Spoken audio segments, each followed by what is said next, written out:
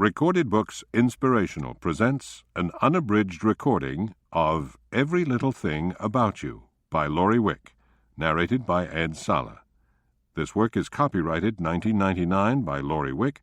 This recording is copyrighted 2001 by Recorded Books.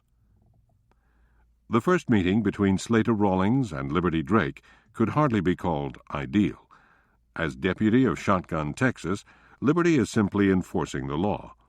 But Slater, a former Texas Ranger, is surprised to find himself on the wrong side of the law. And now, every little thing about you. Prologue. September 1881, Austin, Texas. The mid-afternoon sun beat down unmercifully as the cowboy, a Texas Ranger, rode into town. Heat waves shimmered on the horizon, and the blowing dust caused the horse's eyes to squint as Slater Rawlings tethered the dark roan animal to the hitching post. Other than seeing that the horse could reach the water trough, Slater gave little heed to Arrow's comfort. For weeks the rider had been working on the courage to tell his boss about his decision, and now it was time to do the job. It was a relief to arrive at the Austin office and walk in the door. "Why can't you do both, Slate?" Marty Bracewell asked one of his best rangers just 15 minutes later. "Why does this faith thing mean you have to leave?" "It's not my faith, just as it is, Brace," the younger man tried to explain. "And it's not the job itself. It's the travel. I'm tired of tracking and being out on the trail. I want to settle in someplace for the winter, possibly longer." What Slater Rawlings didn't try to explain was the need to get to church on Sundays, the ache inside of him for fellowship. Brace, whose life was the Rangers, would never have understood. "You'll be back," Brace said with confidence, the desk chair creaking as he leaned back with ease. "It's in your blood, just like it's in Dakota's. You'll be back." Slater didn't even reply. He stood, lifting his hat to his head. "Take care, Brace." "I'll do that. You do the same. I want you coming back fit." Not only did Slater not reply to this, he didn't even look back as he placed his badge on the desk. With a hand to the doorknob, he quietly let himself out. Just moments later, he was back astride Arrow and headed out of town. With the thought of how cool the hills would be, he headed west.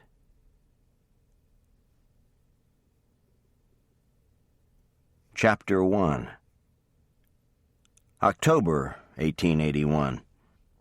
Shotgun, Texas. Friday afternoons were normally quiet.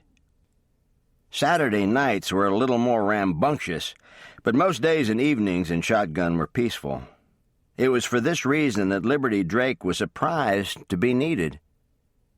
Being called out of the sheriff's office to one of the saloons was the last thing she expected, but Shotgun had laws about carrying firearms into the saloons or after sunset, so she had a job to do. She strapped on her holster and followed Jep, the saloon owner's 11-year-old son, down the street. The boy ran, but Liberty walked, not apathetic, but not certain she needed to be out of breath when she arrived. And indeed, things were quiet when she pushed through the swinging doors of the brass spittoon. Jep's father, Gordy, nodded his head to a table in the corner. Liberty took in 3 men. 2 were daytime regulars, but the blonde was a stranger. There wasn't even a drink in front of him, but Liberty had no choice. "Excuse me," Liberty began politely, waiting for the man to look at her. "I need you to surrender your firearm to me. Shotgun has outlawed firearms in the saloons and after dark." Slater looked up at the woman beside him. She was dressed in baggy men's clothes, which did nothing to hide her gender, and he could only stare. Was that really a sheriff's badge on her vest? His hesitation cost him. With a move so fast and smooth that Slater blinked, the woman's gun cleared leather as swiftly as she lifted his own gun from the holster at his hip. "You'll need to come with me, sir," Liberty said calmly. "What?" Slater returned, finally uttering his first word. Liberty gestured with the gun and moved so he could stand. "This way, please," she ordered congenially, but watching every move as he slowly rose. One of the other men handed saddlebags to Liberty, and after she'd thanked him and draped them over her arm, she moved Slater again with the motion of her gun. As though he had been frozen from the cold, Slater moved very slowly as he walked through the saloon. At the table, he had stopped just short of reaching for his pocket to show his ranger's badge when he remembered it wasn't there. He also remembered what such a move would look like. He didn't want to run the risk of having this woman shoot him. She had cleared leather very smoothly, but that didn't mean she could shoot straight. Barely managing to keep his amazement concealed, he walked ahead of her and out onto the street. He made the mistake of turning to her as soon as he was outside and felt cold steel press into his ribs. "Just turn back around," she said evenly, "and lead the way straight up the walk." Now, seething inside, Slater turned and obeyed. He didn't know when he'd been so angry. At 6 foot, he was not a huge man, but this small woman with a badge, clearly too full of herself, had him at her mercy. With a prayer for calm that was slow in coming, Slater did as he was told. They hadn't walked for a minute when she spoke. "In here," she directed, and Slater, already aware of the location, went through the door of the sheriff's office. He heard the door shut behind him and turned. "Empty your pockets onto the desk, please," Liberty ordered, all business, as she put the saddlebags out of reach on the floor. "Nice and slow will do fine." Slater did so without ever taking his eyes from her, which meant he couldn't miss the way she watched him in return. She was calm. He had to give her that. As he looked into her eyes, he knew with a bone-chilling certainty that she would shoot if she felt she had to. "Now your boots," she instructed. Slater hesitated and heard the gun cock. "All right," he said smoothly. "I'll just tell you, though, I do have a knife in my boot. I won't use it. I just wanted you to know." "Put the knife on the desk," Liberty said, taking a second to eye the Bowie knife that appeared. Not a heartbeat later, her eyes were back on her prisoner, who was removing his boots with slow, measured movements. "Your belt now," Liberty said as soon as he stood back to full height. He was a taller man than she liked to deal with, but she didn't think he was going to threaten her. She couldn't, however, take any chances. "Turn around," was the next order, once all of Slater's belongings were on the desk. "Head into the cell." Slater did so, the feeling of unreality washing over him again. He turned as soon as he was inside and watched as the door was shut and locked. He also watched as Liberty holstered her gun, set his on the desk, and began to speak. "Dinner comes at 6 o'clock this evening, and breakfast tomorrow at 7 o'clock. You're expected to be neat and quiet. Unless you're wanted for something, the charge to get out is $10. $10? Slater growled in outrage. "You can't be serious." Liberty shrugged. "We need a new jail, and this seems like the most obvious way to come up with the money." Slater's mouth fell open. He couldn't believe what he had just heard. How in the world had he thought this was a nice little town? "I don't suppose you have it," Liberty said now, her voice resigned as she studied him. "Why would you say that?" Slater was just irritated enough to ask. Liberty's brows rose. "You can't even afford a haircut and a shave." There was no censure in her voice, only calm reason. Slater swallowed his rage as she turned away. He turned his back on the bars. The cell was standard fare, but he saw what she meant. Repairs were needed. With a sigh that he made no attempt to hide, Slater walked to the bed and collapsed on the straw mattress, which sent up a musty odor. He leaned against the wall and tried to stay calm. Nothing worked. Wrong as it was, he was furious, and for right now, he was going to stay that way. $10, he thought once again. That'll be the day. "How'd it go?"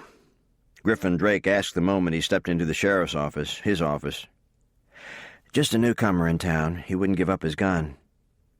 Griffin's eyes went to the cell, where he could see long legs stretched out from the bunk, but no body or face. Did he give you any trouble? No, but he's bigger than I like to deal with. Griffin smiled. Liberty was always honest. Brother and sister both heard movement in the cell just then and turned to see the prisoner coming to stand at the bars. I'm Griffin Drake, Liberty's brother volunteered. Sheriff here in Shotgun. What's your name? Slater Rawlings, the prisoner said, his eyes going between them. You're the sheriff? Yes. And you want $10 from me? Unless you're wanted, and then no amount will gain your release. How was I supposed to know about guns in the saloon? It's posted above the bar, Griffin told him calmly. I didn't go to the bar. I don't even drink. Then what were you doing in the saloon? I can't spend all my money on the luxury of a hotel room, and there's no place else to go in this town after you slept out in the woods, Slater thought to himself, but he wasn't about to admit that to them. Griffin waited calmly for an answer, but the man turned away. Griffin and Liberty exchanged a glance. He doesn't like you, big brother, Liberty said, her voice low but her eyes lit with a smile. He was much nicer to me. Griffin smiled back. Let me guess, Lib, you were holding your gun. Liberty laughed a little and stood. I'd better get home so I can help Mam with dinner. All right, Griffin said as he walked Liberty outside. Thanks for your help. There was no missing the contentment in his voice as he looked up and down the street and even back at the sheriff's office, not new by any stretch of the imagination. Liberty said her own goodbyes, thinking not for the first time that her brother was the perfect man to act as sheriff in Shotgun. He loved this town, believed in it, and trusted the people who helped run it. When Griffin moved back inside to his desk, he saw that his prisoner had returned to stand at the bars. Don't tell me you let your sister walk the streets alone. Slater's voice was mildly sarcastic. It's getting dark. She might be harmed. Griffin didn't rise to the bait. On the way to the desk, he said, Not my sister. She's the fastest gun in town. Slater shook his head in disgust. Was the man a fool? He certainly didn't look tough enough to be the sheriff. He wasn't small, but he had the face of a boy, merry eyes, smooth cheeks, and all. I don't suppose you want to tell me if you're wanted anywhere, Griffin commented as he lifted a stack of wanted posters and flyers onto the desktop from a drawer. It might save me some time. I'm not wanted, Slater said coldly, knowing the lawman would have to check anyway. Slater watched him start on the stack. Twice Griffin rose to hold a picture up to the fading light at the window and then looked toward the bars, but he only went back to the desk. So tell me, Griffin began after a good 10 minutes, why didn't you just give up your gun? Slater sighed. You wouldn't believe me. Try me. I was stunned. I honestly didn't think she could be serious. I believe you, Griffin said conversationally. It's happened before. This said, Griffin reached for the wallet Slater had been commanded to put on the desk. He could see a few bills without even opening it. If I don't find you in this stack, it looks like you could pay your way out of here. Don't count on it. Slater's voice was decidedly cool. $10 is robbery, and we both know it. Griffin shrugged. The food's not bad, and it doesn't get noisy until Saturday night. Slater didn't reply. Neither did Griffin. It would be easier for the sheriff not to have a man locked up, but he would leave it up to him. The stack was still rather high when Griffin needed to move around a bit. He scooped up Slater's belongings and took them to the safe in the corner.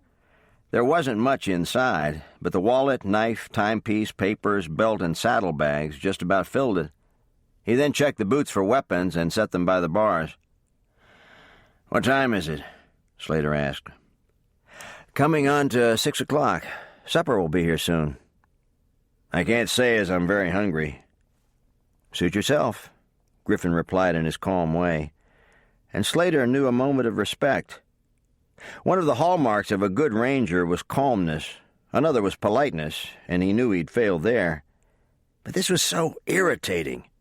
And at the moment, he couldn't think why God would put him in this place. He had fought the Lord for weeks about leaving the Rangers, and now that he'd talked with Brace, he found himself in jail. Slater shook his head as he went back to the bunk. He could well imagine Brace's face if that man could see where he was, not to mention his brother Dakota's. Slater made himself sit back against the wall before he tried praying again. "All right, Libby," Kate Peterson, Liberty's mother, said as she adjusted the candles on the table and moved the basket full of biscuits. "I think that just about does it. Duffy is carving the meat. I'll put the gravy in the blue boat just before we sit down." "Good. Where are Zach and Laura?" "You sent them out to wash." "Oh, that's right. Some days I think my head has rolled off my shoulders and I haven't noticed." "It's still there, ma'am," Liberty smilingly told her. Kate smiled back and said, "I think I'll have you run a plate of food over to your brother." "He's at the jail with a prisoner." "Oh, who did he bring in?" "I brought him in, and his name is Slater Rawlings." Kate was instantly alert.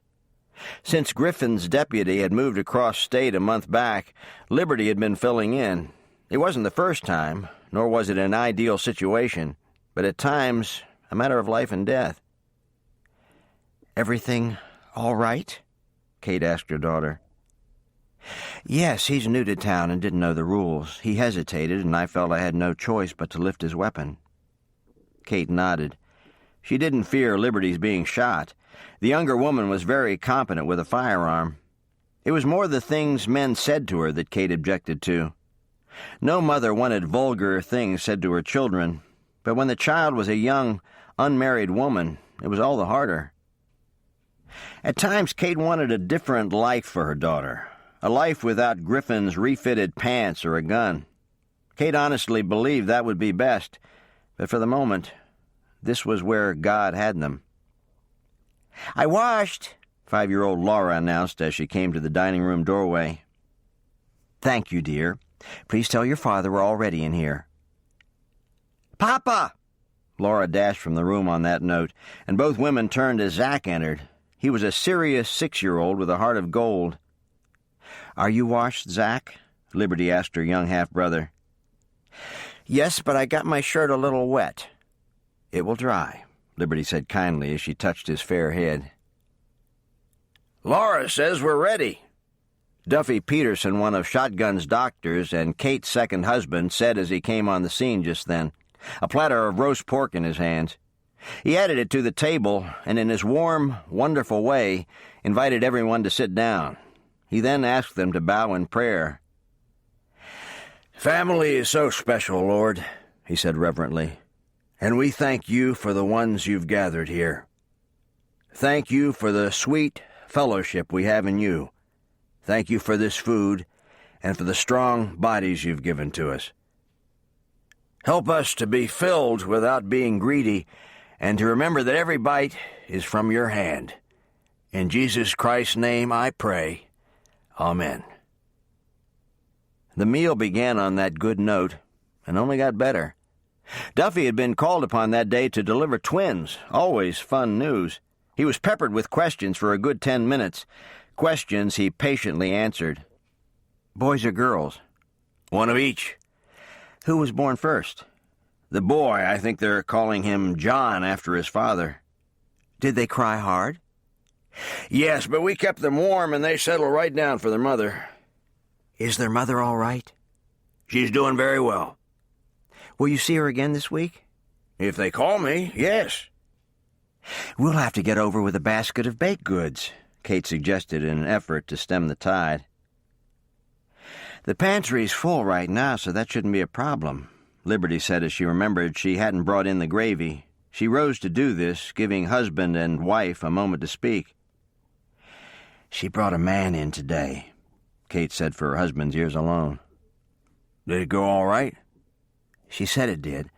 Griffin is still at the jail with him." "I can bake," Laura put in suddenly. "What's that, honey?" her mother asked, needing to let the other conversation drop. Her husband watched her for a moment.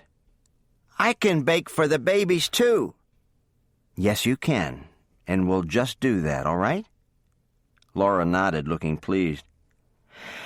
"Tell me, Zach," his father said conversationally, "what was the funnest thing that happened in school today?" "We got to read outside." "Oh, that is fun. Did you all have books, or did Mrs. Murch read to you?" "She read to us first, but then the older kids took turns." "Very good. You'll be having your turn before you know it." Zach smiled up at his father, his favorite person in the world. While other boys wanted to chase after frogs and go fishing, Zach Peterson wanted to sit with a book and read. Some of the children at school had said that such things were sissy, but not Zach's father. Duffy had told him that reading was wonderful, and that he should never feel ashamed of his love for it. Right after that, Zach had found himself very interested in fishing, and he tried it with his father, who made it the greatest outing of the entire summer. "I'm sorry about this gravy," Liberty apologized as she returned with the dark blue gravy boat and set it on the table. "I'm going to start parroting you, ma'am, about my head falling off." "Did you help Griff today?" Zach suddenly asked. "Yes, I did. I was there for a few hours." "Did you put someone in jail?" This came from Laura, and Liberty nodded. "Did you need your gun?"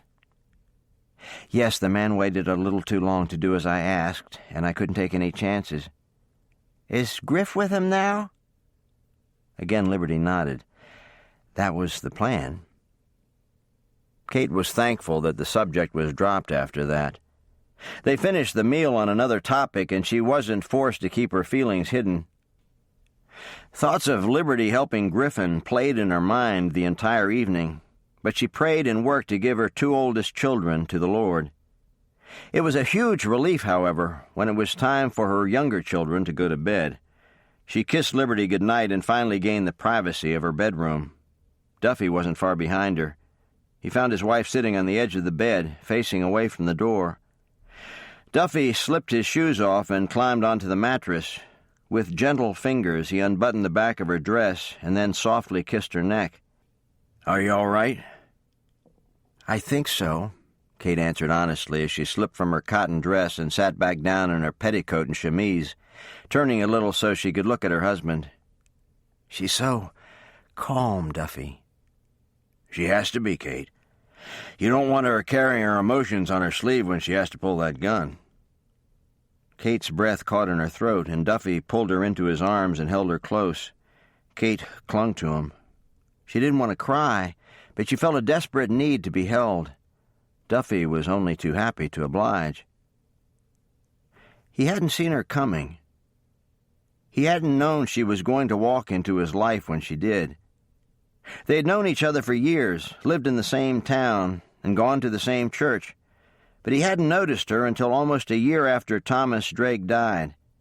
Kate had been teaching school in those days. The town sheriff hadn't been able to leave a huge legacy behind, and still trying to do her job as a mother to Griffin and Liberty, the only two of her 5 children to make it past infancy. Then she had taken ill. Duffy would never forget Liberty's pale face as she came to his office. "Ma'am is sick," the slim 12-year-old had said. "Who is sick?" Duffy questioned her. "Ma'am, she's hot and quiet." Duffy had finally figured out that Liberty was referring to her mother. He had hung a sign on his door and followed her home, and Kate had been sick, very sick. Duffy still remembered asking God if he would take the children's mother as well as their father. Some days passed before he felt she was out of the woods, and even then she wasn't back in the schoolhouse for more than 2 weeks. And that first day when school dismissed, Duffy was there. He used her health as an excuse for a long time, but eventually gained the courage to ask if he could court her. He thought his heart would burst when she said yes. "I was married to Thomas and had 2 babies by the time I was Libby's age," Kate said suddenly. Liberty wasn't long past her 21st birthday. "I don't want Libby to marry for anything but love, Duffy. but I find myself wishing she would show more interest in some of the young men who like her." "Kate," Duffy said seriously, waiting for her to look at him, "you're trying to change circumstances that are out of your control rather than serving God in the midst of them. And you're worrying." Kate looked up into his wonderful face. Older than she was by 10 years, he'd never planned to marry, but he had suddenly found himself in love with her, and in time, Kate had loved him back. The day she married him was one of the happiest of her life, and his faith was so alive. He had been busy as a doctor, but not having a wife or children for so many years had left him with great amounts of time for Bible study and prayer. She learned something from him every week. "You're right. I need to give her back to the Lord." "And you need to keep asking God in His will to bring someone into her life. You've been happily married. You've seen Libby with people, and you naturally think she would flourish in marriage and parenthood. I do too. So we both need to keep going to God about this." "She is special, isn't she, Duff?" "Very. And although some of the men here are fine young men, I think it's going to take someone just as special as she is, someone who understands how multifaceted she is, to claim her heart." Kate nodded, thinking not for the first time that it was wonderful to know he loved Griffin and Liberty as he did Zack and Laura. She kissed him and thanked him before rising to ready for bed. The week had been long, and she was weary. 30 minutes later, her husband beside her, she drifted off to sleep, but not before asking God to help her take Duffy's advice. Serve God where you are. Don't ask Him to take you elsewhere before you obey. She had made it flowery, that was more her way, but the meaning was still clear.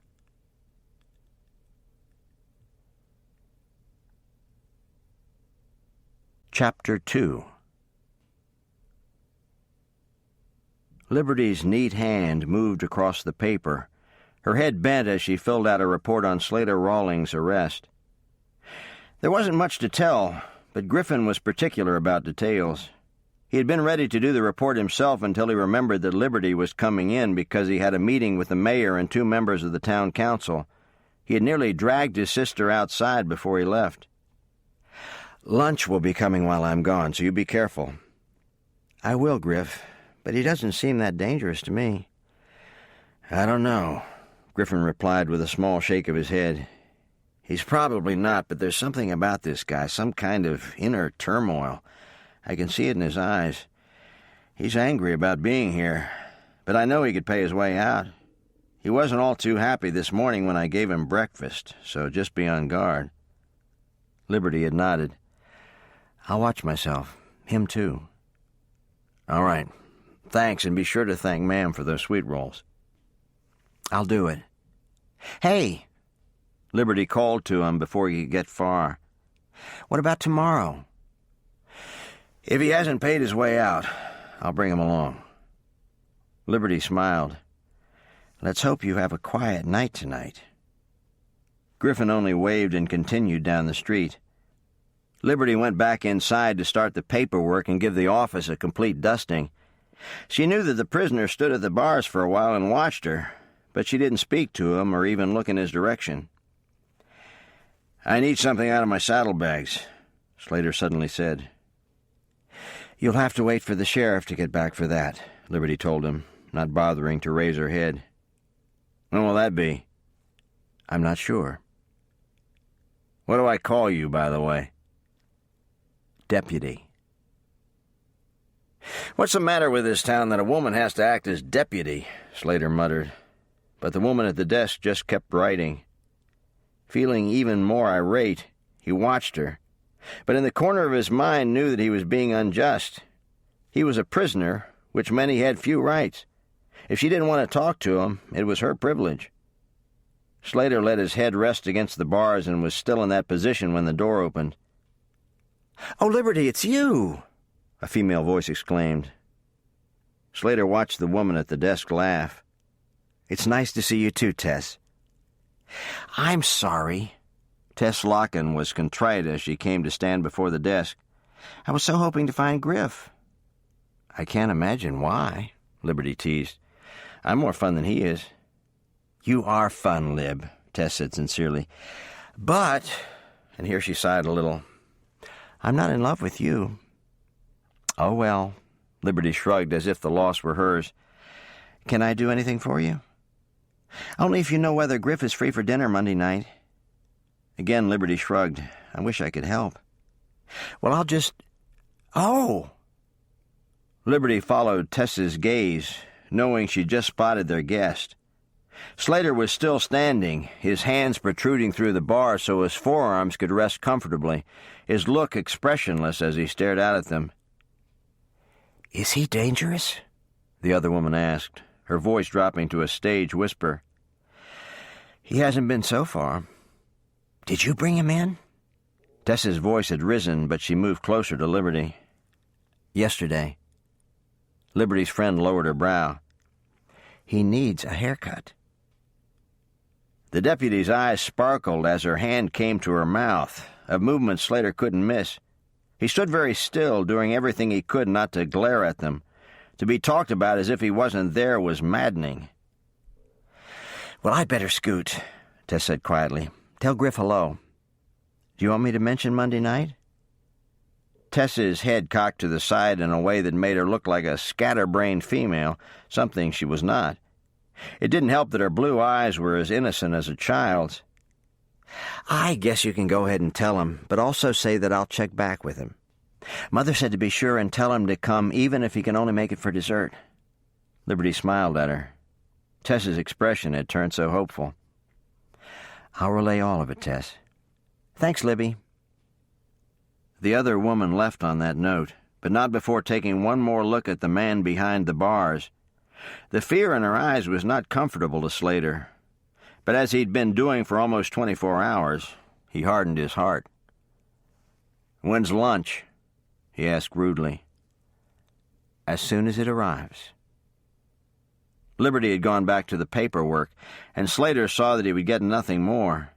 Ignoring the voice that reminded him he knew better than to act this way, he stretched out on the bunk and lay still until the noon meal arrived. "I'm heading to church this morning," Griffin said to Slater as he gave him breakfast on Sunday morning. "I'll have to cuff you, but you can join me if you've a mind to." Slater thought fast. 2 nights on that bunk was having an effect.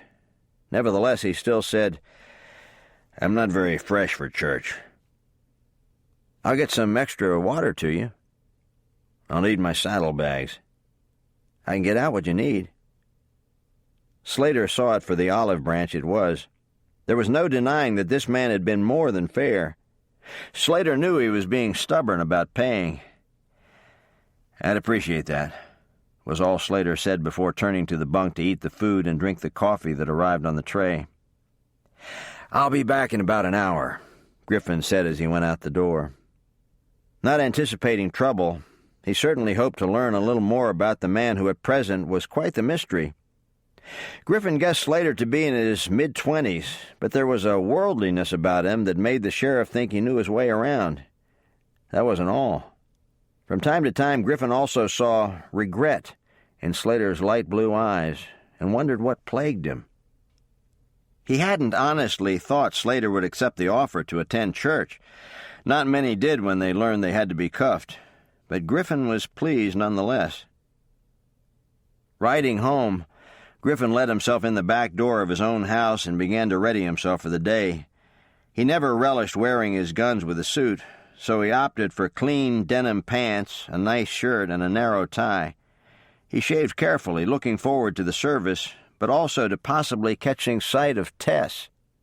He was sorry he'd missed her the day before. He didn't know if going to her house for dinner was wise, but saying no to the invitation would have been easier if he could have spent a few minutes with her.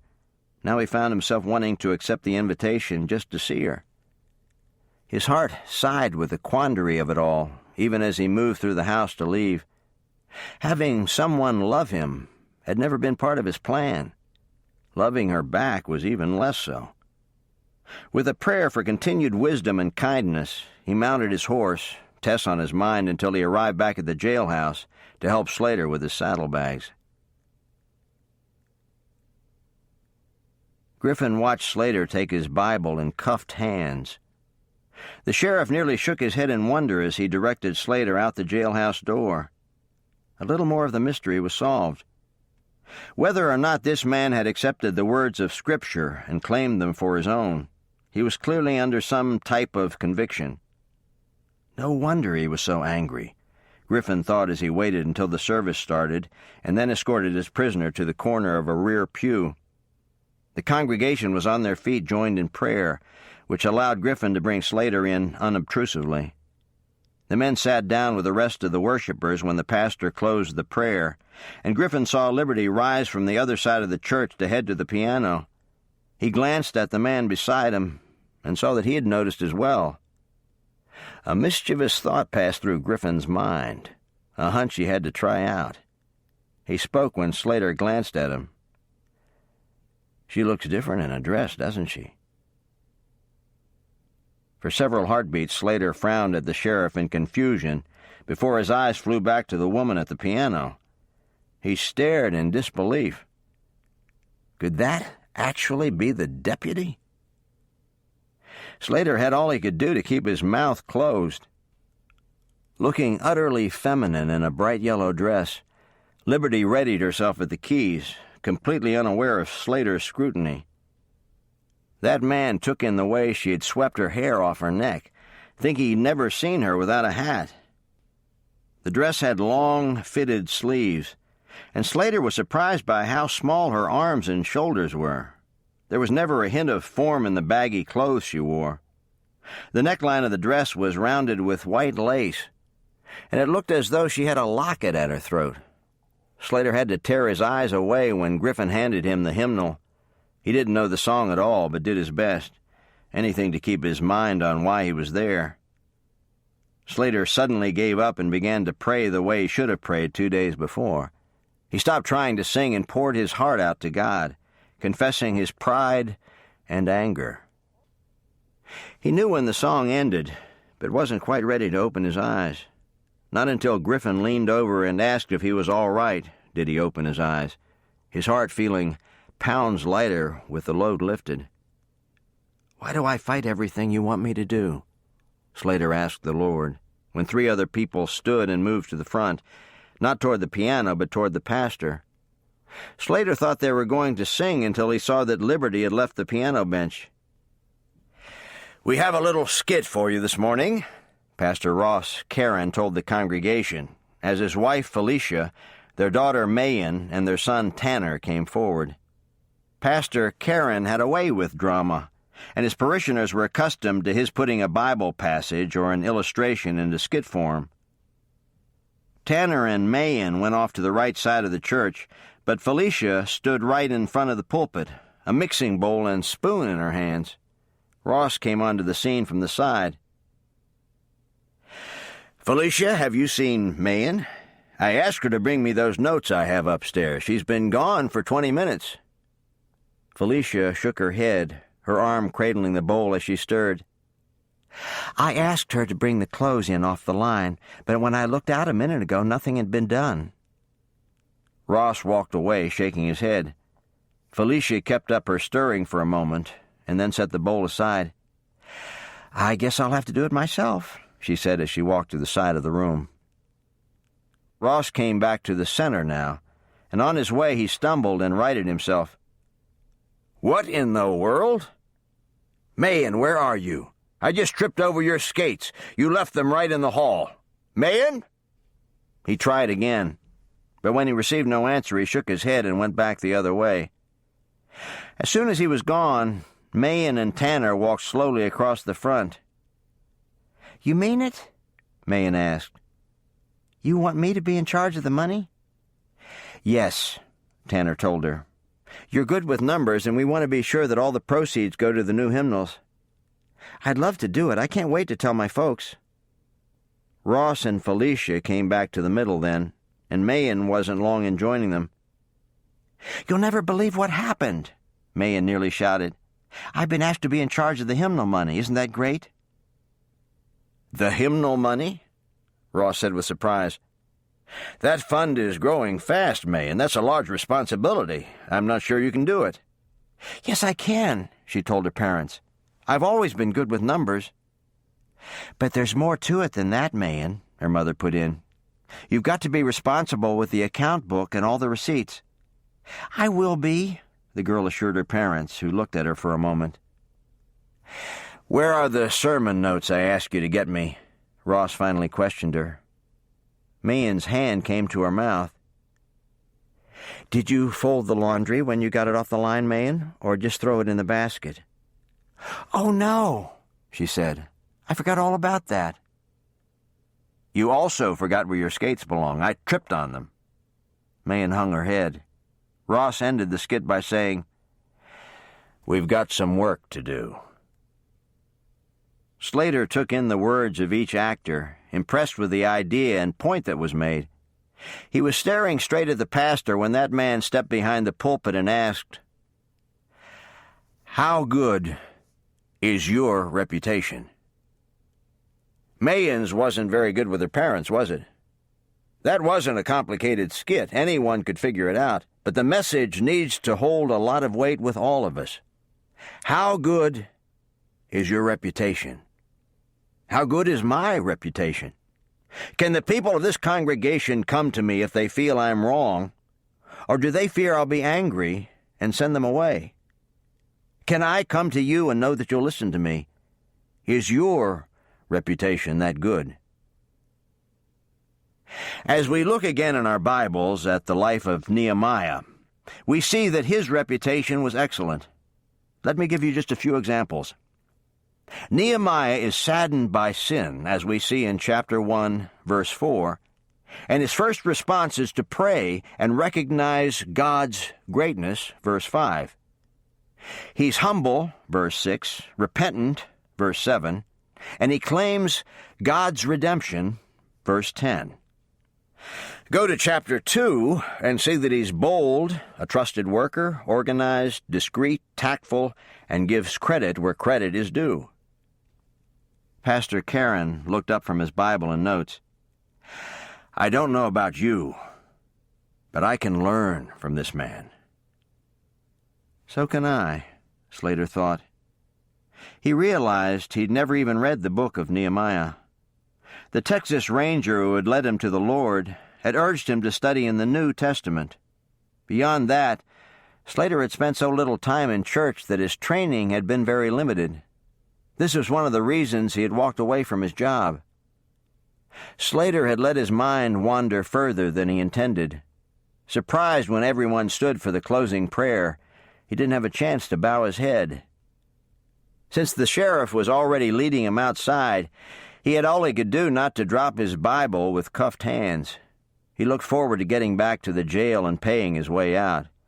He was surprised again when Sheriff Drake did not return him to the jail. Then what did you do? Liberty asked Laura, their faces close as the little girl sat in her sister's lap. I just looked away, Laura told her, working not to let her voice quiver. You did well, Kate inserted from her seat nearby. I'm glad you didn't pinch back. Laura nodded and looked down at the dark bruise on her arm. One of the other children at church had pinched her. I didn't cry, Laura told them. But I think Zach wanted to. Zach loves you, Liberty put in. He hurts when you hurt. I love Zach, too. Liberty kissed her sister's soft temple and hugged her close. Laura had always treated Liberty like another mother. Both children did. And their mother had never done anything to alter that. All right, Laura, Kate instructed after she kissed her youngest daughter, too. Will you please help me get things ready for dinner? Laura nodded. Please take your dolls off that chair. Your brother brought a guest today. Who is it? You'll meet him when he gets here. Where's Zach? I think he's outside. Please go tell him we're almost ready to eat. Griffin and Slater, both sitting in the parlor, listened to this last sentence in silence. Slater hadn't uttered a word since Griffin had led him from the church, and Griffin had done little more than lead him up the street, into the front door of a 2-story home, and to a satin-covered chair in a very comfortable room, where he now sat. Not thinking that the sheriff was inclined to visit, Slater let his eyes roam the walls. Clearly, a woman lived here. Family pictures were displayed on tables and walls, lace curtains graced windows, and doilies sat on the arms of upholstered furniture, and everything was freshly dusted. "We're ready," a female voice called from the other room. Griffin stood and approached Slater. "This is my family," he told the prisoner. "I think you'd be more comfortable without the cuffs, and I think I can trust you. But if I'm wrong, I won't hesitate to take you out." Slater nodded, knowing the man had no choice. Slater only wished he had his wallet so he could lose the cuffs for good. It was a relief to rub his wrist once they were gone, and his enjoyment of that caused him to forget that he might see the sheriff's sister. When he walked into the dining room and saw her, he had all he could do not to gawk. If he thought her lovely across the church, he didn't know what to think now. Why hadn't he noticed before the deep hazel of her eyes or the red highlights in her hair? "Duffy," Griffin's voice brought Slater back. "This is Slater Rawlings. He's a guest of the jailhouse right now." "Hello, Slater." Duffy shook his hand and took over. "This is my wife, Kate, my daughter, Liberty, my son, Zach, and my younger daughter, Laura." "Thank you for letting me join you," Slater said quietly, taking the chair Griffin indicated. Heads bowed and Duffy prayed. Slater looked up after the close, an ache in his throat for his own family. He was glad that the bowls of food were immediately passed. "Will she go to hell?" Laura suddenly asked. "What?" Her father turned to her, a spoonful of mashed potatoes frozen in his hand as he looked at her in astonishment. "We didn't explain to you, Duffy," Kate put in, not looking at Liberty, who had her hand over her mouth, her eyes brimming with merriment. "Someone pinched Laura at church." "I see," Duffy said quietly, now in the same state as his stepdaughter. He made himself finish with the potatoes and passed them on, then turned to Laura, all the while working to keep a straight face. "Did you say it was another girl?" Duffy clarified. Laura nodded. "I can't tell names unless you tell me to, or it's gossip." "All right." Duffy nodded over being reminded of his own rule. "This little girl might be lost, Laura, but not because she pinched you. It was wrong of her to pinch you, but she would only go to hell if she never accepted Christ's forgiveness in her life. Do you understand?" Laura nodded again, and Duffy went back to his food. Slater glanced around the table and noticed the way all the other adults were busy with their plates as well. He watched Liberty and Griffin share a glance, but other than Liberty's eyes sparkling, she gave nothing away. He wished he could keep watching her. From where he sat, she and Zach were very clear. Griffin spoke up with a tidbit of news that Zach thoroughly enjoyed, and that seemed to get the conversation ball rolling. Slater remained very quiet and forced himself not to stare or wolf down the delicious food, both of which were strong temptations. "Who's for pie?" Kate asked after a time. No one declined. An apple pie came to the table that was so mounted with fruit that it had a hump in the middle. Slater had decided not to speak, but after tasting this pie, he could not contain himself. It was the best he'd ever had. "This is excellent," he said quietly. "Libby made it," Kate said, smiling down the table at her. Slater welcomed a reason to look at her, but she wasn't looking his way. He stared for several bites of pie, and she eventually looked up, but he couldn't read her expression. Regret knifed through him. She wouldn't see him as any more than a two-bit drifter, and he had no one to thank but himself. It was almost a relief to have the meal end and Griffin tell him they had to be on their way. If you'll give me my wallet, I'll get the $10 for you. Griffin looked at the man he'd just uncuffed and nodded. He went to the safe, opened it, and removed the rest of Slater's things. The moment Slater had his wallet, he settled things with Shotgun Sheriff. He then began to fill his pockets with his possessions. "Where will you head from here?" Griffin asked after he'd sat on the desk, his legs dangling down the side. Slater looked to the window. "I don't know. I like Shotgun, especially the church. Maybe I'll stick around." Griffin nodded. "What took you so long to decide?" Slater shook his head. "Stubborn mule pride, and I just quit my job. $10 is a lot of money." "What do you do?" Slater looked him in the eye. "I was a Texas Ranger until last month." Griffin's brows rose as a dozen more questions rolled through his mind. When did a man question, and when did a man leave a person his privacy? Griffin thought of one safe inquiry. "Did the church service this morning have anything to do with your decision?" "It had a lot to do with it. There's nothing like hearing about Nehemiah's qualities to make me see how short I am." "I felt the same way." Slater threw his saddlebags over one shoulder and started to say thank you.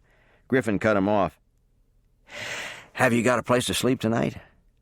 Slater's mouth quirked. "You mean other than the woods?" Griffin smiled. "I live next door to my mother and Duffy. You're welcome to one of the bedrooms." Slater nodded. "Thank you. If I'm not there when you get in, use the back door and take any bedroom upstairs." "I'll plan on that." "One more thing," Griffin said. "The hotel gives a full plate of food for 15 cents. It's not fancy, but it's always hot and filling." Slater's hand came out. "Thank you, Sheriff." "You can call me Griffin." Slater nodded, shook the man's hand, and went to the door. It was a quiet Sunday afternoon, the sun shining, but the breeze was cool as he walked down the street. Slater held his expectations at bay, but on the way to the church that morning, he thought he'd spotted a bathhouse. It might not be open, but he had to give it a try. If that didn't work, he'd get Arrow from the livery and ride out until he found a deep spot in the creek.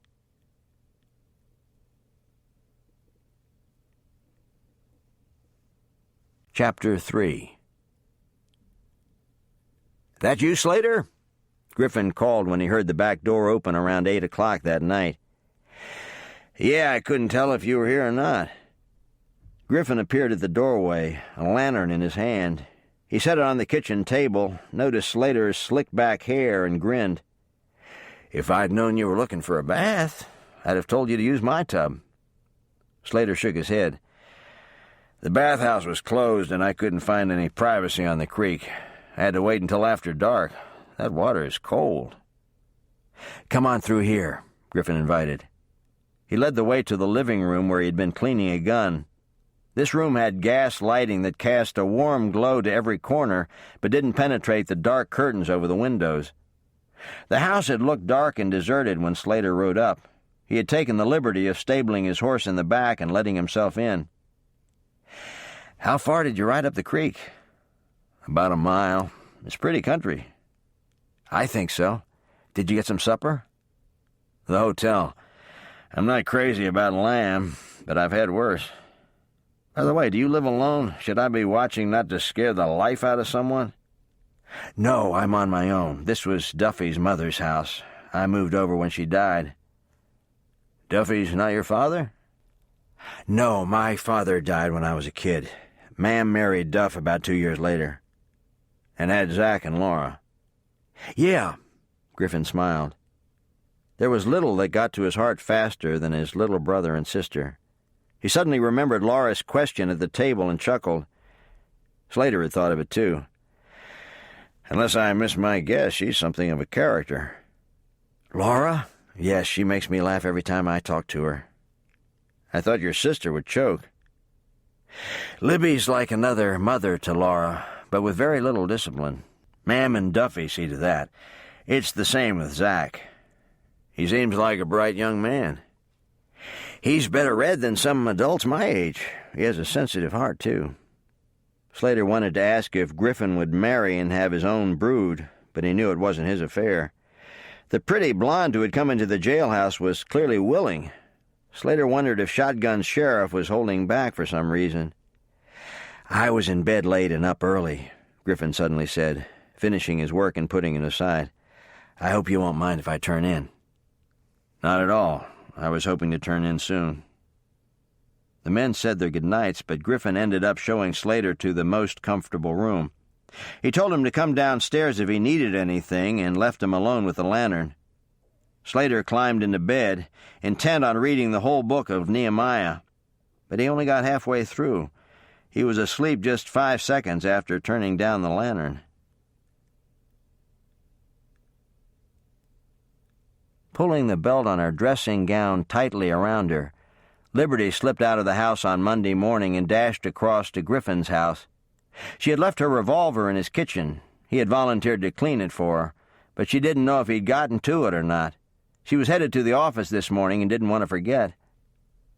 Liberty slipped in the back door and groped around until she had the lantern lit. Griffin was a fairly light sleeper, and Liberty hoped she could get out without disturbing him. She was still looking for the gun when she heard him at the door. "Sorry, Griff," Liberty spoke while facing the counter. "I just thought I'd better get my gun before I head downtown." "Why would you leave your gun here?" Slater asked before he thought. Liberty had only just laid her hands on the weapon. She spun so fast that Slater blinked. The gun was up and aimed at his chest. "When did you get out?" "Yesterday, right after lunch." "What are you doing here?" Her voice was deadly calm, the gun completely steady. "I just got up." Slater was a little sleepy, but waking fast. "Where's my brother?" "Probably asleep."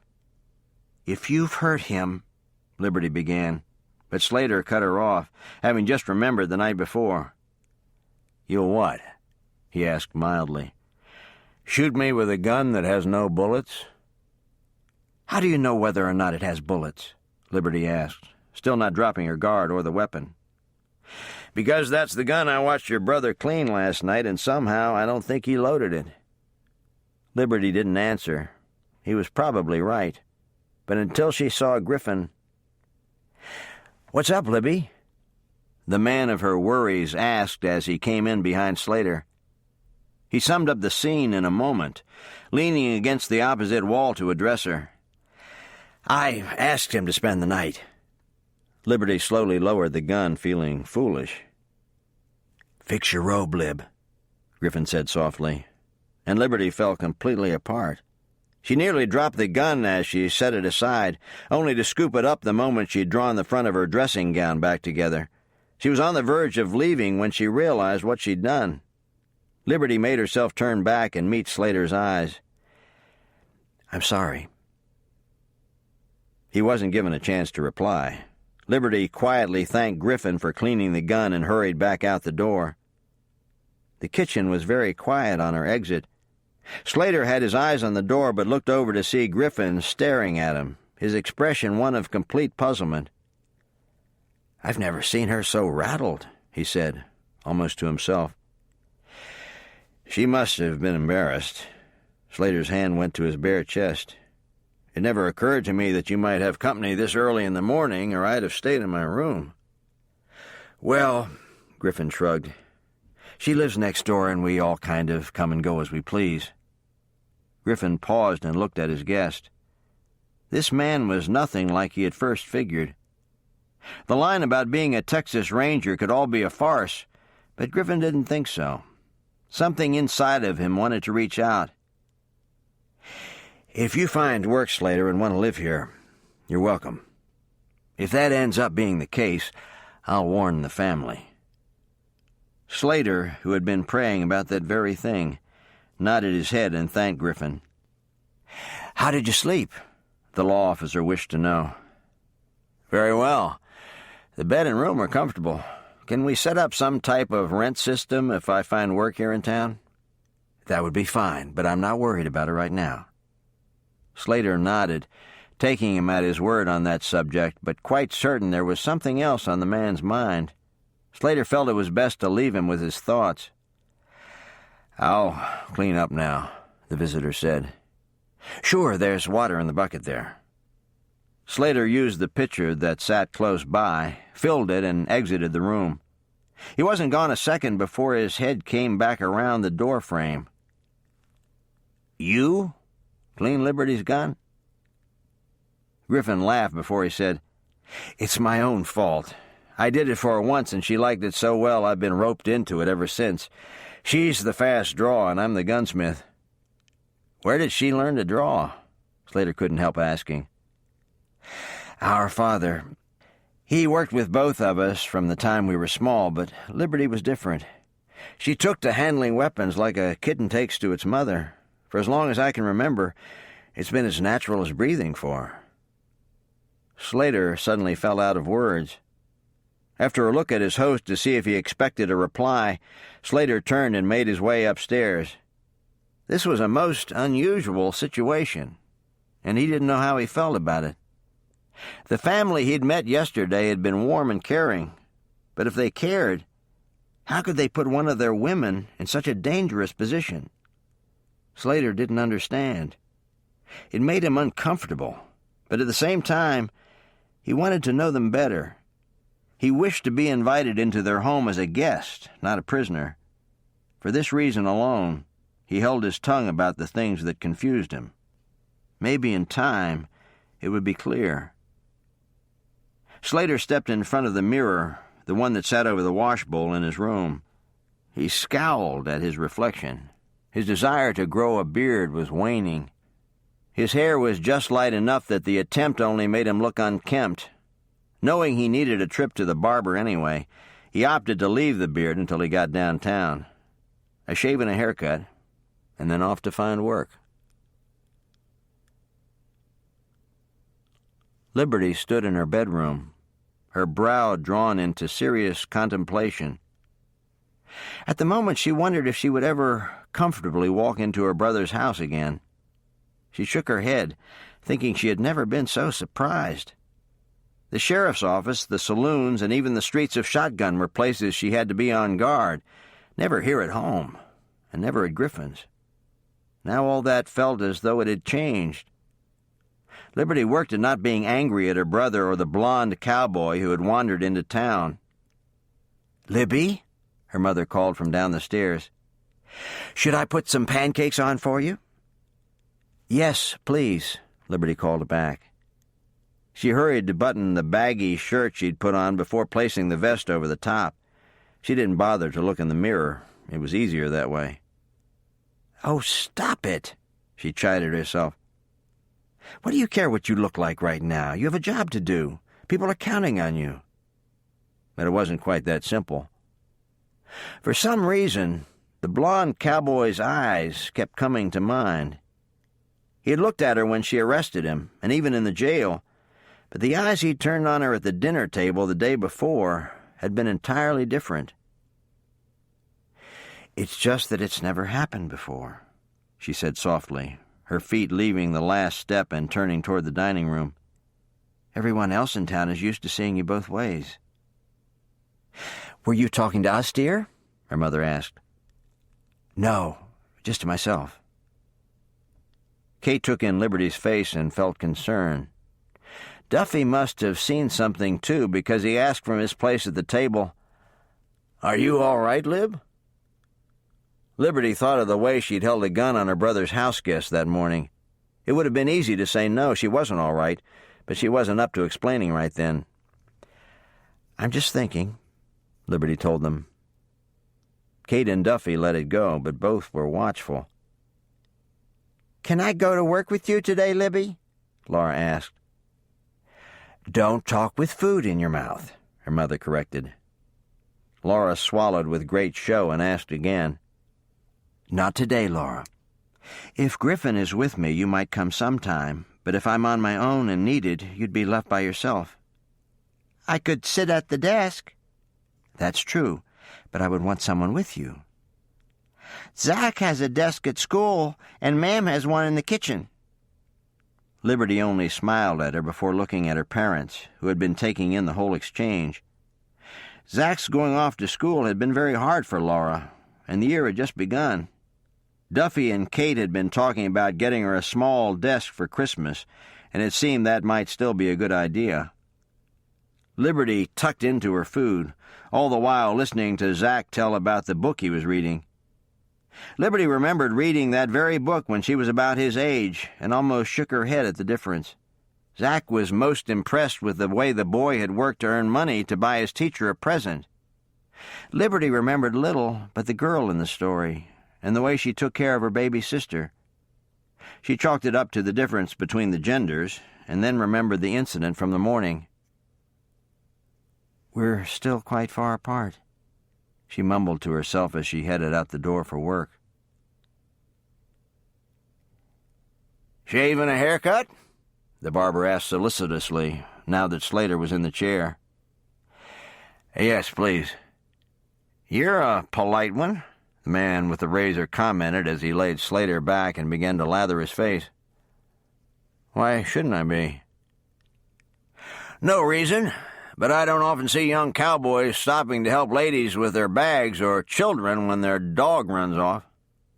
Slater's eyes went to the large windows that overlooked Main Street. "You don't miss much, do you?" The barber grinned unrepentantly. "Nope." Little more was said as the barber got down to business. Slater had slept well, but felt himself relaxing under the man's capable hands. He still had gainful employment on his mind, and suddenly realized whom he could talk to. "Any work to be had in town?" Slater asked as the barber started on his hair. "What do you do?" "A little of everything, I guess." The barber looked at him in the mirror for a moment. "Hank Hathaway's boy just left for the bright lights of Austin. Hank builds houses. He might be looking for a hand." Slater's brows rose. It had been a while since he'd worked with a hammer, but he didn't think he'd forgotten any of the basics. "Do you know where I might find him?" "A few blocks over. He's putting a covered porch on the back of Mrs. Tobler's house. Should have done it years ago. Nothing but west sun for hours every day." Slater smiled a little. If he'd wanted information, he'd come to the right place. "You ever even held a hammer?" the scruffy-looking old man asked Slater about 15 minutes after he left the barber shop. "Yes, sir, I've done some building." "You won't get rich," Hank said. "I didn't plan on it. Some food and covering the rent would be nice, maybe a new shirt now and again." Still, Hank weighed him. He wasn't as big as his son, but then not many men were. He was polite enough. Hank had to give him that. "I'll give you a try and pay you when you work, but if I say you're gone, you're gone." "Yes, sir." "You can start by lifting the other end of that board and holding it in place. Hold it steady now." Slater immediately bent to the task, glad he'd seen fit to return his horse to the stable at Griffin's. He'd asked God to help him find work. He now asked his help in not shrinking from any task. Griffin came in reading the mail. He stood a few feet from the desk, his mind otherwise occupied, so it took several minutes for him to realize his sister was staring at him from the desk chair. "What's up?" he asked. "Whatever compelled you to ask him to spend the night at your house?" Remembering how embarrassed she'd been, Griffin put the mail aside. "He's not a bad guy, Lib. I was really impressed with the way he wanted to go to church and the way he followed along in his Bible. He found the book of Nehemiah without a bit of help from me." "He agreed to go to church with you yesterday?" "Yes, we sat in the back." This gave Liberty pause. She had not expected this. Griffin often asked prisoners to join him in church, but few accepted. "I feel worse now," Liberty admitted. "Why?" "While he was still behind bars, he wanted something from his saddlebags. I told him he'd have to wait for you, and then I never told you. He probably wanted his Bible." "Don't be too hard on yourself, Lib. He admitted to me that he was being stubborn about paying the fine. If he'd wanted out enough to get his Bible, he could have paid the $10 at any time. Liberty was thankful for her brother's understanding, but still felt uncomfortable about the whole ordeal. "Ah, well, he'll be miles from here in no time. I'll just have to put it from my mind." "Were things quiet this morning?" Griffin asked, the other subject slipping from his mind. "No trouble, but Mattie Flowers stopped to say that her neighbors were on a drunken binge all weekend. She said they've been making their own brew, and that we'd do well to burn down that barn of theirs, since that's where the trouble always starts." Griffin shook his head. "And of course, Mattie's brew is only for medicinal purposes, so we should leave her still alone." Liberty grinned. "Let's go out in the morning," Griffin suggested. "You'll be in?" "Mid-morning, right after Bible study." "All right, I'll see you then." Liberty left the jailhouse and sheriff's office thinking it was a nice day for a walk. She untied her horse's reins but didn't climb into the saddle. She even went the long way home. She worked on Monday and Tuesday mornings and at odd times when Griffin needed her. So far, Griffin had not met anyone he felt qualified for the job. The town was getting big enough to consider more law enforcement, but that didn't mean men were available. "Libby, is that you?" Liberty looked over to see old Mrs. Tobler waving a dish towel in her direction. "Hi, Mrs. Tobler." "Come in here," the old gal demanded. "I can't find my needle. Come in and look for it."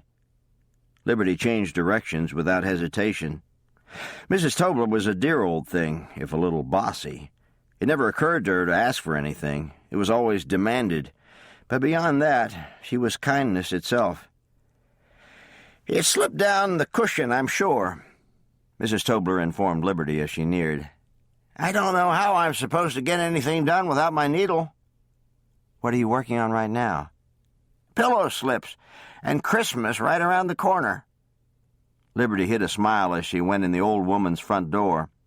Not for anything would she have mentioned that Christmas was well over 2 months away, or that Mrs. Tobler's closet was so full of things she'd made that she probably could give up sewing for the rest of her life.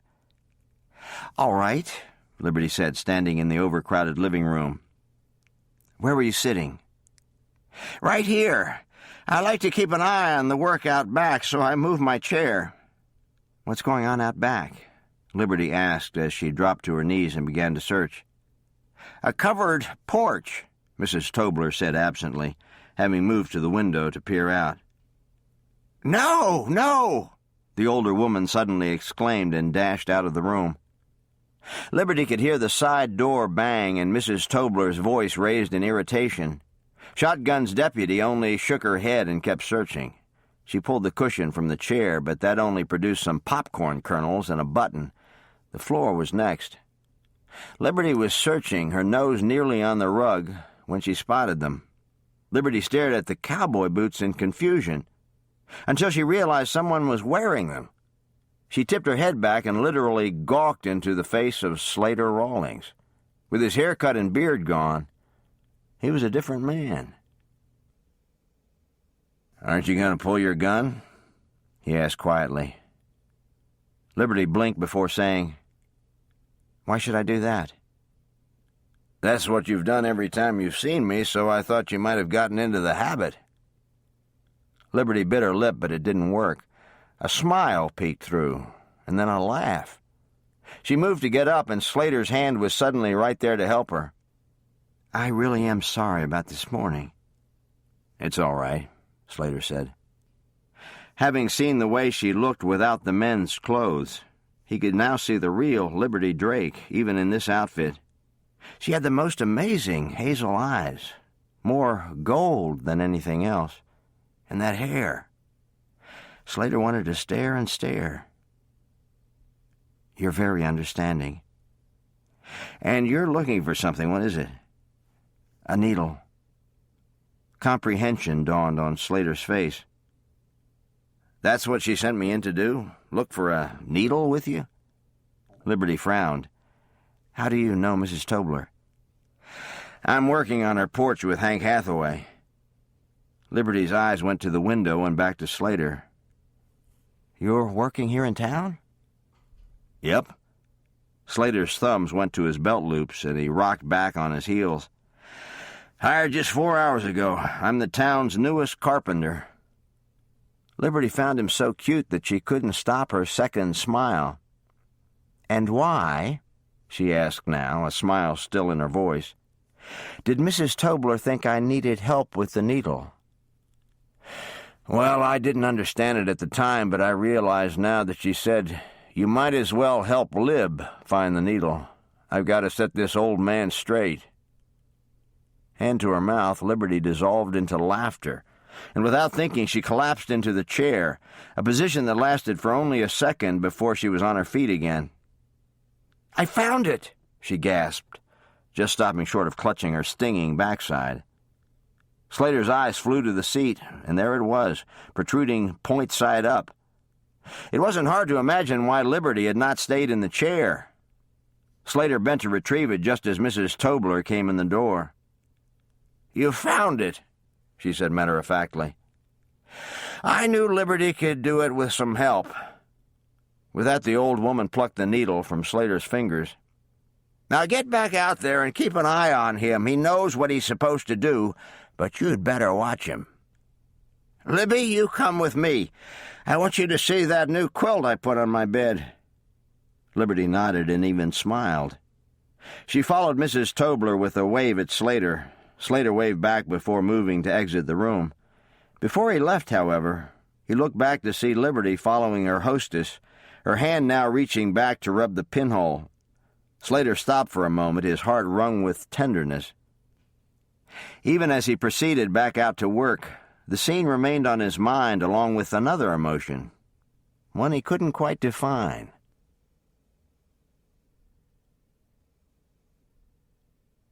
Chapter 4. "Thank you, Mrs. Locken," Griffin said kindly on Monday evening. "Everything was great." "You're welcome, Griffin. Would you like some coffee on the porch?" Griffin looked at Tess and she nodded. "I'll help you, Mama," Tess offered.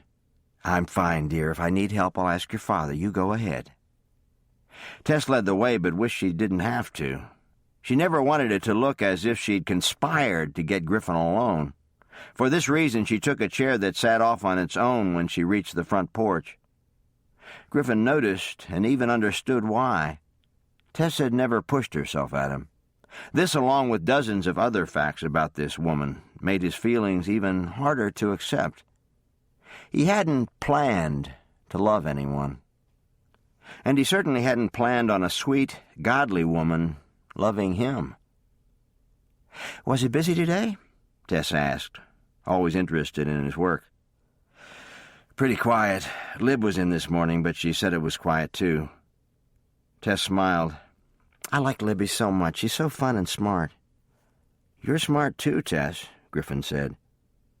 He knew she struggled with her self-image. She was a very beautiful woman with pale blonde hair, skin like cream, and huge blue eyes. And since most people thought that was all there was to her, she had begun to believe it. It didn't help that her father and older brothers were men who had little time for family. Making money was their main concern. "That's what Libby always says. But when you're with someone as capable as Libby, it's hard to believe." Griffin didn't answer. Tess hadn't been looking directly at him, so when it got quiet, she looked up to find his eyes on her. His face looked boyish, as it often did. It made Tess smile. "You don't look tough enough to be the sheriff." "And you're too wonderful to be in love with an old hound dog like me." "Oh, Griff," Tess said softly. Griffin watched her look away, her eyes filling. He had talked with Duffy and Pastor Karen, and they had asked him if he was trusting God. He thought that he was, but did trust mean being blind to the facts? When a man had his type of job, the type of job that had killed his father, did he go into marriage without a backward glance? And what if they had children? He wouldn't only leave Tess alone, but his kids, too. Griffin looked out over the quiet streets the Lockens lived on. He had been happy to be single, but then Tess moved into town a year ago and came to church with her mother. At first he thought there wasn't much under those pale blonde curls or behind that ready smile. But then she'd visited Mam and Duffy's house at Liberty's invitation, and Griffin learned otherwise. She was a woman whose faith in God was genuine, and whose courage was deep. "Here's coffee," Mrs. Locken said as she used her hip to push open the screen door, the tray in her hands. Griffin rose to take it from her. "If you don't mind, I think I'll go in and have mine with Albert. Call if you need something." "Thank you, Mrs. Locken." Tess rose to pour the coffee and offered him a cup. She fixed it just the way he liked. The light was fading, but when she sat with her own cup, Griffin could see that Tess's eyes were still moist. "Maybe I shouldn't stay, Tess," Griffin forced himself to say. "You don't have to if you don't want to," she said to him. And Griffin had to close his eyes. She was so special. "What do you want me to do?" he finally asked. Tess took a big breath. "I want you to play me in checkers. You beat me the last 2 times, and I want a rematch." For a long time the sheriff could only look at her, not able to help himself and not willing to try. Griffin reached over and let one finger slide down her soft cheek. "I'll get the board." Tessa's eyes closed the moment he stood, her heart wondering how she would make it. Every moment with him was sweet torture. She wanted to sob her eyes out, but heard him coming back through the house. "If he isn't for me, Lord, please work a miracle in my heart so it doesn't break in two."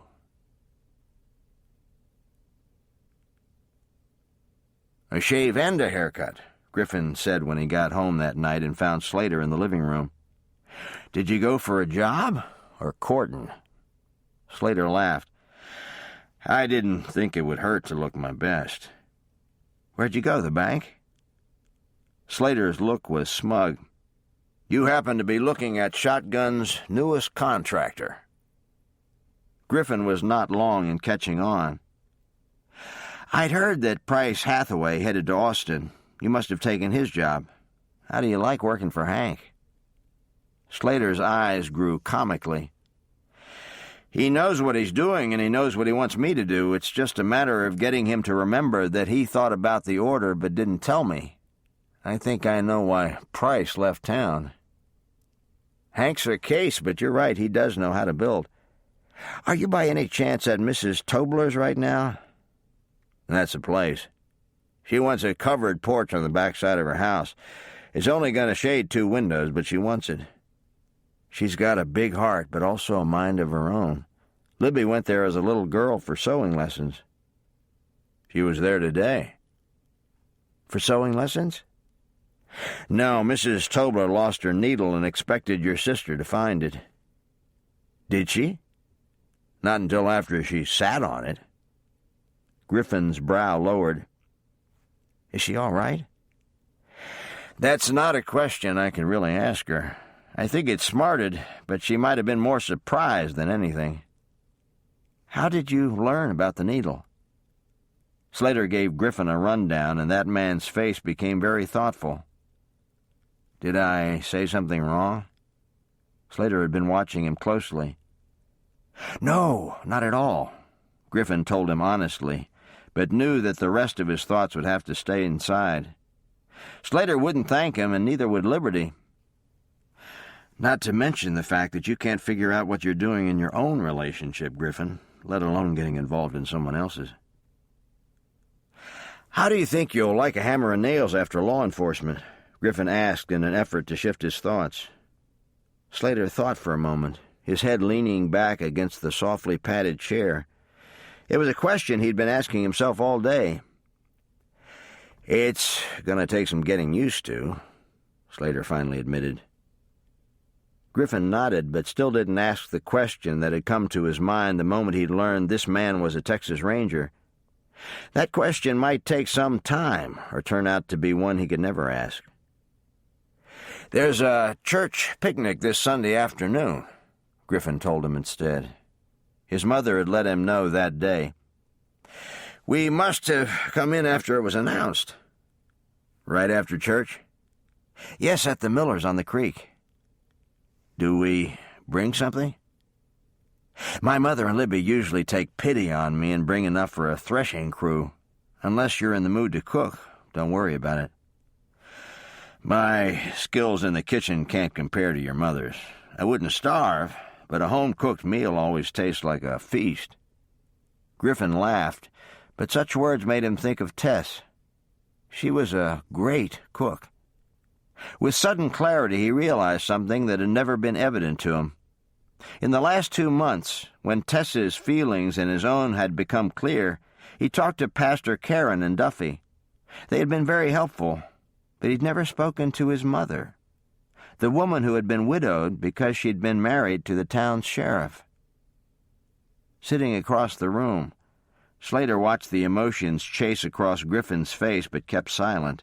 Clearly the man had much on his mind. If memory served him correctly, this was the night the blonde woman had wanted him to come for dinner. Had Liberty called her Tess? Is that where he'd been when Slater found the house empty? Much as Slater wondered, he knew he would never ask. "I'm for bed," Slater said instead, wanting to give this man who had offered him a home even more privacy. "I'll bet you are. Waking up to have a gun pointed at you takes it out of a man." Slater laughed. "When I saw your sister today, I asked her why she didn't draw." "Did she blush or laugh?" "A little of both, I guess." Slater stood. "Good night, Griffin." "Good night, Slater." Griffin watched him walk from the room, reminding himself that it was way too early to take a full measure of this man. But the temptation to let his mind wander was strong. Liberty needed someone special. The thought no more formed than Griffin's mouth quirked. What brother didn't feel that way? That Tess's brothers might not care suddenly came to mind. As Griffin was coming to expect, it didn't take much to make him think of that woman. "Do you have to work?" Laura asked Liberty the next day. Bible study had just ended. "Yes, Griffin and I have to check on something." "Can you give Griff a hug for me?" "I certainly can. Is there some special reason?" Laura only shook her head no, seeming in no hurry to leave her sister's lap. Their mother was sitting beside Liberty, and the younger woman decided to question her if she had a chance. The opportunity came a few minutes later. Their hostess, Mrs. Karen, offered cookies to the children, and Laura, looking only mildly interested, left her sister's lap. "Did you hear what she said?" Liberty asked quietly. "About the hug? Yes, she's been so clingy, Lib. I think she's coming down with something. She cried this morning when she got juice on her hand." Liberty's eyes widened in surprise. Her little sister was a very plucky gal. Spilled juice would not normally get her down. "You look tired, ma'am." "Liberty, you just seen it. Maybe the two of you have a little bug going." "Maybe." "I think you should see the doctor," Liberty said, her eyes sparkling a little. "I hear he gives very personal service." Kate laughed and put a hand on her daughter's arm. If she was coming down with something, just talking to Liberty would make her feel better. "I'll think about your advice." "All right, I'd better go. Griff and I have a case to check on. I won't stay any longer than I have to in case Laura gets worse." "Thank you, dear. Don't forget to eat lunch." Liberty thanked their hostess and went out front to where she had tethered Morton. Already dressed for work, she swung easily into the saddle. Mrs. Tobler's house was close enough that Liberty could hear the hammers pounding, but she made herself ride for downtown. "Why would you stop, Libby? She couldn't have lost another needle, and there's no other reason to go there right now." This was all the further Liberty would allow these thoughts to roam. Knowing that she had to go with Griffin to confront the Potters, a consistently risky event, Liberty forced her mind to concentrate on her job. A good thing, too. As soon as Griffin spotted her, he exited the office and climbed into the saddle of his own mount, Benny. "Has there been more word?" Liberty asked, after telling Griffin that Laura had sent him a hug. "Yes, Mrs. Flowers was back in this morning. The party was still going on last night. Ned Potter was nothing short of belligerent the last time I saw him." "When was this?" "About 2 weeks ago. He was giving Miss Amy a hard time over the price of eggs and looked mad enough to kill when I stepped in." "Why didn't you tell me?" Liberty shrugged. "I forgot about it until just now." "Well, I hope he remembers." "Why?" "Because this is just the first. Ned and his boys have thought themselves above the law just one time too many. I won't take action today, and maybe not even this year. But this is the beginning of the end. I'm going to put enough pressure on to make them uncomfortable." Liberty agreed with the action, but couldn't help wondering what they'd be letting themselves in for. "Will we see Maddie Flowers, too?" "Yep, she's a little too self-righteous for my comfort. I want her to know that I'm aware of what she's up to, and that just because she doesn't have drunken binges doesn't make her judge and jury." They fell silent for the rest of the ride. The Potters lived a ways outside of town. Their place was large and run down, a marked contrast to Mrs. Flowers' spotless paint and yard. They had to pass Mrs. Flowers' house on the way, and both officers caught the way she smugly watched them from the window, but neither sibling waved or acknowledged her call. Things were quiet at the Potter house. A dog as old and broken down as most of the rusty farm equipment in the yard barked a hoarse yap at them, but he didn't have enough ambition to move from his place under the porch, not even when Griffin went up the steps and pounded on the door. It was answered by Critter, the youngest of 3 sons. "Pa's not here." The teen scowled at him, his eyes squinting against the sun. "Mind if I come in and look?" "Yeah, I do," Critter growled, but Griffin's hand had already pushed the door wide. Liberty was right behind him. "Get out," Critter said. The officers ignored him. He started a string of curses, but stopped when he realized no one was listening. The house was in awful shape, and Liberty couldn't help but wonder how they all stood the smell and the filth. She had never needed to come in here before, but Griffin seemed to know his way around. "What do you want?" Critter tried again as Griffin slipped upstairs, but again no one paid him any heed. Still taking in the broken furniture, stained walls, and liquor bottles, Liberty thought she and Critter couldn't be too many years apart in age, but their lives had been lived in separate worlds. "I think I'll have a look at the barn," Griffin said casually as he came slowly back down the stairs. It wasn't lost on either sibling the way Critter came to attention. "Pa don't like anybody nosing out there." "Well, come with us," Griffin offered mildly. "Give us the grand tour." Critter seemed at a momentary loss before turning to the door, his body saying very clearly that the law in Shotgun was unjust. As always, Liberty kept to the rear. More than once she had protected her brother's back, and as Griffin swung the barn door open, hinges howling, she took her standard position. Critter was mutinously silent. He walked in behind the sheriff, not seeming to notice the way Liberty hung back. "What's in here?" Griffin asked as he approached a wagon covered by a tarpaulin. Without permission, Griffin untied the edge and threw it back. "Nice load of corn, Critter. It's a little late in the year for planting." The eyes that followed him were dark with rage. Watching him, Liberty thought he might still be a little done in from the night before, which would slow his reaction time. His reputation, however, did not lead to trust. She watched while Griffin came from the stall, his head tipped back, inspecting the rafters. With a move that gave nothing away, he approached Critter. "The shining's gonna stop, Critter," I just want you to know that." Griffin walked as he talked, and the youngest Potter, against his will, was backed up to the wall. "You give your pa and brothers a message from me. I'm going to shut you down. I can't have you out here getting drunk, lighting fires, and shooting off shotguns all night. It's got to stop." Griffin had Critter flat against the wall now, his eyes hard and serious. Critter's own gaze was no more friendly, and when he suddenly felt a sickle on the wall, he started to reach for it. He had barely moved when the wood near his fingers splintered from a bullet. Critter froze. He'd completely forgotten the deputy. He could have lost part of his hand. "Have I made myself clear?" Griffin asked. "You wouldn't be so tough if Pa was here," Critter spat. The fear had swiftly left, and he was angry again. "He won't be too pleased to know you were here nosing around."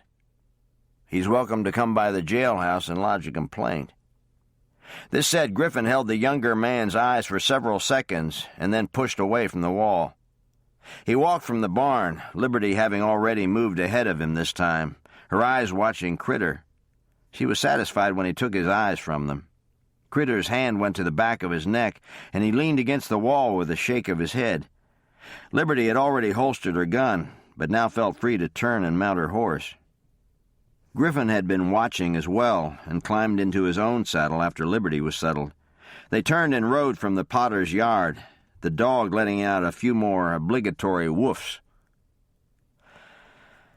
"Why now, Griff?" Liberty asked as they rode back up the road toward Mattie Flowers's. "You've been sheriff for 3 years. Why are you putting the pressure on the Potters now?" "Because Shotgun is growing. I've not wanted to disturb the water since they've always lived so far out, but the town is moving out here fast. I can't have townspeople in danger because of the Potters' moonshine." Liberty nodded, but still worried. What would old man Potter do when he discovered Griffin had been out? She found herself praying for their safety, and also that God would bring a peaceful end to this. Never once did she pray for patience, something she desperately needed once they entered Mattie Flowers' house and were forced for the next hour to listen to her excuses about making moonshine. "I thought you said you weren't any good in the kitchen," Griffin accused Slater on Thursday evening. Slater laughed. "Spoken like a hungry man." "No, Slater, I mean it. It was very good." Slater inclined his head modestly and rose to clear the table.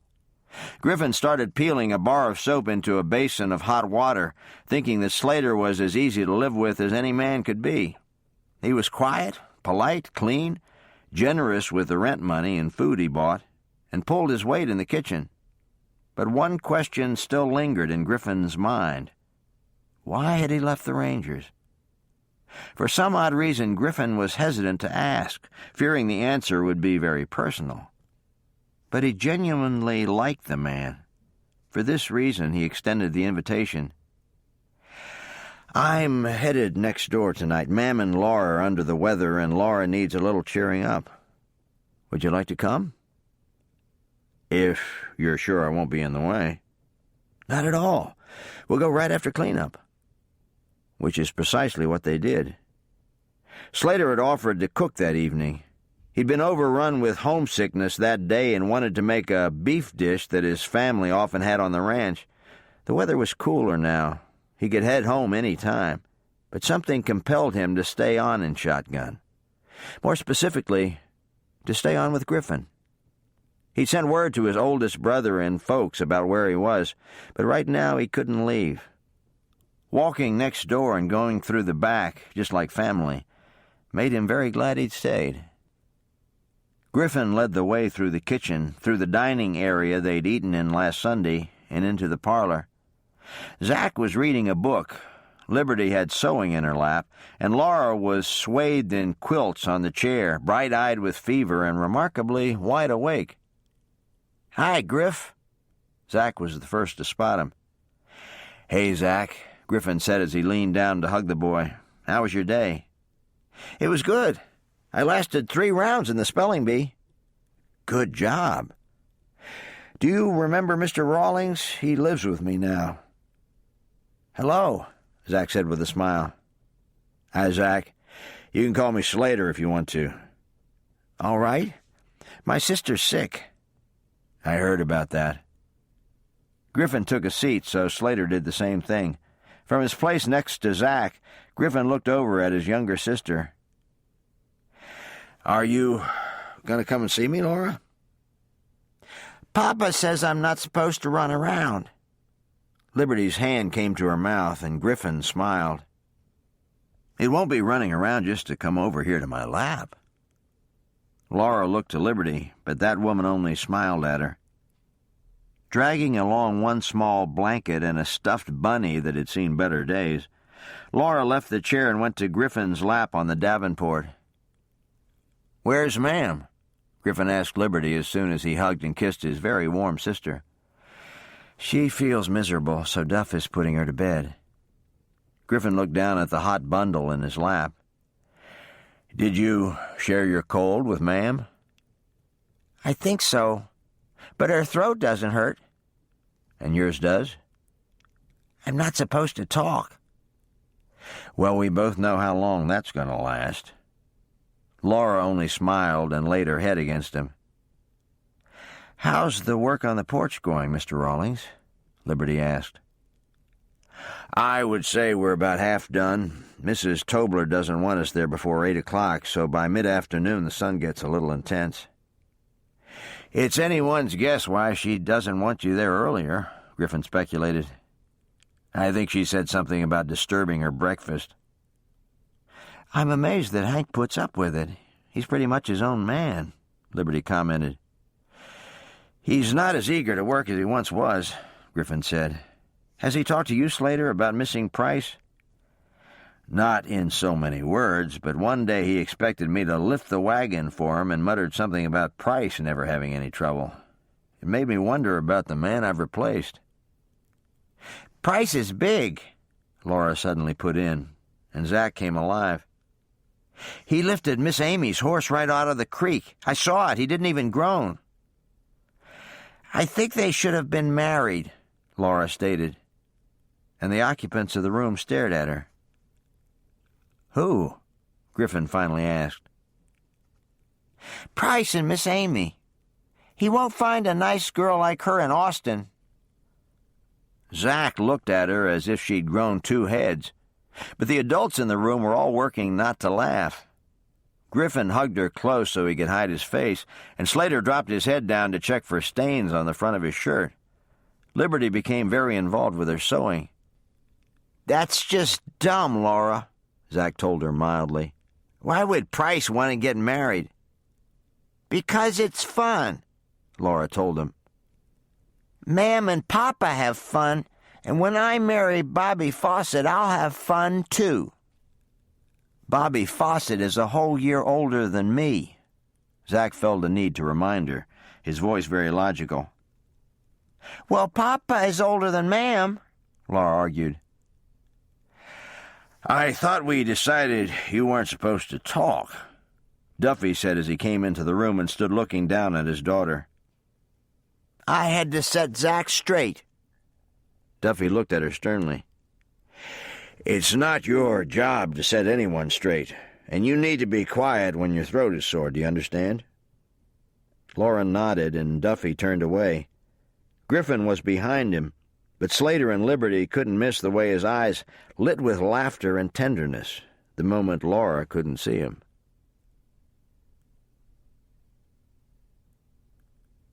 Chapter 5. "Do you have family, Slater?" Duffy asked after he'd taken a seat and they'd all talked a little more about the day. "I do. I'm the youngest of 3 boys." "Are you from Texas?" "Not originally, and in fact my parents moved back to St. Louis about 5 years ago. But my grandmother is still in Texas, and so are both my brothers." "What do they do?" Liberty asked. "One is a Texas Ranger, and the other runs the family ranch in Kincaid." "So would you consider Kincaid home for you?" "Yes, I was thinking about heading in that direction when I found myself detained in Shotgun." Liberty and Griffin both smiled at his dry tone. "Why have you stayed?" Duffy asked. This young man seemed very straightforward, but he was living with Kate's son, and it wasn't unusual to see his eyes stray in Liberty's direction. Duffy wanted to take him at face value, but he wasn't going to be heedless. "Mostly the church. If I hadn't found work so easily, I probably wouldn't have had much choice but to move on. Griffin's hospitality was a draw, too." "Has he complained of your snoring yet, Griff?" Liberty asked. "If I could get up, you'd be in trouble," Griffin told her. Laura had fallen asleep on him. "I can hear it," Slater admitted, "but it doesn't keep me awake." Liberty enjoyed sending a teasing look at her brother. "What did you enjoy about the church?" Duffy asked. "The way your pastor preached from the Word, and the way he didn't skip around the issues or make excuses. He's obviously studied, and I learned quite a bit. I've been reading in Nehemiah all week, and I'm looking forward to going back." "There's a picnic," Zach told him, and Duffy looked surprised. "You were so quiet, Zach, that I forgot you were here. I think you'd best head up to bed." "All right. Are you coming?" "Indeed I am. Get changed and wash your face. I'll be right along." "Ma'am told me about the picnic," Griffin explained to Duffy after Zach had kissed Liberty and Griffin and told Slater good night. "Do you think she'll feel up to going?" "I don't know," Duffy admitted. "She tells me she's been tired lately. I think maybe she should stay home just so she can rest." "It's not the picnic itself, Duff," Liberty put in. "It's all the work beforehand. I can take care of it, but she can't stand to lie around."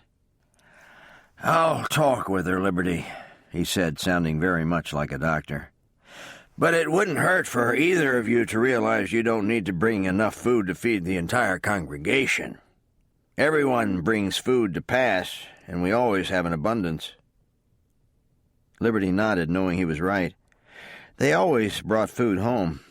Liberty was still thinking about it, even going so far as to figure out what she would make this time. 2 or 3 dishes to share instead of the usual 4 or 5 would be reasonable. When she realized she was alone with Slater. Duffy had gone up to tuck Zach into bed, and Griffin had carried Laura to her room. Slater was staring at her, his expression unreadable. "That was rude of me," Liberty said. "I was thinking and didn't realize we were alone." "I don't need to be entertained," Slater said politely. The moment he said this, Liberty became thoughtful again. She looked at Slater and made no pretense that she was doing otherwise. "It's terribly rude for a man to ask a lady what she's thinking, but I must tell you I'm very tempted." "I'll tell you," Liberty said. "I'm trying to figure out which man is the real Slater Rawlings, the man who spent 48 hours in the jailhouse, or the man I see now." Slater nodded, regret knifing through him once again. "I can't begin to tell you how sorry I am for the way I handled myself, Miss Drake. I was completely wrong. It's not surprising that you don't know what to think of me." Liberty was impressed with his humility and said, "I'm glad you understand, but please don't think I'm looking for something. I'm not watching to see you slip up or make a wrong move, but it does take a little getting used to. Everyone calls me Libby, by the way." "I hope you'll call me Slater." "That's an unusual name." Family name from my mother's side. My oldest brother is named after my father, but goes by a nickname, and my middle brother was named after the territory my father always wanted to visit. My mother finally got her way with me." Liberty smiled at him in the story. Slater Rawlings was so straightforward and courteous. People had come and gone over the years, and Liberty's family had helped out whenever they could. Some made more of an impression than others. After she met Slater, he had glared at her. Just days later, he teased her. For some reason, the contrast stayed in her mind. As Duffy and Griffin came back to the room and suggested a board game, Liberty knew that even if this man left town the next day, she would never completely forget him. "It looks good, Hank," Griffin complimented the old man, who grunted but still managed to look pleased. He slapped the horse and set the wagon into motion. Slater watched his boss for a moment, still amazed at how few words the man said. Some days he worked them both like there was no tomorrow, but not on Saturday. After a few hours of work, Hank wanted to start the weekend early. Griffin rode up just as they finished for the day.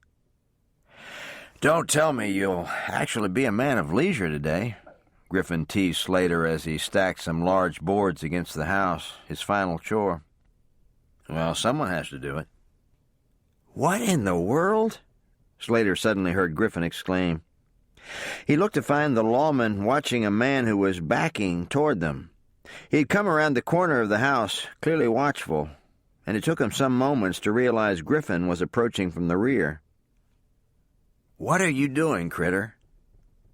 "Nothing." The younger man was instantly belligerent. "And you can stop trying to pin things on me I didn't do. Just leave me be. I won fair and square." Griffin's gaze narrowed as he watched him stalk away. He hadn't gone 15 steps before he was back to looking over his shoulder and moving behind trees and houses. "I think I'll check on Lib," Griffin said quietly. "Mind if I come along?" Slater asked, his voice belying the way his heart slammed in his chest upon the mention of Griffin's sister. "Not at all," was all Griffin said in return. A minute later, they both rode for downtown. "Can you come?" Old Davis Marks panted as he hobbled into the jailhouse on Saturday afternoon. Liberty immediately stood. "What's up?" "Guy with a whip. He says young Potter cheated in cards and he's mad. Potter made off, but this guy's still cracking that thing and—" Liberty didn't wait to hear more. Checking her gun for bullets, she jumped into Morton's saddle and rode for the Crescent Moon Saloon at the far end of town. Slowing as she neared and eventually dropping off Morton's back, Liberty moved close to the window for a look. She was glad to see he was at the rear wall. No one else was in sight, but the man was talking wildly, which meant the others were probably all against the walls, a wise place to be if the whip was as long as it looked. Seeming for all the world to be on an afternoon stroll, Liberty walked down the boardwalk and through the swinging doors of the saloon. She stopped inside, her eyes scanning the room and summing up the situation. The afternoon was growing long, and the saloon was already getting crowded. A good 25 customers were backed away from the angry man, who for a moment was in profile to her. "I want him found," he said, his voice low as he lashed at a chair. "Is he looking for Critter?" Liberty asked Smiley, who tended the bar. "Yeah, but Stumpy was at the table and he said nobody cheated." The man turned suddenly, his eyes scanning the room. "Don't nobody move until I find him." "We'll find him for you, but you have to put the whip down," Liberty told him, taking a few more steps inside. The man seemed to notice her for the first time. He wasn't a big man, but the bullwhip looked to be a dozen feet long, and even with his staggering gait, he looked like he could use it. Crescent Moon's bouncer was against one wall, a red slash on his face and one on his arm. The only disadvantage to Shotgun's laws concerning firearms in the saloons was the owner's inability to protect himself or his clientele. "What did you say to me?" "I said put the whip down. No one wants to fight with you. Just put it away." Liberty's voice held authority, but it didn't carry like Griffin's. She wasn't sure she would get any response at all. The whip suddenly cracked with terrific force, giving Liberty her answer. Nevertheless, she held her ground. "Do you know what I can do to you?" he started to say, but Liberty drew and put a bullet past his ear. "I want the whip. put down," she said, her voice deadly calm. She also heard riders, but couldn't be certain that help was on the way. She tried again. "Set it gently on the floor and take a seat at the table there." The man watched her suspiciously. He noted that she was holding a gun, but he still wasn't certain she had fired the shot. He shook his head a little and went to sit down, the whip still in his hand. "What's his name?" Liberty asked of Smiley. "I think Leonard something." "Listen to me, Leonard," Liberty said as she approached. "You need to drop the whip and kick it toward me." "You can't have my whip." He stood with a roar as he shouted, the whip going into action again. Liberty had stayed well back, and from the corner of her eye she caught Griffin and Slater as they entered. Keeping her target in view, she shot the hat from Leonard's head. That man stopped in surprise, reeling a little in his boots.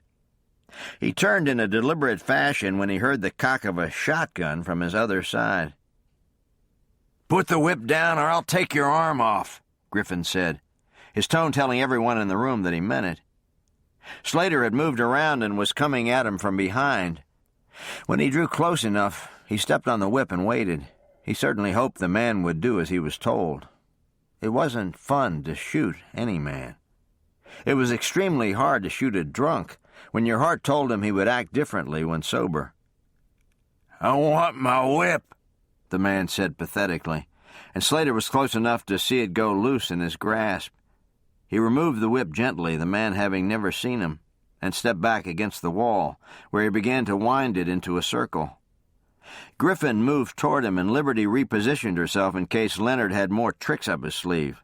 Griffin was cuffing him when Slater reached her side. "Are you all right?" He dropped his head slightly to see her face beneath the brim of her hat. Liberty blinked in surprise. "I'm fine." Slater nodded, but his heart smarted a little in his chest. Did no one ever check with her? Was she ever frightened or rattled? He had all he could do, not to shake his head. He would be treating this woman like a precious flower, not like a gunman.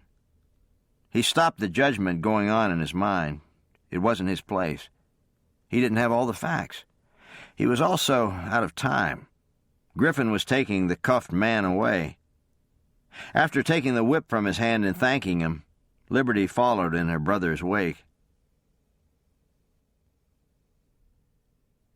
"And I hope you all can join us at the picnic," Pastor Karen said after the closing prayer. "If you've never joined us at one of our fellowships, just ask and someone will give you directions to the Millers. We picnic on the creek at the back of their place. We'll gather for a blessing under the big oak tree in about 30 minutes. I hope you can all come." Slater stood, his Bible going under his arm and his hat in his hand. He smiled at the two young ladies who kept looking back at him, and then moved out the door, wishing Griffin could have been there. Griffin said his mother usually made plenty, but not expecting to be on his own, Slater felt very awkward in just assuming he was welcome to their food. "Slater!" Zach piped up, suddenly speaking from his side. "Hi, Zach." "Papa asked me to tell you that you can come with us." "Oh, thank you, Zach. I'll do that." The little boy smiled up at him, and Slater saw Griffin's dark eyes. "You can come with me, and I'll show you the wagon." "All right." Slater passed a group of young ladies. Others had joined the two who had smiled at him after the service, and he would have been blind not to see their interest. Even if he had been blind, he would have still heard someone say his name as he walked away. They all looked sweet, nice girls, but his mind was elsewhere at the moment. "Thank you, Zach," Duffy said as soon as he and Slater neared. "We weren't sure if you knew the way." "Thank you, sir. I was hoping Griffin would be here, but I don't see him." "Maybe he'll join us later." "We need to go by the house, Duff," Liberty reminded him. "All right. Laura, are you sitting down?" The little girl's seat landed fast. "Yes." "Is your mother still not well, Libby?" Slater asked from the seat beside her. The wagon had one wide seat. The younger two children were in the back. "She is feeling better, but still tired. She was ready to come, but Duffy put his foot down." "You make me sound like an ogre," Duffy said, his hands controlling the reins. "I think the word Ma'am used was beast, Duffy. Never think of yourself as an ogre." Duffy shook his head. For all Liberty's rather quiet ways, she could be quite a card. She was also a good cook, and the food they brought from the kitchen not many minutes later smelled wonderful. "Gingerbread?" Zach asked after peeking into the basket. "Yes, just like you asked me." "Thanks, Lib." "You're welcome, Zach." Brother and sister shared a smile, and watching them, Slater thought he might have missed something by not having a sister. "The Millers have water in their backyard," Laura told Slater. "They can get wet any time they want." "That sounds fun," Slater responded as he turned to talk with her. "Will you get wet today?" "If I'm lucky," Laura said in all seriousness, and turned back around. Slater faced forward again, his shoulders shaking a little. "Has she always been so profound?" "No," Liberty told him. "She couldn't talk until she was 2. Smiling to himself, Slater suddenly knew just where she'd picked up that charming wit. "What a privilege this is, Father God," Bill Miller prayed from his place under the big oak tree after the group had quieted. "To gather in your name for fellowship and food.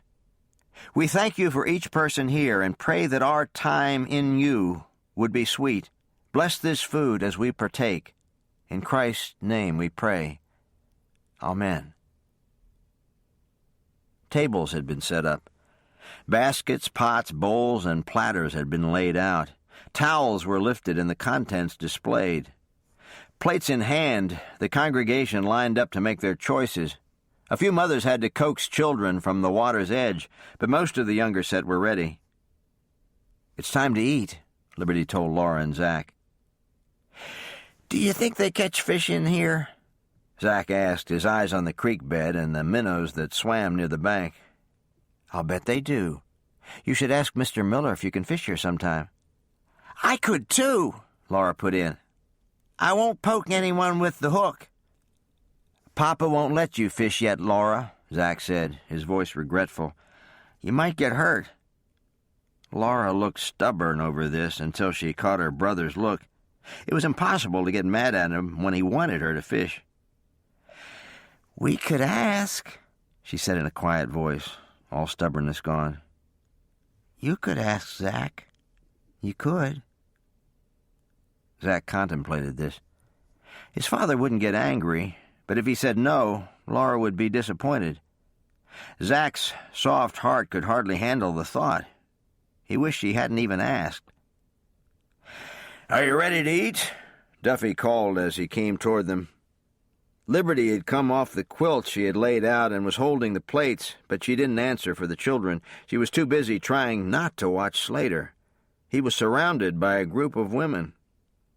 Zach stood staring up at his father until Duffy lowered his brow in puzzlement. Laura was pulling on her brother's sleeve. "Papa," Zach began, "could Laura come fishing with us sometime?" "Sure, Zach, I think that's a great idea.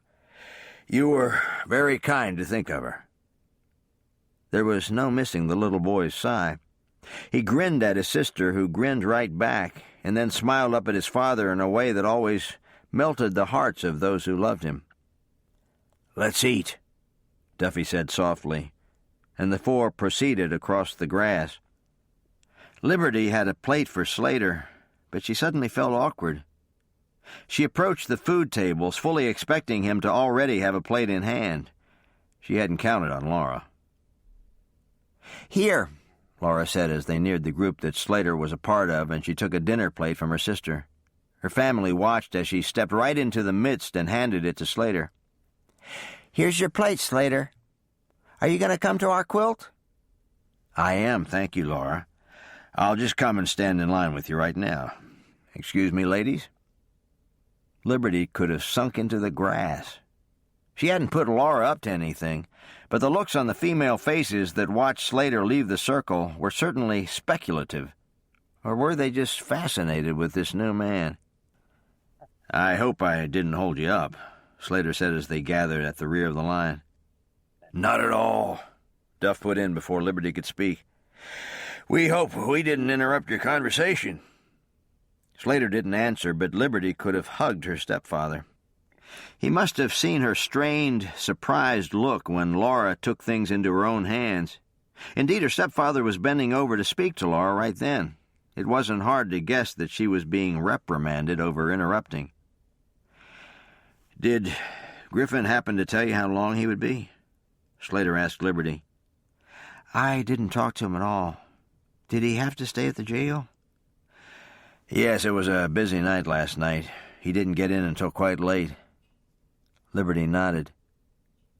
"Do you never work on Saturday nights?" Slater asked, no longer able to squelch his curiosity over the arrangement. "Not usually, but that's why I go in on Monday and Tuesday mornings, so he can do a little catching up on his rest." It was on the tip of Slater's tongue to ask how long she had been at this, along with a dozen other questions, but he felt he'd asked enough. Pastor Karen had taken most of the service that morning to tell them what a prayer warrior Nehemiah had been. Slater determined to emulate that Bible character and to start immediately. Covertly watching Slater, Liberty tried to figure out what he might be thinking. Had he been very disappointed to be taken from the group? Had Laura rescued him, or was he being polite to a little girl? Liberty had no idea how she could find out, and made herself rest in the matter. Easier said than done. She found herself glancing at him often to see where he was looking. She was quite fascinated to note that she never once saw him glancing back to the group of young women who had finally fallen into line. "I don't like beets," Liberty heard Laura say. She watched as Duffy gave her something else. Zach's plate wobbled a little, but before Liberty could reach for it, Slater's hand was there. For the briefest of moments, Liberty had the unwanted feeling of not being needed, but managed to push it away and concentrate on getting her food. While she did this, she had a stern talk with herself. "You enjoy Slater's company, and he's chosen to eat with your family. After all, Griffin invited him. Now you can relax and take pleasure in this, or you can examine every move the man makes and be miserable. You're too old to be so distracted by a pair of warm blue eyes, a tall build, wavy blonde hair, broad shoulders, a great smile." "Stop it, Libby!" Liberty shouted to herself just in time. "Why don't I take our plates, Libby?" Slater turned and offered. "And you can get our drinks?" "Oh, all right," Liberty said, but moved away from the crowd only a little and stood looking at him. "I'm getting that look again," he said, his eyes smiling. Liberty's eyes narrowed in an effort to hide her feelings. "I'm still figuring you out." Slater smiled slowly. "Well, I hope you keep at it." Liberty had no idea what he meant by this, so she simply said, "I think there's coffee, lemonade, and water. Which would you like?" "Lemonade, please," Slater said, watching her closely and thinking he found her a little more fascinating every time they talked. Liberty ended up with a tray holding 5 lemonades and then walked beside Slater back to the quilt. The Millers had a quilt next to theirs, and Laura joined their family to be with little Kathy Miller.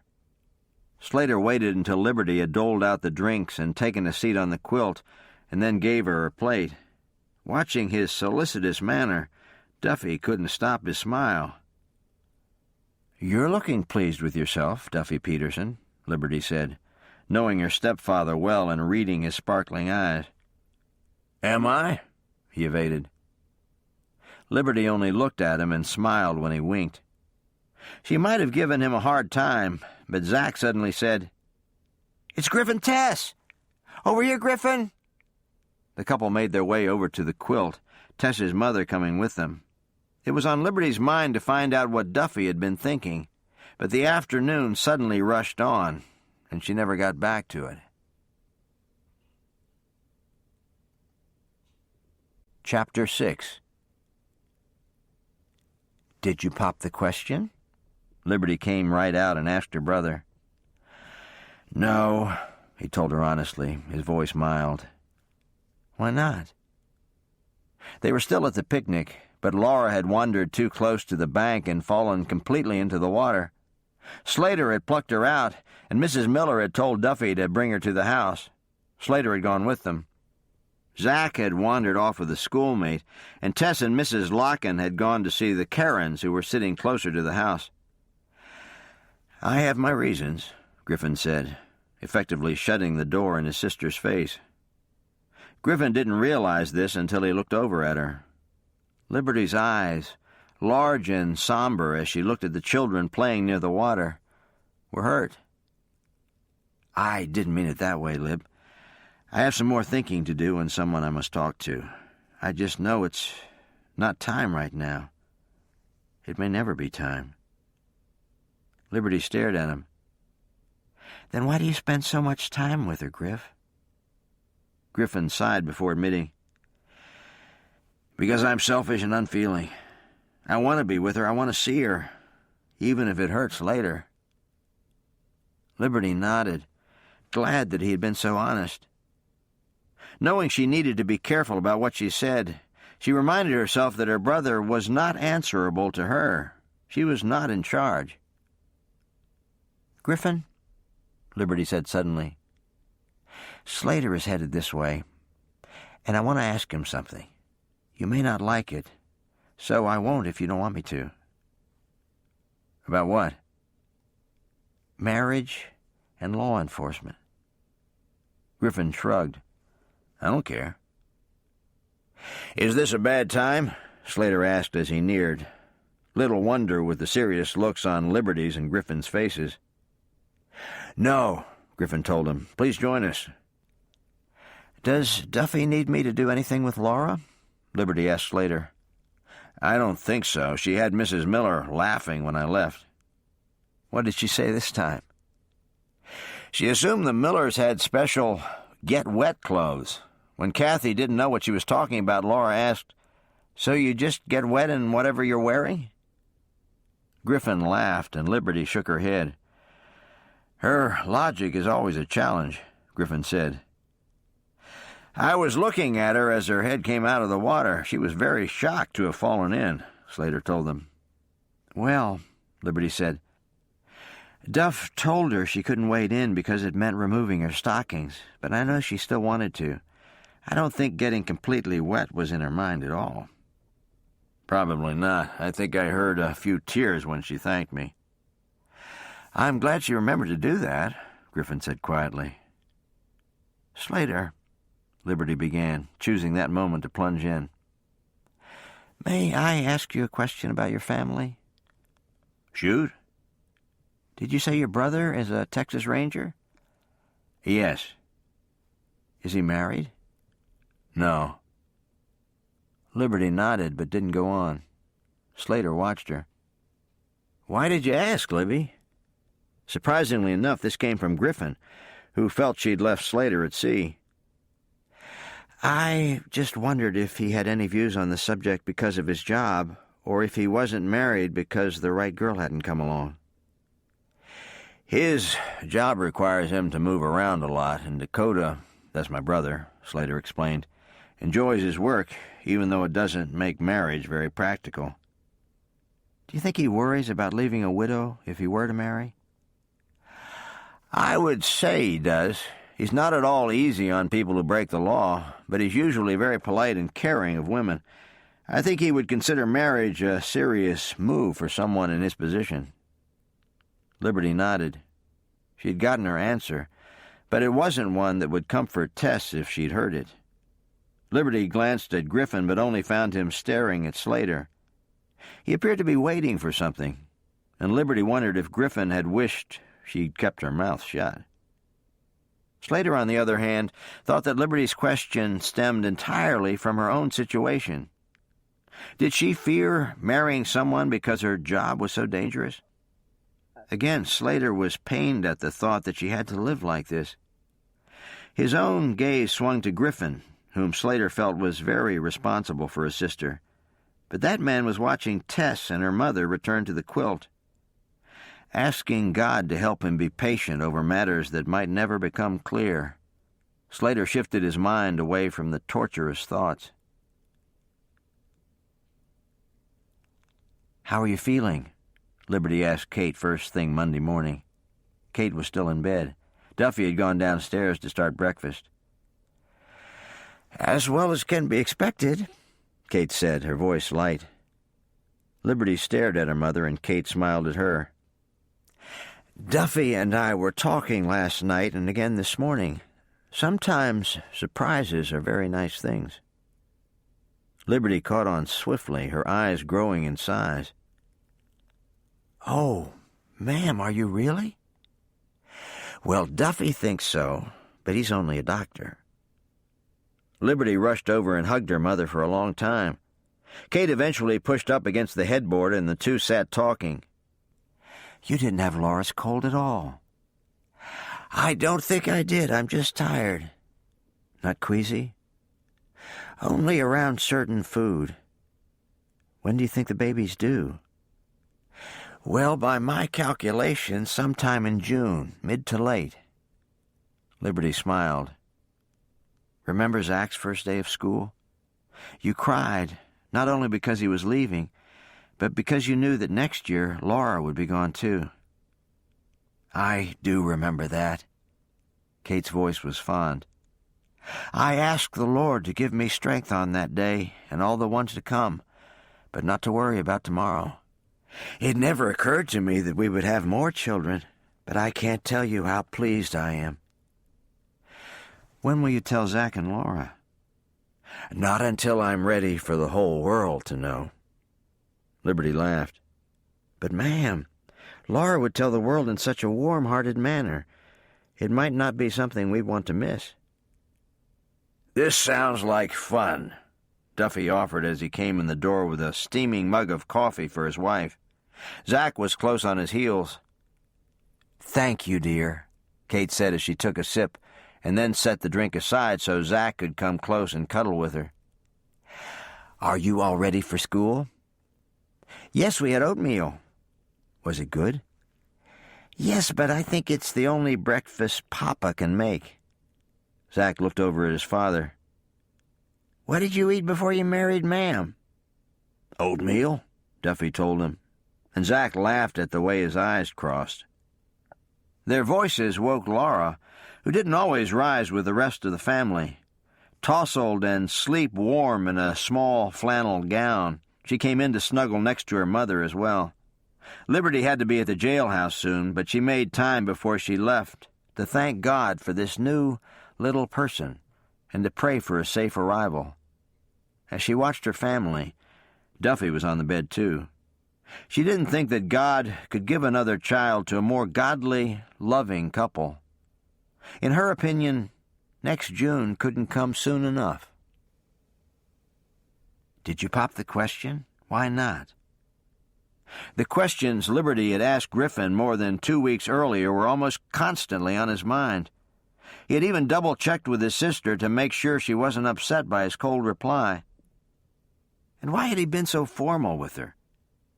He thought it might help to speak with his mother, but Griffin used the excuse that she wasn't feeling well long after it was valid. No longer. Slater had left for work, Liberty was at the jailhouse, Zach was at school, and Duffy would also have gone to work. It was time to pay a visit to his mother. Griffin spent some time in prayer about their meeting and then went next door, hoping very much that she didn't have plans or company for the morning. "Well, Griff," Kate greeted him warmly as they exchanged a hug. "I was just about to have some coffee and read my Bible. Would you like a cup?" "I would if it wouldn't be interrupting." "Not at all. You've been busy lately, and I don't want to miss a chance to talk with you." Griffin realized that she always did that, made him feel special and wanted. "Unless I miss my guess, you have something on your mind," Kate said as she put a steaming mug in front of him, not even giving him a chance to ask how she was feeling, especially with the baby coming. "How'd you know?" "Because Libby told me she said something to you at the picnic and felt bad about it. She got the impression that you were upset by her probing. Did she not get back to you as she planned?" "Well, I had to talk to her about the way I acted, and she tried to make sure I was all right with her. But now that you mention it, I think I was a little too busy making sure she wasn't upset with me to listen." Kate nodded. "You're in terrible pain, Griff. I can see it." Griffin dropped his head, his hand going to the back of his neck. "All this time I should have been talking to you, but it never occurred to me. I think you could give me some answers. You have insight into being a lawman's wife, and it only just recently occurred to me to ask." Kate smiled. "Sometimes we're like that, a little slow to start." "Hi, Griff," a cheery voice called just before Laura launched herself at her oldest brother. "I didn't know you were here." Griffin gave her a hug and kissed her cheek. "How are you today?" he asked. "I'm drawing a picture of our house. I did Ma'am and Papa's room and the kitchen." "Well, you still have a lot of rooms to cover." Laura agreed with a nod of her head, but still plopped down in a kitchen chair as if she had all day. "Laura," her mother said gently, "I need you to play on your own a little longer." Laura looked between the two adults. "Are you talking to Griffin?" "Yes." "Is it because he loves Tess?" Laura asked, a little frown on her brow. "That is none of your concern," her mother told her, and Laura tucked her lower lip under her teeth and gave Griffin an apologetic look. She left, looking back at them only once, and when she was gone, Griffin smiled. "Just so long as she doesn't see you laughing," Kate told her son. "She's precocious enough as it is, and at times nosy. Now let's get back to you. Ask me anything, Griff, and I'll try to answer." Griffin sighed.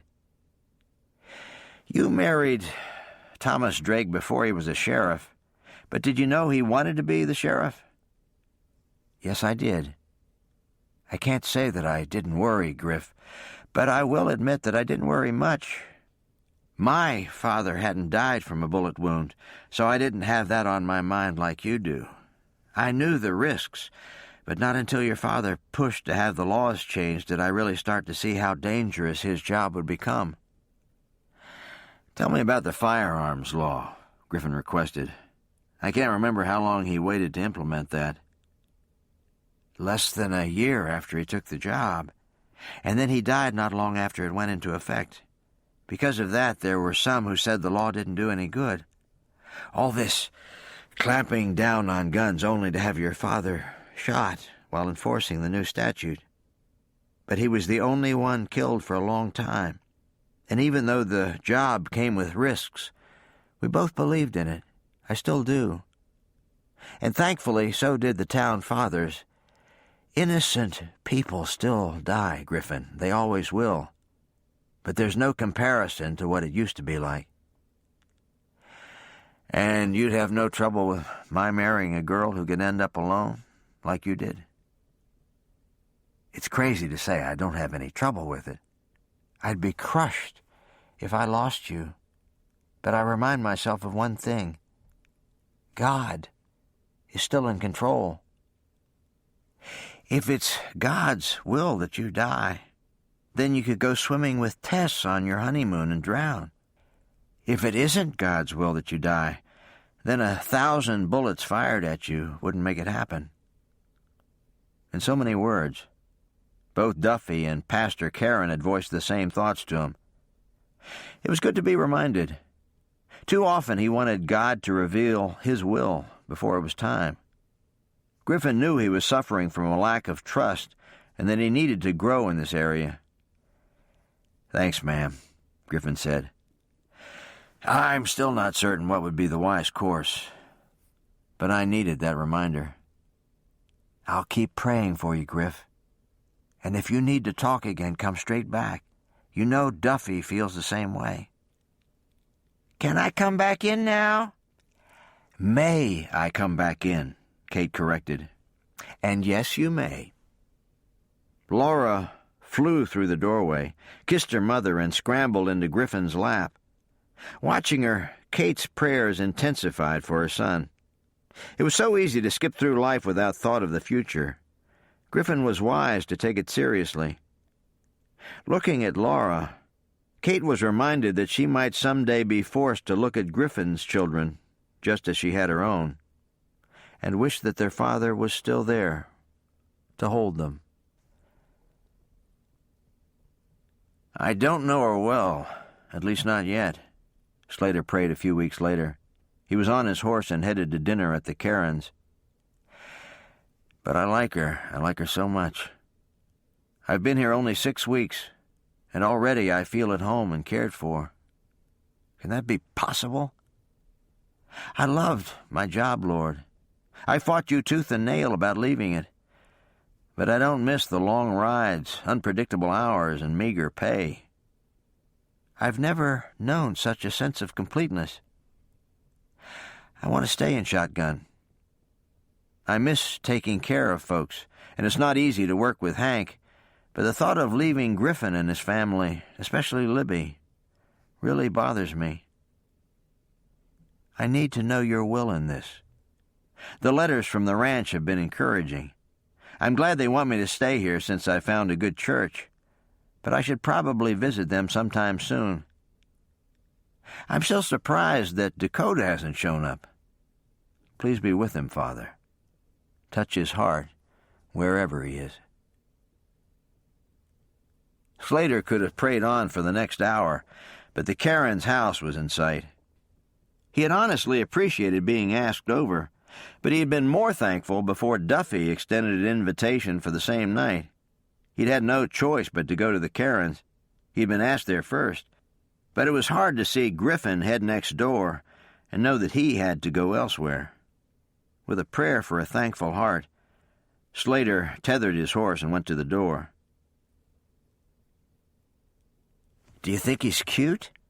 Mayanne asked her mother while they were preparing the coffee tray.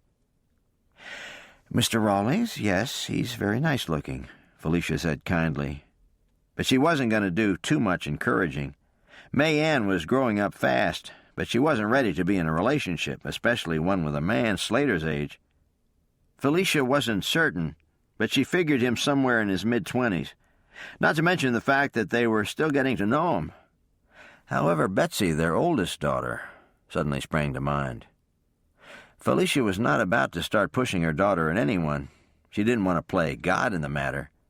But if Slater should show some interest in Betsy, Felicia didn't think she'd have any trouble with that at all. Felicia determined to discuss it with Ross later that evening. "I think Betsy is in love," Mayanne said, her voice a little too loud. Felicia came and put a hand on her daughter's shoulder. "I don't want you to talk like that, Mayanne. If Betsy has feelings for Mr. Rawlings, then we'll deal with that in its time, but don't you start planning ideas." "All right. But do you think he likes her?" Mayanne had Felicia there. In truth, she had never seen Slater Rawlings give any of the young women preferential treatment. He was extremely polite, a real gentleman, but not at any time did she feel he was playing games with the young women of the church. "Papa sent me out to help," Tanner, suddenly appearing in the doorway, said. "Do you want me to carry the tray?" "Thank you, Tanner," Felicia responded, but his question brought her up short. How many minutes had she stood here daydreaming? "Lord," she prayed as she followed her children out of the kitchen and into the living room, "Mr. Rawlings needs my love and hospitality, not my matchmaking skills. Please help me to want his spiritual growth more than a husband for my daughter." "So where will we go after Nehemiah?" Felicia heard Slater ask her husband as she entered. "I think the book of Mark. I try to alternate Old and New Testament books, but before we do that, I have some topics I feel we need to cover. Tell me, Slater, does sharing your faith come easily to you?" "Not as a rule. I don't know how to open the subject with strangers. That's my point exactly. So often I think we try to press Jesus Christ onto someone who has given no sign of interest. What if we got to know our neighbors? What if we loved the people we worked with without ever mentioning our faith? And then when they notice the difference in us, making sure they've seen one, we lovingly explained why we're different and how they can be different too. Slater sat back and stared at him. I almost want to laugh with the irony of your suggestion. I work with Hank Hathaway, and it's been on my mind to share with him, but he never wants to talk. He never lets me into his world, even a little. And for that reason, I just haven't felt free to mention my decision for Christ. You put it so well. He needs to see a difference in my life first. Ross Karen nodded, thinking this young man was a balm for his heart. Unless he missed his guess, both his daughters thought he was nice to look at, but that wasn't Pastor Karen's main concern. He believed the church needed strong male leadership. If Slater Rawlings stayed around and continued to grow, he could be a help in leading this church to strength and maturity. When did you come to Christ, Mr. Rawlings? Felicia now asked. Less than 2 years ago. A man I'd been working with talked to me. I had a tendency to search in all the wrong places. Some of my family had come to Christ, but I didn't think it was for me. Slater smiled. I'll never forget that day. I told the Lord that I didn't think I'd be any good as His child, that I could never love and serve Him like my brother was trying to do. But if He wanted a rotten sinner like me, I'd do my best. Again, Slater smiled. I was in for quite a surprise. The Bible, a book I'd always found dry as dust, became so exciting to me that I couldn't get enough of it. Slater was on the verge of saying that that was just the beginning when he looked over to see the oldest Karen girl. He thought she had been introduced as Betty, staring at him with a dreamy look on her face. Slater smiled at her, but stopped just short of pulling at his collar, which suddenly felt tight. Had he been invited over here as a prospective son-in-law? The thought chilled Slater to the bone, until a glance at his hosts put him at ease. They were looking at their daughter, neither one happy, and when the younger Karen girl saw it, she dropped her eyes and turned red. Slater busied himself with his coffee cup and was glad when Tanner changed the subject. They fellowshiped for the next hour, and everyone, even Betsy, after she realized what she'd been doing, joined in the conversation and had fun. Slater left, his heart at peace and very thankful as he rode through town toward Griffin's house. The church family was wonderful, and all he'd wanted to do was escape to the cool of the mountains. Never in his wildest dreams did he think God would... Slater's mind ceased its wandering. From the corner of his eye he'd caught movement on a downtown roof not far from the bank. He thought he heard a raised voice, but one of the saloons was nearby and he couldn't be sure of the direction. A second later he brought Arrow to a full halt. Another man was on the roof, and this one looked like Griffin. Slater was out of the saddle in a flash, tying Arrow's reins to a post and moving silently toward the alley between the buildings. Slater had gone only 10 feet into the alley when someone moved ahead of him. Thinking that the bank was being robbed or cased, Slater touched the bowie knife in his boot for reassurance and crept forward, not making a sound. A moment later he grabbed the guy in front of him with an arm around the neck, and Slater knew in an instant that this wasn't a man. With a swift hand to what was sure to be Liberty's mouth, he pulled her into the shadows. "It's Slater," he whispered in her ear to stop her struggling, and to also keep from being shot. The moment she calmed, he turned her to face him, but did not let her out of his arms. He bent again to catch her ear. "What are you doing in this alley?" "Leonard is drunk again," she spoke into his chest. "He's on the roof with his whip." "Where's Griffin?" "Up there with him. He wanted me here." Slater sighed. Her voice was so pragmatic. Didn't anyone know this wasn't normal? "What does he expect you to do?" "Just to keep watch if something should happen, or if he calls." Slater sighed again, this time over his emotions. Even in what was sure to be her deputy outfit, she smelled so nice, and holding her, even loosely in his arms, was nothing short of delightful. "How do I let Griffin know that I'm here to help?" Slater, making himself concentrate, asked. "I don't know. He wants me to stay quiet." "Put it down!" The shout came from overhead, and Liberty scrambled loose and ran, Slater right behind her. They both heard Leonard's drunken wailing and the crack of the whip as they raced up the alley. Liberty, knowing the town well, ran for a ladder at the side of the bank building. She started to climb but found herself lifted by the waist and set back on her feet. "Give me your gun," Slater said in a voice that was not to be argued with. Liberty obeyed automatically. "Stay put," was the next order before Slater started up the ladder. Liberty stood in shock. It took her a moment to realize she wasn't up there to take care of Griffin. Would Slater really know what to do? All cowboys carried guns, and she had originally found Slater with one, but did that mean he knew how to use it? In the next moment, more shouting came to Liberty's ears, and without thought she climbed the ladder. She had just reached the top when she heard Griffin's voice. "I've got him, Slater. Do you have the whip?" "Yes. How do we get him down that ladder?" "We don't. There's a stairway at the back here."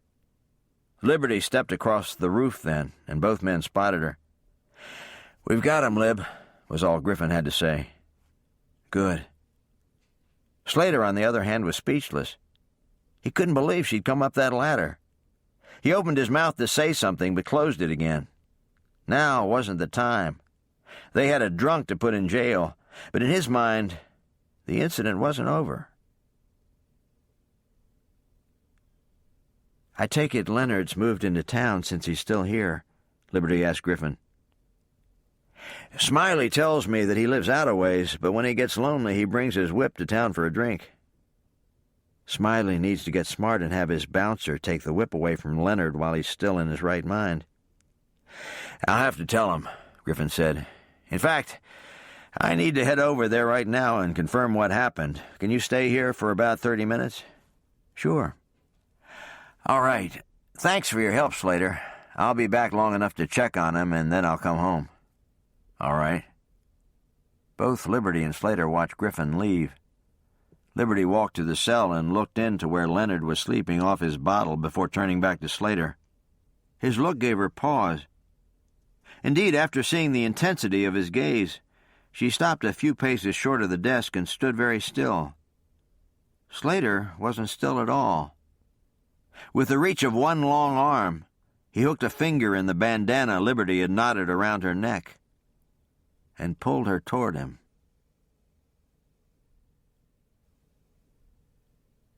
Chapter 7. The bandana and his finger still holding Liberty captive, Slater spoke when their faces were scant inches apart. "I thought I told you to stay put at the bottom of that ladder." Liberty looked hesitant before her chin rose just a little. "Just because you have a gun doesn't mean you can handle it." Slater's eyes narrowed, his finger still in place. "All right," he began, his voice saying he would let it go this time. "But just for the record, Liberty Drake, I can handle a gun." Liberty nodded, her eyes on the ones that watched her so sternly. She stood still while he removed his finger, and even when he brushed that finger gently across her chin, but her heart was trying to beat a hole in her ribcage. "How long did Griffin say he'd be?" Slater asked. 30 minutes. "I'll stick around and walk you back." "All right."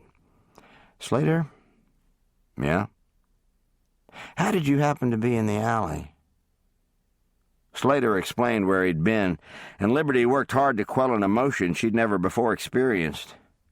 Jealousy. For a moment all she could see was Betsy Caron's face. Betsy was a good friend, a remarkably sweet woman, but Liberty had a hard time seeing her with Slater. Liberty almost shook her head. She had no right to picture Slater with anyone. His life wasn't her business. "Did I hurt your neck just now?" Slater asked. "No," Liberty said with some surprise. "Why'd you ask that?" "You got so quiet all of a sudden." "I'm not hurt. I was just thinking, and before I forget to say it, thank you, Slater, for going up and helping Griff." "You're welcome. I was glad to do it." "I'd do it all the time if I could just figure out a way." "Where's my whip?" was suddenly slurred from the cell, and both Liberty and Slater heard a thump. Investigating the noise confirmed to them that Leonard had rolled onto the floor. Liberty began to get the key, but Slater's voice stopped her. "I'd leave him there. He'll be stiff in the morning, but this way he won't fall off again and possibly hurt himself." "All right," Liberty said, but she couldn't help but notice the way he spoke. He was so confident, more so than she would have thought he would be. Her mind recalled the way he had climbed that ladder going to Griffin's defense, seemingly without a qualm. Was there something they were all missing? "Okay, Lib," Griffin called as he came back through the door. "Oh, Slater, you're still here." "I told Liberty I'd walk her home." "Well, be my guest. I'm going to make sure Leonard is settled and then head home myself." "He fell off the bunk," Slater put in. "He's probably safer there." Liberty nodded. She knew that if Leonard woke and caused a fuss, someone would just head to Griffin's house and shout him out of bed. "Thanks again, Slater," Griffin said. "You're welcome." Slater and Liberty headed out the door then, both a little quiet. Slater was still thinking about the way Liberty seemed to withdraw from him just before Griffin returned, and Liberty was still speculating on the way Slater handled himself. Griffin, staying back at the jail for a few minutes longer, reminded himself not to start matchmaking when clearly he was no expert. Slater woke early. It was still dark out, but his body told him he was done sleeping. Thankful for an untroubled night, he rolled to his side, lit the lantern, and reached for his Bible. He was still studying Nehemiah's life, wanting to keep up with Pastor Karen, but he was also spending time in 1 Corinthians. The early church was teaching him a great deal. Slater was now in the 7th chapter and began to read there. Reading verse 1, he was ready to move on but got no further. Slater read it a second time. "Now concerning the things whereof ye wrote unto me, it is good for a man not to touch a woman." Slater felt his breath leave him in a rush. The verses right before this had spoken of the sacredness of the body, because a believer was bought with a great price, God's blood. His body was God's temple. "So what were you thinking in the alley last night, Rawlings? You knew immediately that it wasn't a man, and as soon as you figured out it was Liberty, you hugged her and held her as if you had the right." Slater rolled to his back and looked at the ceiling. "She was so soft and smelled so good. But she's not mine, Lord. I've got to apologize to her. I've got to put things right. I can't have intimate thoughts about her. It's wrong. You have better for me, as you do Liberty. She was so quiet as I walked her home. I can only imagine how offended she must have been." Slater was sincere in his confession and planned to make amends, but his heart was still heavy. He had a feeling that it would be until he could go next door and ask to speak to the woman who occupied his thoughts so much of the time. "Here, let me try," Liberty said as she worked on the button on Zach's pants. He had to leave for school soon. "The problem is, Zach," she continued, panting a little, "if it's this hard for me, how will you ever get them off to use the privy at school?" "I don't know," the little boy worried. "Should I change? Do I have time?" "Let me work the hole for a few more seconds," Liberty suggested. "Maybe that will loosen it." "I even soaked those," Kate said as she put a platter of eggs and toasted bread on the table. "New denim pants should be outlawed." "Now you try," Liberty encouraged Zach. She was still watching him as he tried to unbutton and button his pants when his mother said he had to eat. Zach had just taken his place at the table when Liberty heard a knock at the door. Laura, fork in hand, began to rise. "I'll get it," her older sister said. Liberty went through the house, opened the front door, and found Slater on the porch. "May I see you for a moment, Libby?" Slater said as soon as he saw her, relieved that she had answered the door. "Certainly, come in." Slater cleared his throat. "I think out here might be better." At a complete loss as to what could be going on, Liberty joined him on the porch and shut the door behind her. She watched Slater turn his hat in his hands and waited. "I acted inappropriately last night, Libby, and I want to tell you I'm sorry." Libby's mind raced, but she came up blank. "I grabbed you in the alley and should have let go as soon as I knew it was you. I didn't, and that was wrong of me." Liberty had forgotten all about it, but she was suddenly standing in his arms again. He was taller than she was, and his arms had been very gentle. The recollection was not unpleasant. "I hope you can forgive me." "Of course, Slater. Don't give it another thought." Slater studied her eyes to see if she truly was all right, and then nodded. It was so tempting to tell her how sweet she was, and how lovely she'd been to hold, but that would have canceled everything he'd just said. "I hope in the future you won't be afraid to be around me or untrusting of me because of the way I acted." Liberty's mouth nearly fell open, but she saw the pain in his eyes and knew she had to make him understand. "You don't feel threatening to me, Slater, not in the least. And as for the hug in the alley, I had forgotten about it, but I can honestly tell you that I wasn't offended." Quite the opposite were the words in her head, but she wisely held them, along with Slater's eyes, as she looked up at him. Slater thought he could get lost in her gaze. She was so sweet, and unless he missed his guess, she had not objected to the hug. Slater was on the verge of asking when the verse came to mind. She wasn't his.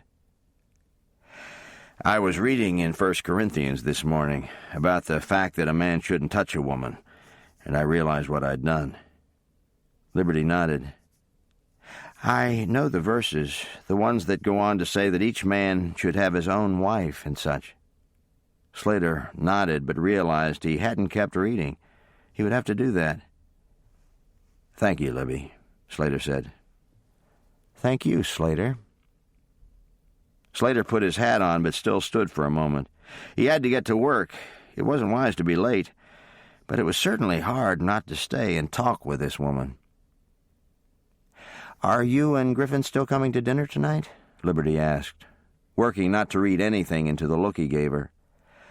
"I wouldn't miss it," Slater told her before forcing his eyes away and admitting that he had to get to work.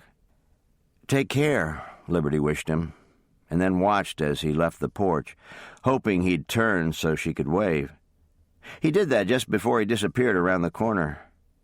Liberty went back inside, a smile on her face as she thought about the evening to come.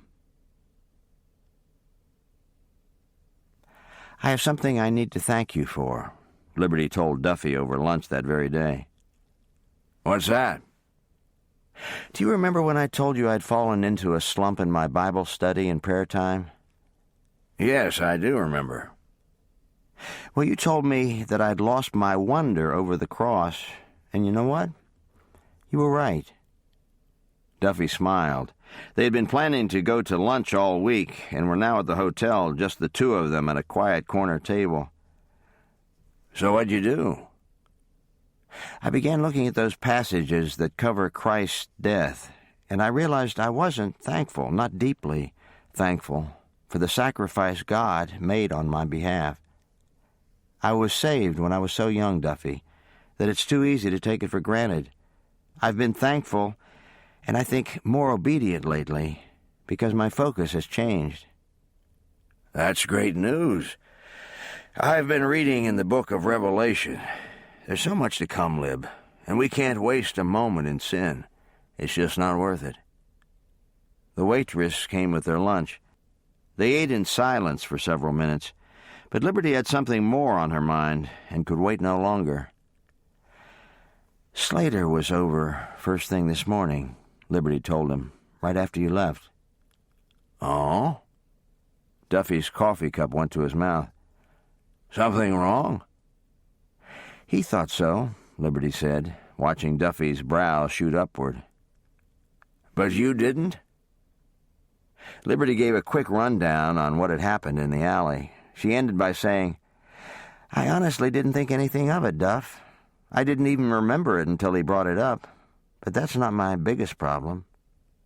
Duffy waited, but she didn't tell him. Finally he asked, What is it, Libby? I enjoyed it, she said so softly that he almost missed it. Duffy's eyes lit with tenderness. I'm going to say something that may surprise you, Libby girl. I'm glad. Why, Duffy? Because it could have scared you, and I wouldn't want you to have that kind of memory. I don't know who the Lord has for you, and Slater was right. He had no business hugging you, but your response was normal. If it causes your thoughts to wander where they shouldn't, that will be very hard for you. But God made us to enjoy one another. I wouldn't have chosen for it to happen, but now that it has, it's good to know that you'll enjoy your husband's embrace someday. I think about him a lot, Liberty admitted. You're right, we don't know who the Lord has, but Slater is the first man I've ever been able to imagine. Is that bad, Duffy? Not if you handle it well. You can't be in a hurry, no matter what your emotions or body says. If God has a plan for the two of you, He'll reveal it in His time. Neither you nor Slater should rush or push the point. Liberty smiled at her stepfather. He was a gift to all of them. The subject shifted soon afterward to various topics: dinner that night, the barn raising on Saturday, and eventually the baby and how Liberty could help Kate take it easy from time to time.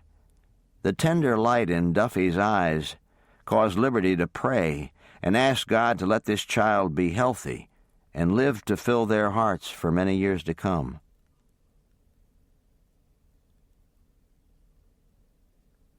Nevertheless, to avoid fornication, let every man have his own wife, and let every woman have her own husband. Slater knew there was much more to chapter 7 than the verse he'd read that morning and the one now, but for the moment he stopped. It was late at night, and he had just gotten home from next door, and an evening full of good food, fellowship, and fun. Liberty Drake was one of the most special women he'd ever met. She was bright and talented. Slater smiled when he remembered her at the piano. She was compassionate and caring. He smiled again over the way she helped Duffy with the kids so Kate could put her feet up. And the whole family had made him feel welcome, even when Griffin had to leave right after dinner to go on duty. At the moment, Slater was never more glad that he had saved himself for marriage. His parents, although not believers, were very moral people and had strong convictions on the subject. Respect for women and future mates was instilled from a young age. Slater had been unbelievably tempted over the years to throw it all away, but he had not. Even though his faith was new, he didn't regret his actions in that area of his life. Sometime after midnight, Slater woke to find the lantern still burning. He blew it out, realizing he must have fallen asleep while praying. It took a moment to remember what had been on his mind. Liberty floated back into his consciousness just before sleep, and right after he told the Lord he'd talk to him in the morning. Liberty knew that being called to the saloon on a Saturday before noon was nothing to worry about. Saturdays didn't heat up until evening, and mornings were especially quiet, stemming from Friday late-nighters. For these reasons, Liberty walked into the brass spittoon with confidence, a confidence that died as soon as she spotted him. Like the last time, the room was sprinkled with regulars.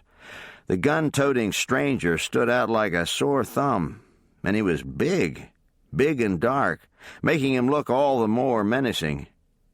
Liberty approached, praying for calm and for her own safety, and stood next to the table until he looked up. "Excuse me, sir," she began politely. "I'll need you to surrender your firearm to me. Shotgun has outlawed firearms in the saloons and after dark." Liberty steeled herself when his hand instantly went down to his side. All he did, however, was set his sidearm on the table and keep his hand on top of it. It seemed to be going fine until he didn't move his hand. Black eyes weighed Liberty, and with more calm than she felt, Liberty stared right back. This was the reason she knew the exact minute his gaze shifted behind her. "You're going to get yourself shot," she said in a voice that was measured and in control, "as well as whoever you're looking at behind me, if you don't gently push the gun across the table." The dark man did just that, his touch light, his eyes back on Liberty. "Thank you," she said simply. "Do you have any more?" "No, ma'am," he replied softly. "You're welcome to pick this up at the jailhouse later today. It's a block and a half down on this side." The black-haired, black-eyed man nodded, and Liberty glanced at the man at the table with him, his crooked-toothed smile in place. "Well, at least you didn't haul this one away." Liberty shook his head. "As always, you're a big help, Lance." The man only cackled, and Liberty turned to go. She glanced around but didn't see anyone who appeared to know the stranger. Realizing there was still a chance that he could be ornery enough to pull a hidden gun or a knife and get her from the back, she made herself walk away. He had certainly looked big, without even standing up. She spoke with Gordy before going back to the jailhouse, all the time hoping Griffin would be back before the man at the table came looking for his gun. "Did that just really happen?" Dakota Rawlings asked his brother the moment he exited the saloon. "Or did I imagine the whole thing?" Slater smiled. "At least you didn't get thrown in jail." Dakota's look was shrewd. "Meaning you did?" Slater nodded, and Dakota's gaze narrowed a bit more. "Why didn't you come inside?" Slater shrugged. "You didn't seem to need me." Again, this response was carefully weighed as Dakota's eyes narrowed. "Where can we talk?" he asked bluntly. "You mean where can we go so you can give me the 3rd degree and then lecture me?" "That about sums it up," the older Rawlings said without apology. Slater had all he could do not to laugh, but he didn't think Dakota, his senior by just 1 year, was in the mood for levity. Slater turned and started down the boardwalk. Dakota moved to untie a huge black horse at the hitching post and then followed slowly behind his brother. Dakota missed little. His experience with the Texas Rangers had made his senses as honed as the knife in his boot. He noticed the way Slater walked with ease and even greeted by name some of the folks he passed, and how they passed the sheriff's office on the way out of the downtown and into a residential neighborhood. The last thing he noticed was the way Slater walked right in the back door of the house he approached. Dakota saw the barn out back, but opted to tie Eli's reins to a tree before following his brother inside. Slater was waiting in what Dakota found to be the kitchen, but the younger man turned and led the way the moment Dakota shut the door. When he walked into a nicely furnished living room and sat down like he owned the building, Dakota was more intrigued than ever. "Start talking," Dakota, recovering swiftly, ordered, his seat having just hit the chair opposite Slater's. "About what?" "Don't play games with me, Slate. I've seen Brace and I've been tracking you for days. Now I want to know why you left the Rangers." "You won't like the answer." Slater's voice and expression calmed Dakota immediately. He loved his brother. He was devoted to him. The last thing he wanted to do was make him feel attacked over his beliefs. He was, however, desperate to understand. "Can you tell me this?" Dakota began again. "Why don't you think God wants us to keep law and order in Texas?" "I do think God wants that, Dak. I know he does. But I can't keep roaming around the country. I can't keep on the move like I have been. I want to be settled in one place and regularly attending church. I need consistent teaching and fellowship, not grabbing what I can when I can." "And Shotgun gives you that? How'd you ever hear of this place?" "I didn't. I was just traveling at an easy pace and found myself in jail. When the sheriff asked me to church, I went. I haven't wanted to leave. It's not any more complicated than that." Dakota didn't agree, but for the moment he kept silent. In his opinion, this whole thing was miserably complicated. He was still getting used to the first change in Slater. Now he'd gone and made another one.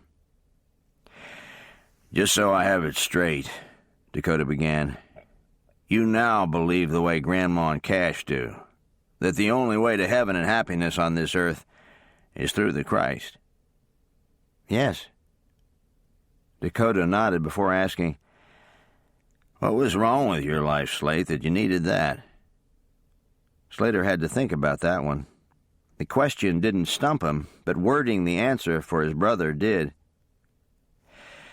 "If you've never experienced a gnawing ache, Dak, then this won't make any sense," Slater began, his voice soft and serious as he remembered the pain. "But gnawing ache is the best way I can describe how I felt. Texas is a big land. It's easy to look at the sky and landscape and feel completely insignificant. I felt that way often. I found myself asking more and more what the point was. I believed in my work, and I was glad when I did a good job, but the fulfillment I once had was gone. I knew I had to find something that gave my life more meaning. That's why I talked with Desmond Curtis. I know there are men who can both walk the path God has laid out for his children and travel. Des is a good example of that. But I couldn't, Dakota. That's all the more I can tell you." Dakota worked to calm the frustration rising inside of him. Slater was a good ranger. He needed to be on the job. Dakota had just figured out what to say to him concerning that very subject when Slater stood. "I've got to get cleaned up." "We're not done talking." In the blink of an eye, Dakota became authoritative again. "I'm afraid we are," Slater said calmly. "I'm going to a barn-raising party. Now, you're welcome to join me. In fact, I hope you do. But for right now, the discussion is over." "Slater," Dakota began. But the blond man was already headed toward the stairs. Dakota rose, went to the bottom step, and called his name again. "We have to leave here in about 30 minutes, Dak," was all Slater would say. He didn't even turn around. "You won't want to smell like a horse." For the first time in days, a smile threatened at Dakota's mouth. His brother knew just where to hit. With a shake of his head, he went for his saddlebags, seeing no help for it but to get cleaned up so he could accompany his little brother and keep an eye on the whole situation.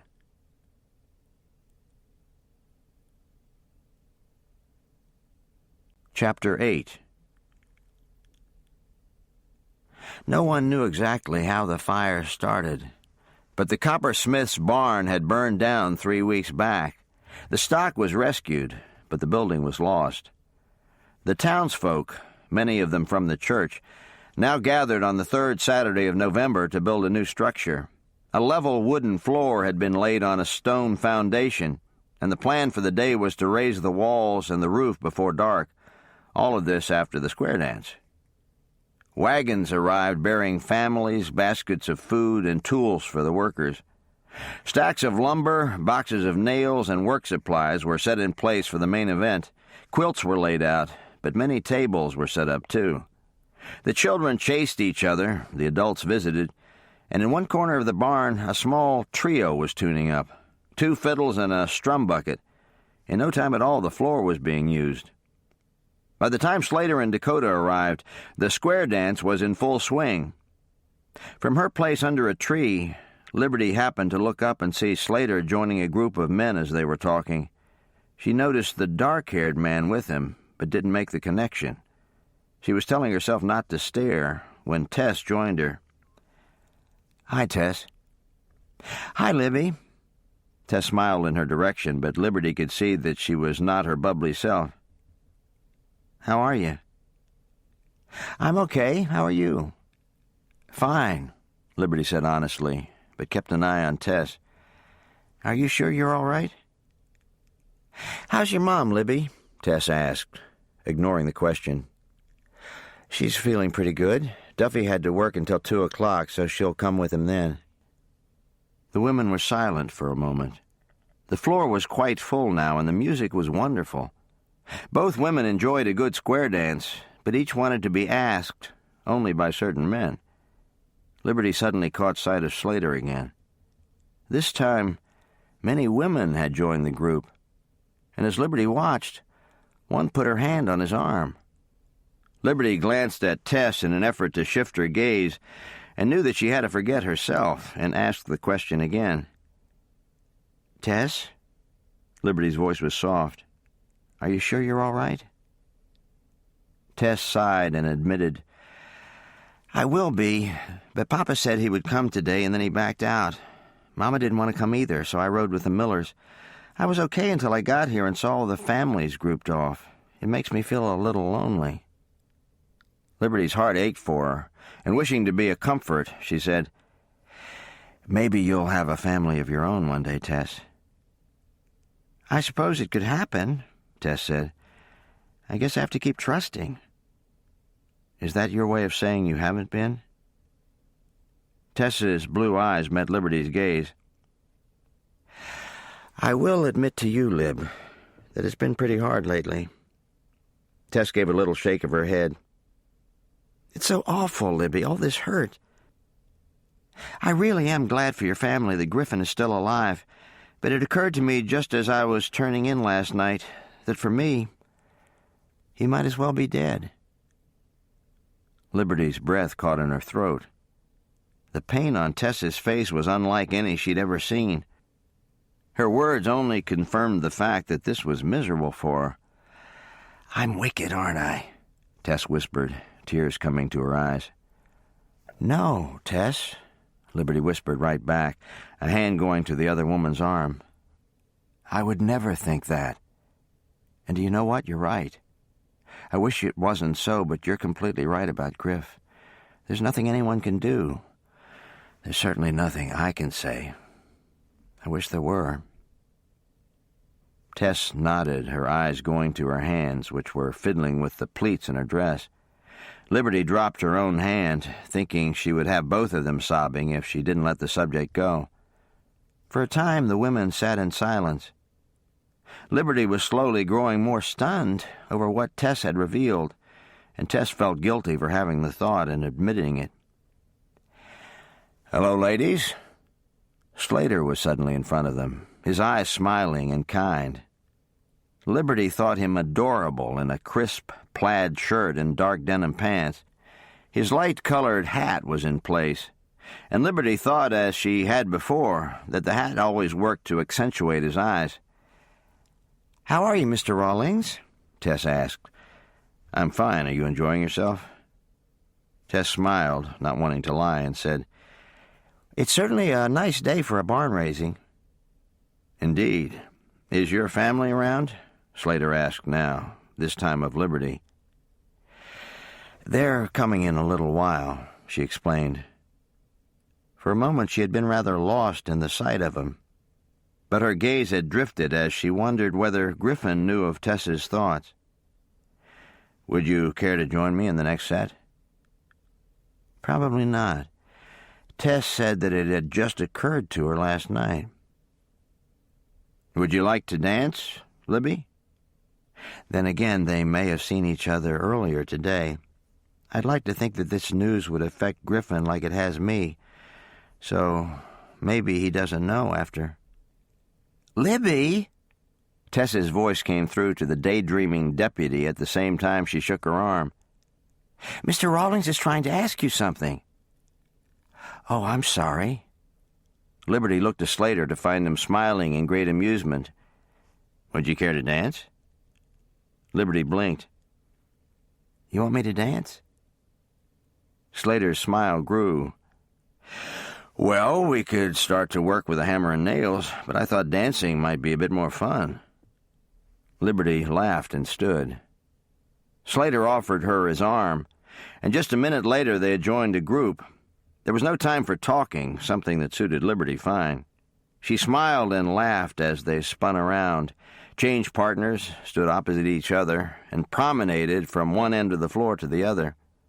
They were breathless when the set was through, and only too glad to turn the floor over to the next group.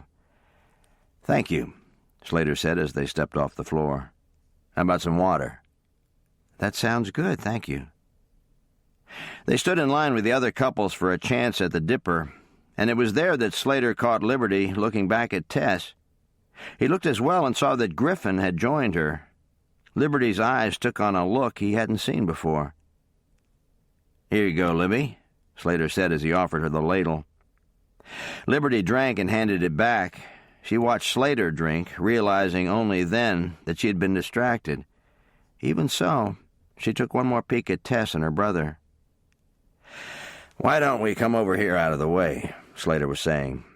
Her hand captured in his as he urged her along. "You might even feel like telling me what's bothering you." It was said so smoothly that for a moment Liberty missed it. When they stopped and she looked up at him, his raised brows told her she had heard him right. "I'm sorry I was so distracted, Slater. Did it ruin the dance for you?" "Not at all. But you could have told me no. I would have understood that Tess needed you." Liberty was horrified to feel tears fill her eyes.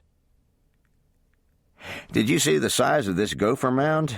Slater quietly asked, his hand to Liberty's arm now as he moved her a few feet away. "They sure make a mess of things." Liberty worked to catch her breath as he turned her away from the gathering and chattered inanely. "Thank you, Slater," Liberty said when she had herself under control. "My pleasure." Liberty smiled a little. "Do you have a sister, Slater?" "No, why?" Liberty shrugged, almost sorry she had said anything. "You just seem to know what to say. It makes me think some older sister influenced you." Slater laughed. "My mother would be pleased to know that all of her work paid off." "Did she keep on you?" "On all three of us, yes. She had very definite ideas, and woe to the son who forgot to hold the door or let a lady go first." "What would she do if you forgot?" Slater shuddered a little. "She'd give us the eye." Liberty found this highly amusing. "You wouldn't laugh if you could see it," he told her, his eyes filled with dramatic fear. "She was tough." "You poor baby." Liberty was teasing him when she saw that Tess and Griffin were approaching. She was relieved to see that Tess was looking more like herself, but her heart still speculated on what the other woman had said to her. The four of them talked for a few minutes, but the two walls that were built were ready to go into place, and the walls remaining to be built needed crews of men. Hank Hathaway was giving orders as though the barn were his, and Slater and Griffin went over to put their hands to the task. Some of the women started to lay out the tablecloths and set out the food, plates, and flatware. Tess and Liberty joined them. "Is it my imagination, or is Mr. Rawlings rather interested in you, Libby?" "I don't know," Liberty told her honestly, although she wished it was true. "Have you seen something that makes you think that?" Tess smiled. "You mean other than the way he stares at you and then asks you to dance?" "Oh," Liberty said quietly, suddenly at a loss. Tess put a hand on her arm. "Oh, Lib, sometimes I think you don't have a clue." Liberty laughed a little. "Why is that?" "You're so busy looking for lawbreakers, you never notice how cute any of them are or how much they watch you." "Tess Locken," Liberty had a good laugh over this. "Where do you come up with this stuff?" Tess's jaw dropped. "Libby, it's true, I swear to you." "Swearing, Tess, I'm ashamed of you." Both women turned to see a smiling Dr. Duffy Peterson behind them. "She's been coming up with all sorts of wild notions, Duff," Liberty told him. "You might hear anything out of her." "Yes, Dr. Peterson," Tess chimed right in, hands on her hips, a smile in her voice and eyes. "I was telling Libby how men notice her, and she thinks I don't know what I'm talking about." Duffy turned such a surprised face to Liberty that woman shook her head. "No, Duff," she began. "Don't join Tess and tease me about this." Duffy looked a little more stunned, his brows rising slightly as he saw that his stepdaughter was quite serious. "Duffy," Liberty began, her voice now showing that she was very confused. Duffy put a hand on her arm. "We'll have to get back to this, Lib, all right? Don't give it any more thought right now." Liberty's eyes went back and forth between the two of them, their faces reminding her how much they cared. This was a subject she would need to know more about, but Duffy was right. This wasn't the time or place. "Hi, Tess. Hi, Libby," Laura greeted them as she arrived. "Did you dance yet?" "I did," Liberty said, glad to have the subject changed. Her mother was coming, Zach was in tow, and all hands fell to food preparation as Duffy went to help the men. In no time at all, dozens of people would be gathering to eat. Time for small talk had ended. "My brother is in town," Slater told Griffin when he had the chance. "He is? That's great." Slater nodded, his face thoughtful. "Is it great, Slater?" the lawman asked sensitively. "It is," Slater agreed. "But he came looking for some answers, and I know he won't like everything he hears." "Well, let me know if I can help." "Thanks, Griffin." "Oh, and don't hesitate to have him stay at the house for as long as he needs." "Okay. Where is he, by the way?" Slater nodded his head toward a large, dark man some 30 feet away who was driving nails into the wood with one blow. Griffin, surprised that he was even there, stared at Dakota for a moment and then turned his attention back to Slater. "Was your brother in the saloon earlier today?" Slater smiled. "Yep. Liberty was ready to pull him away, but he gave up the gun. She said he was a big guy with dark hair. Does she know he's your brother?" "No, I'm not sure how long he'll stick around or how much he'll want to become known. He moved away from me the moment we arrived. Actually, I was surprised that he even came here today. I'm going to invite him to everything, but let him make the choice," Slater chuckled. "Not that I could do much else." "Is he older than you?" Griffin thought Slater might have said, but couldn't remember. "Yes, but not by as much as it looks. Do you want to meet him now or later?" "Later's fine. Be sure and tell him that Ma'am and Duffy are expecting us after church tomorrow." "I'll do that. I'll be very satisfied if he joins me for either one." This said, Slater went back to work, his heart asking God to let Dakota stay long enough to have contact with folks who could make such a difference in his life. "When did you meet her?" Dakota asked the minute they were in the door that evening. "Who?" "The woman you're gonna marry." Slater blinked. "You spent too much time bending over a hammer today, Dak. Get some rest." "Not until you tell me." "How can I tell you when I don't know what you're talking about?" "I'll tell you what I'm talking about. You arrive and every female under 25 comes crowding around. They look at you as if you've just dropped from heaven. But do you ask any one of them to dance? No. You leave them all for the small, dark-haired beauty who wanted to put me in jail this morning." Slater was speechless. Dakota had perfectly described the scene. So why had the younger Rawlings thought that no one would notice his special interest in Liberty Drake? "I haven't asked Libby to marry me, not even close," was all Slater could think to say. "What's her name?" Dakota pressed him. Slater closed his mouth. If Dakota wasn't going to stay in town long, he wasn't sure how much he wanted to share with him. "You can meet her tomorrow," Slater finally said, "if you're sticking around that long." Dakota's eyes narrowed. Slater had always held Dakota in high regard, and Dakota respected Slater in return. But if Dakota ever wanted the upper hand, he knew just how to get it. Having his younger brother refuse him anything or not answer a question took some getting used to. "I take it she goes to your church." "Yes, she does, but that's not where you would meet her. Griffin and I go to lunch at her parents' home on Sundays." "And Griffin is the one who owns this house?" Dakota asked as he gestured to the room in general. "Yes." "How is he tied into this Libby woman?" Slater opened his mouth but shut it again. Finally he said, "Why don't you come tomorrow and find out?" Those dark eyes narrowed in his direction again, but nothing more was said. Griffin came in a short time later, met Dakota Rawlings, and then took himself downtown to check on the Saturday night activity. Both Slater and Dakota turned in without another word on the subject. Slater didn't know when he'd been so distracted. Never in his wildest dreams did he think that Dakota would be sitting next to him in church. His presence caused Slater to listen with new ears. Things that made complete sense to him caused him to wonder if Dakota had a clue.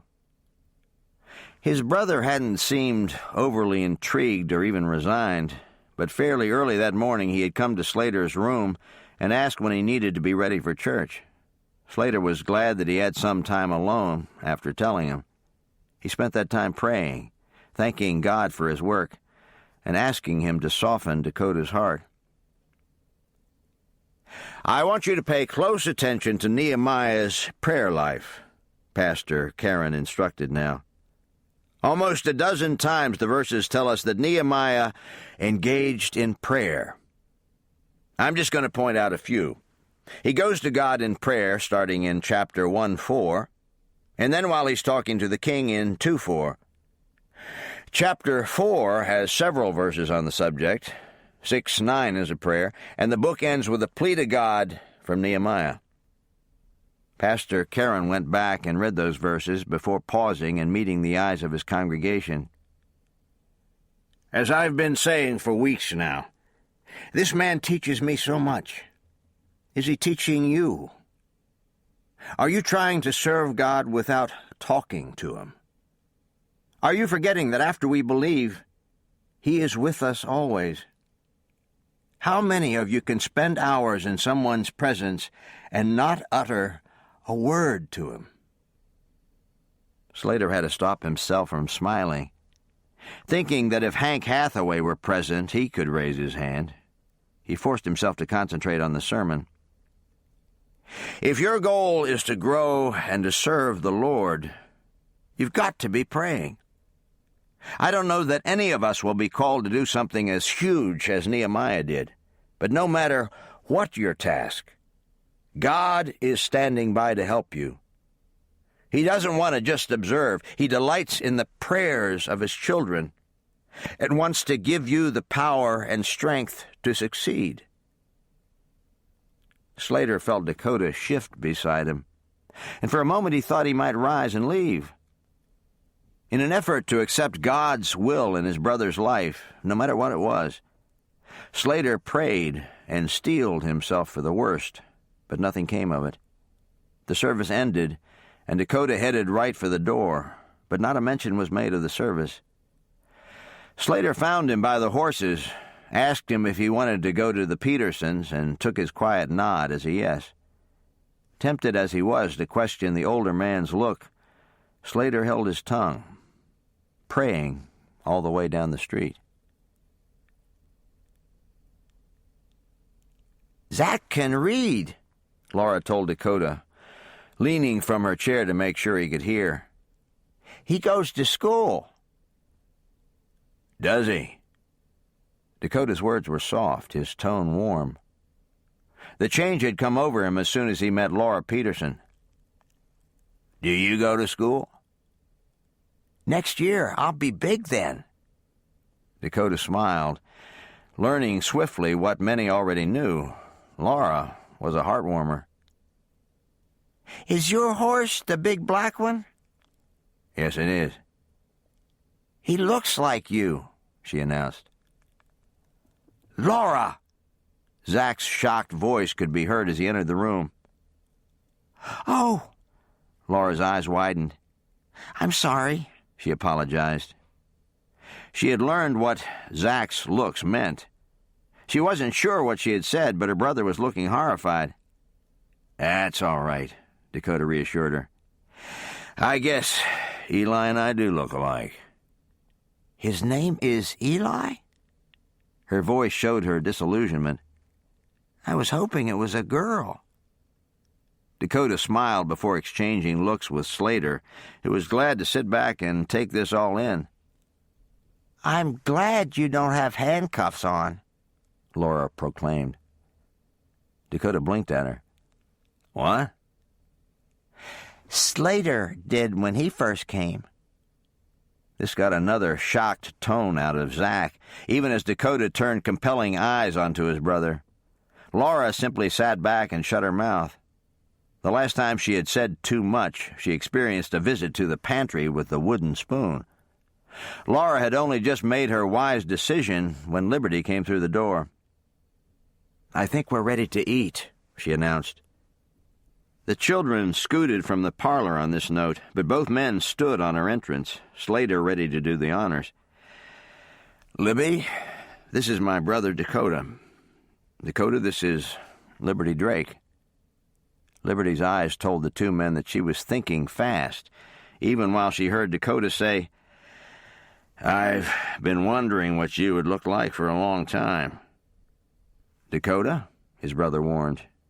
But Liberty only looked confused. A moment later, still not having heard what Dakota said, she made the connection she had been working through her mind. "Oh, my," she said softly. "I didn't know." Indeed, Liberty was shocked. With his hat off, a freshly shaved face, and warm eyes, Dakota took some moments to place. "It's all right." Dakota came to her rescue. "You were just doing your job." Liberty suddenly bit her lip. "I did the same thing to Slater," she admitted on a laugh, relieved when the men joined her. "Did Slater say the name was Liberty?" Dakota asked after she invited them to follow her to the dining room. "Yes." "Born on the 4th of July?" Dakota asked, his eyes not missing a thing. Liberty laughed again.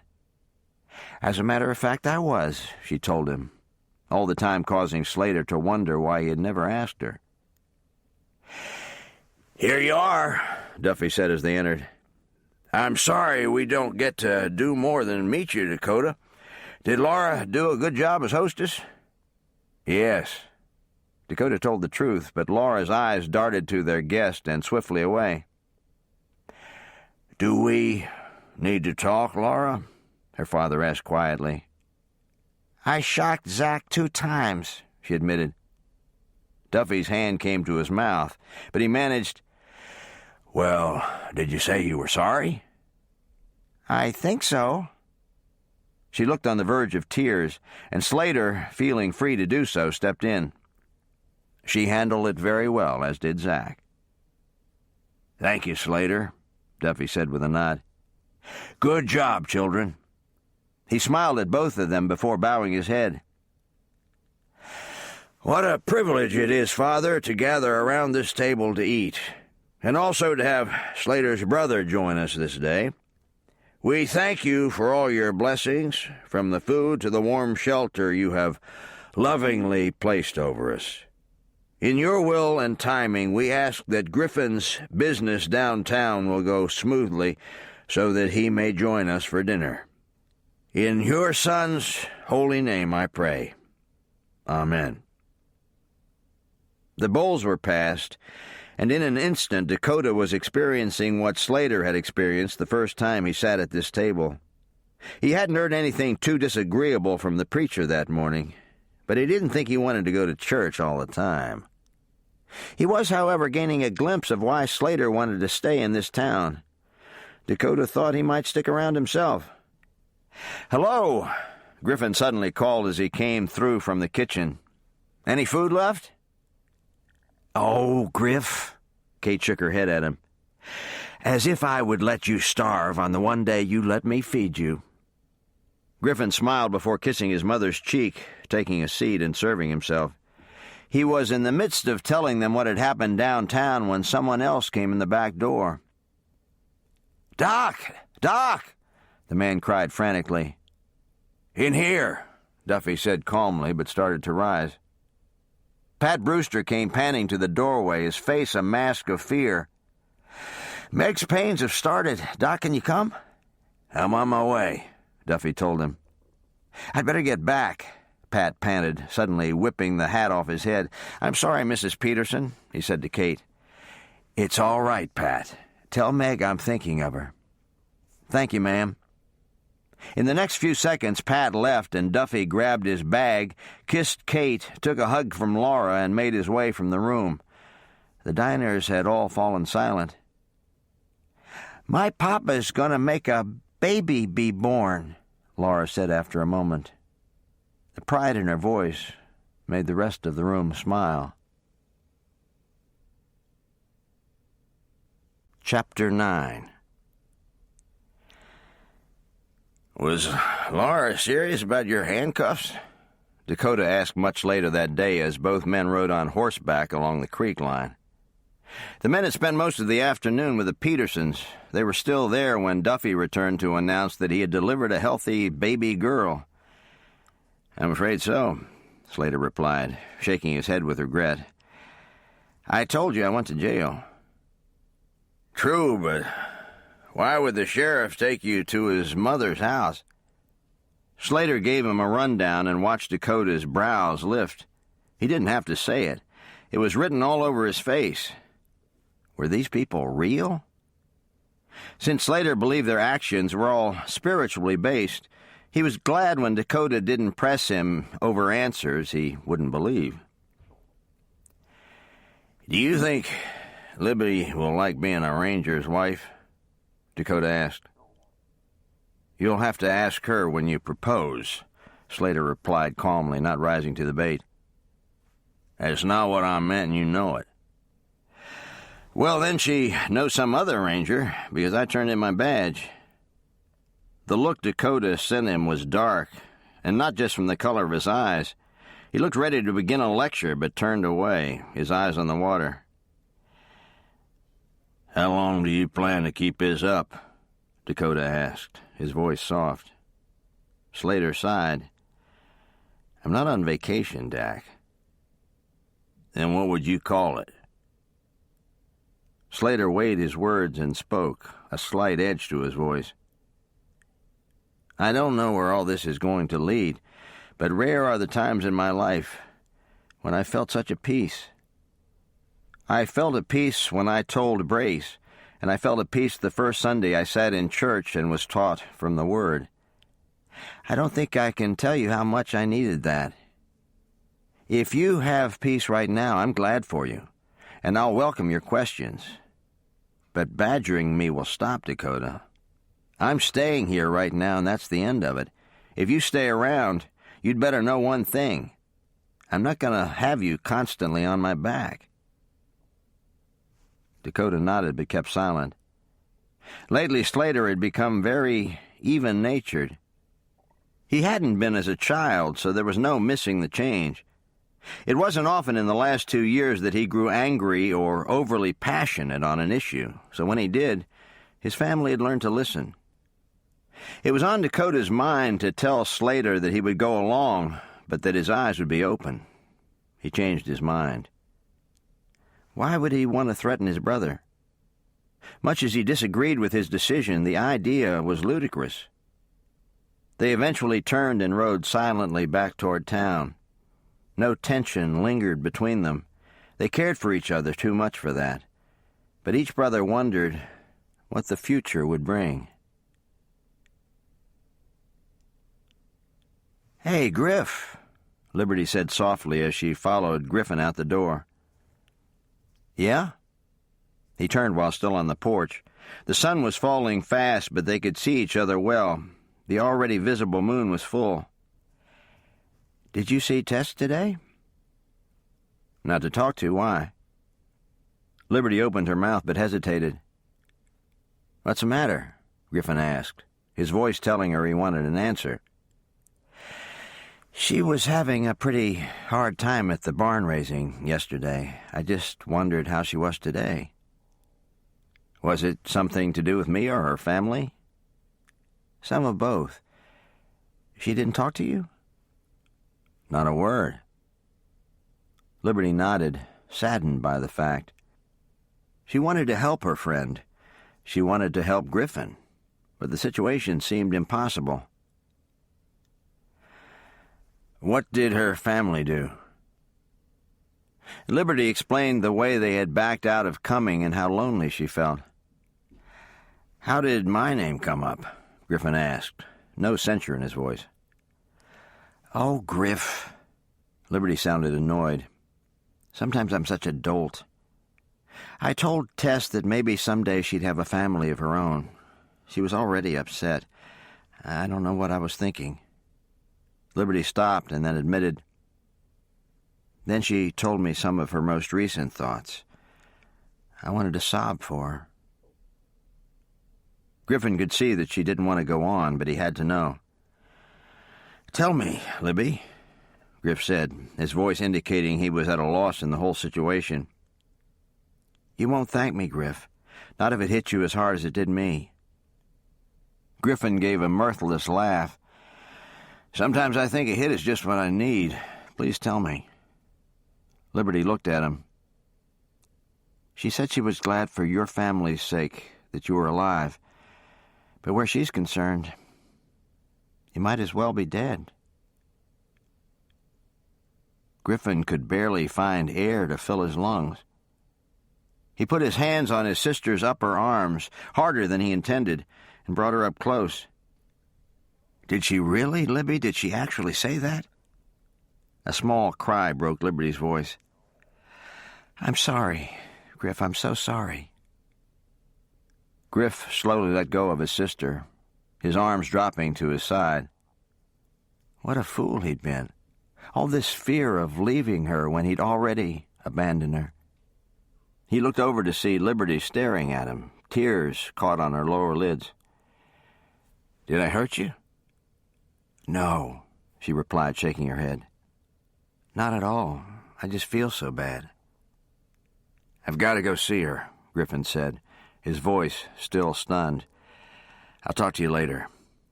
"Okay." Griffin was 10 steps off the porch when he turned and ran back. He hauled Liberty into his arms and hugged her tightly. "Thanks, Lib," he whispered. Liberty stood still long after her brother moved out of sight. Her heart in her throat, she prayed that God would give Griffin wisdom and that Tess would just keep trusting. "Well, Griffin," Mrs. Locken said with a smile. "Come in." "Thank you, Mrs. Locken," Griffin said as he removed his hat. "But could I possibly see Tess here on the porch?" Mrs. Locken smiled. This man had never done anything to make her worry, but it was a cold evening. "Tess is in the kitchen, Griffin. You won't be disturbed in there." "Thank you," he said softly as he crossed the threshold. The house was warm, and with his heart trying to jump into his mouth, he began to perspire. "Just go on through, Griffin," the lady of the house invited. "Tess is working on a pie." Griffin greeted Mr. Locken as he passed through the living room, but he only waved his hand and kept the newspaper to his face. His legs feeling weighted, Griffin made his way to the kitchen at the back of the house. Whoever had built this home had not spared in space. It was roomy and comfortable. The dining room was dim, but more light peeked from under the closed door to the kitchen. Griffin pushed open the door without knocking, standing just inside until Tess looked up from her work. "Well, Griffin," she said in surprised delight. In just a few strides, Shotgun Sheriff covered the distance between them and took Tess's flowered-covered hand in his. "Marry me, Tess," he barely managed through suddenly dry lips. Tess closed her eyes for a moment and sighed. She then smiled into his worried gaze and said, "Just name the date, Griffin, and I'll be there." "Oh, my wonderful Tess," the sheriff breathed as he drew her gently into his arms. "I love you so." "Oh, Griffin." Tears were coming now, and Tess couldn't stop them. "I never thought," she began. "I know," he said as he moved back and smoothed the hair from her brow. "I just didn't understand until Lib told me what you said." Tess wasn't long in catching on. "It was horrible of me." "It wasn't," Griffin said emphatically. "It was horrible of me. But to be honest, I really thought I was doing the right thing. Now I see you're right. I might as well be dead for you if I'm going to keep us apart." Tess couldn't take it. She sobbed into his shirt front and couldn't stop, even when she heard the door open again. "I'm sorry," Griffin said, turning to see Mrs. Locken. "I didn't know she'd cry." "What is it, Griffin? Has something happened?" "I asked her to marry me." As though he was watching the scene all over again, Mrs. Locken began to cry, too. She and Tess came together in a hug and then laughed at each other's teary faces. "I'm sorry," Mrs. Locken told Griffin. "You can't have bargained on both of us sobbing all over the place." "Well, I left my sister in tears when I came over here, and something tells me my mother will do the same." "So Libby knew?" Tess asked. "What did she think?" "No, she didn't know. But she told me what you'd said, and that was upsetting." Tess briefly explained the conversation from the day before, and Mrs. Locken hugged her again. Ready for a lighter subject, the older woman said, "Tell me, Tess, a big wedding or a small affair?" Tess looked at Griffin. "I don't care, just as long as I become Mrs. Drake." "Oh, my Tess," her mother complained. "You'll have me going again." "Come, let's go tell your father." The next few minutes went much better than Griffin could have anticipated. Mr. Locken actually put his reading material down long enough to smile at his daughter, congratulate the both of them, and ask about the date, something that would have to be considered. One of Tess's brothers even came home from downtown and heard the news as well before going off to his room. When Griffin was finally ready to leave, Tess walked him onto the porch. "I won't sleep tonight," Tess said, "and that means I'll have bags under my eyes. If I see you tomorrow, you'll change your mind." Griffin laughed. "That's not going to happen." Tess could only stare at him. "I love you, Griffin." "I love you, Tess, so very much. Thank you for helping me see what I'm missing." Tess nodded. "We have to trust. For all we know, something could happen to me." "I hope not," Griffin said softly. "I hope we're still gazing into each other's eyes 30 years down the road." All Tess could do was smile. It was the last thing Griffin saw before he turned and headed for home.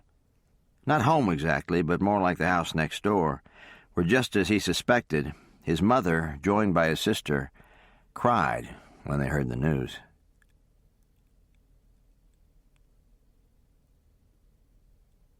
The man working with Hank Hathaway when Slater landed on the job the next morning was one of the biggest men Slater had ever seen. A vague remembrance of someone lifting a horse from the creek passed through his mind, even as he went forward to see if he still had a job. "I'm Slater Rawlings," he said as he put out his hand to the stranger. "Price Hathaway," the huge man said in return, just before he engulfed Slater's hand in a gentle grip. I hear you've been filling in." "Yes," Slater said congenially, even as his heart sank. It sounded as though he was no longer needed. "I've been in Austin," Price informed him. "I'd heard that. How was it?" An odd light flickered in the larger man's eyes. "Not like I thought." "Did you make friends there?" "I thought I would, but I didn't." Slater ached a little for this gigantic young man. He had the face and eyes of a boy, and maybe the heart of one, too. "What do you want Slater to do, Pa?" Price turned and asked. "Same as always," the older Hathaway grunted, not bothering to look up. Price turned back to Slater with a huge grin. "Pa's as informative as ever." Slater smiled before he went for a hammer. He came back and began to stack and organize the lumber. Right now they were building a house. It wasn't long before Price was working beside him. "You ever been to Austin?" the young Hathaway asked. "I have, yes." "It's big," he said with awe. "I had heard that, but I wanted to see for myself." "Did you get to work there?" "I tried, but nothing panned out." "What did you want to do?" "I wanted to build houses. Big, fancy ones. But everyone I met told me I should be in the saloons. I finally ran out of money and had no choice. I was hired right away." Slater took in the pained look on his face. Yes, he was the perfect size for a bouncer, but clearly not a rough individual. The combination wouldn't have worked. "How'd you get home?" Slater asked as he began to place a board against the studs and nail it into place. Price worked on a plank of his own. "I finally saved enough to go. They actually owed me a little more pay, but I wanted out." Slater wanted to ask if it was nice to be home, but the pain on Price's face was too raw. "Where is that saw I asked for?" Hank called. Unlike Price's last communication with his father, this time he didn't smile. His look was clearly long-suffering as he turned to help his parent. Slater watched the two of them for just a moment, wondering what the week would bring. "I'm here for my gun," Dakota told Liberty as soon as he opened the office door. Liberty laughed as she stood and took the weapon from the wall cabinet. "I really am sorry," she said as she handed it over, eyes brimming with pleasure. "You look sorry," he teased back and then shook his head. "It wasn't a very nice welcome to your fine town." "That's true," Liberty had to admit. "Think of my feelings. You've got some patching to do." Liberty laughed again. "All right, I'm very, very sorry." Dakota shook his head. "That won't do. Nothing short of lunch with me will help." Liberty's mouth opened in surprise, and she gave an incredulous laugh. He was certainly smooth, but she wasn't going to agree. When her features were composed once again, she told him plainly, "I'm going home to have lunch with my mother and sister. You're free to join us, but that's my final offer." Dakota smiled. He liked a lady who wouldn't let anyone push her around. Not getting her alone would make it harder to find out her feelings for Slater, but maybe he'd learn something after all. "Your mother won't mind?" Bold as he'd been, he felt a need to check. "No," Liberty shook her head. "I've brought stray pups home before. Ma'am will understand." Dakota fought hard not to smile, but it wasn't working. He had seen how fun she was on Sunday, but not had it directed at him. He'd just found a comeback when a woman's stringent voice cut through the air. "I tell you, I want something done." Both Liberty and Dakota turned as Griffin came through the door, closely followed by Mattie Flowers. "I swear those Potters were up all night. Now, are you the law in this town or not?" "Have a seat, Mrs. Flowers." Griffin returned calmly as he took the desk chair and pulled out his report folder. He began to write, his head bent, while the lady in front of the desk went puce with outrage. "My dog's hair is falling out. If they shot those guns once, they shot them 100 times, and I want to know what you're going to do." Griffin took a few notes and then looked up. "I'll come out and check on things, probably later today or this week for sure." "Why not now?" "Because if they roughhoused until that late, they'll all be dead asleep for most of the day." "Well, you wake 'em up. That's your job." Griffin let her rail for a time, but eventually turned a deaf ear. "How'd it go?" he asked Liberty. "Fine. I never left the office. Duffy stopped by with the mail. I left it there for you." "All right, thanks, Lib. What are you up to, Dakota?" "I just talked my way into lunch at your mother's," he answered, but went on to say what he was thinking. "Has Slade ever mentioned what I do?" "Yes, he has." Griffin remembered even as he said it. Dakota nodded. "If I can be of help while I'm in town, please say the word." "Thank you." Maddie's voice had quieted, but she was still sitting there seething and muttering to herself. Knowing that Griffin would best know how to deal with her, Liberty moved to the door, Dakota on her heels. "Tell me, Libby," Dakota asked almost as soon as they were outside, "how did you become the deputy?" "My father taught me to shoot, and I filled in as Griffin's deputy ever since he's had the office. I think most of Griff's deputies have come into the job with stars in their eyes. They think it's going to be exciting and action-packed. But Shotgun's a very peaceful town. Deputies hear something bigger or better and move on." "But not you." "No, not me. I grew up here, and I love it. My father was the sheriff for years. He died in the line of duty." "And what compelled him to teach you to fast draw?" Liberty shrugged. "He worked with Griff, and I was interested. He let me try." Liberty shrugged again, and Dakota, even though he'd never seen her draw, sensed that there was more to it than that. He might have tried to find out, but the house was in sight. Much as he wanted to know more about Liberty's work with a gun, Dakota actually hoped that her heart would be revealed at lunch. "My brother is getting married," Laura told Dakota, her eyes shining with the news. They just sat down to eat. "He is?" Dakota asked. The ranger hadn't heard this.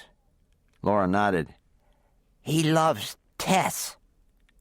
Dakota smiled.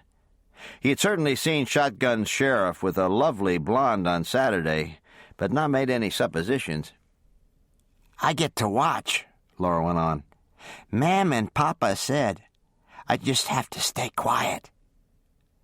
Dakota smiled again and looked up to see Kate watching her daughter, her eyes alight with love. "Well," Dakota put in, "let me offer my congratulations on your getting a new sister-in-law." Laura's eyes widened, and she told her mother, "Another sister?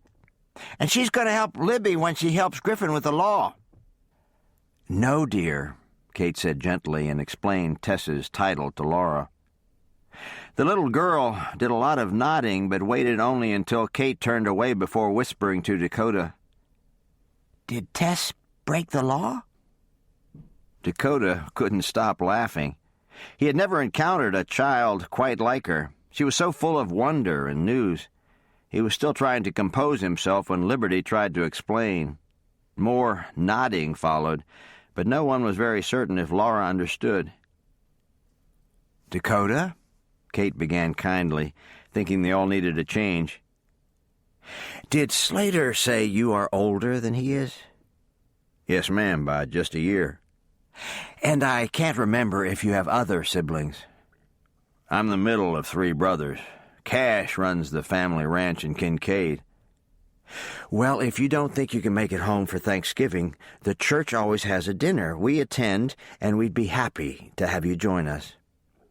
"Thank you, Mrs. Peterson. I think Slater talked about doing that, so I'll probably tag along." "What will your family do?" Liberty asked. "My parents, who moved back to St. Louis about 5 years ago, will dine with friends, but my brother will do as you're doing, meet with families from the church he attends. My grandmother, who lives in Hilldale but visits the ranch each winter, will probably do the same thing."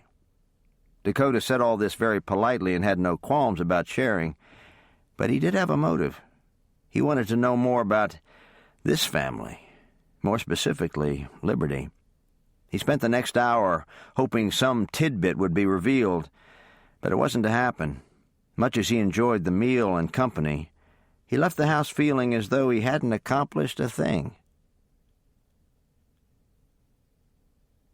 Liberty suddenly made the connection from the comment in the sheriff's voice. Dakota was the brother who was a Texas Ranger. Liberty had already changed into her dress, but she felt a need to check on Griffin. Heading from the house with a brief word to her mother, she moved swiftly back downtown. "What's up?" Griffin asked when she came in, panting just a little. "I just realized I heard you say you might go to the Potters. I wondered if you needed me." "Thanks, Lib, but Dakota's going with me." He was just in to check about it and went back to his horse. "I figure now's as good a time to go as any. They might be a little more docile if they're still feeling the effects."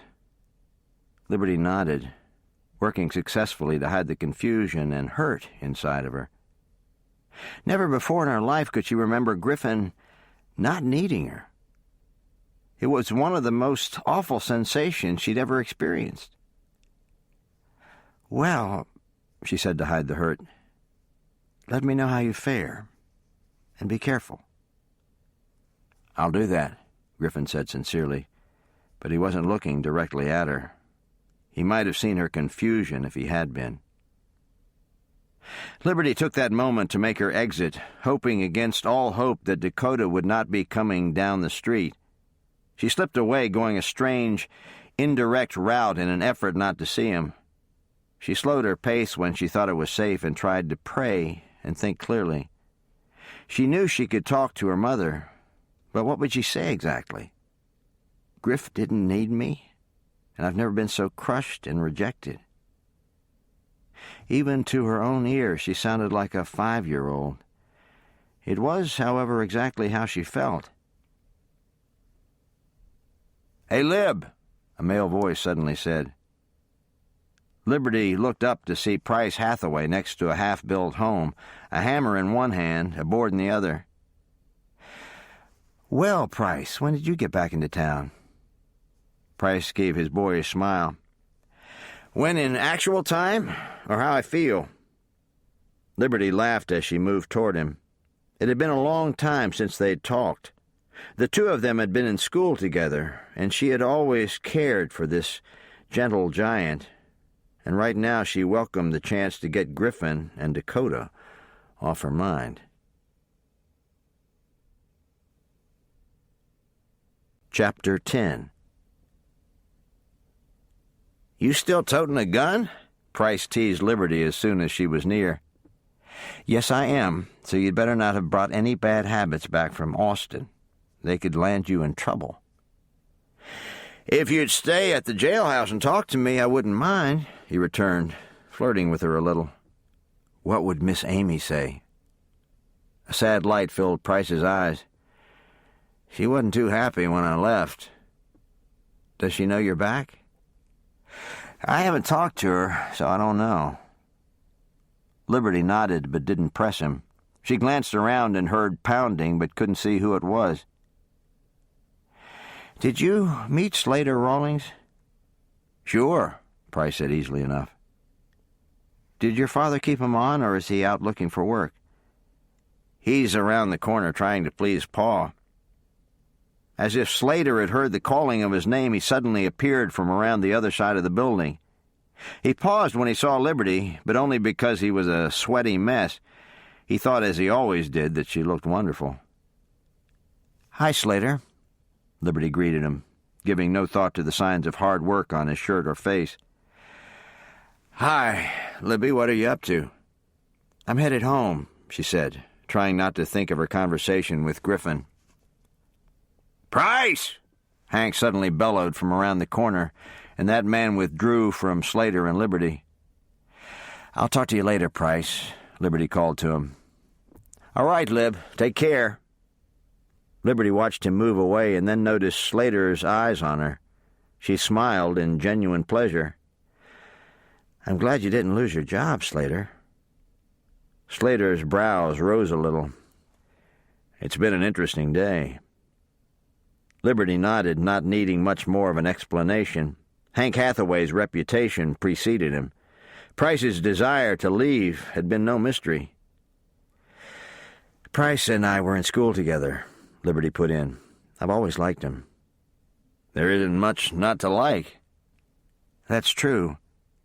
I've always hoped he would marry a certain woman here in town, but I don't know." "Miss Amy?" Liberty looked hopeful. "Did he talk of her?" Slater shook his head no. "Some of the neighbors around here are a mite busy. One came by and asked him questions for far longer than I would have allowed." "He's so kind-hearted. I don't suppose he wanted to wound Mrs. Hurst." Slater smiled at the way she knew exactly who it was. They talked for a few minutes more, but Slater knew he had to get back to work. Liberty went on her way, and Slater returned to help Hank and Price. The temptation to simply follow Liberty and talk to her for the remainder of the day was powerful indeed, but he resisted. Instead, he prayed for her almost the entire afternoon. "And how long have they been giving the town trouble?" Dakota asked as they rode away from the Potter's house. "For as long as anyone can remember. Mattie Flowers didn't mind for a long time. And they're far enough out that not much was said by anyone else. But Mattie's getting older and more intolerant of the noise." "And you say she has her own still?" "Yes, if rumor can be trusted. Rush and Possum Potter built it for her. Maybe that's why she stayed quiet for so long." "What'll you do next?" Dakota asked as they arrived in Shotgun's downtown area. "I'll lie low. Critter is as mean as a rattlesnake, and Ned can be. If I rush things, someone will die. I want to avoid that. But my eventual goal is to shut them down. If I succeed at that, they'll probably move on. I wouldn't wish that on any other town, but I've got to think of how fast our city is growing." Dakota was impressed. He'd been impressed for a long time, but his respect was steadily growing. His first meeting of the town sheriff hadn't given him much to hope for, but behind that smooth young face was an intelligent, clear-thinking sheriff, one who cared about the people as much as he did his job. They parted company after they reached the jailhouse, Dakota heading to Griffin's house and Griffin into his office. Dakota hadn't thought of Slater and Liberty since earlier that day, but now they came to mind. More specifically, Liberty did. He wished that she had gone to the Potters with them, so he could see her in action. "Thanks for putting the kids down, Lib," her mother said that evening. "I swear some days I don't think I'll even get up the stairs to put myself to bed." Liberty came over and kissed her mother's cheek. "What was that for?" "That was from Laura. She said you needed another one." Kate chuckled and began to loosen the pins in her hair. If they had unexpected company, she'd have to put it back up in a hurry, but right now it felt too good to massage her scalp.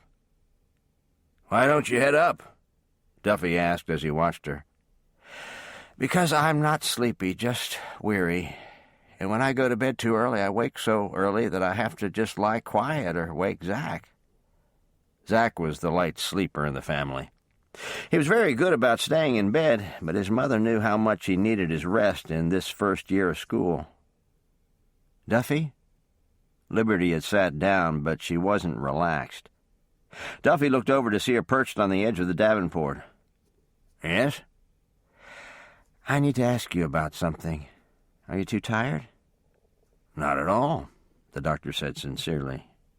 "What's up?" Liberty took a moment to start, and Kate looked to Duffy for answers. His raised brows told her he was in the dark, so they both waited. "Do you remember talking to Tess and me as soon as you got to the barn raising on Saturday?" Now, knowing exactly what was on her mind, Duffy nodded. Duffy, do you really agree with Tess that I don't see when men are interested in me? Duffy didn't immediately answer. He weighed his words and then started. I don't want you to misunderstand me, Lib. And you might, because the single women in our church so dreadfully outnumber the single men. I do agree with Tess that you don't seem aware of the looks that come your way. But most of the time I'm glad you don't see the attention of those men, since they're probably not the ones for you. Does that make sense? Yes, but I still don't see it, she told him, frustration punctuating every word. I think you and Tess are doing more hopeful thinking than witnessing any great male interest in Liberty Drake. That's easy to understand, Kate suddenly inserted. Both Duffy and Liberty stared at her. How do you figure? Duffy asked. Well, she's a deputy. She has to keep her eyes open. She hasn't had time to relax like a lot of her friends have. Kate suddenly looked sad. I wish she had. Liberty sat back. For the first time in her life, she asked herself if she might be too involved in her work. She suddenly found her eyes on her mother and had to ask her a question. Do you wish I wasn't helping Griff, ma'am? Kate smiled. Now that's a hard one, Lib. Do I want both my children in danger, or do I want one of them in extreme danger because he has no one to back him up? Liberty nodded. That made very clear sense, but there was more. As seemingly slow as she was about men, Liberty now asked herself what godly mother didn't want her daughter to meet and marry a wonderful man. I keep praying that God will send the right man to help Griff, but so far, that hasn't happened, Kate continued. I pray for the same thing, Duffy added. Every day. Liberty felt as if she had been hit. She had never once asked God to send someone to replace her. Why was that? The question gave Liberty pause. She suddenly wasn't sure that she wanted to know. A moment later, Duffy asked Liberty if she was all right. Admitting that she didn't know, she was ready to change the subject. She double-checked with her mother about Thursday's preparations. They talked of Thanksgiving for the next hour. When she finally went to bed, her mind immediately moved to Slater, Griffin, and her job. She pushed them all away and repositioned her mind to the baking she wanted to get done for Thanksgiving, telling herself she didn't want to rush this holiday time away with all sorts of other thoughts. It wasn't a solid reason, and Liberty knew that, but she just kept justifying it by reminding herself that all too soon it would be December, with Christmas rushing up on the calendar. Do you know what happened to me on Sunday? Tess whispered to Griffin in the general store. She had been shopping and turned to find him next to her, something that never failed to delight her. What? A very wonderful man asked me to marry him. No kidding. Griffin's eyes were impressively large. No kidding, Tess answered, her own eyes alight with pleasure as she looked up at him. I said yes. Did you? Griffin smiled down at her. When is the big event? Well, her brow dropped in the way he loved. I'm free tomorrow. Tomorrow's Thanksgiving, he reminded her, feeling intoxicated by her nearness. Friday, then? Tess asked hopefully, and Griffin had to laugh. Tess smiled complacently and then noticed the eyes that watched them, mostly older women who should have known better. I can tell this is going to be interesting, Tess said as she turned to examine a row of shoes and belts. Why is that? Griffin asked, studying her profile with pleasure. You might be the most well-known person in town. It's like courting in a house made of glass. Griffin had noticed the attention as well, but there was little he could do or say. He opted for a lighter note. You sound as though you're changing your mind. No longer caring who might be watching, Tess's eyes met his. Not even close, she said softly. Griffin reached for her hand, their fingers entwining for several seconds. Not long afterward, Griffin went back to work, comforted by the fact that in 2 days he could see her almost all day. Nevertheless, he asked God to help him concentrate on the job. Remembering Tess's sweet smile and love for him, he thought he might endanger someone if he even touched his gun. The second week in December was cold. Slater hadn't paid much attention to the weather so far, working with Price and Hank no matter what. But today his head felt full, and every time he bent over the hammer, his forehead and cheeks pounded. He told himself he could make it all day, but by mid-afternoon, he knew he had to get inside. "I don't feel well."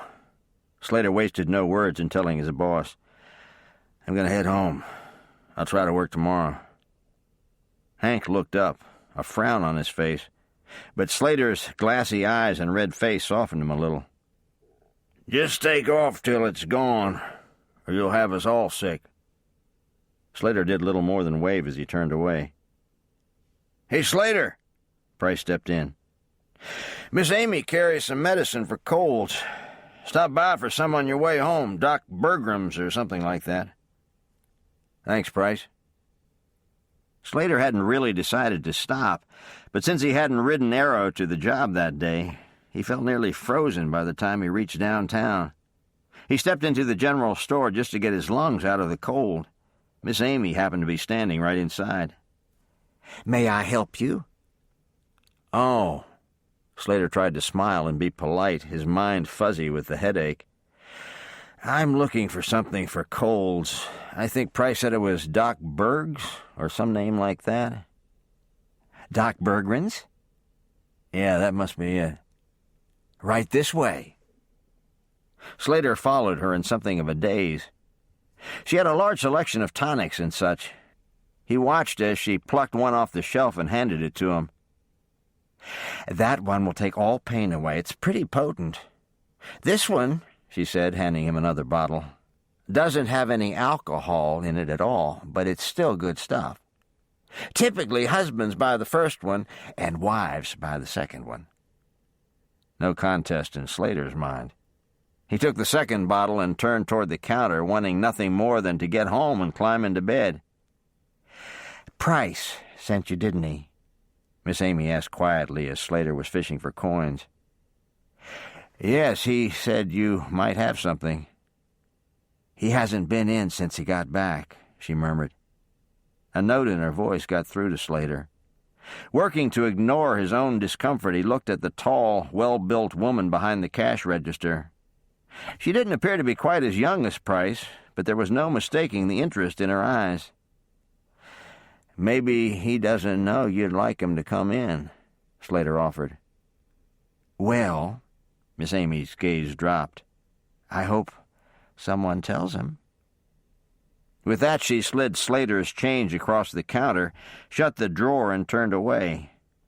Slater watched her take a feather duster to shelves that looked immaculate, his heart turning over in compassion. He felt simply awful, but that didn't stop him from praying for Price and Miss Amy and asking God to open the door if he should tell his co-worker what this woman had said. "Oh, Dakota," Liberty said when the door was opened. "I didn't know you were back." Dakota had been called to work just after Thanksgiving and hadn't been in town since. "I'm just in," he explained. "Come on in." "Well, I don't want to be in the way, but Ma'am thought she saw Slater come in and wanted to send this soup for him. Is he here?" "I don't think so, but maybe he is. Come on through and I'll check." Dakota held the door wide, and Liberty took the pot of warm soup straight through to the kitchen.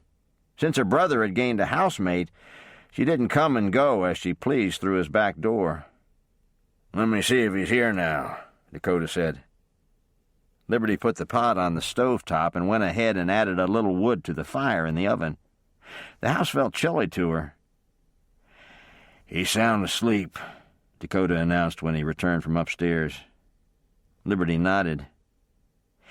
"He mentioned on the weekend that he thought he'd caught something. Well, tell him to rest, and hopefully the soup will help. All right. Thanks. Liberty started back toward the front door, Dakota on her heels. Should I take this as a good sign? Dakota suddenly asked, causing Liberty to turn before she reached the doorknob. For what? Well, Dakota smiled charmingly. When a lady brings a gentleman hot soup, I would say that means she cares. Liberty's eyes lit with amusement. My mother sent the soup, and to answer your question, yes, she cares very much.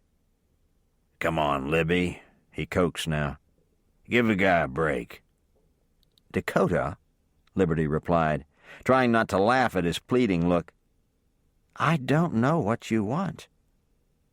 His black eyes narrowed, as they always did when he was in thought. All right, he finally said. I'll play my hand. How do you feel about Slater? Liberty's look was remarkably calm. That, Mr. Rawlings, is a question the gentleman himself will have to ask me. But you could give me a hint.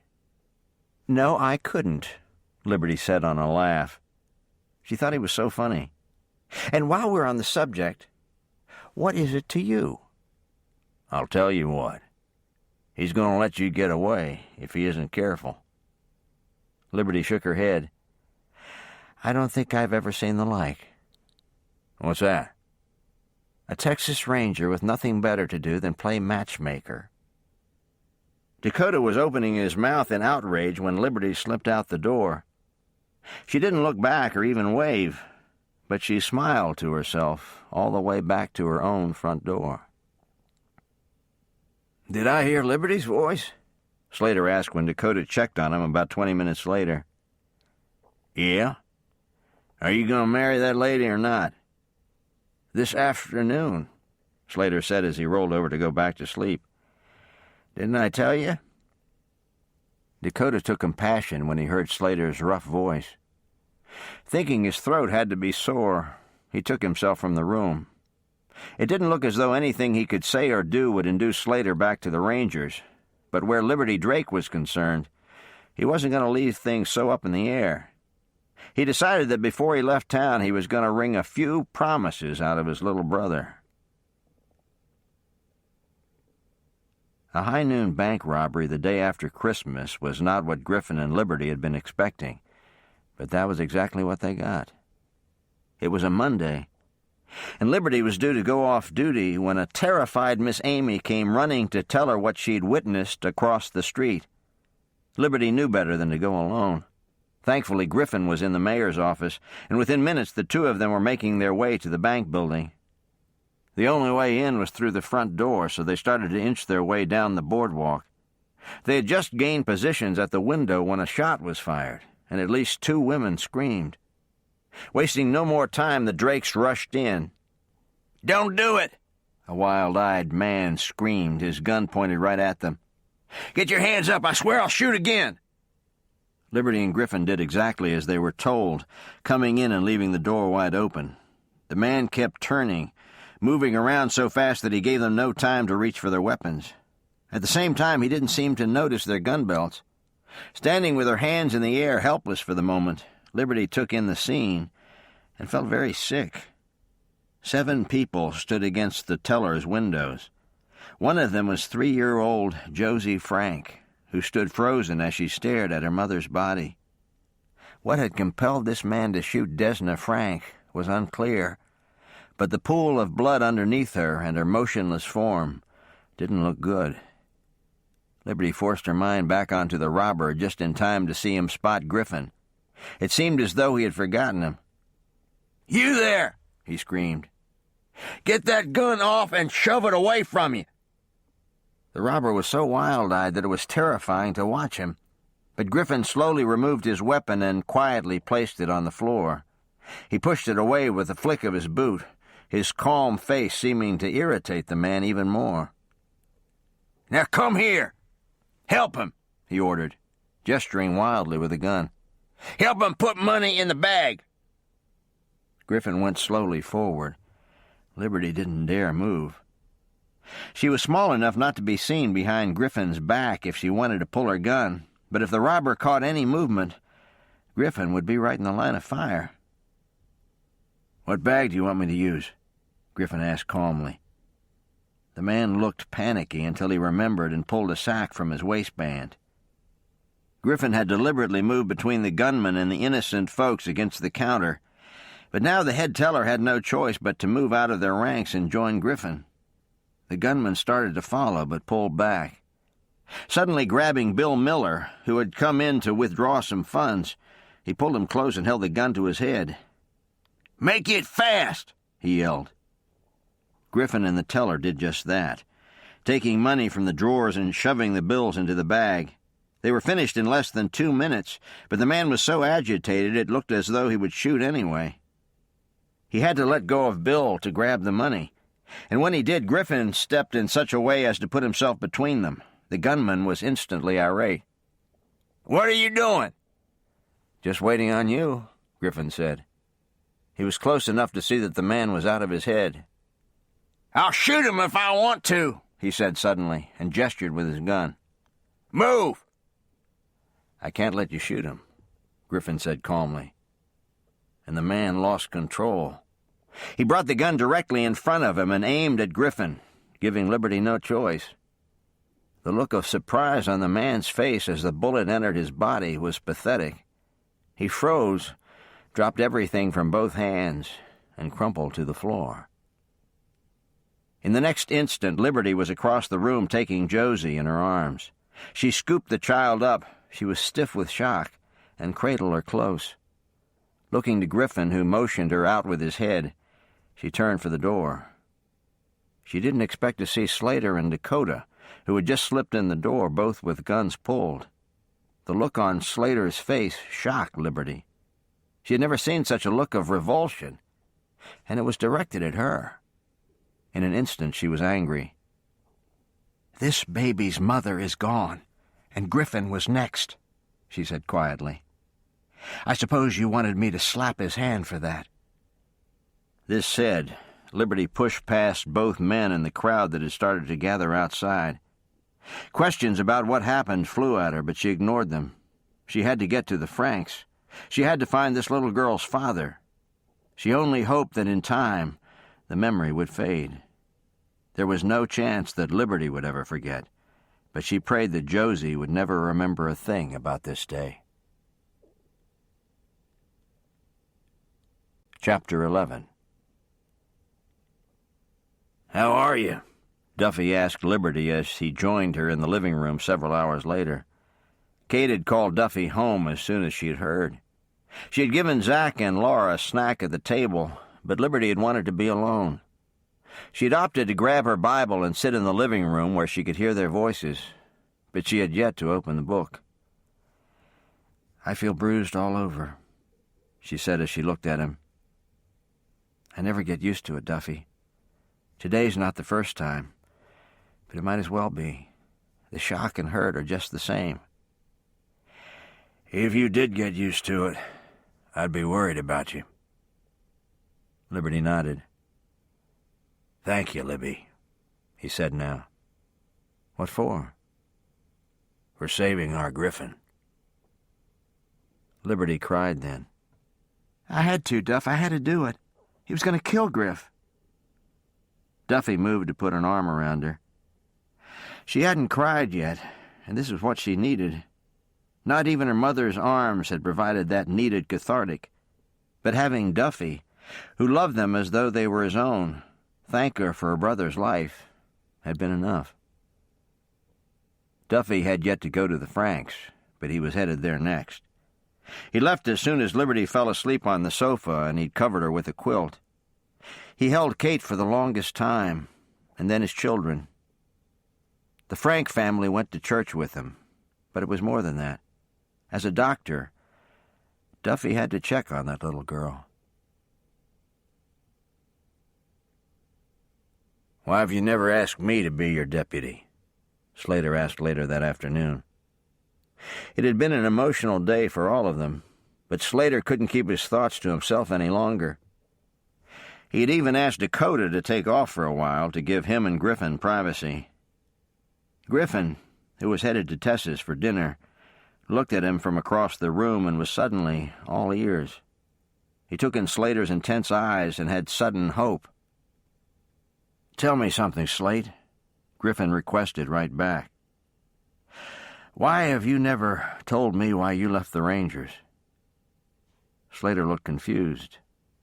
"I thought I did." This wasn't what Griffin expected at all. "Tell me again," was all the sheriff said. "I couldn't keep on the trail for the Rangers, constantly moving around and never having a home church. It was wreaking havoc with my walk with Christ. I knew I had to settle somewhere. Most Rangers can't do that. I don't understand why knowing that is so important." "I wasn't sure it would be, but for all I knew, you'd accidentally killed an innocent man or a child and never wanted to be in law enforcement again. You had opportunity at one point to tell Liberty you were a Ranger, but you didn't do it. Other than me, I've never heard you tell anyone what you were. I didn't know what to think about that. Much as I need a new deputy, I have to be pretty selective about who I have at my back. I think you can probably understand." Slater nodded. He had no idea Griffin's thoughts had run along that line. No wonder he'd not said a word. But there was more, and Slater thought it was time to come out with it. "I would like to serve as your deputy, Griffin. I think I'd do well. But there's more to it than that. I don't want Libby working as your deputy. I've had a hard time with that from day one. I don't think she should be in such a dangerous position." "Liberty takes care of herself very well," Griffin defended his sister with calm self-assurance. "And she has a natural ability. Not to mention I use her only when I have to." Slater still shook his head. "I can't tell you what to do, Griffin, and I won't leave in a huff, but I don't like it." "No, that's not true.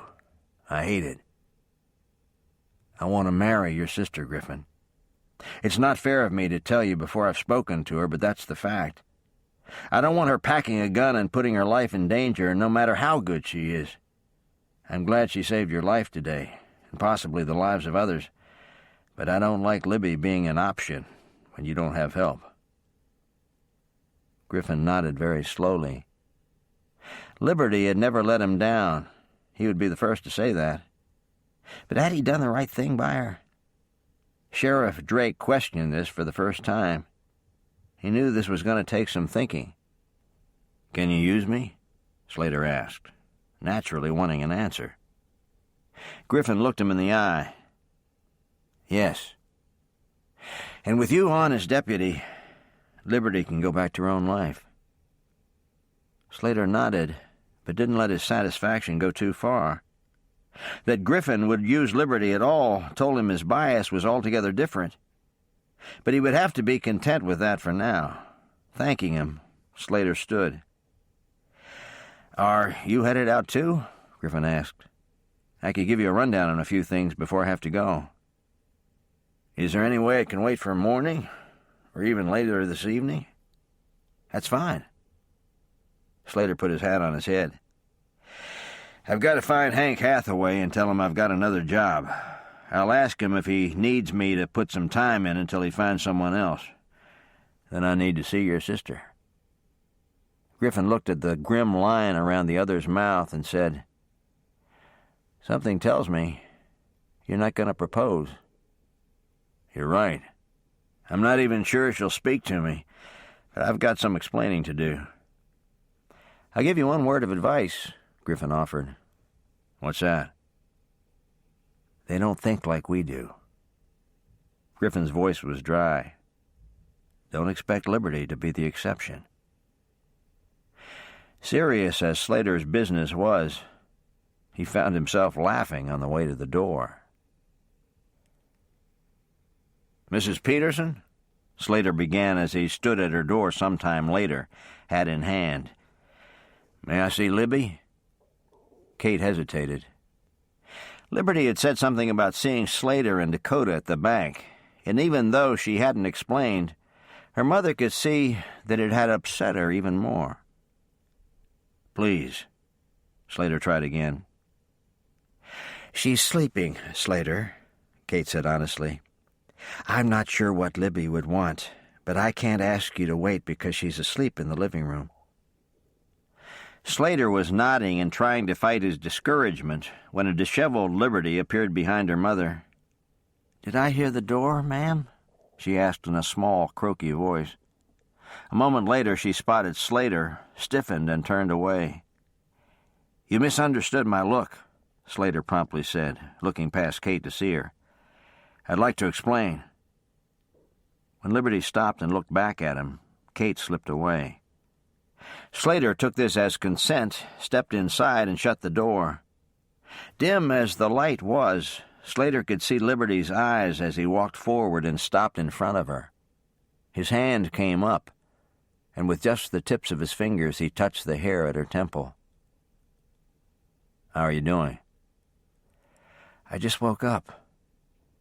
"You might feel drained for a few days," he offered. Liberty nodded. "I always have in the past." Slater had all he could do not to close his eyes and sigh with pain. How could she do this? How could this be so normal for all of them? He had to force his mind back to why he was here. "I'm sorry you misunderstood my look," he repeated, his eyes looking directly into hers.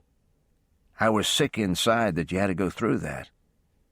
I was sick inside over that poor woman lying in her own blood.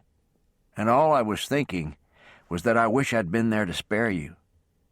I would have done exactly as you did," he told her softly. "But I'm sorry you had to do it." Liberty bit her lip and admitted, "I thought you despised me." "Not even close. I just wish I'd been on the scene faster." Liberty shook her head. "I think I should tell you, Slater, that that's not really anything I've ever expected." "I can understand how you would feel that way, and it's time I told you that I was a Texas Ranger, Libby. I gave up that job right before I came here." Liberty blinked, taking a moment to let it sink in. Finally, "Why, Slater? Why did you give it up?" "I want to tell you. It's not even that complicated. But right now I need to let you know that I asked Griffin whether he could use me as a deputy, and he hired me. I hope you're pleased. If not, I hope you'll talk to me. It may not have been my place to tell you, but I wanted you to know." "Oh, Slater, that's wonderful. I'm very pleased," Liberty said sincerely, even as she took in the full import of his news. She didn't have to back up her brother or stay on edge any longer. She didn't have to worry about someone being there to protect her brother's back. A former Texas Ranger would be on the job to do it.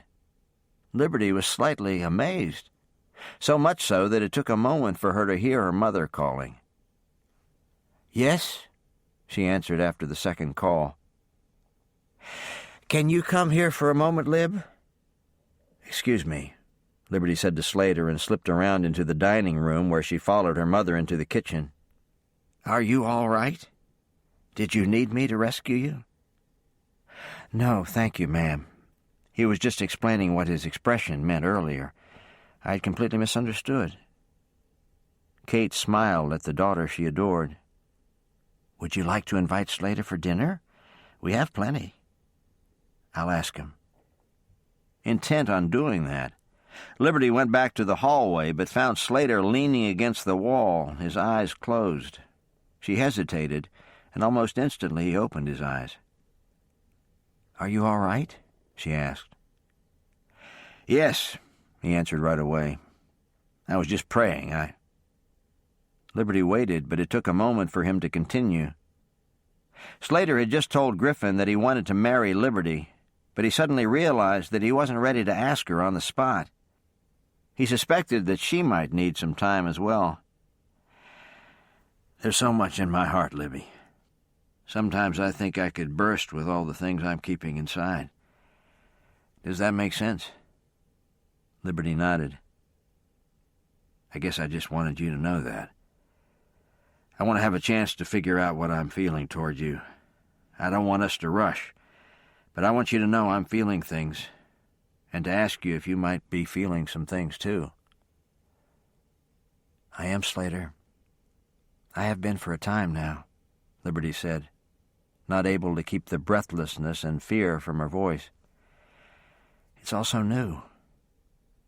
Slater nodded. The light caught her face for a moment, and he thought she looked so pale. He chastised himself for his timing. "I should have waited to talk to you, Libby. It's been a rough day. I am glad to learn, however, that I'm not in this alone." Liberty felt a wonderful warm feeling spiral through her. He was so honest and open. Her mother had told her that women seemed to deal better with their thoughts and feelings than men did, but she wondered if Slater might be an exception. "My mother said you could stay for dinner," Liberty suddenly said, wishing she'd come up with something a little more profound.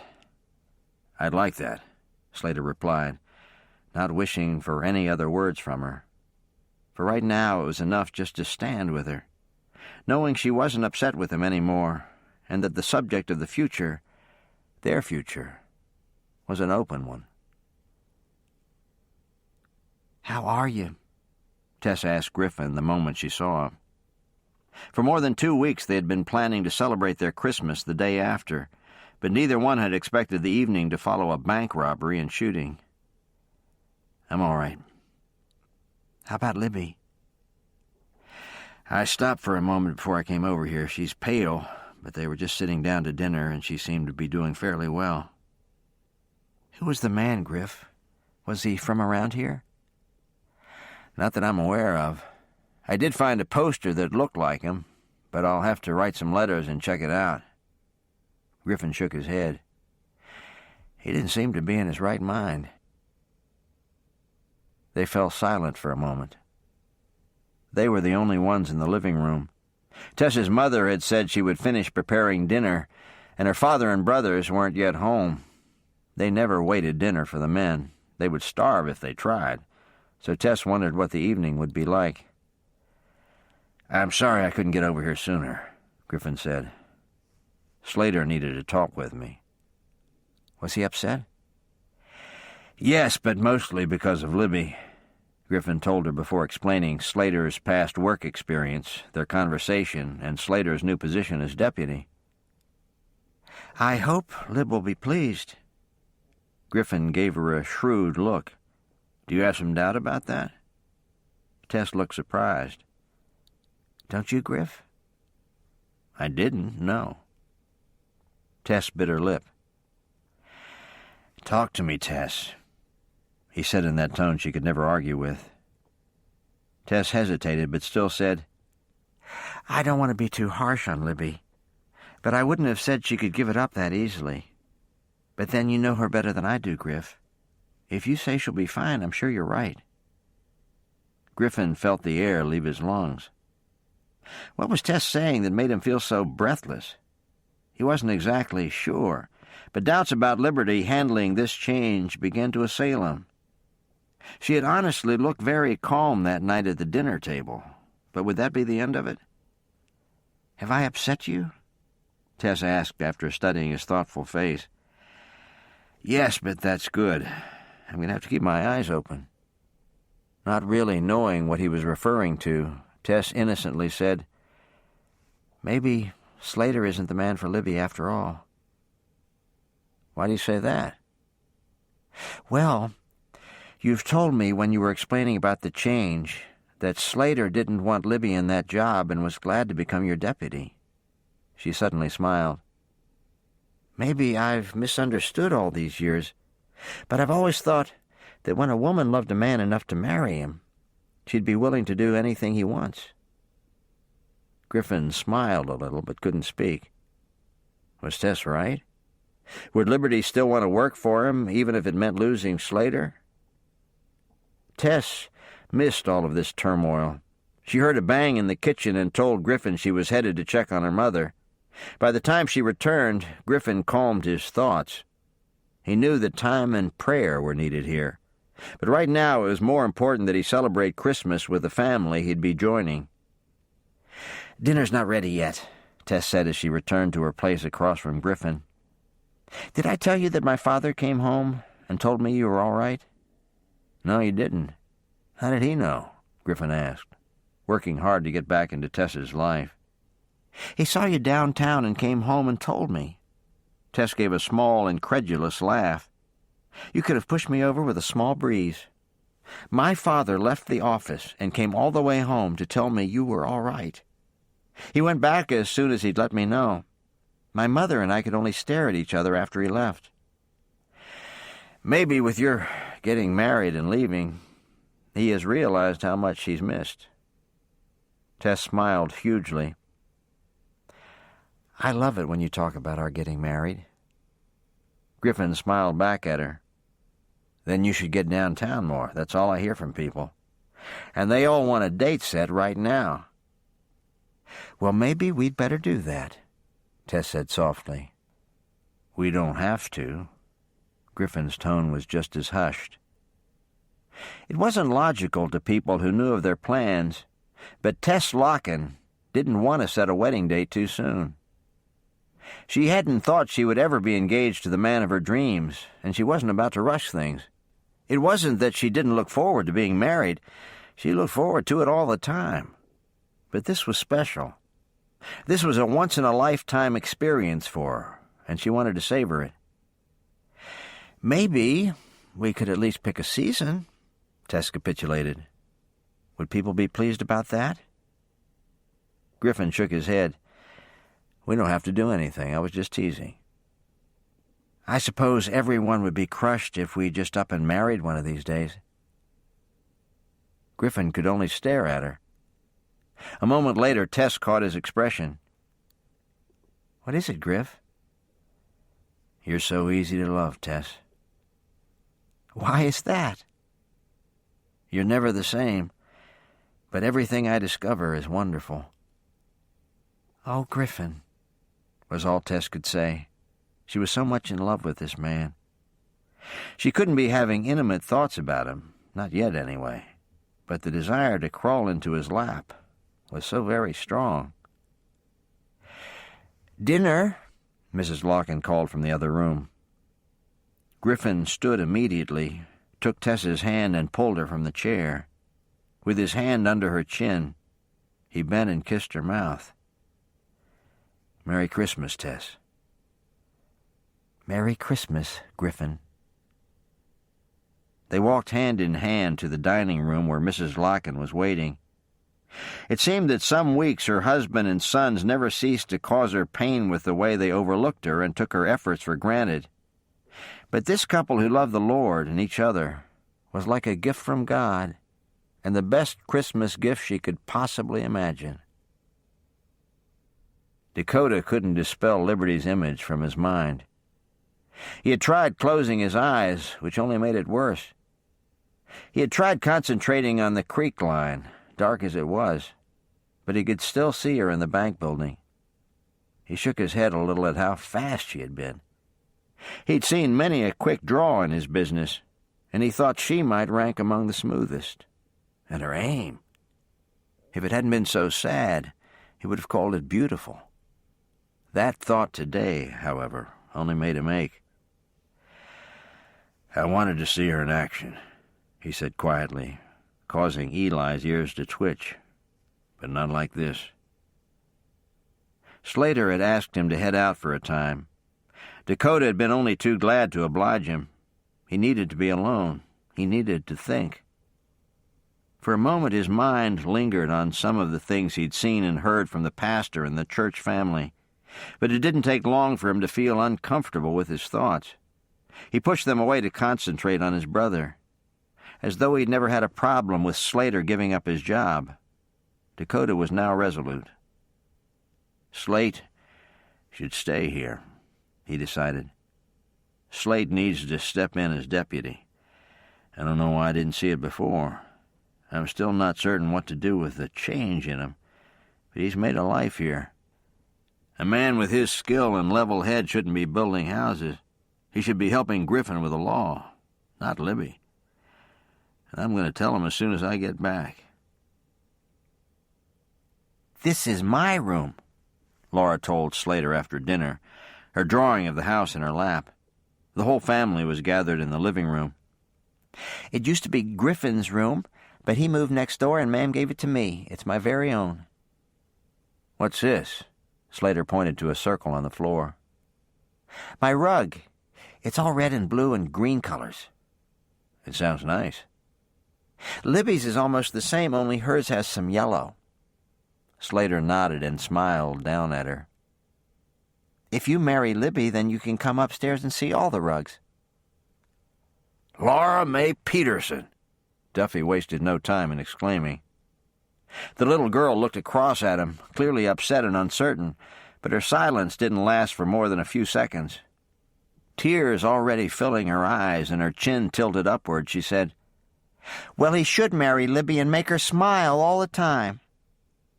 The room was silent with shock, not just over her talking back, but at the words as well. "Libby's sad because she had to shoot that man, and when Slater comes, she always smiles." With that, Laura put her face in her hands and sobbed. Kate was sitting closer than Duffy, so she was the only one to move and put her arms around the little girl. It took some time for her to calm, the others quietly waiting. Laura wouldn't look at anyone, but they all had eyes on her. Duffy waited but could see she was going to keep her face buried against her mother's side.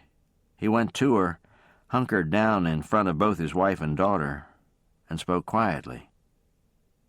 "Laura, you need to look at me." Laura obeyed at once, her little face blotchy and tear-stained. "I know you meant well, but Slater and Libby's relationship is not your business. If you have questions, you may ask Ma'am or me, but you can't just sit and give your opinion whenever you feel like it. Understood?" Laura nodded, and her father gave her knee a little squeeze. "You need to apologize." This said, Duffy returned to his seat, fully expecting to be obeyed. "I'm sorry, Libby," Laura said to the big sister who sat across the room. "I forgive you, Laura." "I'm sorry, Slater." "Thank you, Laura. And I want you to know that I do appreciate the nice words you said." "I can be nice sometimes," Laura told him, "but not always." Slater had to smile over this. He looked over at Liberty to find her smiling at Laura, too. He was still watching her when she noticed him. Duffy asked Zach a question just then, and the little boy began to answer, but it took several minutes for Slater and Liberty to hear.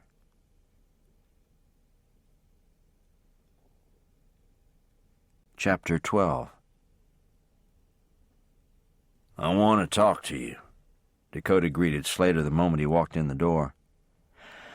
"All right, let me get my coat off." Dakota waited with ill-concealed impatience, and Slater wanted to laugh. It was always clear to him when Dakota had a mission. "When are you headed back to work, Dak?" Slater asked as he sauntered his way toward the living room and took a seat on the davenport. "Not until I'm through with you, at the very least. Now, I've been doing some thinking." "About my life or yours?" "My life is fine," Dakota clarified for him. "Yours could use a little work." Slater laughed, which only got him glared at. "Are you going to listen?" "Yes." Slater schooled his features and worked not to smile. "Now, I think the most logical thing for you to do is apply as deputy of Shotgun. You're good enough to be the sheriff, but Griffin already has a job and he's doing fine. However, a man with your talents has no business pounding nails for a living, and I don't want to hear any arguments. My first choice would be to have you come back to the Rangers, but since you're being mule stubborn about that, this is the next best thing. I'll also concede," Dakota went on even as both men heard the back door open and close, There's a very sweet lady in town who makes staying a very palatable option. But if I find out that you've let her get away, you'll have some fast explaining to do." "Hello," Griffin greeted the men as he walked in and took a chair. He saw that Slater was on the sofa, relaxed as a cat, but Dakota was standing as though giving a lecture. Griffin, not worrying about offending anyone, spoke to Slater. "Did you tell Dakota about the job as deputy?" "Not yet," Slater replied, and let his gaze swing back to his older sibling. Not surprisingly, Dakota was looking right back at Slater. "You could have stopped me," the older man said. "That wouldn't have been half as much fun." Dakota dropped into a chair and shook his head. "Someone should fill me in," Griffin suggested. Slater did the honors, and both men had a laugh on Dakota. "How's Tess?" Slater asked when the laughter died down. "She's fine. Price asked me this morning if the two of you had a date." "That seems to be the common question. Tonight Tess suggested that we just up and marry." "That'd be fun," Dakota agreed. "Spoken like a man," Griffin stated. "I know I'd like it, but somehow I think the women in my life, namely Kate Peterson, Liberty Drake, and Rebecca Locken, would not find it so amusing." "You never know," Slater put in. "Our mother wanted to elope, but our father wouldn't hear of it." "Did she really?" "That's what they've always told us," Slater confirmed. "Our father hailed from modest means, and our mother had been reared in the lap of luxury. Her mother desperately wanted a large wedding, the kind befitting a young socialite. But our mother had had that her whole life. I guess Grandma Slater, who had a terrible time accepting our father, was won over in an instant when he took his future mother-in-law's side and opted for a grand wedding." "What did your mother say?" "She was ready to call the whole thing off," Dakota continued. "She can be rather stubborn, but our father talked her around." Griffin looked between the two of them, so mismatched in appearance. "By the way, where do you two get your coloring?" Both Rawlings laughed. "He should see Cash," Dakota said to Slater. "What does Cash look like?" Griffin took the bait. "Dark red hair, brown eyes." Griffin's brows rose. The two men before him were so different. One was blond with blue eyes, and the other had black hair with eyes so black you couldn't even see the pupils. "And you all have the same mother and father?" Griffin clarified. Both brothers nodded, smiles on their faces. "No sisters?" "Nope," Dakota supplied. "But if you're giving up Laura, I'll take her." "She's a card, all right," Griffin agreed with a small sigh. "She's another reason not to just up and marry." "She gets to watch it happen," Slater supplied the words, "if she's quiet." "I'm not sure that's possible." Griffin's tone was dry. "Actually, I shouldn't be surprised at how different you two look, considering Zach and Laura are like day and night in personality." "Zach's a nice little guy," Dakota said. And with that, the men fell quiet. It had been a long day, emotionally and physically, and speaking of the children reminded them of a little girl who no longer had a mother. It wasn't long before all three men opted to turn in, knowing that the next few days promised to be just as draining. On Wednesday, they would all be attending the funeral of Desna Frank. "Are you up to this?" Duffy asked Kate Wednesday morning. She had been crying since she rose and hadn't wanted anything for breakfast. She now washed the dishes with slow, distracted movements. Kate shrugged. "Even if I'm not, I can't stay away. Desna was my friend, and I need to see Lloyd and Josie." Duffy eyed her face. Her color wasn't good, and he naturally thought of her condition. "Stop looking at me, Duffy," she told him as she handed him a plate to dry.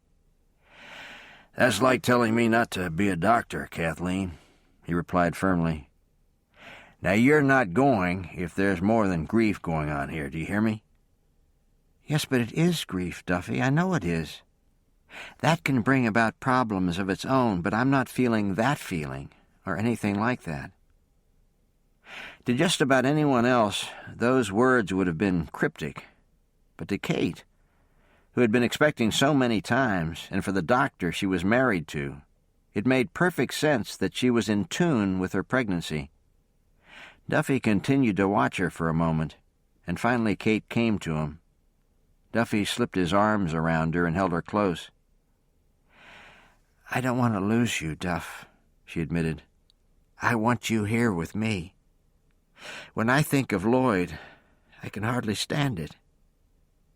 Duffy pressed a kiss to her temple. He'd had the same thoughts about her. He held her a little closer, already feeling the baby between them. He never tired of touching or holding her. He wasn't a lot taller than she was, but the difference in their heights gave him wonderful access to her soft hair and brow, where he kissed her again. "We should always have the attitude that we're not staying here permanently, but there's nothing like a death to remind us of how frail we are." "I'm glad school was canceled. I want the children with me." "I'd have kept them home anyway," Duffy told her. "Laura told me she wants to talk to Josie, but I told her I'd have to think about it." "She means so well, but I'm a little afraid of what she'll come up with." They heard noises behind them then, and weren't surprised when Zach came forward and hugged his father from the side. Duffy slipped an arm down to hold him. "Where are Libby and Laura?"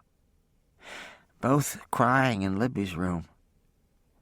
"Maybe I should go up," Kate said, and moved a little, but steps could be heard on the stairs. Sure enough, the teary-eyed sisters joined the family in the kitchen, and 15 minutes later they headed for the cemetery. 2 Corinthians 5 says, "Therefore we are always confident, knowing that while we are at home in the body, we are absent from the Lord. For we walk by faith, not by sight. We are confident, I say, and willing rather to be absent from the body and to be present with the Lord." Pastor Karen read these words to the crowd as they huddled close against the cold wind. Rain was threatening. "Can there ever be good news at a funeral?" the pastor asked. "I just read verses to you that would give a resounding yes." Pastor Karen went on to say, "Desna Frank was 24 years old. She was born in Dallas on May 1st, 1857, to the late Henry and Lottie Jeffers. She lived most of her life in Dallas and moved to Shotgun after she married Lloyd Frank in 1876.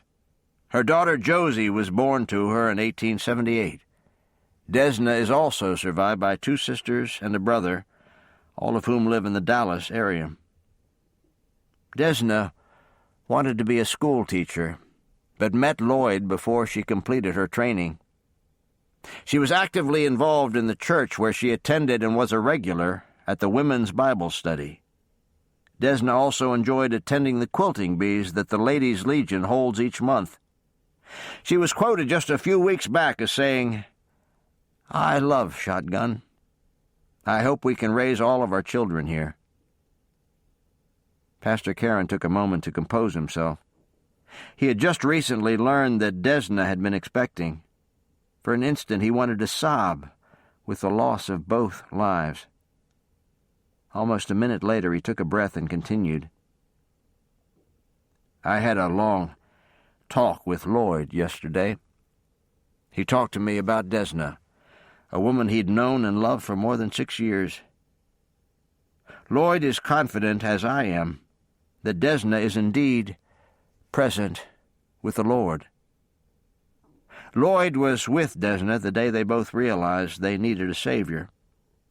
He told me all about the camp meeting where they both sat, hungry for the truth about eternity, and how they needed to fill the ache inside, an ache that was spiritually based.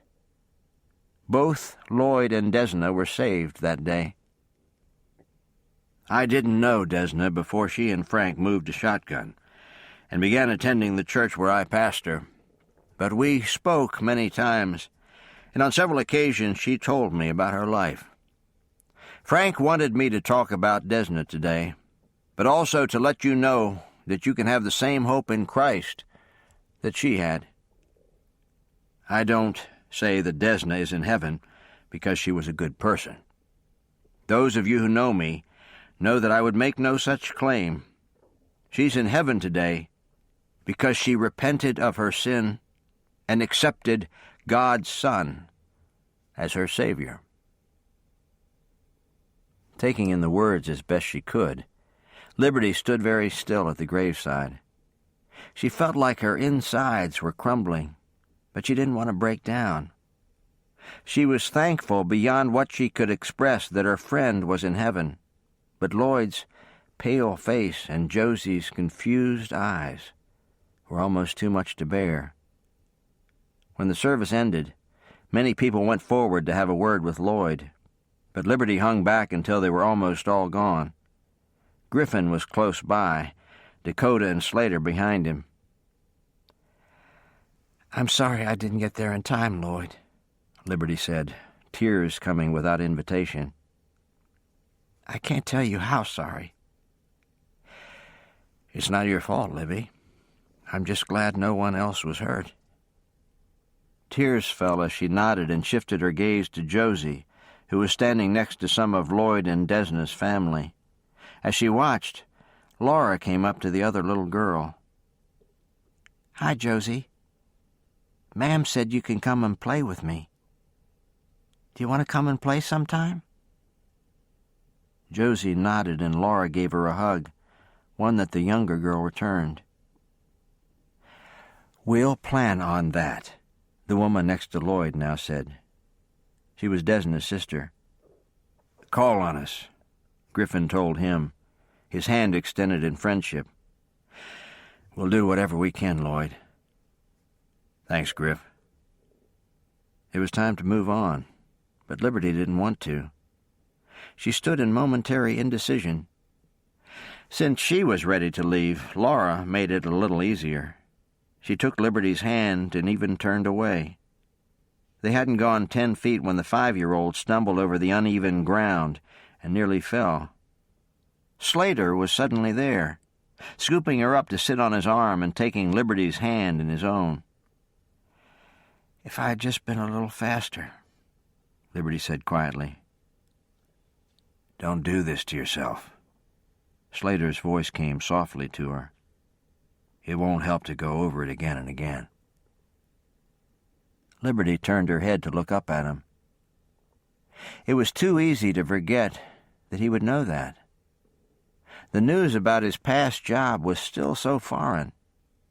Dakota seemed like a Texas Ranger, but for some reason Slater did not. A moment of disquiet filled her.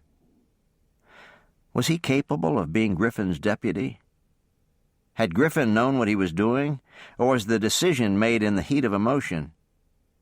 On top of these upsetting thoughts, Liberty abruptly realized how warm and solid his hand was, and how confidently he had taken over with Laura.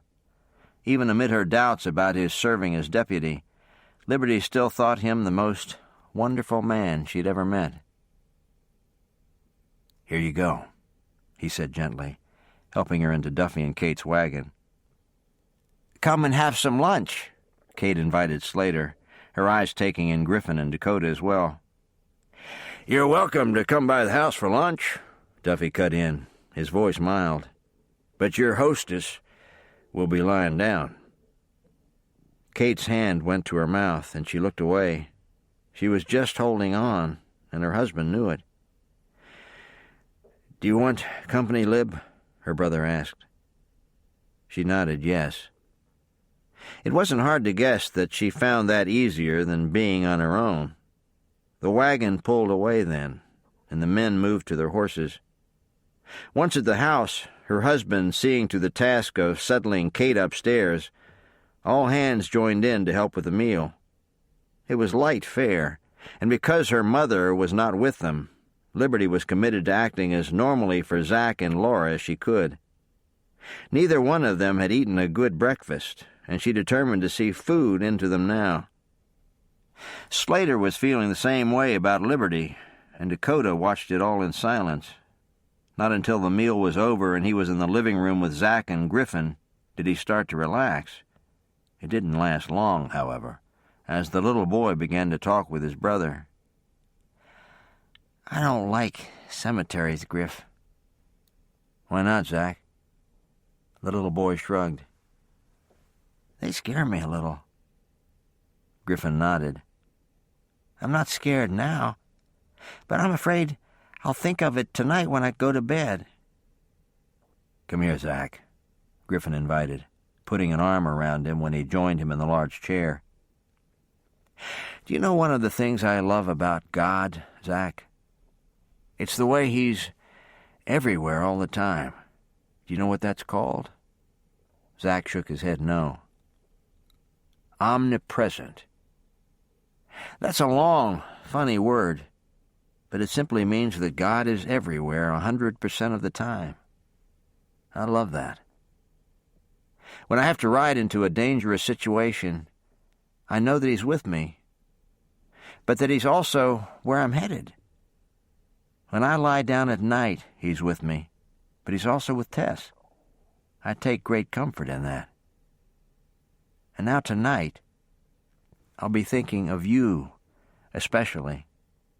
I'll be so glad that when God is with me, he's also with you in your bed, and with Josie Frank where she's sleeping, and even at the cemetery.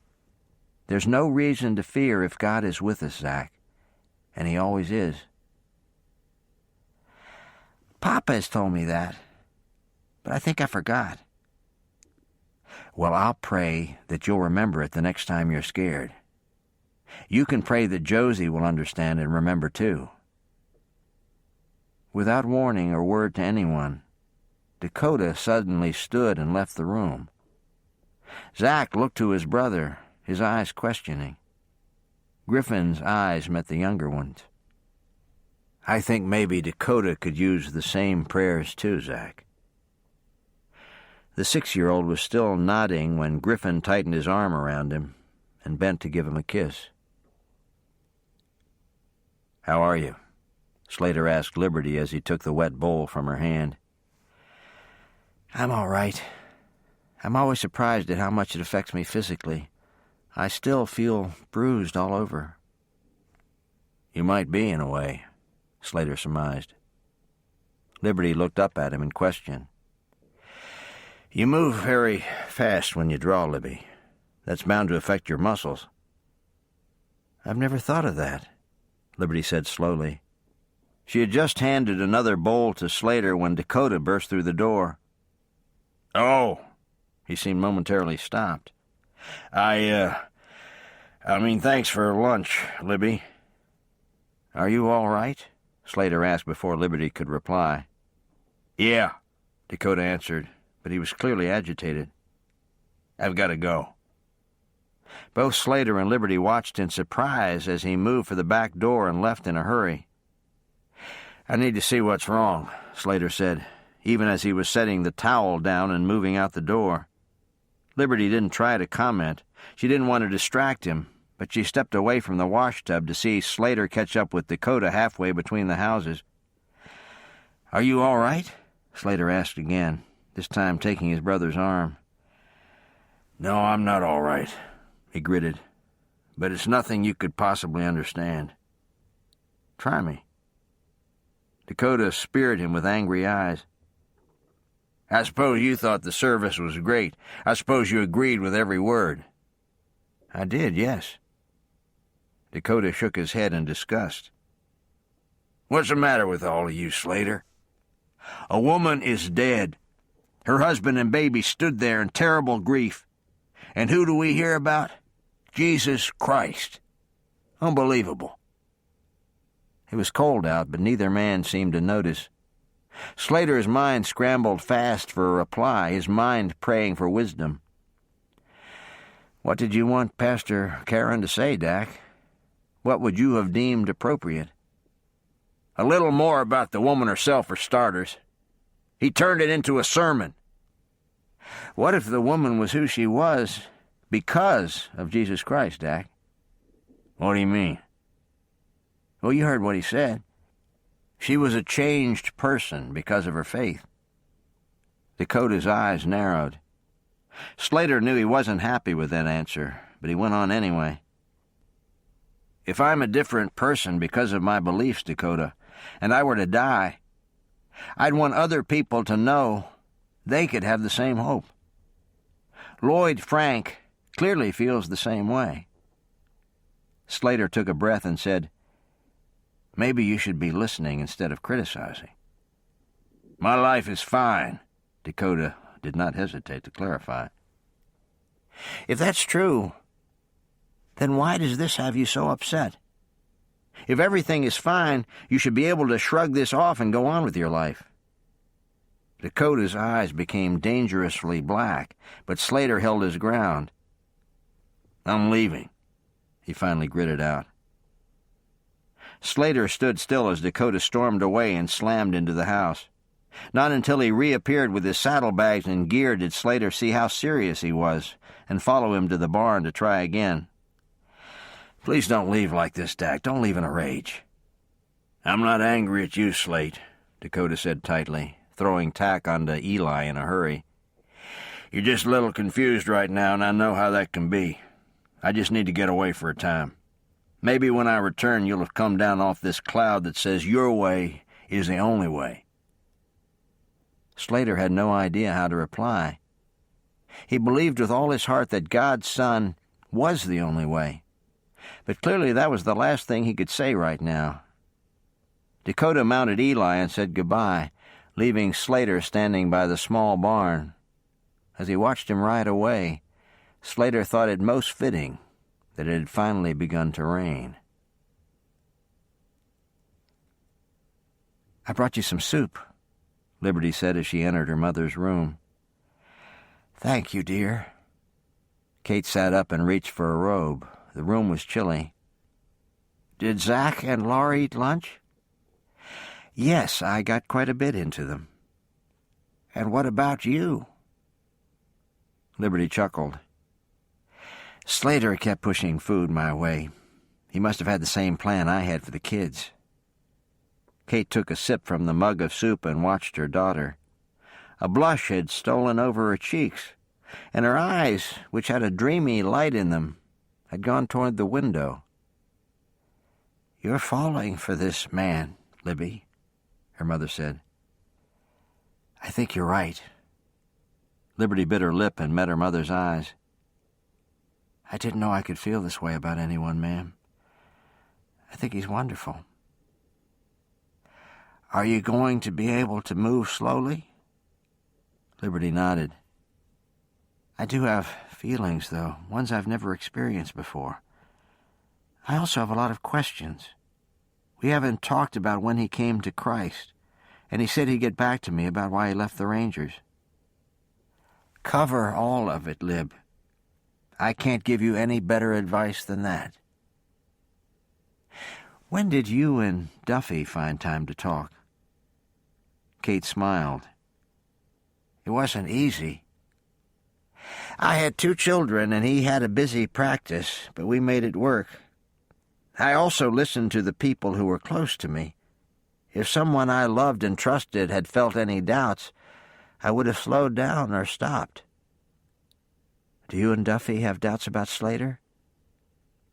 "Not doubts, but we do want you to go slowly. We think Slater is wonderful. We're delighted that he's taking the deputy's position, but that doesn't mean he's the man God has for you." Liberty nodded. "I think about what Tess said, too. You know, about my never noticing male attention before. Maybe all I'm feeling is a first-time infatuation." "That's what time will determine, dear. Give yourself lots of it." Liberty stood and kissed her mother's cheek. "Send the kids up, will you, Lib? I want to see how they're doing." "Will do. Are you coming to the table for dinner?" "I feel up to it, yes, but Duffy may come home and order me back to bed. I'll be down in about an hour." "All right." Zach and Laura were already in the hallway when she left the room, their little faces anxious. "Can we see Ma'am, Libby?" Zach asked. "Yes, Zach. She was just asking for you." Liberty smiled as they raced down the hall and heard her mother's cry of delight. Again she prayed that God would allow this fifth child to come safely into their world.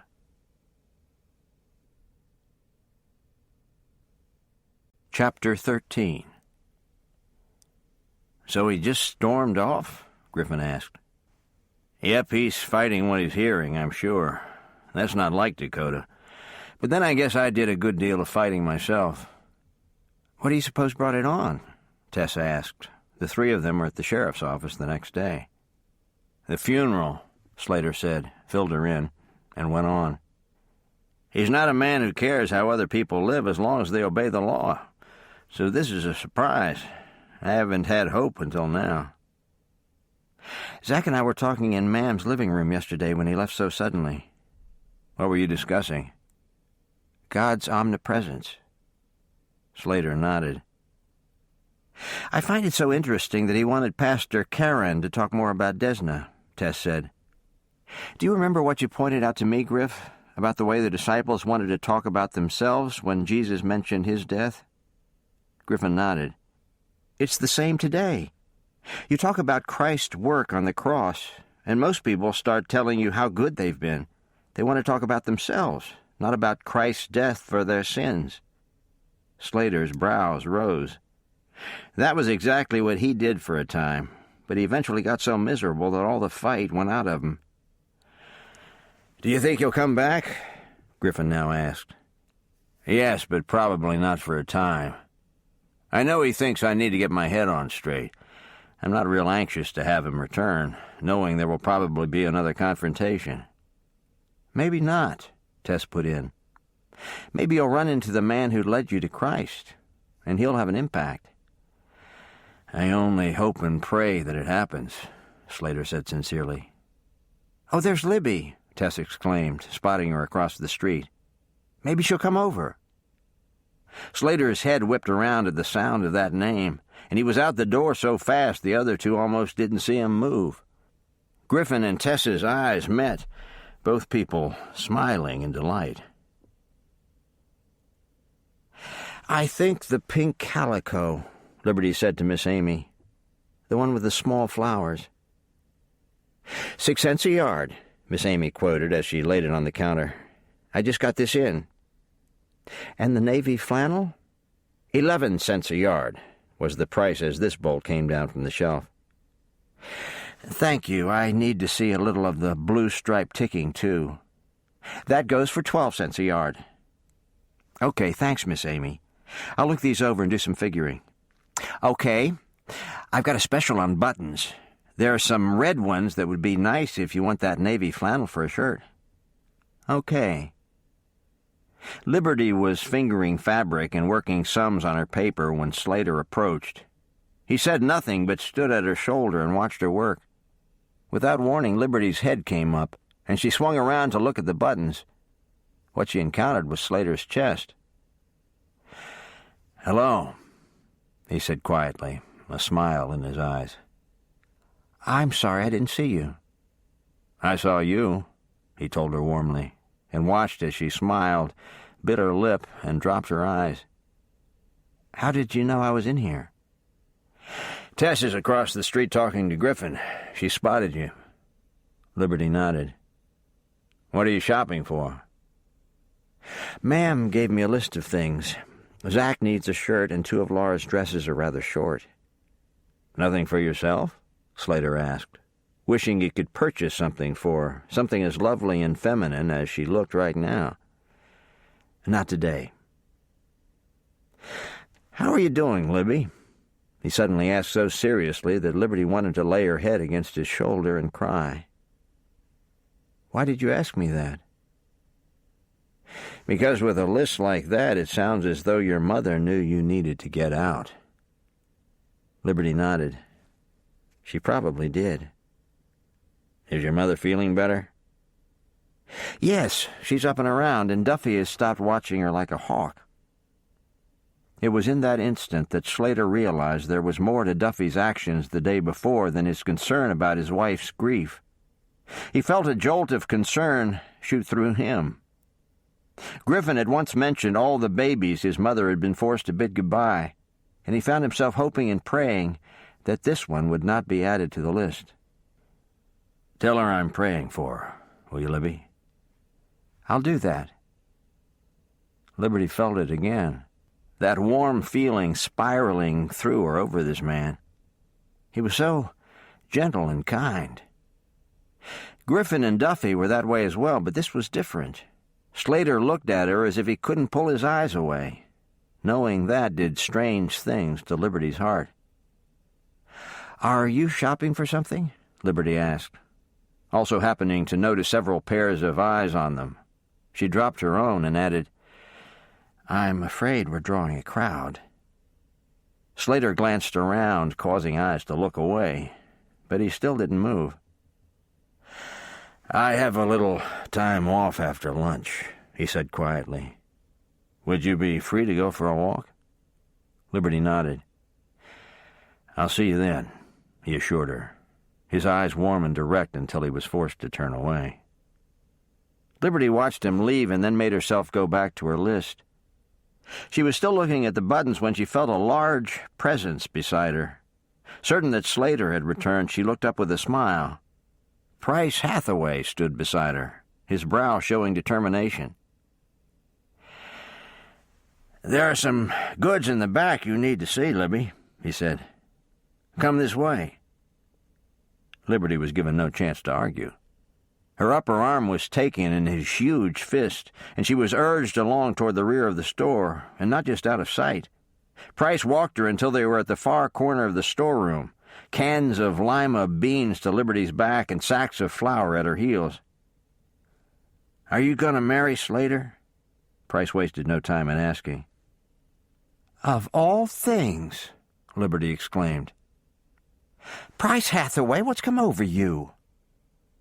Price bent until his face was close. "Slater Rawlings is the reason Amy and I are together again. He told me she still cared. Now, if he's in love with you and wants to marry you, I want that for him." Liberty blinked. There were so many things she could say to that, but all she could manage was, "You want that for him? What about me?" "He's a good man, Lib. I've never known a man like him. He works hard and he's fair. You can't believe what he put up with Pa and never said a word. He even invited me to church. Not since I've been grown has anyone ever done that." "Are you going to go?" "I don't know yet. Amy and I are still talking about it. Marry him, Libby. If he asks you, marry him."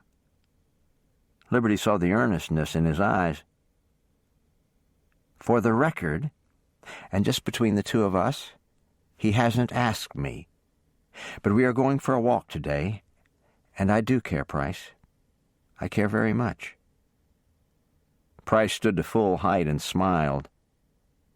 "I knew he was the one for you. I just knew it. He believes like you do, and he's a lawman.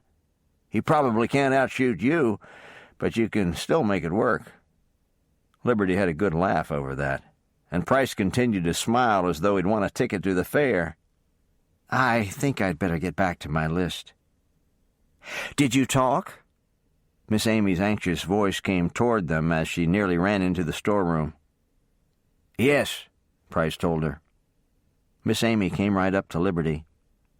"He told Price I still wanted to see him, Libby. I was never so glad in all my life." Liberty smiled up at her. She was the perfect size for a huge man like Price, but Liberty had always found her so reserved. Not now, however. Her eyes were lit up with pleasure and love for Price. and all because Slater had gone between them. "So when is your date?" Liberty felt free to demand of the two before her. They both smiled, and Liberty's eyes grew. "You didn't." "We did, just before Christmas." "When are you going to announce it?"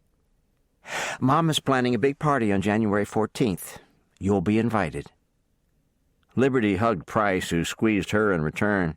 Miss Amy surprised Liberty by hugging her next, but Liberty returned the embrace just the same. "Congratulations," Liberty told them warmly. But then her eyes grew serious. "I hope you do come to church. I play the piano, so I sit down on the left-hand side. Just look for me and sit with me. You don't know how welcome you would be." This said, Liberty smiled and turned away. She gave a wave but didn't turn back when Miss Amy thanked her. "Not since I've been grown has anyone ever done that." Liberty couldn't get the words from her mind. "How many people do I see every day? I've been keeping my eye on the behavior in this town and missing the lost souls." Liberty finished her list, fabric, buttons, and all, but the subject stayed at the front of her mind for the next several hours. Indeed, she and Kate were still speaking of it when Slater arrived for their walk. "His name is Desmond Curtis. He's been a ranger forever. I was working with him, and he noticed how unsettled I was. I'm not an angry person, but I tend to get antsy and have to move around all the time. I just thought that was the way I was. But he asked me what I was running from. I didn't like that, just like Dakota didn't like it when I challenged him. But it got me to thinking." "So you did know about Christ?" Liberty asked. They had planned to take a walk, but rain had threatened, so they sat alone in the Petersons' living room. "Yes, both my grandmother and my oldest brother had come to Christ and had talked with me on several occasions, but I was convinced there was nothing wrong with my life." Slater shook his head. "I was blind for a long time." "What was the turning point?" "I think God used the solitude of my job to make me see. I was alone so much of the time and becoming lonely in the bargain. I'd be on the trail and thinking about how insignificant I was. I found myself wanting to cry all the time. I'd look at the magnificent world around me and think, if all this just happened, then what's the point? Why go on? Why try at all? One day when I was in the midst of feeling that way, I realized someone was riding toward me. It was Des. Here I'm sitting in the saddle, tears pouring down my face, and Desmond Curtis rides slowly up. I'll never forget it. He stopped his horse right next to mine, looked me in the eye, and said, "Would you like to talk about it, Slate?" All I could do was nod. We never moved or even got off our horses. He told me that Christ's love was so huge that it had sent him to the cross for my sins. I was so hungry for that love.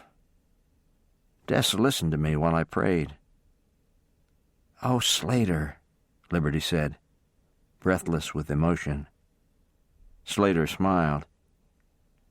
"I wasn't saved a year when I knew God wanted me to settle down someplace. I fought that one like a madman, but in the end, I gave up the Rangers and ended up here. I didn't know shotgun existed, and I don't believe that a man should just wander around looking for signs from God, but I ended up here and felt I should stay." Liberty couldn't take her eyes from him. "I'm so glad you did." "Are you, Libby? It means a lot to hear you say that." Liberty's head tipped, and she admitted, "You came so suddenly. Sometimes I'm sure I'm going to wake up and find you've gone." "I wouldn't do that. Not to you or Griffin." Liberty nodded, her heart very full. She wanted to tell this man she was falling for him, but opted for a change in subject. "How will you like the job?" "I like it already. Griffin is great to work for." Liberty nodded. She knew that very well. She was genuinely glad that Slater had the job, but on occasion she felt a twinge of regret. This worried her since it had only been a few days. Someone knocked on the front door right then, and Laura, having been told to play in the kitchen, came running, glad for an excuse to escape. "Hi, Tess," they heard her say. "Come on in." "Thank you, Laura. Are your mother and Libby home?"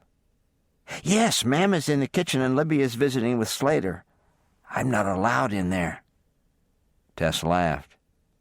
"Hi, Tess." Kate had come around the corner. The two women hugged. "I have news," Tess told her future mother-in-law. "I'd like to tell you all at the same time." "Of course. Slater and Lib are right in here." "We have a date," Tess announced to the occupants of the living room just moments later. "When?" "January 21st, 3 weeks from this Saturday. We know it's short notice, but we didn't want anything too fancy." "When will you be able to find a dress?" Liberty asked. "I'm going to wear Mama's. She's so excited." "When did you decide?" "Just today." "And I get to watch?" "Yes, Laura, you do." "Oh, I can't wait to tell Zach." Kate happened to look over just then toward Slater. The man was starting to get glassy-eyed. "Did you want to ask what the dress looks like, Slater?" Kate teased. He gave a small laugh. "That was on my mind," he told her, and then shook his head and stood. "I hope I won't offend anyone, but I think this might be a good time for me to get back to work." The women all laughed at his expense, but Liberty took pity on him and walked him to the door. "Thanks for the walk," she said. Slater smiled. "We'll do it again very soon, Miss Drake, and you can tell me your story." Liberty nodded. Slater slipped out the door, and she peeked out to watch him walk away. Her brother was getting married in 3 weeks. For the first time in Liberty's life, she wished the wedding was hers.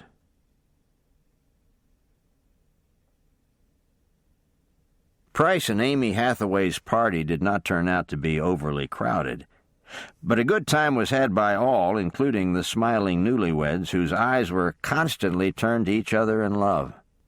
That they had managed to keep their marriage a secret so long was nothing short of amazing. It was also amazing when Hank Hathaway approached Slater and offered him a room. "In your house?" Slater had to clarify. "Well, Price won't be needing it, and the sheriff is getting himself itched too." Slater nodded slowly. "How about I come back on Monday?" "Suit yourself," the crotchety old man said as he turned away. Slater looked to Liberty with raised brows. "He's always a surprise, isn't he?" "Yes, but Mrs. Hathaway is one of the best cooks in town, so you might want to consider it." "Did he talk to you?" Karina Hathaway came up as if she'd heard her name. "He did, Mrs. Hathaway. Did you know he was going to ask me?" "It was my idea," she beamed at them. "Hank has talked about what a good worker you are, and I thought it sounded just right. Hank always tries to please me." Both Slater and Liberty managed to smile, but they were stunned. It wouldn't seem that Hank tried to please anyone. Clearly, he wasn't the same man at home that he was in public. "Everyone seems to be settled in with their cake and coffee. Why don't I show the room to you right now?" "All right," Slater agreed. He wouldn't have suggested it, but he saw no harm in agreeing. "Would you like to come too, Libby?" their hostess asked. "Thank you." Liberty smiled and followed Karina up the stairs, Slater bringing up the rear. "Price is so big that we've always given him the large room. We talked about switching, but we like where we are." This didn't really make sense until they were upstairs. But in truth, both rooms were spacious and separated by a large closet that Mrs. Hathaway proudly showed them. Nevertheless, Slater questioned Mrs. Hathaway about disturbing them. Brushing it off, she responded, "We both sleep like the dead. Price has always come and gone, and we never hear a thing. Lucky for us he's such a good boy, because we would never have stayed awake to catch him in his mischief. The room was lovely, spacious and beautifully furnished. The curtains even matched the bedspread. Slater found himself agreeing to the rent they wanted, a buy because it included meals, and asking when he could move in. Griffin and Tess were to be married in 1 week's time, and he thought the sooner he vacated, the better. Any time, he was told. And looking at the immaculate room, Slater could see that it was, in fact, ready for occupation. "That was a nice surprise," Liberty said when they finally joined the party back downstairs, and their hostess hurried away to see to the refreshments. "Wasn't it? I'd never have guessed. Do you have some reservations?" "A few, but I've already checked into the boarding house. If this doesn't work out, I can still try there." Liberty made a face. "You're spoiled," Slater told her, watching that adorable nose wrinkle. "I'm sure you're right." As had become normal for her in the last few weeks, Liberty looked around the Hathaways' home and tried to picture herself as wife and homemaker in a home of her own. It wasn't hard to do with a certain tall blonde standing next to her. Slater suddenly turned and looked at her, his eyes searching her face. The act made her wonder if her thoughts had shown, and she blushed at the very idea. "I don't suppose you want to tell me why you're blushing?" Slater asked, his voice low as he bent toward her. Liberty refused to look at him. "I'll find out," he teased, but Liberty only smiled. The temptation to ask him how he would learn her thoughts was strong, but that might be stepping onto intimate ground, something Liberty was struggling with anyway. She made herself shift her thoughts and gladly took the cake and fresh coffee she was offered. Slater did the same, causing Liberty to wonder if he wasn't struggling with the same thing. With a heart asking for an extra measure of patience, Liberty asked the Lord to strengthen them both. Griffin and Slater hadn't been back from the Hathaways' party an hour when Mattie Flowers came in. She was obnoxious and shrill, but since Griffin's plan was to keep a close eye on the Potters' dealings, the men mounted up and rode out. Griffin filled Slater in as they rode, and by the time they arrived, the new man felt prepared. He wasn't prepared, however, to have shots fly at them when they were still a ways off. Griffin wasn't either. "That's enough, Ned," Griffin bellowed at him from behind an outcropping of rocks. "I didn't know it was you," the man called back. "I thought it was that Flowers woman." "You and the boys come on out to the porch, Ned. Just leave your guns inside." The front door opened soon after, and all four men trooped in. "We weren't gonna shoot the old bat, only shut her up a bit." Griffin shook his head. "I ought to run you all in." Ned was a mean one, but even the threat of jail time made his face pale. He'd been locked up twice in his life. Jail was a dry place. "We won't shoot any more," he told them in a petulant voice. He sounded like a spoiled child. "Who's that?" "Shut your mouth, critter." His father turned on him, but Griffin answered, "That's my deputy, critter." The sheriff's voice was cold. "You take a good look at him. You too, Russian possum. We are not going to put up with this any longer. You'd best keep that in mind." While Griffin held his shotgun on all of them, he ordered Slater to collect the guns. "You can come for them in 2 weeks, not a day before. Now keep it clean, boys, or I'll run the lot of you in and raid the house and barn." The lawmen did not stick around much longer, but both were aware of the dark, angry eyes that followed them. "It's going to come to a head one of these days, and someone is going to get hurt," Griffin predicted. "I'm sure you're right. Some things you can avoid, and some you have to deal with when they come. Unless they up and move, it's probably going to get worse before it gets better." Griffin couldn't have agreed with him more, but right now he had no solution. Ideas and plans shifted through his mind all the way back into town. They did battle with thoughts of his wedding in a week's time. Not for the first time. He asked God to let him be there for Tess.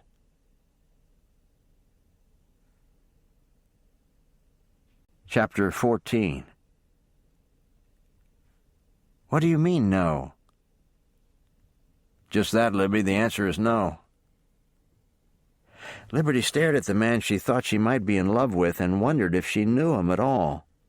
The wedding had been wonderful.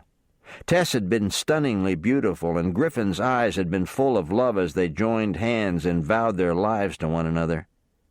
Now it was Monday morning, and all that had faded. Liberty had gotten up, climbed into her work clothes, and headed to jail, only to have Slater tell her to go home. Slater, she tried a new tact. Griff and Tess don't come back until Wednesday. Be that as it may, you can't fill in. What if something dangerous comes up? I'll call Price. Liberty was instantly angry. Price is no lawman. But he does know how to use a gun, and he told me to call if I needed him. Slater spoke with more calm than he felt. Liberty's coming to work was the last thing he'd expected. They had never talked about this, and now he wished they had. It was past time for her to know how he felt on this issue. You're going to get your full head shot off, Liberty retorted, her anger still evident. At least it won't be yours, was all the deputy said, sending Liberty storming from the office. Liberty was some ways up the street before she realized she'd left without Morton. She stormed back up the walk, swung into the saddle, and heeled him too hard for the short ride home. The poor horse had never been treated so roughly. By the time she stabled the beast and hit the kitchen door, she was in the finest rage she'd ever known. "Liberty!" her mother exclaimed, naturally surprised. "What in the world?" Liberty was ready to explode, but reason took over. Laura had come off the floor where she was playing, and a sudden view of her mother's expanding waistline caused Liberty to remember that she was not the only person in the world. Willing herself to calm down, she took a seat at the table and accepted the mug of coffee her mother set before her. "Laura," Kate began, "you want me to play somewhere else, don't you?" "Well?" Kate hesitated, hoping she didn't do this too often. "Only if you want to." "I don't. I want to know why Libby's face is all red." The room was silent for several seconds. Kate had no idea what to do, and Liberty was still working on calming down. She finally looked at her small sister's concerned face. "It's nice of you to care so much, Laura," Liberty said. "I'd like to talk with Ma'am. Do you think you could give us a few minutes alone?" "Are you mad at me?" "Not at all. And I'm very sorry that I acted that way when I came in." Laura nodded. Liberty's voice had returned to normal. All was right in the world. Both older women watched the little girl skip from the room, and when she left, Kate sat opposite the small table in the kitchen. "What's up?" She didn't hesitate. Laura wouldn't want to stay gone all morning. "I just had an argument with Slater." "About?" "My working. He told me that I couldn't fill in and to go home." "I would think you would be glad of that, Lib. I thought you'd been rather relieved." Liberty knew it was time for the truth. "I haven't been near so relieved as I've let on." "Meaning?" "I just don't feel needed by Griffin any longer," she said, finally telling the truth. "Slater has fit in so well. I thought Griff would need me from time to time. I know it hasn't been that long, but I feel so left out." "So Griffin didn't ask you to go down there this morning and help?" "He shouldn't have to ask me. He knows I'll just naturally fill in." "But he didn't ask you, did he, Libby?" his mother asked again. "No." "So Slater's telling you to leave did not sit well." Liberty shook her head in confusion. "I know he needs me, ma'am. Why can't he see that?" For the first time ever, Kate saw how unhealthy her daughter's situation might be. It never occurred to her that Liberty wouldn't be able to give up the job. She'd always been too busy being thankful that her daughter could be there for her son. Clearly, Slater had other ideas. Kate was in a sudden quandary. Her natural bent was toward her child, but she certainly admired Slater's desire to keep Liberty safe. "What was his reason?" Kate asked. "I don't think he wants me hurt," Liberty said, some disgust coming back into her voice. "I can take care of myself, ma'am. I think I've more than proved that." Kate's brow lowered. "What's really going on here, Liberty? It doesn't sound to me as though you want to help so much as you want to prove that you can." Liberty looked so crushed that Kate almost retracted the words. But she took long enough to decide that Liberty's face changed again. "I don't know," Liberty admitted. "I want to say that's not true, but you might be right. Clearly my pride is involved, or I wouldn't have gotten so angry." Kate only nodded. "I think I'll head up to my room now. Tell Laura I'll play with her in a little while." "All right. What are you going to do?" "Spend some time reading my Bible and praying. I've got a lot of thinking to do." Kate stayed where she was as Liberty left the room. She had work to do, lots of it. But right now, her daughter needed prayer. She was still praying for her when Laura returned.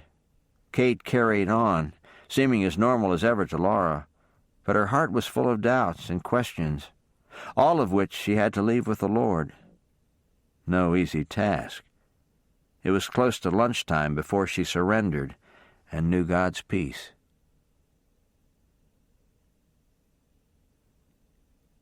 He divided the sea and caused them to pass through, and he made the waters to stand up as a heap. In the daytime also he led them with a cloud, and all the night with a light of fire. He cleaved the rocks in the wilderness, and gave them drink as out of the great depths. He brought streams also out of the rock, and caused waters to run down like rivers. And they sinned yet more against him by provoking the Most High in the wilderness. And they tempted God in their heart by asking for meat for their lust. Liberty read these verses in Psalm 78 several times. The children of Israel had been brought from slavery and bondage, but all they did was complain about what they'd been forced to leave behind. God had given them an abundance. Every need was met. He showed his love for them over and over, but they still complained and wanted more. "I'm just like they are," Liberty now told the Lord, tears clogging her throat. "You've given me so much to thank you for, but I want something different. You allowed me to help Griffin, but when Slater doesn't want me, I grow angry. I'm sorry, Lord. I'm so willful and full of pride. I think Mama's right. I want to prove that I can do this. I've never seen it that way before." Liberty suddenly rolled onto her back. "I'm terrified," she whispered, her eyes on the wood molding at the edge of the ceiling.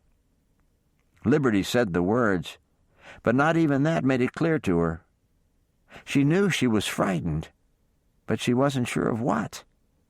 Not being wanted? Not being good enough?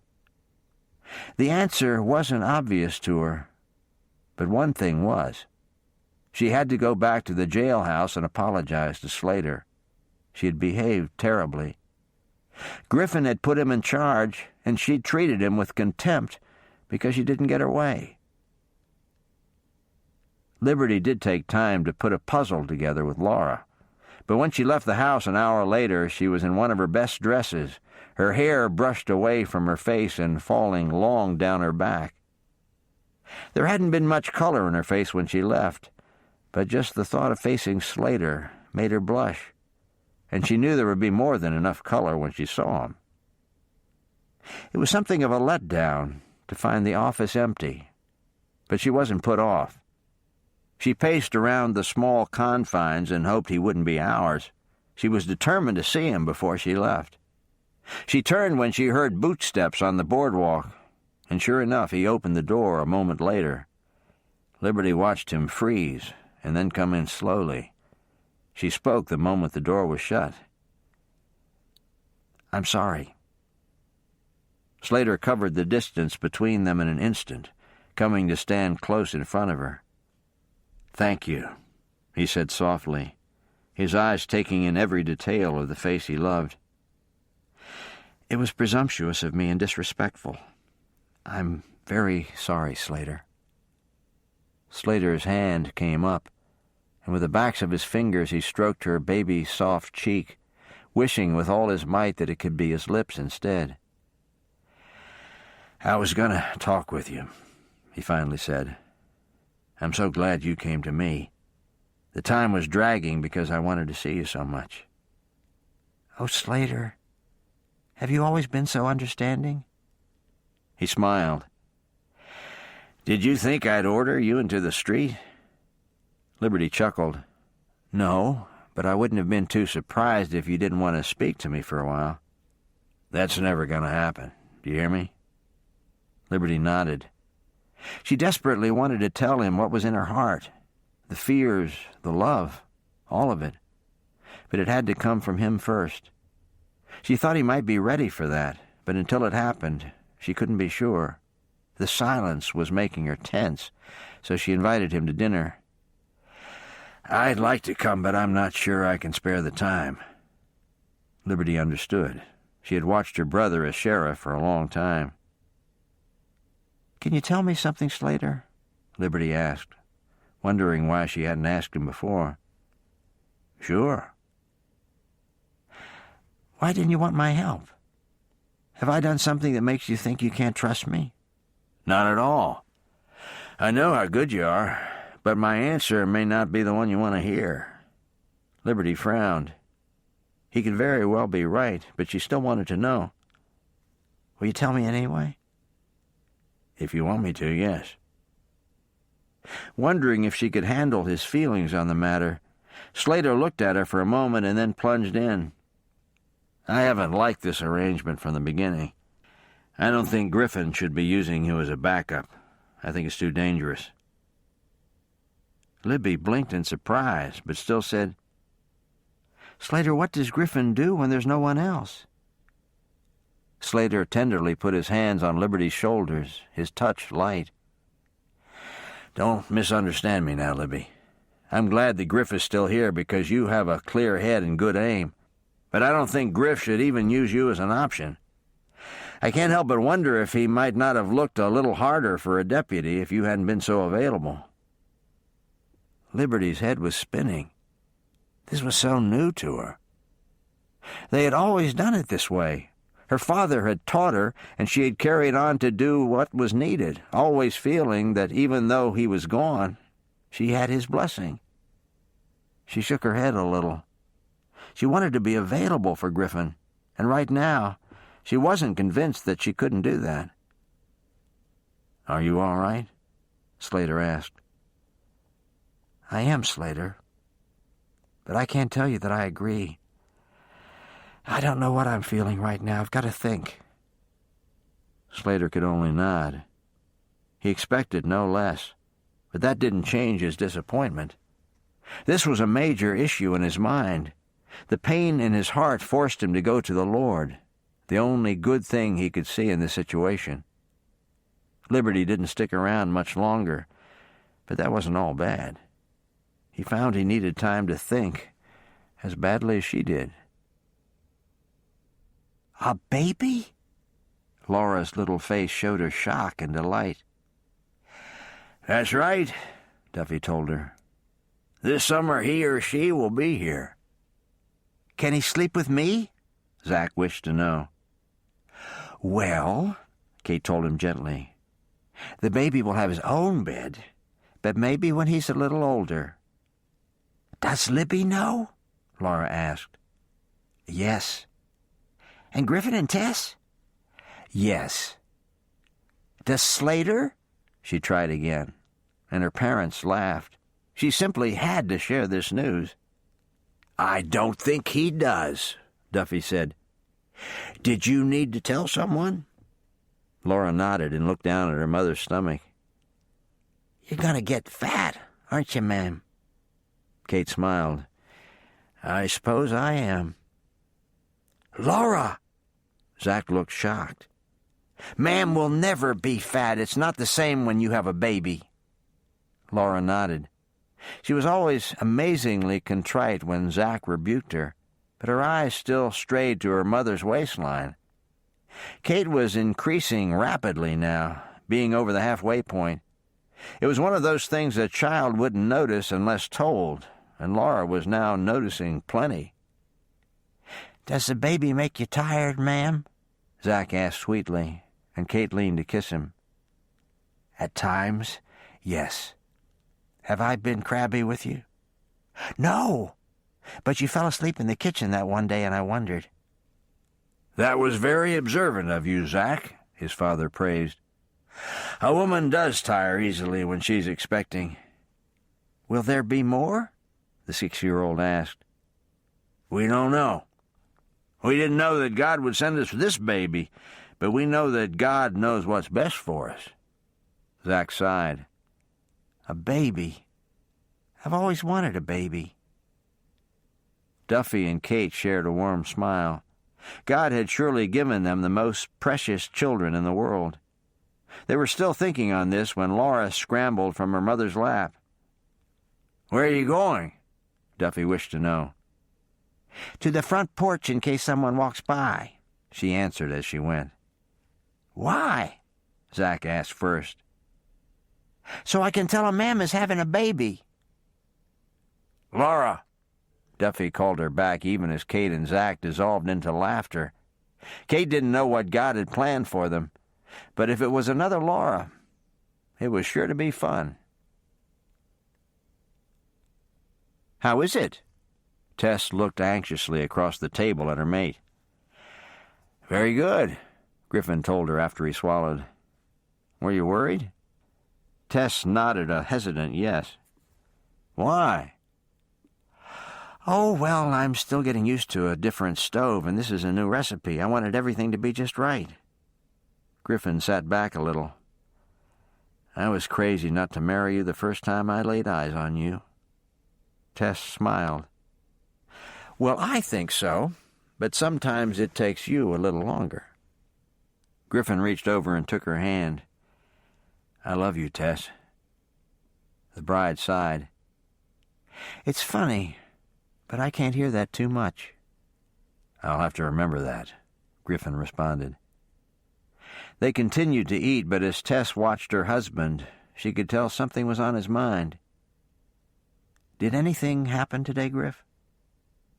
Griffin looked at her. Slater told me that he and Libby had it out while we were away. Tess put her fork aside. Why did he wait almost a week to tell you? I don't know. Maybe he was still trying to gauge whether he should. Can you tell me what happened? He didn't go into great detail, but he wanted to know if I had asked her to come and fill in while I was gone.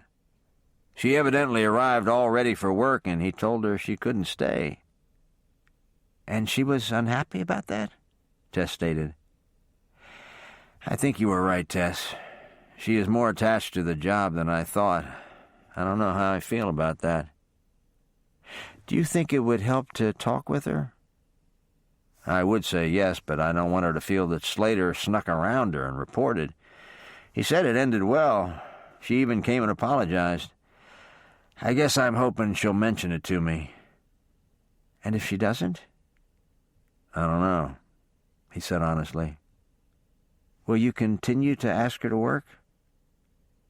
Griffin stared at his wife. That really was the sticking point in all of this. When he needed help, his sister came to mind so easily. But Slater was so against it, and Griffin had such a high regard for his new deputy. I don't know, he said one more time, and went back to his food. Both husband and wife were thoughtful for the next several minutes. "This fabric is nice," Mrs. Tobler told Liberty the second week of February. "I think this color would be good on you, too." "I've never had a purple dress." Liberty forced herself to be honest, even amid the generosity. "I guess I had blue or green in mind." "Well, I've got those, too. Just give me a minute." Mrs. Tobler was in the mood to sew. Liberty had never known her to be in any other mood, but this was the plan in her mind when she stopped by the day before and vowed to start with Liberty, move to Laura, and then make a dress for Kate and even one for the baby if it was a girl. The ladies were all naturally pleased, and because Liberty felt at loose ends lately, she was glad that Mrs. Tobler wanted to start the next day. "How's this blue?" "Oh, this is beautiful." "I like it too, but let's not be too hasty." Liberty smiled. Mrs. Tobler was always the same. "What is that noise?" she exclaimed in irritation. "I just keep hearing it." Liberty thought she heard something too, but her host had gone back to excavating in the closet and grumbling again, so she wasn't sure. Bolts of fabric, and an hour later they agreed on one. It was a deep green piece with a tiny yellow flower all over it. The yellow flower seemed to make Liberty's eyes come alive. Once Mrs. Tobler saw it draped over her, she wouldn't look at anything else. In just a matter of minutes, Liberty was being fitted with a pattern. "I think there's been a murder," Keaton Saint said almost as soon as he walked in the door. "Why do you say that, Mr. Saint?" Griffin asked. He and Slater had come to full attention. "Because my neighbor, Mrs. Mills, is missing, and I've been hearing strange noises." "What kind of noises?" "Digging." Griffin took a moment to compute this. "Her nephew was visiting, wasn't he?" "He's still there." "We'll check it out for you, all right?" The tall man solemnly thanked him, turned, and went on his way. "How reliable is he?" Slater asked as soon as the door closed. "Very. He's lived here for years. He's retired now, but he used to run the library and teach part-time." "Where does he live?" "2 doors down from Mrs. Tobler. The house he's talking about would be next to hers as well." "A small 2-story white house?" "That's the one." The men had exchanged all of this as they moved to their horses. They rode without haste toward the Mills place, both hoping Mr. Saint was wrong, but knowing that such an announcement couldn't be ignored. Griffin led the way up to the front door, and it took several knocks for someone to answer. "Yes?" An impeccably dressed man answered as he stood looking out at them. He had an Eastern air about him, and his voice was clipped and precise. "I'm Sheriff Drake," Griffin said congenially. "Could I please talk to Mrs. Mills?" "My aunt is out of town right now," the man said. "I see. And you would be?" "Her nephew, Davis Mills." "Well, Mr. Mills, when do you expect her back?" "She didn't say," he said very swiftly, and then seemed to reconsider. "Actually, I just remembered a letter she sent. Maybe she mentions her return date. I'll check." Griffin and Slater exchanged a glance, both men wishing Griffin hadn't given him such an easy way out, and also wishing that Davis had left the door open. "Not a word, I'm afraid," the nephew told them the moment he reopened the portal. "Where has she gone?" Slater asked. "Dallas," he said very smoothly. "And you have no idea when she plans to return?" "I'm afraid not." His smile was almost angelic. "Well, please do us a favor, Mr. Mills, and ask her to come by the office when she returns," Griffin said. "I'd like to speak with her." "I'll do that." The door was shut again, and the men had no choice but to move away. But neither one was buying the story. Plans bounced around in both men's minds, and they waited only until they were back at the office to discuss them.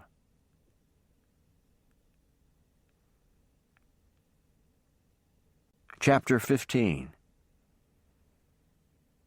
"Since Mr. Saint came to us," Slater began, "I wonder if he'd be open to our using his home for surveillance." I was thinking the same thing. I would guess that he wouldn't care to be disturbed, but the very fact that he came to the office might indicate some willingness. How long do we want to wait? Griffin's look was grim. If Mrs. Mills is dead, then there's no hurry to help her. But if Davis is planning to escape or do something with the body, then we need to keep tabs on him. The door opened suddenly, and both men were surprised to see Mr. Saint enter. "Did you speak to Mrs. Mills?" He wasted no time in asking. He wasn't nearly so composed as earlier. "Did you see her?" "I'm afraid not, Mr. Saint. Her nephew says she's out of town." The man dropped into a chair. "She does like to travel, but she always tells me when she does. This nephew has visited before, and she did go away the last time he was here, but not for this long. She seems very tense when he comes, and his manner is so stiff and formal. I suppose it's terrible to accuse him of anything, but something is not right in that house. I just know it." "When was the last day you saw her?" "Thursday. She was in her front yard and waved to me as I came down the street." "This is Tuesday," Griffin murmured out loud, taking a minute to gather his thoughts. "I think I need to know more, Mr. Saint. Tell me everything you've heard and seen in the last 5 days." Mr. Saint recounted things as best he could. There were times when he heard short bouts of the digging noise during the day, but it was especially loud and continuous at night. He talked to the men for the better part of an hour, and when he was done, Griffin knew what he wanted to do.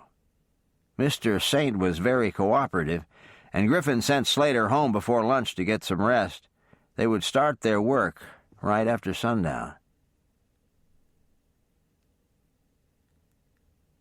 "All right, Libby, I'm going to sew for a while. You come back in the morning for a fitting." "Okay, thank you, Mrs. Tobler." The woman didn't even answer. She was already bent over her machine. Liberty let herself out the back door. She had walked instead of ridden and was all set to head for home when she heard the sound. It was coming from Mrs. Mills's and sounded like digging. Liberty had been wandering in and out of these homes since she was a child. For this reason, she approached the back porch, opened the door, and called inside. "Mrs. Mills? Are you here?" Liberty heard nothing, which only caused her to move more fully inside. "Mrs. Mills, it's Libby.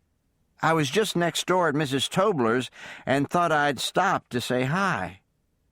Liberty didn't add that she wanted to know if she was all right. Some of the older ladies in town took offense to that idea. "Mrs. Mills?" She tried again, this time moving through the kitchen toward the living room. What she saw caused her to blink. The rug was rolled back, and there was a huge hole in the living room floor. The boards had been brought up, and even from several feet away she could see a mound of dirt so high that it was above the line of the floor. "What in the world are you up to?" Liberty said softly as she approached. She stared down at the bag still in the hole, her eyes huge. They looked like money sacks. "Mrs.—" She looked up to try again, but stopped. A man calmly stood to one side of the room. He held a derringer. It was pointed right at her. "You shouldn't have come in here," he said congenially. "I wish you hadn't." "Well, I can leave again," Liberty said, trying to be calm. "I'm afraid that won't do at all. I've seen you around. You know too many people in town." Liberty swallowed. "I just wanted to check on Mrs. Mills." "Why is everyone so interested in Mrs. Mills today?" The man sounded testy.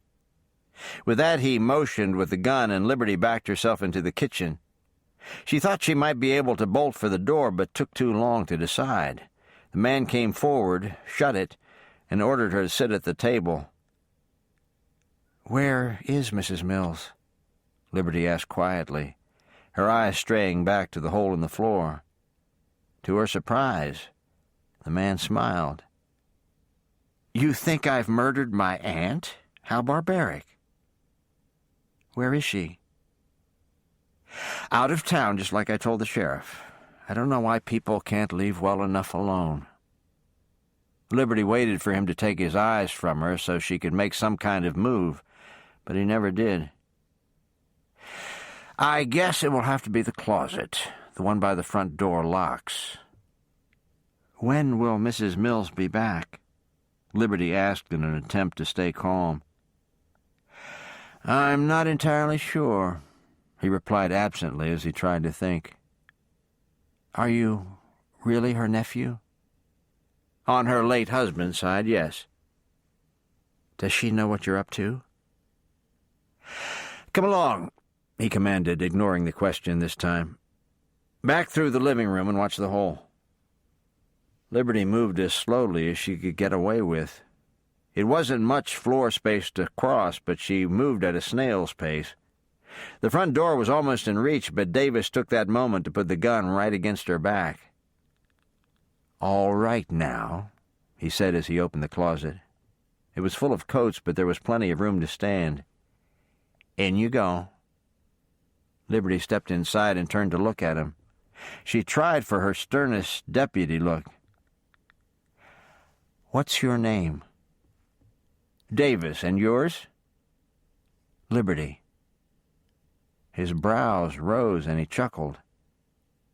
"Rather ironic, isn't it? I'm locking freedom in the closet." The door shut in her face, and she heard the key turn before she listened to the hollow sound of his shoes as he walked away. For several seconds she felt as though she were dreaming. Not in all her years of law enforcement had she been held captive. Now here she was, no gun, and locked in a closet. "Are you going to put up with this?" Liberty said to the darkness around her. With that, she began to pound and yell. She kicked on the door, throwing herself against it with such force that she fell out when it opened. She would have continued to yell, but there was a derringer in her face. "You can't do this," Davis said softly. His voice was still congenial, but his eyes were hard. "I have to leave town soon, and I can't have you disturbing me. Now you need to stay in here and be quiet. Have I made myself clear?"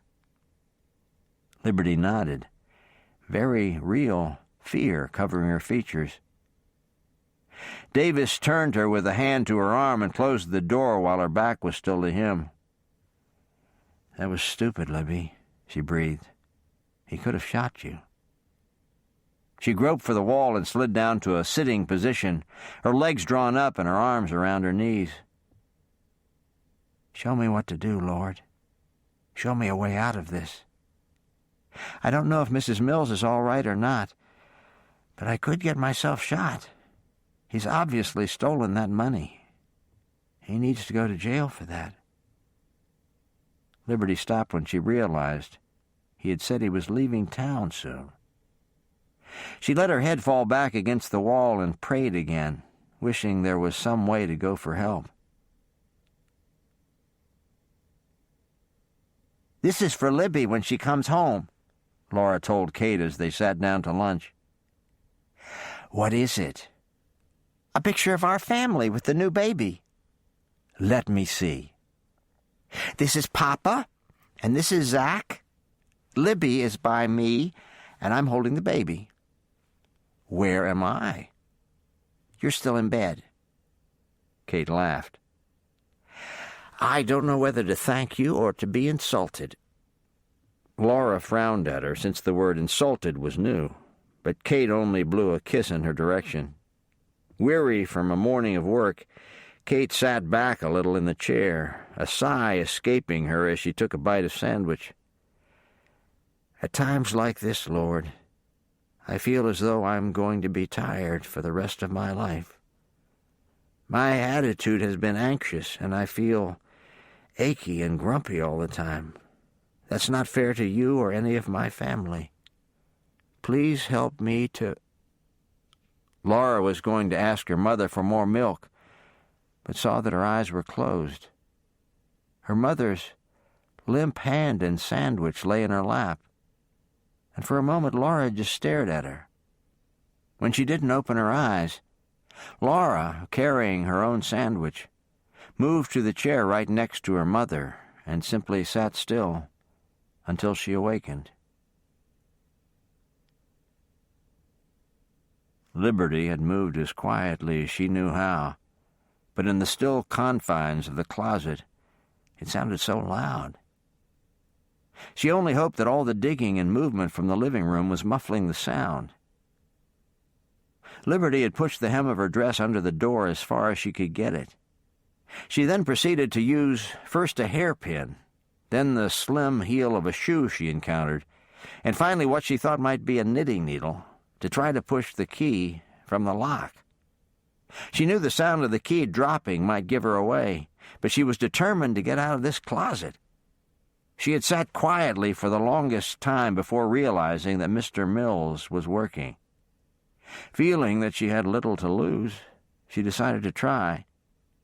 She thought she might have just gotten it when the door opened. Without a word from her captor, the sewing implement was plucked from her hand, and she looked up into enraged features. "The thought of trussing you up is abhorrent to me, but if that's what it takes to keep you quiet, I'll do it.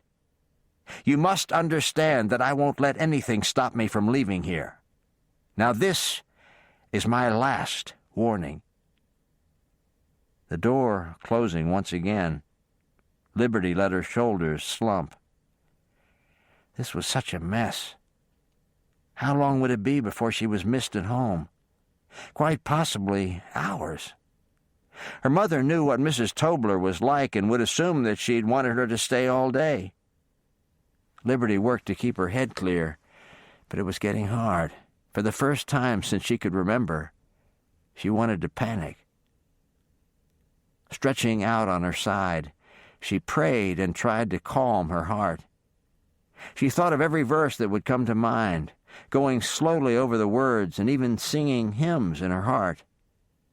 While mentally going through the song she was supposed to play in church on Sunday morning, her fingers moving over imaginary keys, she must have fallen asleep. She hadn't planned to do that, but the door was suddenly opening again, and she'd heard no footsteps. "I have to take care of this now," her jailer began by saying. "I won't have your death on my mind." Liberty stared at him as he set a basket, presumably of food, and a jug beside her. "You'll have to eat sparingly, but you won't starve." "You can't be serious," Liberty said in outrage, coming awake in a hurry. "You can't leave me in here." "I don't think it will be long. Aunt likes her home too much. She should be back any day now." Liberty had come to her feet, causing Davis to back away a little. "If I die," she said fiercely, "it'll be on your head. Don't try to tell yourself anything else." "You'll be fine," he said with an irritating confidence, the door starting to close. "And don't forget," he immediately opened it again to say, "I will tie you up if you make a single noise." Liberty had never known such frustration. To be this helpless was maddening. She made herself sit back down and take slow, even breaths. Bumping the jug, she realized she was thirsty. She'd missed lunch, but as soon as she'd had a drink, her mind went back to obtaining her freedom. It might take some time, but she would come up with a plan.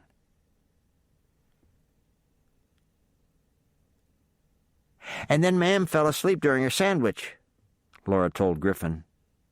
Knowing he would have to work late, he had stopped by the house and found her home with Tess. "She was tired." "What did you do?" "I just sat there beside her." "That was nice of you. Did Libby get you the milk you wanted?" "Libby wasn't home. She's been at Mrs. Tobler's all day getting a new dress. She didn't even come home for lunch or to help Ma'am start dinner." Griffin's entire frame stiffened.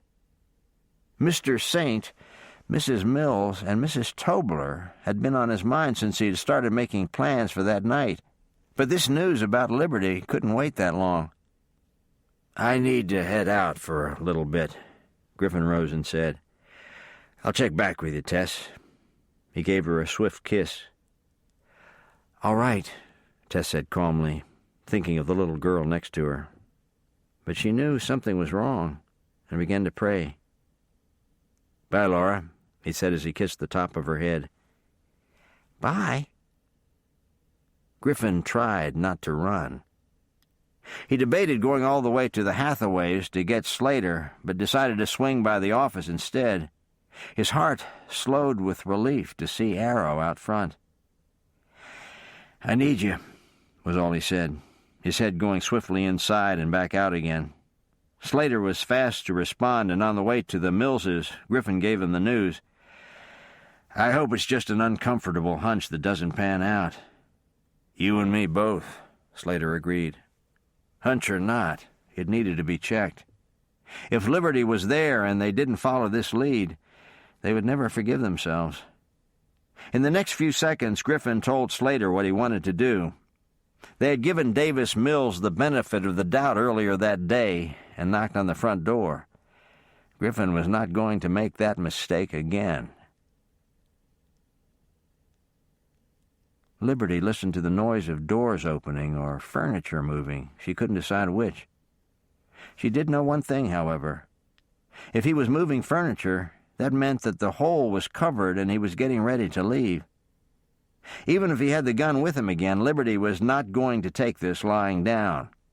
The pointed heel shoes in her hands, she launched her assault against the door with a vengeance. "Let me out! Do you hear me? I said, get me out of here!" Liberty continued to shout, kick, and beat against the door until her hair flew in her face and her throat felt raw. She screamed for all she was worth. And when the door was open, she attacked the man with the shoes, her arms swinging in a desperate attempt to gain the upper hand. She found herself subdued, arms locked at her sides in a tight grasp. It happened so swiftly that for a moment she couldn't breathe. When she did find her breath, she looked up into Slater Rawlings' face. "Oh, Slater," Liberty whispered. "Did I hurt you?" Slater smiled, but the answer was clear. His cheek was bleeding, and one eyelid was already beginning to swell. "Are you all right?" was all he wanted to know. "Yes." "Oh, Slater," she cried again. "What happened here, Libby?" It was Griffin. Liberty hadn't even seen him. For the first time in her life, Liberty began to babble. Both Griffin and Slater listened to words like dirt mounds, money sacks, water jug, derringer, front door, key, shoes, and so on. They both tried to take in the sequence, but she kept changing directions on them, all the time gesturing to the room and pointing out the dust that lay in thick layers on the furniture. "Take her home," Griffin said. "I'll make a final check here and with Mr. Saint, then see if the neighbors spotted anyone." Liberty told herself to offer her services, but Griffin had looked at her strangely. It was then that she realized this had been more upsetting than she first thought. "I'm sorry," she heard herself say. Griffin hugged her. "We're just glad you're all right." "I should be helping you." Griffin shook his head. "I'll be by later and we'll talk about it, okay?" Liberty nodded, and Slater took her by the arm. She was shocked to see it was almost dark out. Why had she thought that just a few hours had passed? And when had she left Mrs. Tobler's to go home? "Here we go," Slater said, and Liberty looked up to see that he'd brought his horse close to the step and was reaching for her. Liberty automatically lifted her arms, and a moment later she was sitting across the front of Arrow's saddle. Slater's arms came around her to hold the reins, and Liberty let herself relax against him. Actually, she gave no thought to what she was doing. She just didn't have the strength right now to sit up straight. "Slater?" "Yeah?" He took the floor apart and had bags of money buried in the dirt. In the living room? Yes. He wouldn't let me out of the closet. She sighed a little. I thought about you. Good thoughts? She nodded against him, and Slater had everything he could do not to tip her head back and kiss her. It was so nice to have her close. Liberty's full weight was leaning against Slater by the time they arrived at the house, and for an instant he wondered if she might have fallen asleep. She wasn't asleep, but he had to steady her on her feet once they dismounted. "Well, Libby," her mother said as soon as they both walked in the kitchen door. "Mrs. Tobler must have been sewing with a vengeance." Liberty shrugged a little as her mother got a better look at her. "Is Duffy here, Kate?" Slater asked. "In the living room, reading with Zach," she answered while taking in the marks on his face. "What's happened?" The next hour was spent explaining and checking wounds. Liberty changed clothes and ate with the family, but her disappointment over Slater not staying was keen. He'd gone back to check on Griffin. When Griffin learned that no one had seen a thing, he'd gone back to the office, searched through the wanted circulars, and filled out a report, readying it completely to be mailed the next day. He'd also gone back to the house and checked out what Liberty had told Slater about the living room floor, but there was nothing else he could do. Davis Mills had to be miles out of town by now, and Shotgun's sheriff had to leave it at that. He only hoped that Mrs. Mills would return soon and not be buried under her own living room floor. "All this time, Duff," Kate said after they were in bed that night, "all this time I thought if Libby wasn't in law enforcement she'd be safe. And here she gets grabbed just trying to check on Mrs. Mills. I can't help but wonder what things are coming to." "It's like we've talked about before, Kate. Don't expect things to get better. It won't happen." Kate nodded. Sometimes Duffy's logical mind infuriated her, but not now. She needed to think clearly, or she would never let Liberty out of the house again. "I'm so glad Griffin and Slater were there, Duffy, so very glad. I don't know if I could lose my Libby. I don't think I can." Kate's first tears flowed. She had wanted to cry when she heard what happened, but held herself in check, trying to be strong for her daughter, who still looked a little shocked and confused during dinner. "She's always been the calm one, Duffy," Kate sobbed. "She looked just like a lost child. And then I saw Slater's face. I know he loves her. I know it killed him to have to leave before she came back downstairs." Duffy held her and thought about God's promises. Never did he tell his children that this life would be safe and pain-free. Indeed, every book in the Bible indicated otherwise. Nevertheless, God did promise never to desert his loved ones or give them more than they could handle. Picturing Liberty in that closet was a sickening thing. The man could have done anything. But they all had to choose to take God at his word, which meant Liberty wasn't alone. The all-powerful God of the universe had been right there beside her at every moment. "I have to sleep now," Kate said, her voice slurred with fatigue. "Okay, I'm going to check on the kids one more time. I'll see you in the morning." "I love you, Duffy." "I love you too, Kate," he said before kissing her cheek. The doctor slipped quietly from the room, heading down the hall to see Laura and Zach, and finally to knock gently before opening Liberty's door a crack. There was no light on, but the moonlight coming from the window told him Liberty was standing at the glass looking out. "Are you all right?" her stepfather asked. "Just a little restless," Liberty told him as she turned and let the curtain fall back into place. "I can't stop thinking about everything he said and trying to decipher if he gave any clues as to where he was headed. Will you take some advice? Certainly. Stop being an officer of the law and try to sleep. All of this will still be here in the morning. All right, Liberty agreed, and even thanked Duffy as he shut the door. But his words took her off in another direction. Stop being an officer of the law. Why did that one simple sentence hurt so much? Right now, Liberty didn't have a clue, and the prospect of finding out made her feel pretty helpless. Seeing no other option, she climbed into bed, willing herself to sleep. It took some time and some confessing, since she'd started to worry. But by the time she drifted off to sleep, she was ready to leave the whole affair in God's capable hands.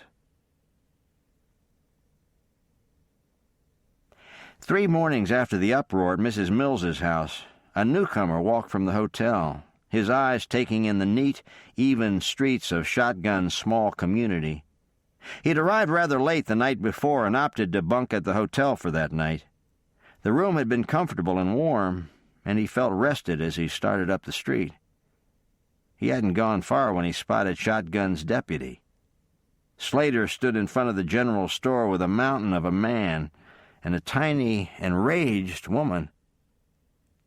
"I tell you it's robbery," Mrs. Swenson insisted, her whole frame vibrating in irritation. "I want this man arrested." "Mrs. Swenson," Slater's voice was remarkably patient, "Price and Amy may charge whatever they want. It's their store." "Nonsense! Why, only last year I paid half that much for a tin of peaches. I tell you it's against the law." Price tried to reason with her, but she would have none of it. She ended up storming down the boardwalk, muttering all the way. "She'll cool down," Amy said as she came on the scene. "My guess is she'll be back in the morning and pay without a whimper." Slater nodded as the couple thanked him and went back inside. Slater turned up the street, only then seeing the tall, slim man with the dark red hair who had come from the hotel. He'd leaned against the side of the building, watching the whole scene with great interest. Slater thought he had the warmest brown eyes in Texas. It wasn't hard to figure that Dakota must have headed straight home. Slater began to smile. Cash Rawlings had come to town.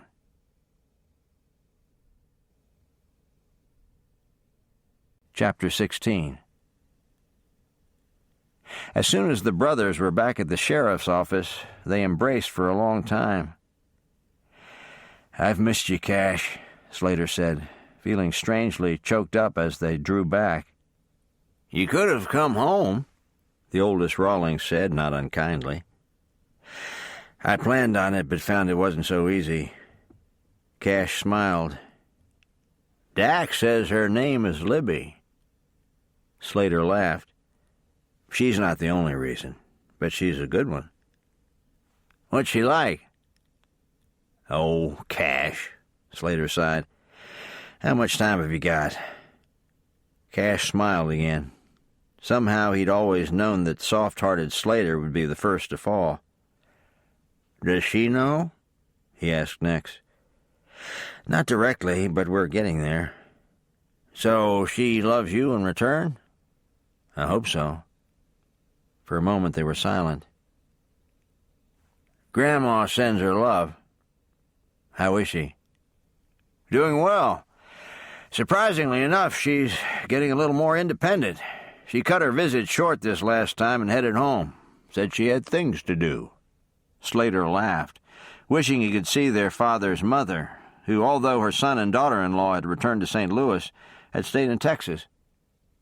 "I take it Dak came home?" Slater asked.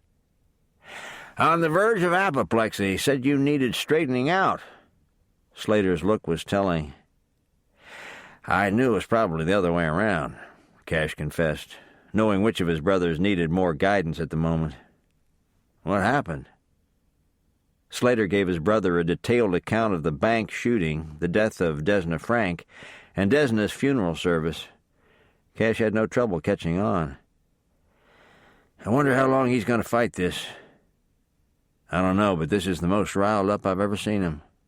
He's still angry with me over leaving the Rangers, and it's not like him to carry things around. He left here in a huff.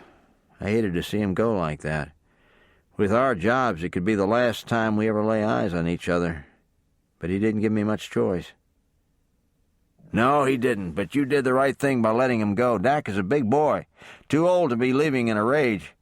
But to beg him to stay wouldn't have been wise. He needs to see that you're man enough to make this choice and not just his kid brother anymore. He's certainly protective.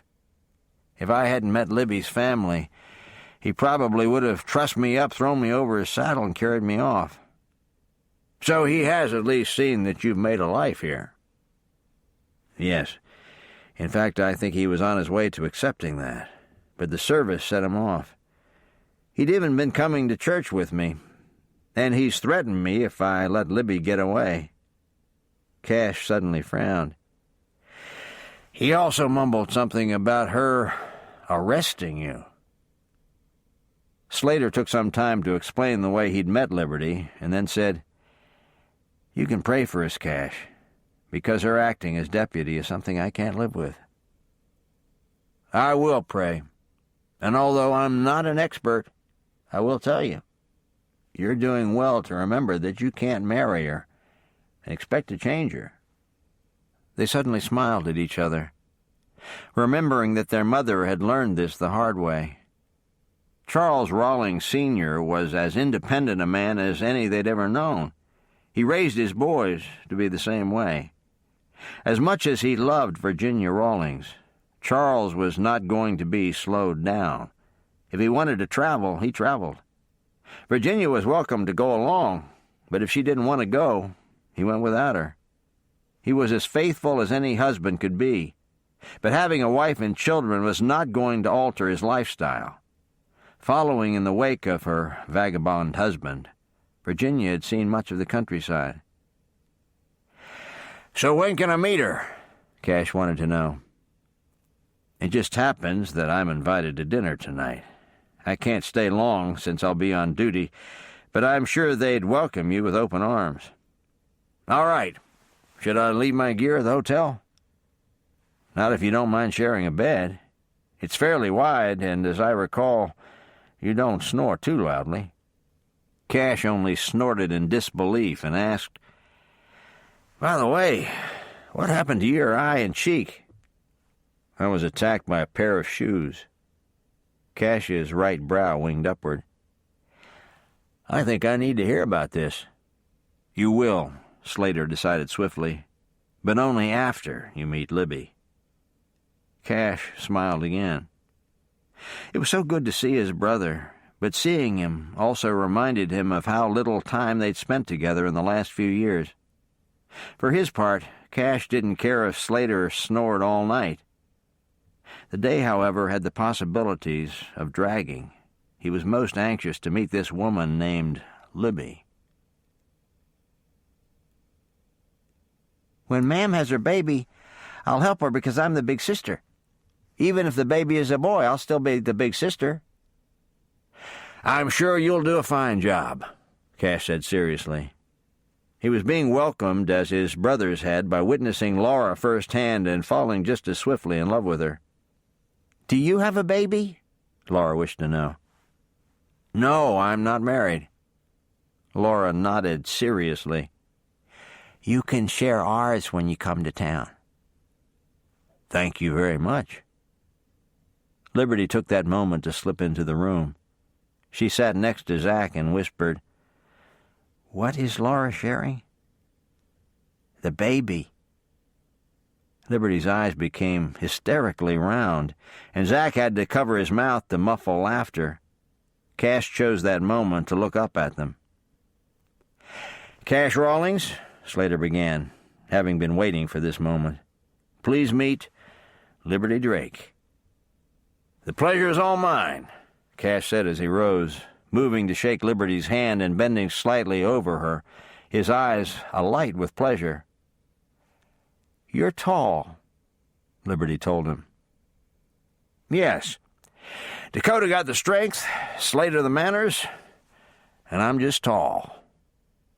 Looking at those broad shoulders and the way he bent to catch her eye, Liberty wasn't fooled. She was still smiling at him when Duffy called them to the table. "Your brother's nice," Liberty had a chance to say softly to Slater as he seated her at the table. "I was hoping you'd think so." "I can't remember. Are any more of you going to show up?" Slater smiled. "No, just the three of us. Had enough?"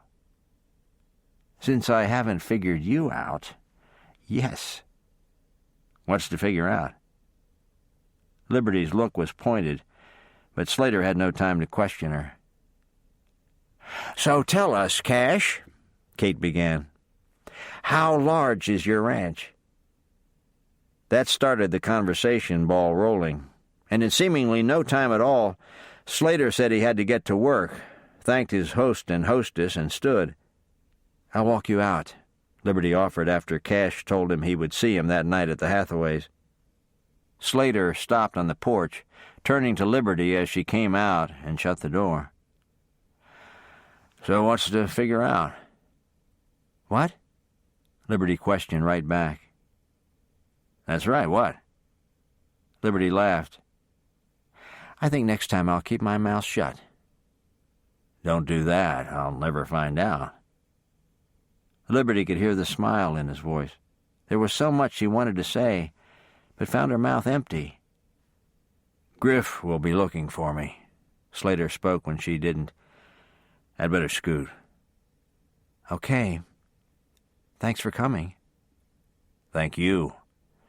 Take care of Cash for me." "We'll do that." Slater hesitated. There had been one advantage about working construction. Come darkness, you had to quit. Seeing no hope for it, he bid Liberty good night and went on his way, asking himself when he was going to have time to get to know this woman better. "It was nice of you to show me the way, Libby," Cash said as they walked toward the Hathaways. "It's too bad Slater couldn't be with us." When Liberty didn't answer, Cash pressed her a little more. "You do wish Slater could join us, don't you, Libby?"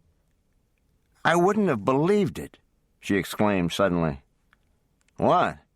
Cash asked from some distance over her head, his voice indicating true confusion.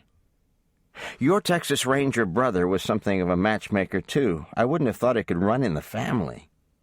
Cash hooted with laughter, but just as soon as he found his breath, he tried again. "What did Dak learn?" "No more than you're going to." "Come on, Libby," he coaxed, having swiftly fallen into easy familiarity with her. "Just a hint." Liberty stopped in the street and looked up at him, dark as it was. "What is it you want to know?" "Just how you feel about Shotgun's deputy. Nothing more." "Is that all? Well, if I had known that—" Liberty began walking again, and Cash fell into step beside her. "In case you haven't noticed, Dak and I think a lot of Slater," he said after half a block. "Watching him with you makes us care about you as well." Liberty stopped suddenly, her heart coming to her throat. "What do you see when he's with me?" "Ah, Libby," Cash replied, his voice gentle. "He'll have to tell you that." Cash heard her sigh in the dark. "Gonna finish walking me to the house now?" "I already did. That's the Hathaways right there." Cash looked toward the trim two-story and back to his companion. "Well, thank you, Libby. I appreciate your showing me." "You're welcome, Cash. I'm glad you can stay a few days. It should be fun." "Indeed." "Good night," Liberty said, and started walking away, coming to a stop only when Cash fell into step beside her. "Where are you going?" "I'm going to walk you back," Cash said simply. "I can't let a lady walk all the way home after dark. And besides," he added outrageously, "I just might get some information out of you yet." They started back toward the Peterson house to the sound of Liberty's laughter. "Oh, you're cold. Have you been outside?" Tess asked as Griffin climbed into bed late Friday night. Yes, we had to check out a disturbance at the Potters, one that turned out to be nothing at all, and Mattie Flowers kept us standing on her porch until she was completely dressed. And all for nothing. Yes. The Potters must have started early in the day because everyone but Rush was passed out drunk. What had Mrs. Flowers wanted? She said she heard noises, and this time we thought we'd catch them in the act. It was dead quiet by the time we arrived, and she was ready for bed. Tess laughed at his disgruntled tone. Griffin kissed her. Your man is freezing in the cold, and all you can do is laugh. Tess chuckled again. If I wasn't so tired, I'd kiss you again, he threatened. Tess only snuggled close. There's always the morning. Griffin sighed and talked to himself. It's like you've known for some time now, Griff. You should have married the woman the moment you laid eyes on her. Tess chuckled softly this time, thanking God, as she often did, that he had brought her husband home safely one more time. Okay, Liberty said to her small charges the next morning. We're going into the general store next. Josie, you stick close to Laura, and both of you remember to look with your eyes, not your hands. Little heads bobbed in agreement, and Liberty watched as her sister, an old pro at shopping, led Josie down the aisle that displayed the toys. When she saw that they were safely ensconced, she began on her list. So much had been on her mind lately. She could still feel herself in that closet. Desna Frank's funeral often came to mind. The Lord was showing her new things in the book of Romans. She was still trying to sort out Slater's feelings on her wearing a badge. And then there was Slater himself. It was a relief for her mother to ask her to shop. We've got to stop meeting like this, a soft voice whispered in her ear. Liberty couldn't stop her smile as she turned to see Slater at her shoulder. How are you? He asked warmly. I'm fine. How about yourself? Better all the time. Liberty smiled into his eyes, her thoughts very loving, and then caught herself. We had fun with Cash last night, she said, pretending to be interested in the set of bowls on the shelf. He said he enjoyed it too, Slater answered as he studied her profile. He thought her nose turned up in the most adorable way. He said a very pretty lady escorted him home. Liberty laughed. Did he tell you he escorted her right back? He didn't have to. I would have been surprised if he'd done anything else. Liberty shook her head. I think the mold was broken after the Rawlings boys were born. I've never known such manners. I'll tell Mother the next time I write. How often do you hear from her? Liberty wondered aloud. Every few months. Are they pleased with what you're doing here? I mean, do they wish you'd settle closer to them or the ranch? They know that we're Texans through and through, but my mother would like to see us more often. Not your father? Slater smiled. He loves us, but that man is an adventurer. As long as we write and tell him what we're doing and what we've seen, he's happy. The thought crossed Liberty's mind that his father's feelings might change if there were grandchildren involved. She thought about saying so and then realized how embarrassing that would be. Are you blushing? Slater asked without thinking, causing Liberty to turn even redder. Slater's manners kicked in at that point, and he turned away, only to see Laura and Josie coming toward him. Hello, girls, he said quietly. Much as he wanted to question her, he turned away to give Liberty a chance to compose herself. How are you today? This is my friend Josie. She likes toys, too. I think toys are pretty fun. Did you have a favorite, Josie? Is the deputy in here? A man's voice called from the door, and Slater turned away to answer. The three females didn't hear why he was needed. Liberty was tempted to follow and see if she could help, but she wouldn't leave the girls in anyone else's care, not with Josie along. They went on with their shopping before heading to Duffy's office for a visit. Liberty, never knowing where her sister's mind would head, was glad that Laura waited to talk to her until they were gone from the general store, their purchases wrapped in neat brown paper. "I want to tell you something, but not have you be shocked," Laura said as they neared Duffy's office door, Josie going in ahead of them. "I'll do my best not to be shocked," Liberty told her, already wanting to laugh. "I hope you marry Slater." "Why do you hope that?" "So you can protect each other with your guns." Liberty only smiled, leaned close, and kissed her soft cheek. "Now can I tell you something?" Laura nodded yes. "Thank you for not saying anything in front of Slater or anyone else. As long as you always talk quietly to me about Slater without everyone listening, I won't be shocked. Deal?" "Deal." The two joined Josie in Duffy's office, and he was delighted to have them.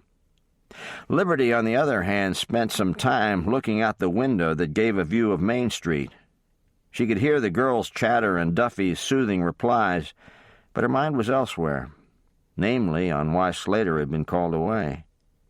It was all Liberty could do not to head home, change, and go to his aid. That he wouldn't thank her for this didn't enter her mind. She only knew she wanted to protect and be with that man. Slater and Cash made their way up to the Petersons' front door. Ready as they were for Sunday dinner, they moved slowly. They had the rest of the day together. But Cash was leaving in the morning, and they didn't know when they would see each other again. "I knew from your letter, Slate, that you were growing in the church, but it was good to be here and see it firsthand. Pastor Karen does a fine job." "He's taught me a lot. Griffin has too, and probably doesn't even know it." "It'll be great to give such a good report to Grandma, but I know that Dakota is not going to be happy with me. He'll want to have heard that I came here and straightened you out. Tess Drake said something to me one day that was a big help with that. She said that Dakota might run into the same man that led me to Christ. I haven't forgotten that. I had some contact with Des, but never did I dream he would have such an impact on me. I need to be reminded that I'm not the only person who could talk to Dakota or who prays that he'll see the truth. By the time you see him again, Cash, it could be that he'll have done some real soul-searching." Cash looked at his youngest sibling. "When did you grow up, Slater?" Slater smiled a little, but his eyes were thoughtful. "Funny, but some days I find I have so much to learn that I think I'm still a child." Cash reached to put an arm around his shoulders. "When I forget how good God has been to me, Slate, I have only to remind myself of the way he reached down and saved Grandma, me, and then you. Considering how self-centered we all were, I call that a miracle." "I'll miss you, Cash," Slater said, his eyes having to look up a little. "I'll miss you, too. Don't be a stranger." The men went inside then, Cash so glad that he'd come, and Slater having a sudden daydream. He'd like to go home. He'd like it very much. But he wanted to go with a certain woman on his arm. God willing, his wife.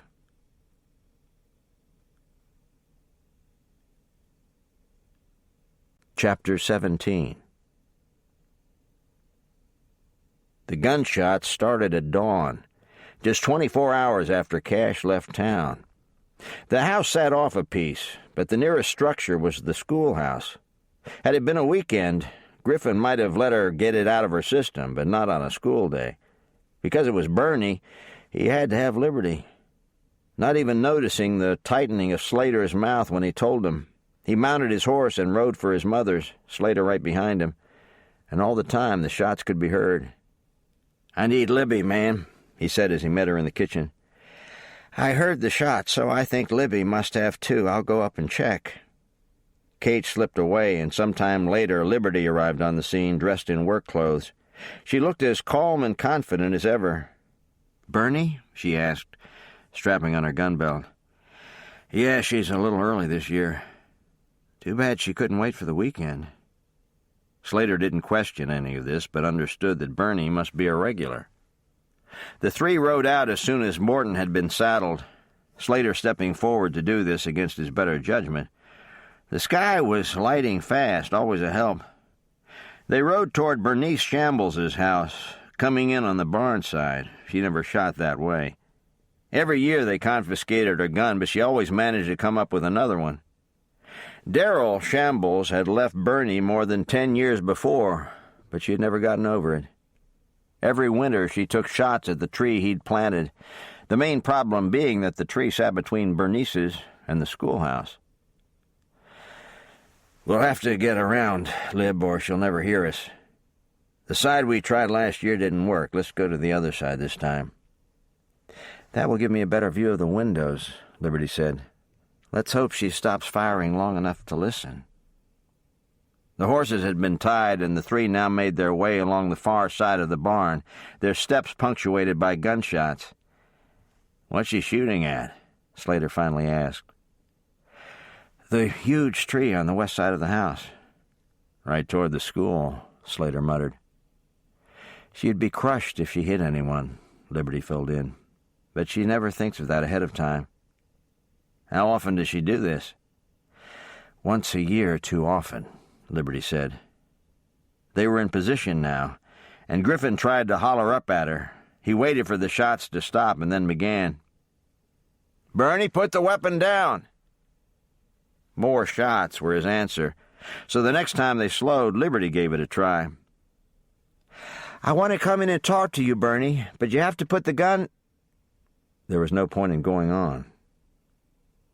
They were patient.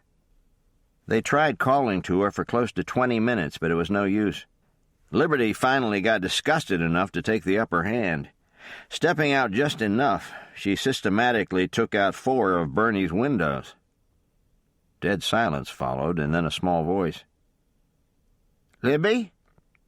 Is that you?" "I'm out here," she called back. "Why didn't you say so?" "I've been trying, but you just kept shooting. Are you hurt?" "No, but I'm sad." Liberty started forward, but suddenly found herself hauled backward. "Don't even think about it," Slater said in a voice not to be argued with. He had taken Liberty by the waist and pulled her back until she was against his chest in a no-nonsense hold. "She'll be calm now," Griffin explained. "We can all go. The only person she'll ever put her gun down for is Libby."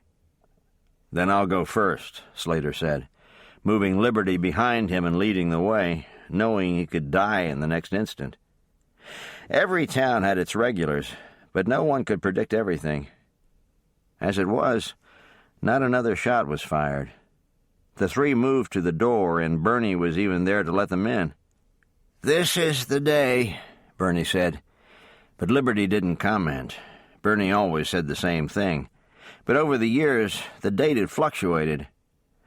Liberty believed that when a person hung on to grief, he or she changed. "We'll come in and talk to you for a while," Liberty said as she took the gun from her hand.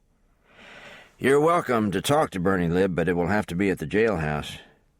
This said, Griffin took the cuffs from his belt and handcuffed Bernie's hands behind her back.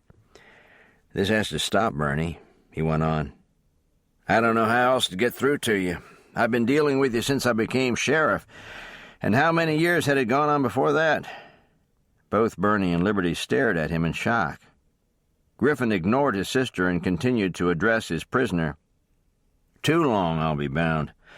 Maybe a little time in jail and a hefty fine will make you think about someone other than yourself next year." "But I miss him," Bernie whined pitifully, but Griffin wasn't moved. "You think you miss him? How do you think the parents of the child you shoot will feel? Darrell left here of his own free will. The child or schoolmarm you hit will be a victim." Liberty was still in shock when Griffin began to lead Bernie away, Slater falling in behind him. Since none of them climbed back onto their horses, they had a bit of a walk as they headed toward town. Bernie was very subdued, and Liberty was angry. She had never seen Griffin act like this toward a woman. What had changed? Slater was an incredible gentleman, But could he have had a hand in this action? "In you go," Griffin said to Bernie as he opened the cell door. He removed her cuffs but shut and locked the door without looking back. Slater had put Bernie's gun on the desk, and Griffin now tagged it and locked it up. "Could I see you for a moment, Griffin?" Liberty asked, her voice tight. Griffin had been expecting as much, but not quite so soon. "Can I wait a few hours, Lib?" Liberty nodded, but she wasn't happy. Knowing that her job was done, she told Griffin she'd see him later and bid Slater goodbye, but she didn't go right home. She was so overcome with fury that she didn't think she could be civil even to her own family. She completely disagreed with the way Griffin had handled Bernie, and she never remembered a time when her brother wouldn't allow her to speak to him. "I don't even know him anymore," Liberty muttered to herself in rage. She wasn't even watching where she was headed, and suddenly realized she was on the way back to Bernie's. Another angry spark lit inside of her. Take a woman off without even letting her gather some things. Well, I'll just do it myself. I'll take things to Bernie and make her the most comfortable prisoner we've ever had. Leave it to a man not to understand. Liberty all but stomped into the house and began searching for things Bernie might want. Her emotions spiraling completely out of control, she carried on in a fury. The few times she let her mind tell her she was wrong, she pushed the thought away. At the moment, she thought she might never speak to her brother or any man ever again. "The sheriff asked me to come by and tell you to ring the school bell right on time, Miss Winters. The shooting's over." "Oh, thank you, Deputy Rawlings. I appreciate your stopping." The couple was standing on the school steps. Slater had knocked and been ready to go in, but Miss Winters had suddenly come out and nearly run into him. "I've got coffee on," she said. "It's a cold morning. May I bring you a cup?" "Yes, please," Slater said sincerely. It was cold, very cold. They had been out early and then stood in the cold. Then, just after he'd gotten back inside the jailhouse, Griffin had sent him out to the school.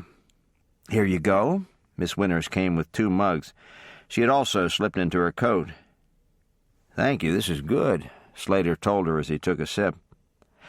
"I just remembered that you were coming out to do something. I should drink this and let you get back to work."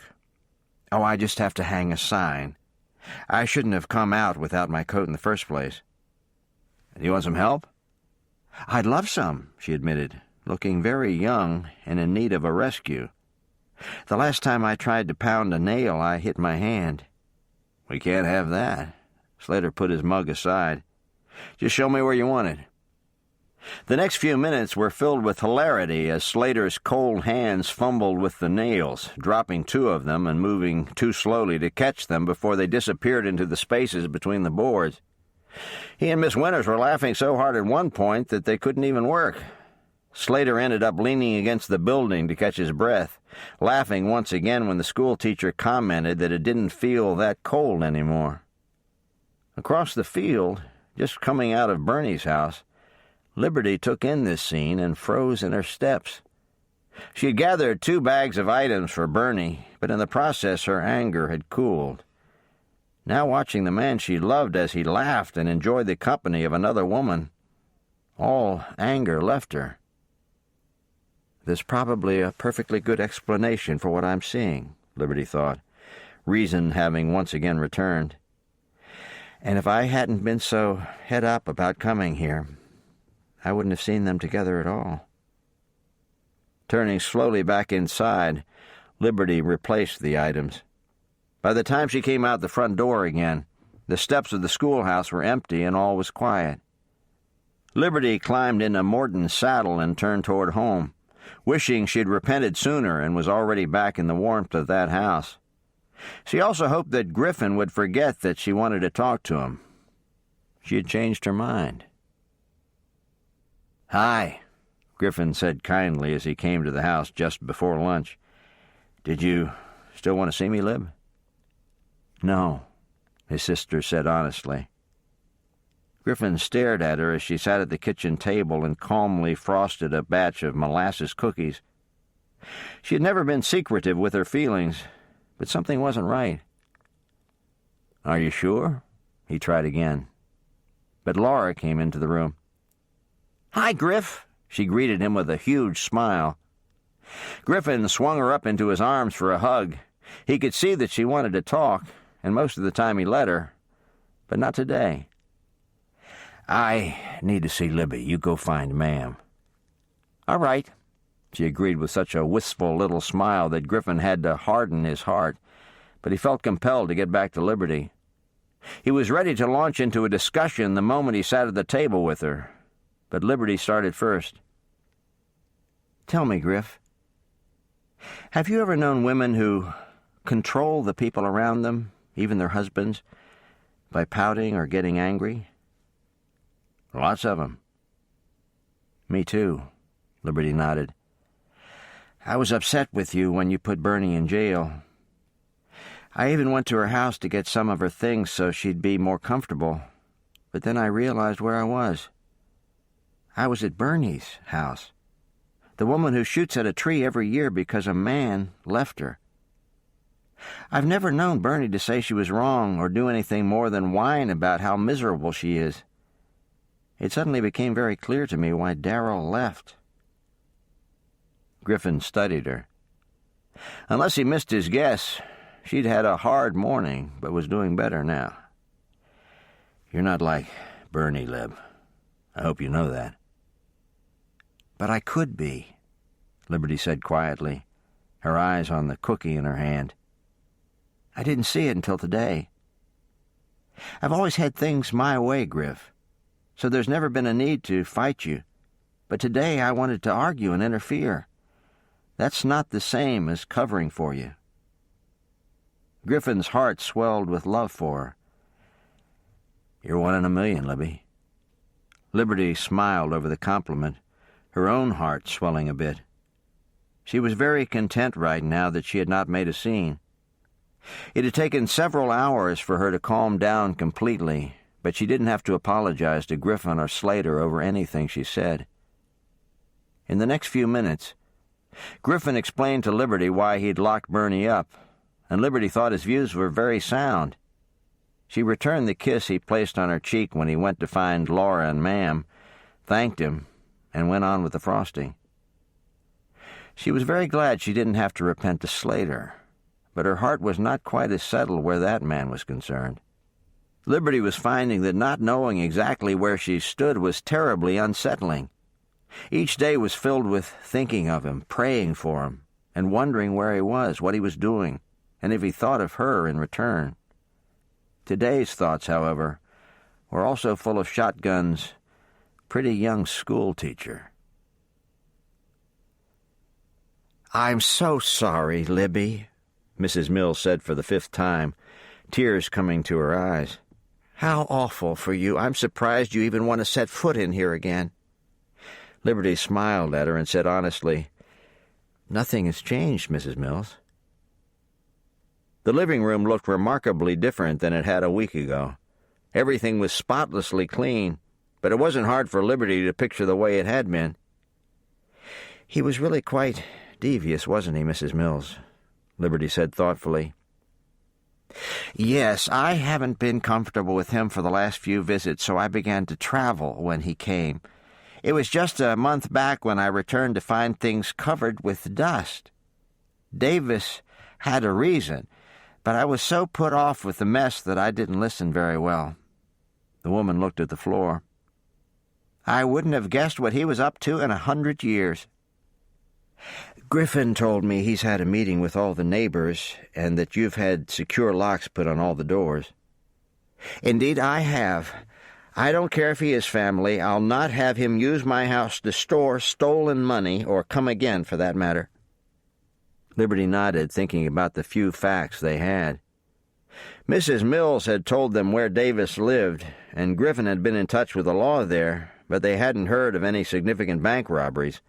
The bags of money Liberty had seen had been part of a large job. "Griffin told me that dozens of cases go unsolved every year," Mrs. Mills said. "I fear this might be one we'll have to live with." "Will it make things awkward for you when you see your husband's family?" Liberty asked. No. We're so spread out these days, and in truth my brother-in-law and I are not on good terms. He doesn't like the way I've never settled down, as if every woman must be dominated and ruled by a husband. Well, some of us just won't be." These last words were said with an indignant sniff, and Liberty had all she could do not to ask Mrs. Mills how she'd become a Mrs. when she felt that way. Or maybe that was it. She had been ruled and dominated in her marriage and was glad to have the man gone. Liberty wondered if the older woman might explain, but someone knocked on the door just then. Liberty was sitting with a perfect view of that portal and couldn't stop the thundering of her heart when she saw that it was Slater. "Why, Mr. Rawlings," Mrs. Mills nearly gushed. "Come in." "Thank you, Mrs. Mills. I hope I'm not disturbing you." "Not at all. Libby is here visiting me. Come right in." Slater's hat had come off, and he gave Liberty a smile as he took the chair his hostess indicated. "What can we do for you, Mr. Rawlings?" Mrs. Mills asked. "Actually, I just came by to ask Libby if I could see her home." For all her seemingly negative ideas about marriage and men, Mrs. Mills beamed at them. "Of course, what a wonderful idea. Libby and I were just visiting. Something we can do any time." Liberty didn't remember too much more as she found herself embarrassed, not only by Mrs. Mills' obvious efforts to put them together, but by her own thoughts about Slater and Miss Winters. But she did suddenly find herself outside with Slater, that man taking the reins of both horses in one hand and leading the way. "I hope that was all right, Libby. I hope I didn't interrupt." "Not at all. How did you know I was there?" "I have the rest of the day off, so I went to your house, and your mother told me where to find you." "Were you looking for me for a reason?" "Do I need a reason?" he asked softly, and Liberty gave him a sideways glance but didn't answer. "How was your day?" he now tried. They had seen each other so briefly that morning, and he had known she was upset over Griffin's treatment of Bernice. Slater wondered if Griffin had told Liberty how Bernice had taken it. That woman had curled up on the bunk and gone sound asleep for the next 4 hours. "Enlightening," she said cryptically. "Oh," was all Slater could think to say. They walked in silence for a time. "Are you going to enlighten me?" Slater finally ventured. Liberty laughed. "Not exactly. Let's just say I learned some things about myself that were very helpful." Slater studied her profile and waited for her to look at him. When she did, she couldn't look away from his eyes. She even stumbled in the road a little, but that only caused Slater to take her hand. He held it all the way to the small barn at the back of the Petersons' house. Without a word of conversation, Slater tied Arrow to the hitching post outside the barn and went inside to stable Morton. Liberty followed, pulling hay from the rack so the horse could reach it, applying the water bucket, and then standing back against the wall out of the way until Slater was done. Slater eventually turned to see where she had disappeared to and found her in the shadows. Like a powerful magnet, he went to her, his hands going to the wall around her as he leaned close. "I thought about you all day," he admitted. "Oh, Slater." "Does that mean you thought of me, too?" "It does." Slater sighed and didn't even try to fight the temptation. Not rushing or hesitating, his head lowered. His lips caught Liberty's in a kiss that sent both their senses staggering. Not content to keep his arms free of her, with hands to her waist, he pulled her close. Liberty needed no other prompting. Her own arms went around his neck and she kissed him back. They were both gasping when Slater broke away, only to study Liberty's face and kiss her again. She was a wonderful fit in his arms, and for long moments she was his only thought. "I have to go inside," Zach's young voice suddenly shouted. He was up by the house, but must have been calling to the boys who had walked with him from school. The sound was just enough to bring Slater back to earth. He began to move away, but Liberty caught his arm. She was still in a fog of sensation. "Slater?" "Yes?" "Will you come to dinner tonight? Are you free?" He nodded, his eyes still on her face and then her mouth. "The usual time?" "Yes," Liberty said softly. She had never been kissed before, and now she had been kissed by the man she loved.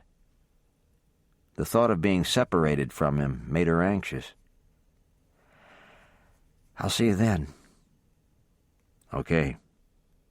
Liberty wasn't sure why she didn't invite him inside right then, but with a final look into his eyes, she made her way across the backyard and to the house. Slater watched her go, his arms still aching to hold her, but his heart telling him how wrong he'd been. "What a mess," he said softly, causing Morton's ears to twitch. It was a good thing that he had some time before dinner. He had a good deal of thinking to do and a fair measure of confessing. He wasn't playing games where Liberty Drake was concerned, but she wasn't his to hold and kiss, as he'd just done. "And it's time you remember that," he said, pulling himself into Arrow's saddle and going for a long ride. "Maybe I shouldn't have invited Slater," Liberty said to her mother as she checked on her in her room. "Not at all, Libby," Kate said genuinely, but she was too tired to rise. "I'm glad you did, but I'm not feeling the best, so I think I'll stay right here." "All right, I'll bring something up for you. Do you want it before we eat or later?" Liberty felt alarmed when her mother didn't answer, but then realized she had fallen asleep that fast. She was glad, however, that as she was leaving the room, Duffy was coming down the hall. "Zach told me she's not feeling well." "That's what she told me. She fell asleep almost in mid-sentence." "I'll check on her and be down soon." "We'll wait for you." Duffy thanked her, and Liberty continued on downstairs, only to find Slater in the kitchen with her brother and sister. "May I see you for a moment, Libby?" he asked without preamble. "Certainly." Liberty was on the verge of asking where when Slater turned toward the door. Liberty followed him. "I had no right to kiss you," Slater began as soon as the door was shut. They stood facing each other on the step. "I've confessed to the Lord, and now I'm repenting to you. I'm sorry I did that." "I started feeling pretty awful about 30 minutes after you left. I'm sorry too, Slater." "Liberty," Slater said, moving so close and bending over her that had Liberty not known better, she might have thought she would be kissed again. "I'm not playing games here. I want you to understand that. With whom do I talk?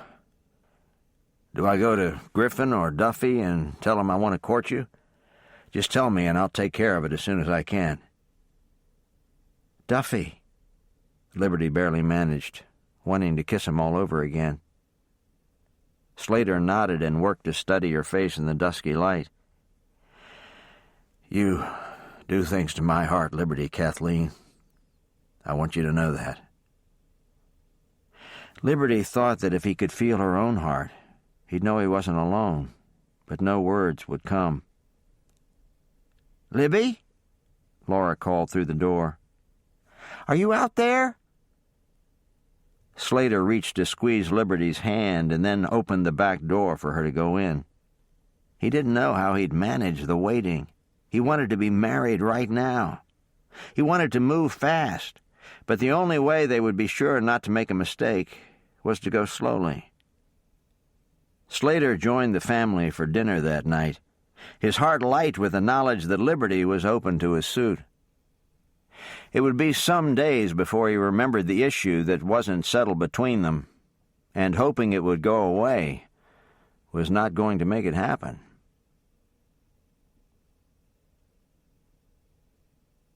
Chapter 18. "Well, hello, Slater," Duffy said the following day. He'd only just arrived at his office and wasn't expecting anyone for almost an hour. "Is this bad timing, Duffy?" "Not at all."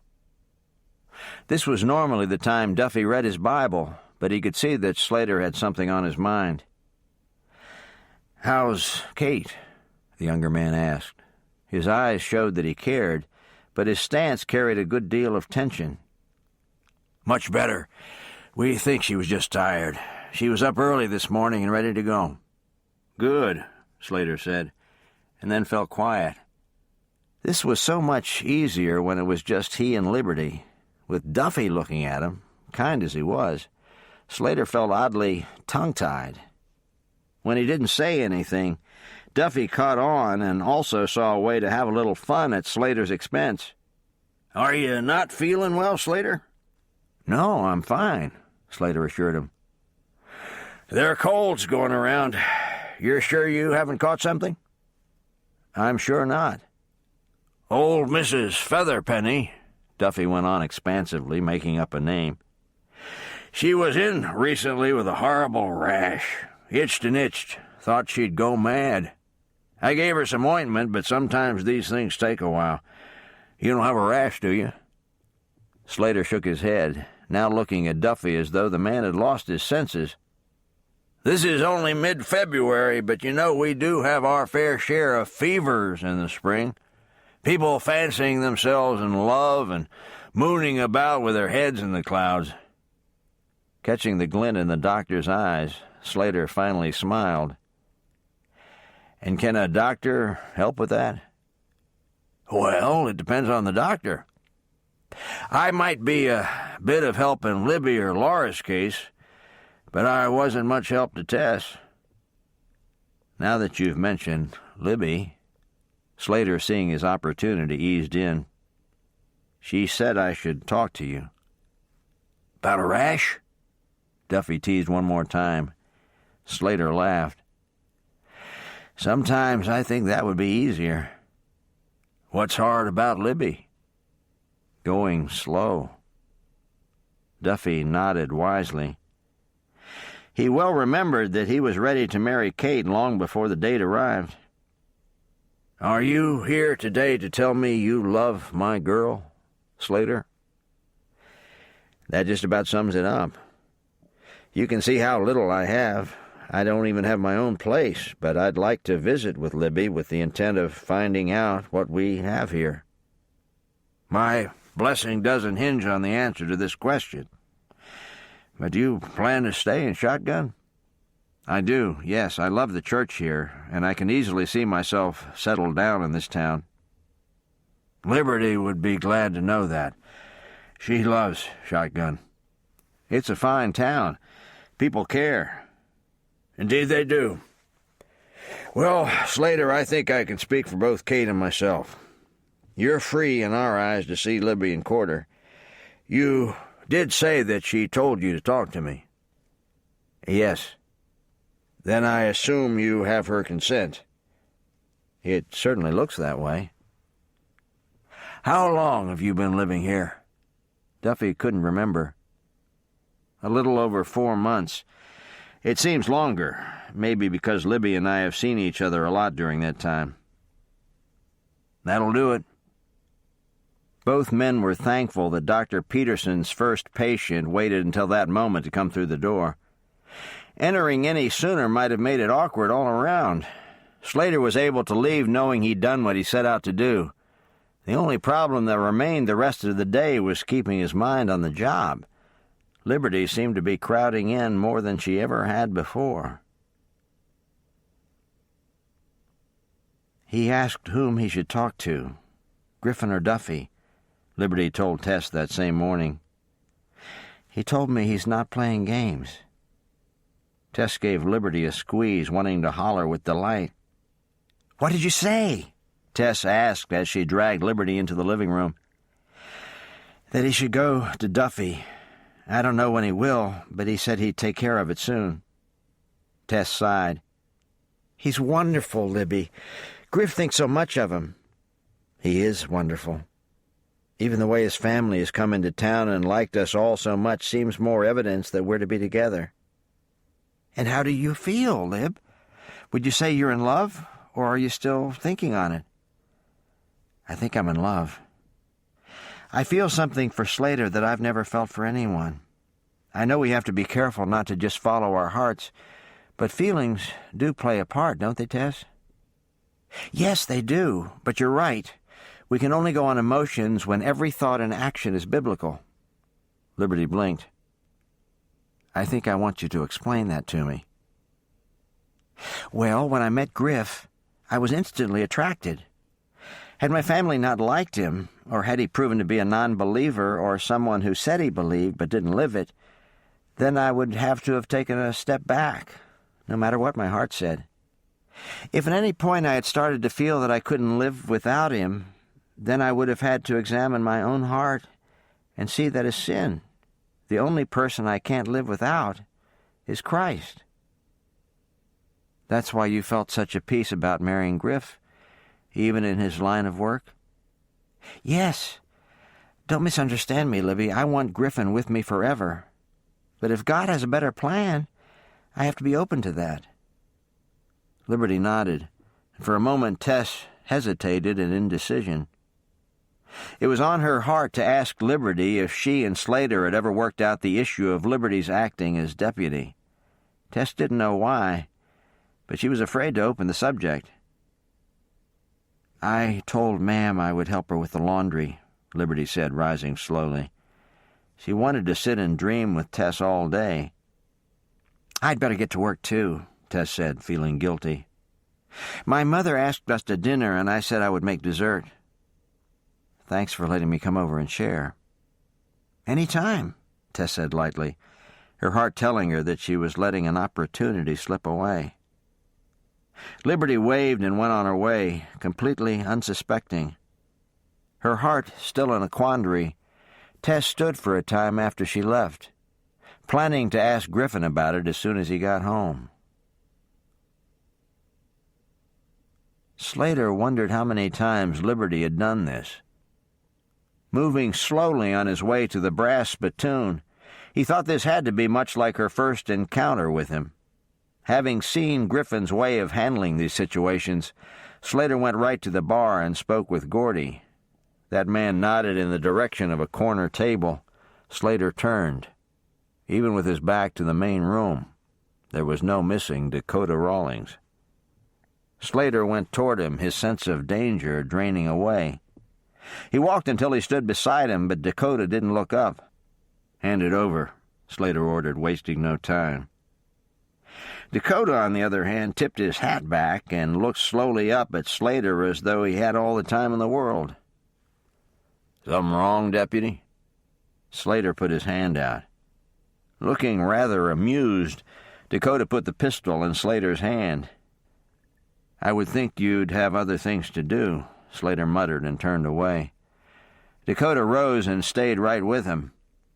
Slater was well aware of Dakota behind him, but remembering the way the older Rawlings had left things, he was suddenly angry.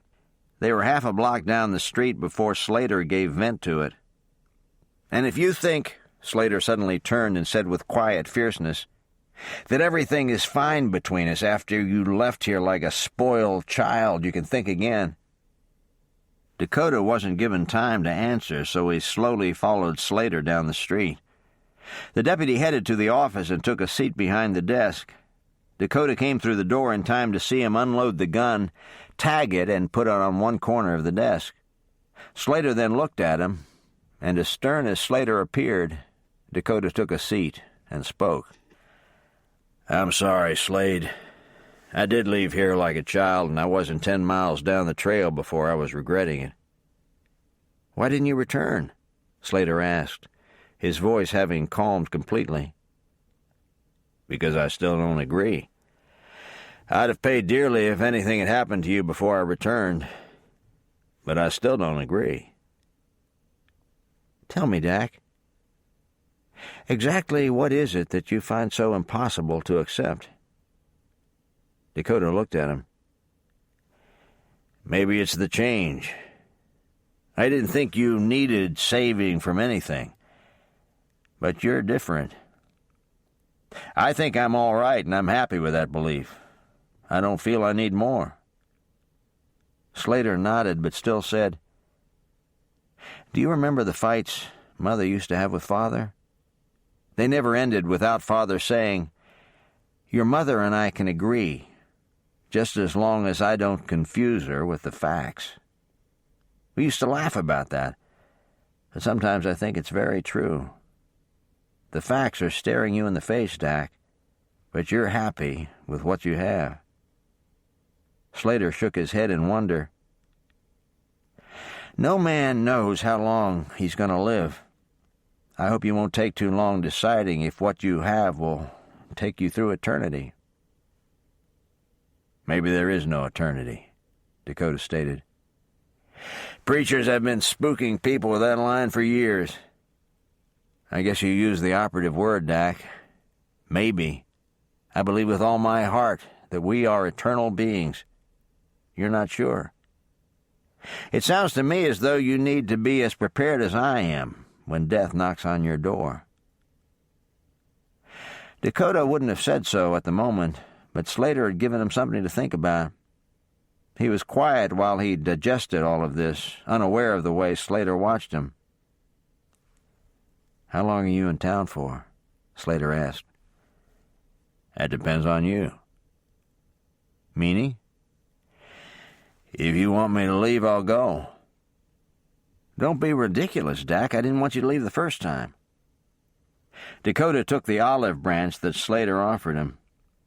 He would have to head back out on the trail soon. He hated the thought of doing that, something he'd never experienced before. He knew it was because of the way he'd left. "Griffin ever get married?" "Indeed," Slater told him, and went on to say where he was living and that Dakota would be welcomed at the Hathaways. They talked for a time before Slater headed out to walk the streets and keep an eye on things. Dakota accompanied him, the conversation turning to Cash's visit. For right now, the younger brother knew he had to let the other subject go. It didn't stop his praying, though, something he did fervently, asking God for another chance to share his faith. "Anybody here?" The afternoon was slipping away fast, and the temperature was dropping as Tess stepped into Kate's kitchen and called to her. "In the living room, Tess," her mother-in-law answered. Tess went through the house and found Kate and Libby rehanging curtains. "Hi, Tess," Kate greeted her. "Be prepared to get dusty." Tess laughed. "That's fine. As long as I don't have to sit by myself, I can stand a little dust." Both women were instantly alert. "Bad news?" Liberty asked. "It's hard to say. Griffin stopped for an extra gun. Mrs. Flowers is in again. He and Slater are headed to confront the Potters. It doesn't sound as though he'll give them any quarter this time." "Oh, Tess," Kate began, but Liberty cut her off. "I've got to go," she said softly and moved toward the door. Tess watched Kate as she went utterly still. She waited for the older woman to say something to stop Liberty, but it didn't happen. Tess felt torn inside. Another gun would be so helpful, but she also knew that Slater wouldn't find it worth the risk. Neither woman spoke, and in almost record time, Liberty was back downstairs, clothes changed, gun belt in place. "Please, be careful," her mother finally managed. "Yes, Libby, do," Tess was able to add. Liberty called her assurance back to them, and moments later they heard Morton's hooves. The swiftness of her actions caused Tess's heart to sink with dread. She didn't like rushed things. Too often one was left to repent for a long time to follow. "Let's pray," Kate suggested. Tess had no argument with that. She didn't know if she would see her husband again. But Kate had more on the line. Half of her children were riding into battle. No, Tess didn't need to be asked twice. She sat with her mother-in-law, content to pray for as long as she wanted. The men were on their horses, their faces grim. Both had known it would come to this, but neither man looked forward to it. Mattie Flowers had just come and said that the Potters had caroused all night. Griffin felt he'd given them enough time. Slater wished that Dakota hadn't left to run an errand, but he hoped he wouldn't be gone long and would find the note he left. "What in the world?" Griffin exclaimed. Slater looked up to follow his gaze. Coming toward them, her face full of determination, was Liberty. Slater didn't waste any time. His mouth tight with equal resolve, he turned back to the sheriff. "I'll handle this," he told Griffin as soon as their eyes met, and from the look in his deputy's eyes, Griffin wouldn't have argued for the world.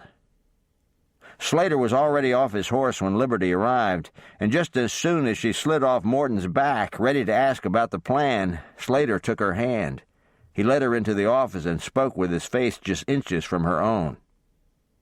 "I don't want you to do this." "Slater," Liberty returned, ready to explain. "You don't know the Potters like I do. You and Griffin need me." "I don't want you to do this, Libby, and I mean it." Liberty began to shake her head, so Slater placed his hands gently on either side of her face and held it still. "No, Liberty." Her look was nothing short of long-suffering. "I'll ask Griff," she said, and would have moved toward the door if Slater hadn't caught her hand. Giving her no time to anticipate his next move, he led her into one of the cells. Bending once again to catch her eye, he said, "I can't put you at risk." Slater then exited, locked the door, and hung the key out of reach. "Slater," Liberty said with a laugh, sure he couldn't be serious, "stop fooling around." Slater only shook his head. How could he have let this go unsettled? Now wasn't the time to speculate, but that didn't change his actions. She was not coming to the Potters. "I don't want you hurt," he said gently. "I think it would kill me." "The Potters will probably do that for you." She'd said it with such conviction that Slater sadly shook his head. "You really are arrogant, Libby. You don't think anyone else can do this." She was getting ready to argue with him again, but he turned away. He glanced back just as he went out the door. She wasn't happy with him, but neither was she ready to panic.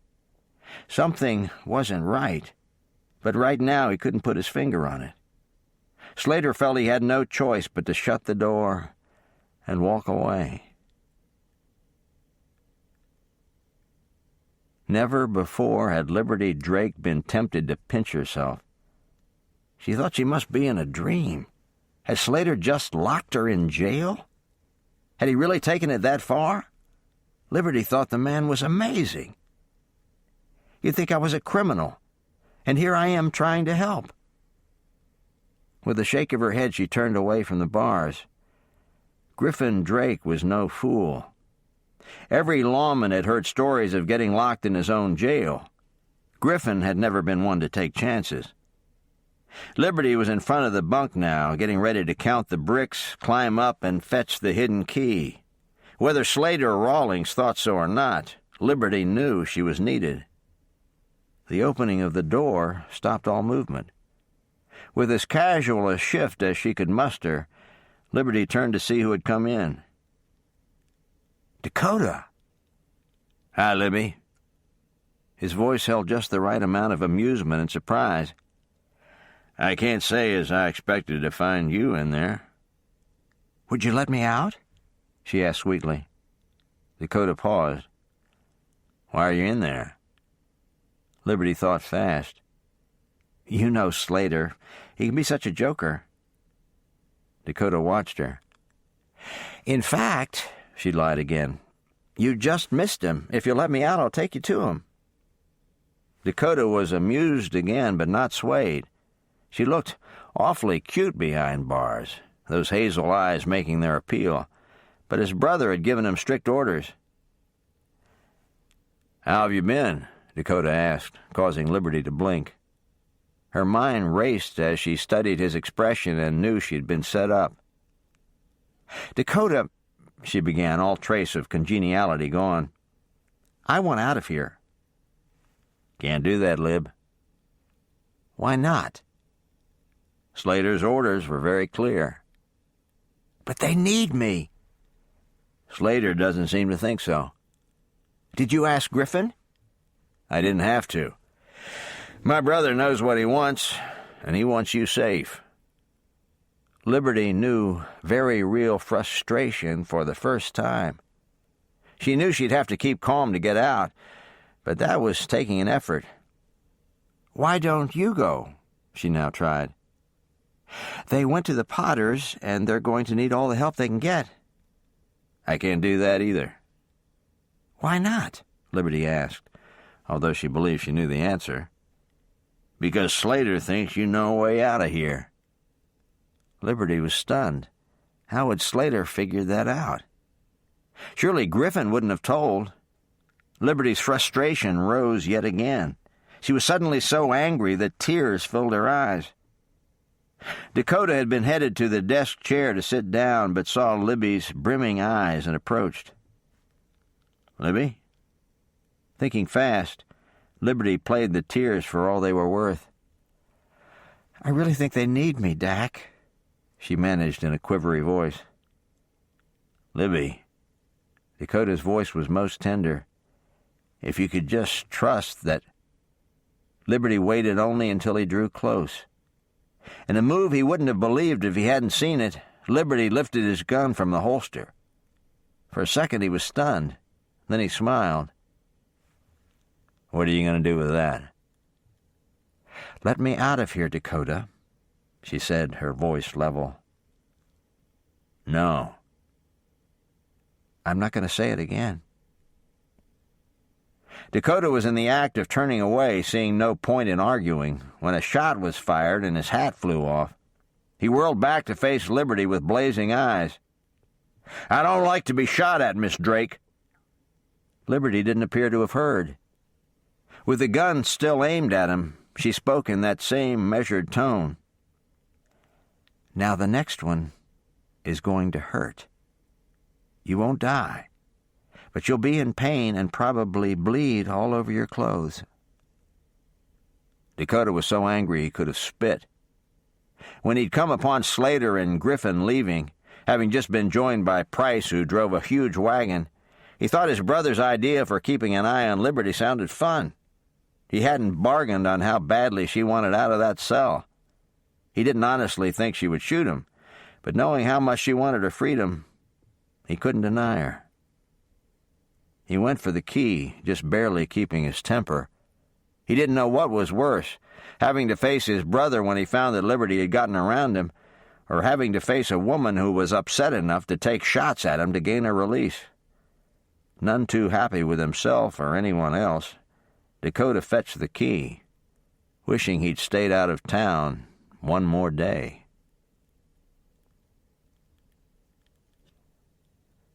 Chapter 19. The Potters weren't prepared for a visit from the sheriff. Indeed, the drinking in the barn had started a little early this day. It put Rush and Possum in a good mood, but both Ned and Critter were none too happy to see Shotgun's law enforcement arriving. "Let me do the talking," the father of the clan snapped at his boys. "I think you should do the talking," Critter proclaimed, a shotgun in his hand. "Give me that," Ned ordered, but Critter was having none of it. They scuffled around a bit, all four hands on the weapon, and froze when the gun went off. 4 sets of eyes rounded in fear, just as the first shots came from without. The Potters hit the dirt. From behind a small outcropping of rocks, Griffin and Slater let off a steady stream of bullets as the 4 inside scrambled for cover. The barn being ancient, daylight could be seen from every crack and crevice, with new holes appearing all the time and wood splintering around them. Ned thought he would kill Critter himself if he could get close enough. "Ned!" The firing finally stopped, and that man heard his name being called. "Do you hear me?" It was Griffin. "Yeah, Ned began, but Critter jumped in. "We hear you, Sheriff, and all you're going to hear is this." Critter fired one shot, and the bullets started up again. For what seemed like many minutes, the Potters hid in the barn and waited yet again for silence, each one wondering how many guns the law had brought. At last it was quiet, but Griffin didn't shout toward the barn. From next to him, Slater held his peace as well. "Gonna let him sweat a little," Griffin said, almost to himself. "Something tells me Ned would talk to you. I think you're right. He'll do anything to stay out of jail, but he hasn't learned to control Critter in all these years, and now he's going to pay.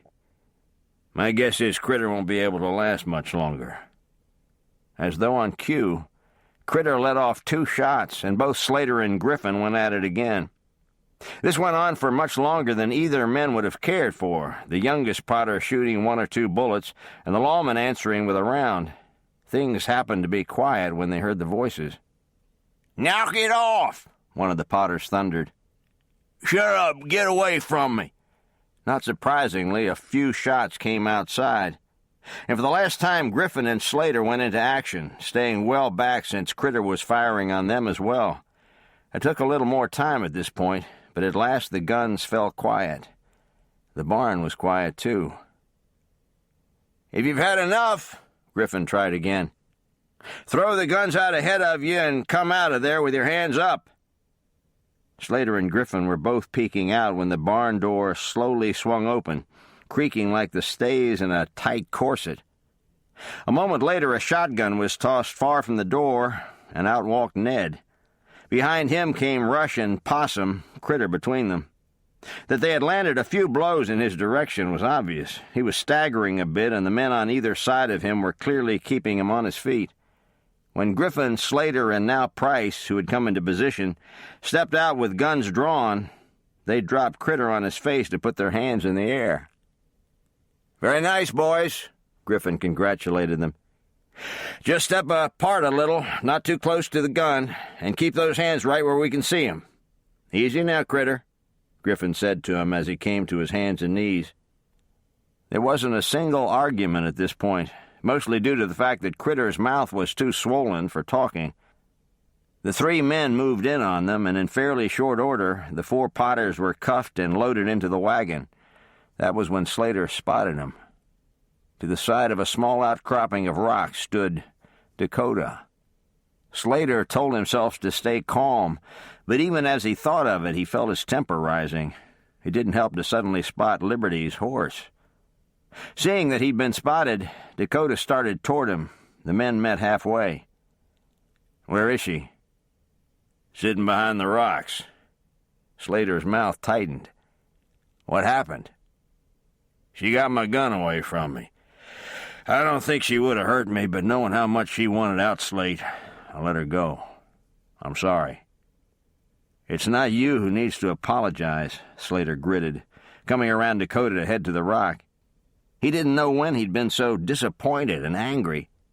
They should have had this out a long time ago, but even at that, Liberty should have known he just wanted her to be safe. Slater walked until he stood just a few feet from her. She was sitting quite still, her back against the rock, and finally looked up at him.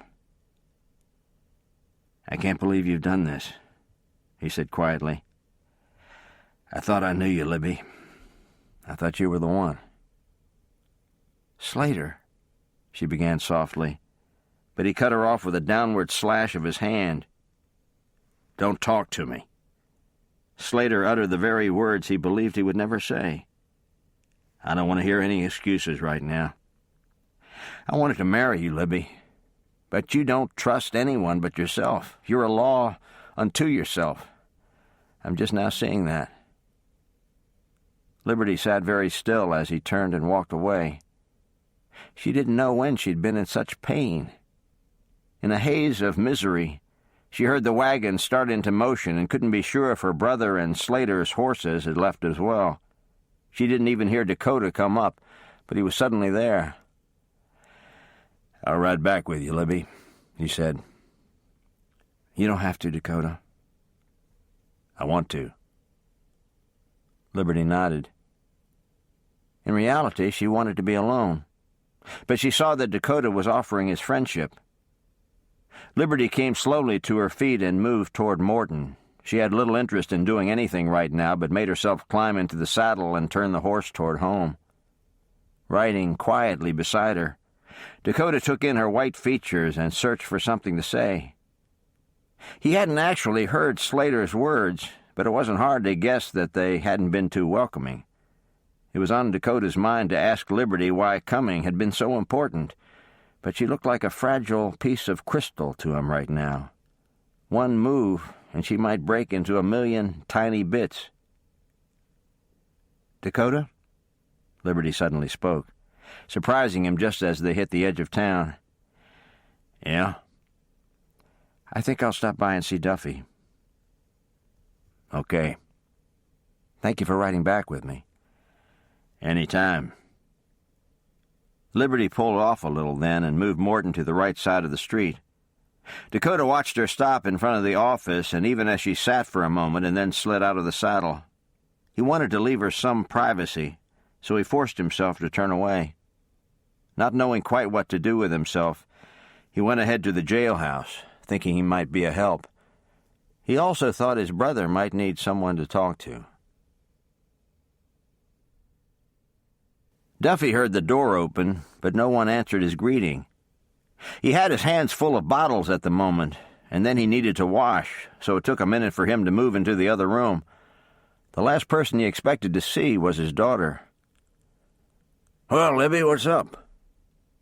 Liberty didn't look directly at him, and Duffy, ever the kind and sensitive parent, came and sat down on one of the chairs across from her. Only then did Liberty's eyes meet his. "I've done it this time, Duffy," she began. "Okay," Duffy said simply, wanting her to know he was listening. "I went someplace I shouldn't have, and I've ruined everything." Duffy didn't believe that, but told himself not to be too hasty. "Can you tell me about it?" he asked gently. "I suppose I should explain everything, but for right now I just need you to know that I've been shot." "Where, Libby?" Duffy forced himself to remain calm, even as he took in her bloodless lips and glazed eyes with new understanding. "In the side. I think the bullet must have ricocheted off a rock, but even at that it burned something fierce. I never knew it would hurt like this." Duffy watched in amazement as she stood. "I'm going to head home now. I just wanted you to know." "This way, Libby," Duffy said softly, also having come to his feet. Letting the doctor in him completely take over, he continued, "I need you to come back here and lie down on the table." "I should help Ma'am with dinner," Liberty said in a strange voice, and Duffy knew that shock was setting in. She did as she was told, however, and a minute later Duffy was pushing aside her jacket and cutting away the blood-stained shirt at her left side. He worked to tamp down every emotion as he labored over her injury. That this had happened to one of his own, his precious Liberty, was turning out to be very hard. "Oh, Duffy," Liberty gasped as he cleansed the wound. The bullet had passed through, but it had made a mess. Duffy didn't answer her. He was a surgeon at work now, having to turn his emotions off almost to the point of indifference. He cleansed and stitched, not letting himself think about the possible infections that could set in and what they could do, and especially not letting himself think about who had let this happen, not letting his mind stray to the woman he loved above all others, or the child within her, and the way this was going to affect them both. Almost an hour passed before the bleeding stopped. It wasn't an effusive wound, but loss of blood from someone as petite as Liberty scared him a little. She was silent now, her eyes staring blankly at the ceiling. In all this time she hadn't fainted or even closed her eyes. He had known she was strong, but hadn't expected her to be able to speak so coherently. "Are you wrapping it up?" "Yes." "So you're almost done?" "Yes." "I want to go home and lie in my own bed, Duffy." You shouldn't move. I've got the bleeding stopped, but you need to lie still." Liberty shook her head. "I want you to help me home. I ache with things I haven't told you yet, Duffy. I can't tell you how much I need to go home." It was the first time he'd heard emotion in her voice, and for some reason it scared him more than the wound. She was crushed about something that brought her more pain than a bullet wound. Duffy found himself unable to argue with her. "Give me a few minutes," he said. "I'll help you, but stay put for right now."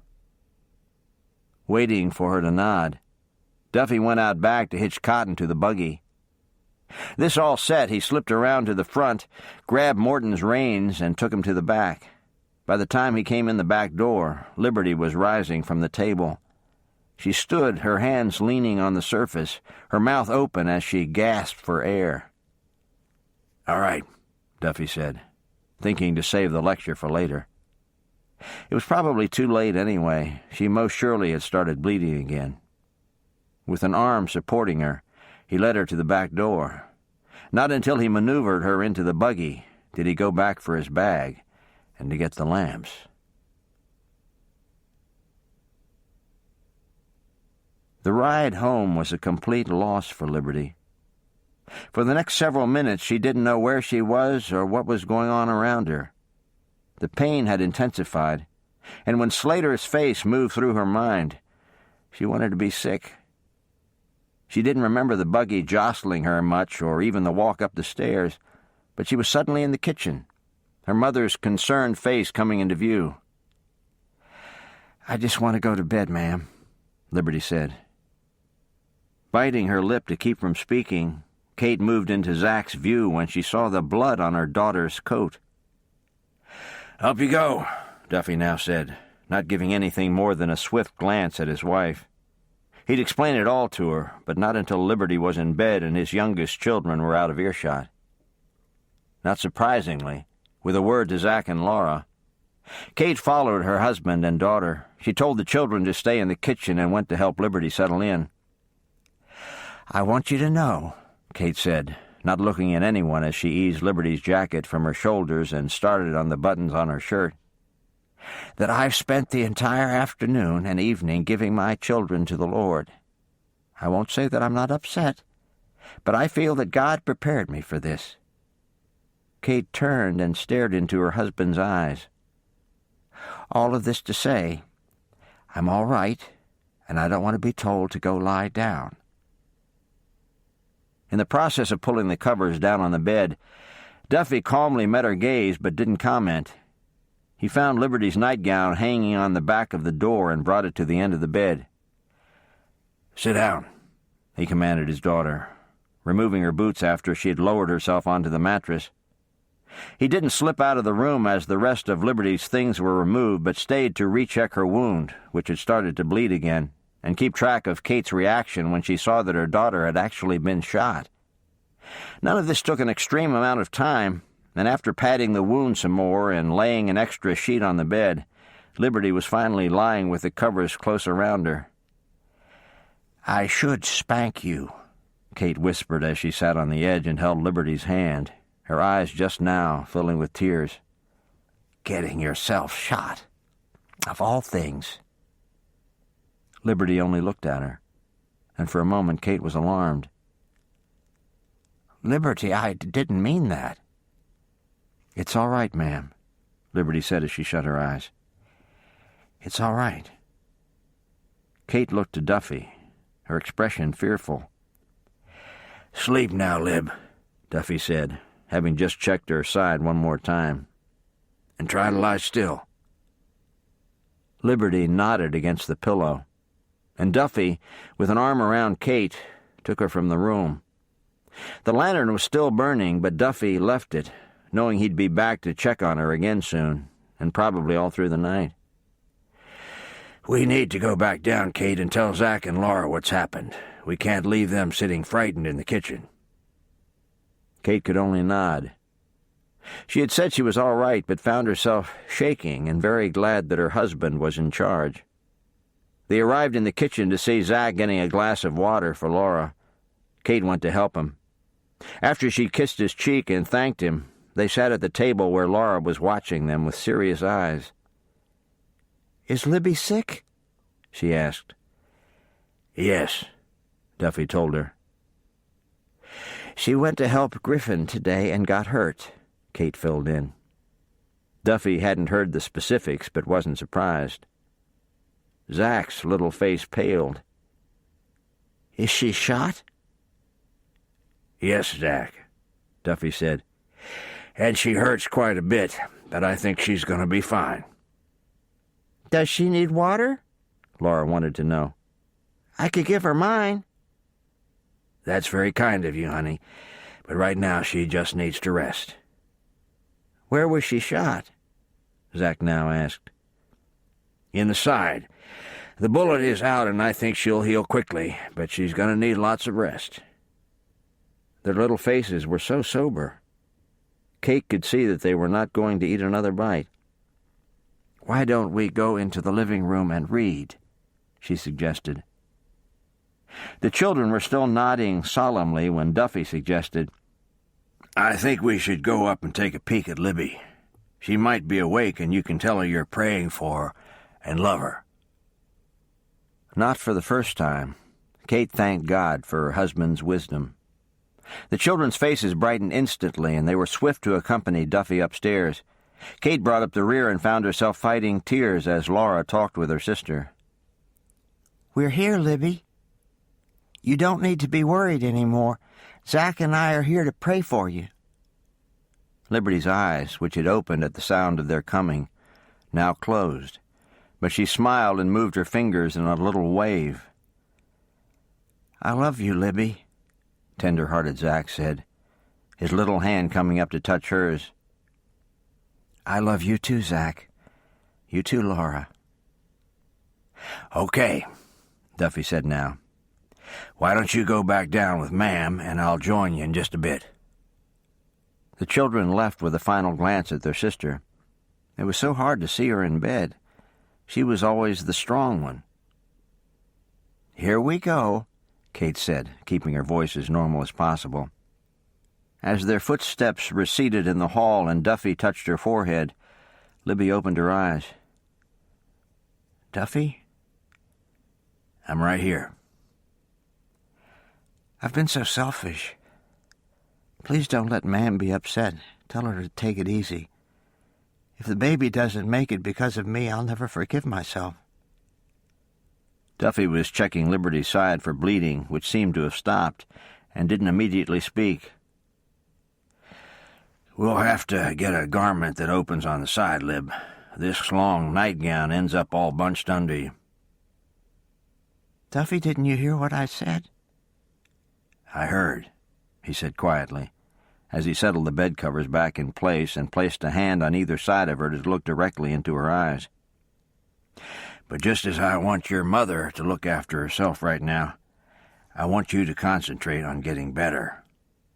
You've lost a great deal of blood, and you're not going to be jumping out of that bed in the morning." Liberty looked up at him but didn't comment. "I'm going to go down now and spend some time with the kids and put them to bed. Sleep if you can and lie still. I could give you something." Liberty shook her head no. "All right." Duffy kissed Liberty's brow and slipped away from the room, this time turning the lantern down a bit on his way out. He wanted to sit with her. He wanted to keep an eye on how much she moved in her sleep, but he knew that would have to wait until Zach and Laura were in bed. He found them flanking Kate on the davenport and listening as she read. He didn't interrupt but sat at Zach's other side and listened as well.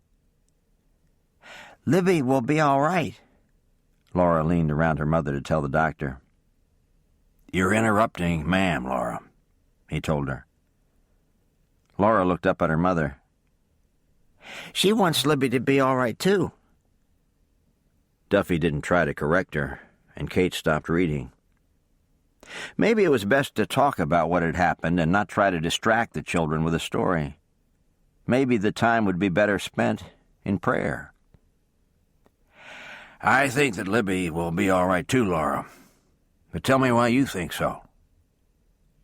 Well, she's always been all right before, and we're going to pray for her, she offered, her little heart speaking with great confidence.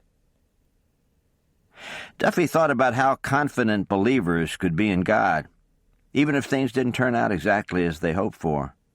And for this reason, he only smiled at his daughter, thanked her, and suggested they turn in a little early. Kate finished reading the story she was on, and Duffy said it was time to head up. "Yes, ma'am," he ordered, not wanting her to move from her seat. The children embraced her warmly, and Kate held them tight, but she was nothing short of relieved that Duffy was putting them to bed. Her first thought was to run to Liberty's side and be with her, but she tried to act as normally as possible. Rising and putting the book away, she went to the kitchen. She hadn't eaten but still wasn't hungry. She filled a plate for her husband and put it on the stove to stay warm. Then she started the cleanup, something so routine that it gave her a chance to pray continuously. She was just finishing the dirty dishes when the back door opened and Griffin walked in. "Hi, ma'am," he said, kissing her cheek when he saw how drained she looked. "Hello, dear." "How's Libby?" Griffin asked innocently. She was the reason he'd come, but not for the reason his mother thought. "The bleeding has stopped, and she's resting quietly. Duffy thinks she'll be fine, but she's awfully—" Kate stumbled to a halt as she watched her son's face. "Griffin, what is it?" "Why is Libby bleeding?" Kate was stunned. No wonder he hadn't come earlier, or for that matter taken her to Duffy's office. "She was shot today, Griffin. I had no idea you didn't know." "Where is she?" he asked, already moving toward the door. "In her room. But Griff—" His mother stopped him. "Duffy just put the kids down. Please don't go rushing up there and frighten them if they're still awake." Griffin put his hand up in understanding. He nodded and took some deep breaths, this time moving slowly to the stairs. Kate didn't go with him, but could tell that he was walking at a more controlled pace. And indeed she was right. Griffin's pace was slow, giving complete lie to the way his heart nearly pounded through his chest. "Oh, Father in heaven, Libby's been hit. I didn't know, Lord, I didn't know. My sister, who I love so much. I can't believe it. I've wrestled with this whole issue, not wanting to face it, and now this has happened. Please help her. Please touch her and heal her." Griffin was at the doorway of Liberty's room now, and found Duffy in the rocking chair by the bed, his Bible open in his hand and his head turned to catch the soft light of the lantern. Griffin spoke when the older man looked up. "I didn't know." Duffy nodded. He had wondered why Griffin and Slater hadn't been around, but his main thought was Liberty. Griffin came in, his eyes glued to Liberty's colorless cheeks. He came to the side of the bed and just stood looking down at her. "How bad?" he whispered to Duffy without shifting his gaze. "It passed clear through. She thought it might have ricocheted." "Where was she hit?" "Her left side." Griffin licked his lips, wishing she'd wake up so he could talk to her. He could count on one hand the amount of times he'd been this upset. His father's death came to mind, as did the night Liberty told him that Tess thought he might as well be dead. Now his sister lay hurt and vulnerable, and something deep inside Griffin told him he could have prevented it. His father's death was beyond his control. When he learned of Tess's feelings, he had instantly acted. Not so with Liberty. He had been thinking about her involvement for a long time, and now he'd waited too long. Griffin broke from his reverie when he heard movement at the door. He turned to see his mother enter. The fullness under her apron was another reminder of the many people who were affected. He watched his mother as she stepped up and joined him. If Liberty's even breathing was any indication, she was deeply asleep. Nevertheless, they whispered. "Tell me, Griffin," Kate commented, having recovered enough to question him. If you didn't know Libby was hurt, why did you come? He shook his head. Slater wasn't at all happy that Libby came out to the Potters. He was pretty hard on her. The words were no more out of his mouth than a thunderstruck look crossed his face. "Slater," he whispered in soft dismay. He doesn't know? "No." Kate was relieved. She had worried that Slater was deliberately staying away. Griffin, still watching Liberty's face, put his hat back on. He knew how he'd feel if he'd been hard on Tess and she was harmed before he'd made it right. Maybe Liberty had needed to hear what Slater said. But that wouldn't change the way he felt when he learned she was hurt and he'd just ridden away. Much as he knew his deputy would be upset, Griffin had to tell him. Telling his family he'd be back as soon as he could, and to tell Liberty he'd been there. He left the room, intent on finding Slater and explaining as gently as he could. Chapter 20. Liberty thought she might be floating. She was warm, almost hot, and for some time she couldn't tell where she was. She saw flowers along the creek bank, little yellow ones. They were so pretty and so early for this time of year. Reaching out with her arm, she bent to pick one but found herself gasping in pain. Her eyes flew open, and after a moment she found herself staring at the ceiling in her own bedroom. Her sigh was very soft as memory returned. I never believed it would come to this, Lord. I never thought I'd not be able to let go. Giving up the job has been hurting and bothering me for a long time. But I didn't think I was capable of doing what I did today. Liberty shuddered with shame as she remembered.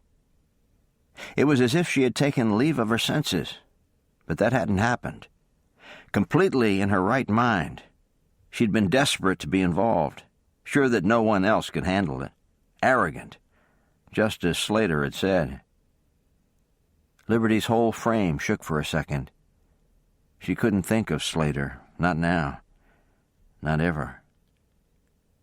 He was sure to be gone soon. I thought you were the one. I wanted to marry you. Both statements in the past tense. He might stay until Griffin could find a replacement, but he'd only come through town on a whim in the first place. It would be just a matter of time before he went on his way. Liberty knew she mustn't do anything to stop him. She'd make sure she apologized and thanked him for taking her measures so correctly, but she must never make him feel that he must stay. But first she had to see Dakota. Liberty prayed even now that he was still in town. There was no excuse for the way she'd treated him, but she'd still ask for his forgiveness and hope that he didn't despise her. A noise at the door just then carried Liberty's eyes that way. Duffy came in quietly, even when he saw that she was awake. He laid a hand on her cheek. She was getting warm, but that might be the covers. "Are you too warm?" he asked. No, my feet are cold. Duffy took the quilt from the brass footboard and laid it across her feet and lower legs. He then came back to the rocking chair and pulled it even closer so he could talk with her. "Griff was here." Was I asleep? "Yeah. He was pretty shaken." Liberty looked away. "What happened out there, Libby, that no one knew of this?" Liberty didn't answer. She was ashamed of her actions, but it was more than that. She didn't feel she could explain yet how blameless the men had been. She thought that whatever she said, Duffy would think they should have come to her aid. "Oh, Libby," Duffy whispered softly. "What's happened to hurt you so much?" Liberty's heart broke over the caring in his voice. My own sin, mostly. A complete lack of trust. And I think that's the reason it's so hard for me to talk about it. Have you confessed it? Yes. Then there's no reason for you to be ashamed in front of me. Liberty felt as though she had been released. Going slowly, working to gather her thoughts and remember the details, she filled Duffy in. Not surprised that his eyes were full of compassion, even when she admitted to what she considered reprehensible actions toward the Rawlings brothers, especially Dakota. Slater will want to see you, honey, Duffy said when she had finished. Liberty smiled sadly. I guess he probably will. I'll have to find a way to tell him he did the right thing. Duffy knew this wasn't the time to argue, but Slater should have let Liberty speak. The doctor somehow knew that he'd regret that more than anything else. I'm going to pray for Slater, Duffy said. I think he'll need it. Liberty nodded. It was just like Duffy to be willing to walk in the other man's shoes. Had Liberty seen Griffin just then, she'd have also known how timely her stepfather's prayers would be. Could I see you both a moment? Griffin asked Slater and Dakota the moment he stepped into the Hathaways' living room. The men were buried in the newspaper, Mr. Hathaway as well. Mrs. Hathaway had opened the front door, looking delighted that her boys had company.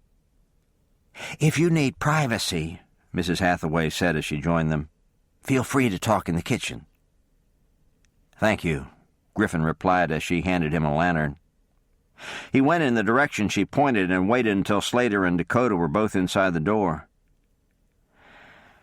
Dakota, Griffin wasted no time in asking, did you ride back with Libby today?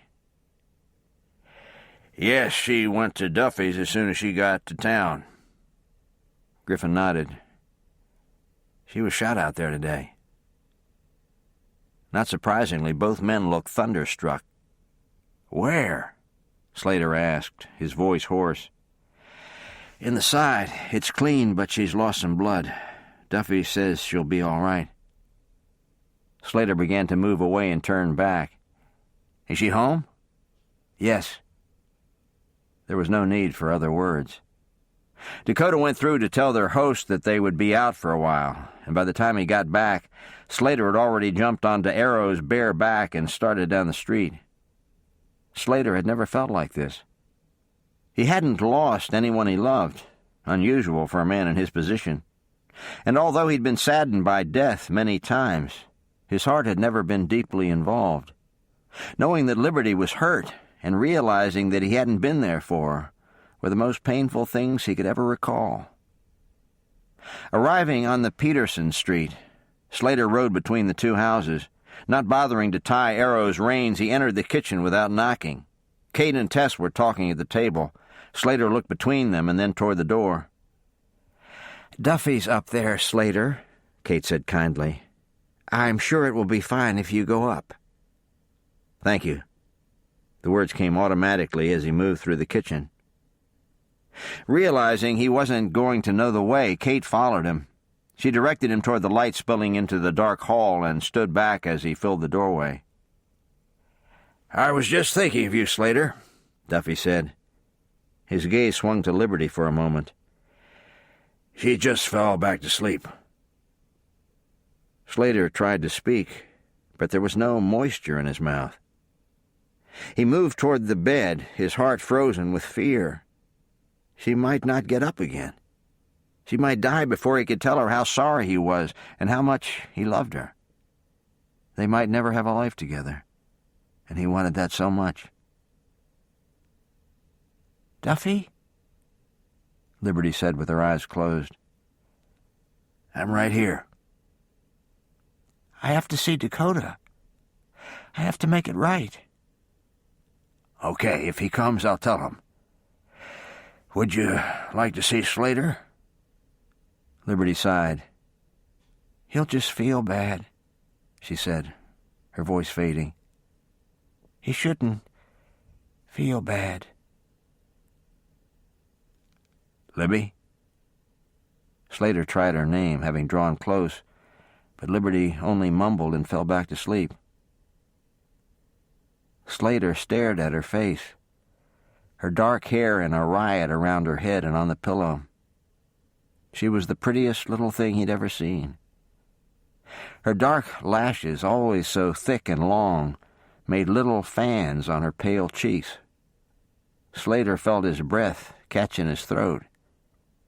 Never had anyone been so precious to him. It was as if she were already his. It felt as though she'd been his for all time. "Sit down," Duffy directed softly, having given up his chair. Slater obeyed without thought. He stared at Liberty a time longer and then turned to her stepfather. "Did she tell you what happened?" "Just that one of Critter's bullets must have ricocheted." Slater nodded. "Did she tell you she tried to speak to me, and I wouldn't let her?" "Yes." "Was she going to tell me she was hurt or something else?" Duffy's silence was answer enough. It was almost more than the tall, blond cowboy could take.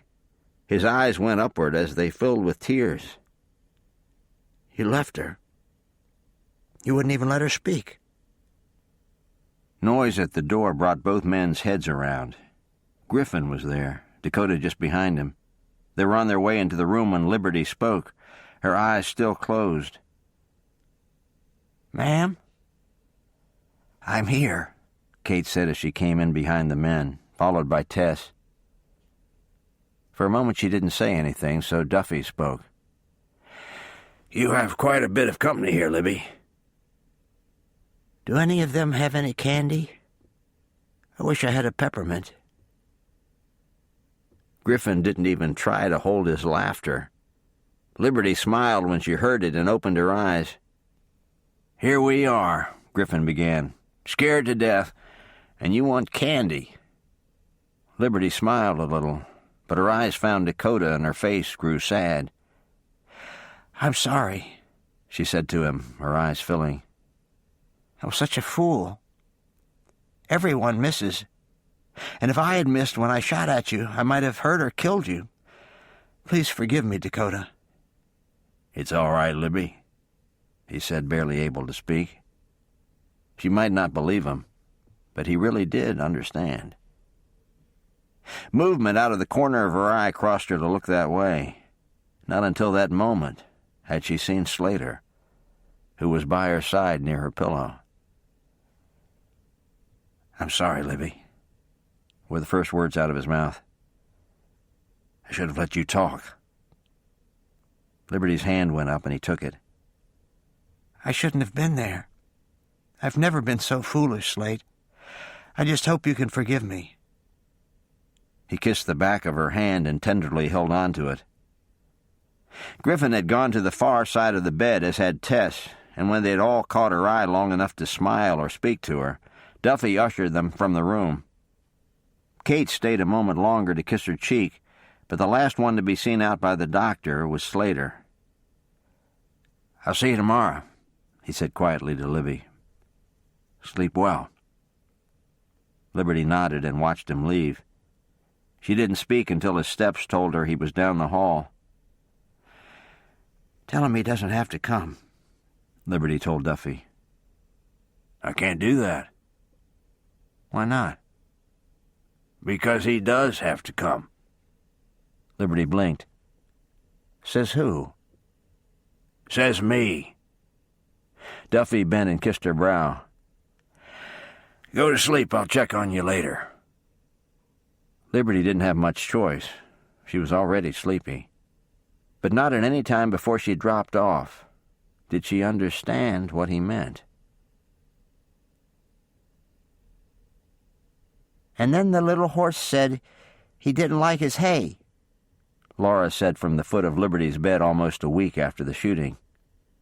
The patient was sitting up against the headboard, swathed with quilts and bolstered with pillows. There had been a slight fever, but the wound was healing fast. Weakness from the loss of blood, however, was still apparent. "What did his mother do?"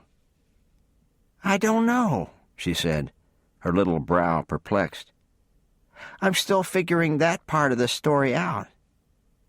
Liberty would have laughed, but she'd learned her lesson about laughing too much when Laura had come to talk to her every day. "Maybe she should take the hay away from him because he isn't thankful." Laura looked amazed. "That's good, Libby," she said intently. "We should write that down." Liberty had to laugh then, even though it caused her to gasp. And as her little nurse had started to do, she came close, careful not to bump Liberty's side, and took her sister's hand in both of hers, praying that the pain would go away soon. Liberty thought that if her feelings for Laura were any more tender, she would melt into a puddle. "Hey, Libby," Zach announced as he joined them. "I have to go to school." "Okay, thanks for coming in to say goodbye." "I'll have a new book to read you when I get home today." "Great, I'll look forward to it." The little boy came over to kiss her, Liberty leaning toward him as best she could. The kiss usually landed in mid-air, but they always caught each other's smiles, and Liberty thought about him all day once he was gone. Zach hadn't been gone from the room 5 minutes when Kate came in. She shooed Laura downstairs to eat, pulled Liberty's curtains open, cracked the window, and made sure Libby could reach the cup of coffee she'd just brought in. She then took Laura's place at the foot of the bed. "How'd you sleep?" "Not so well. I kept waking up and wanting to turn on my bad side. Did I keep you awake?" "A little. I do wonder when I'm going to feel like getting out of this bed." "It'll come. It would seem that everyone will still be here, so take your time." Liberty found that comment odd, even as she realized her mother had said it the day before. "What do you mean, everyone will still be here?" "Your brother, Tess, and the Rawlings have just about moved in. I thought you knew that." Liberty's mouth opened. "Ma'am, you can't do that. You can't be entertaining all these people and still be taking it slow." "Liberty, they haven't let me do a thing. If the church family isn't bringing something, Tess is cooking. Dakota walks Zach to and from school every day, and unless Slater is working or sleeping, he's here cleaning something, trying to cook, or seeing to the kids." Liberty was flabbergasted. She had done a lot of sleeping, that was certainly true. But that life was being lived below stairs in such a surprising way was a little hard to take in. "Why?" was the only word she could find. Kate looked very sympathetic.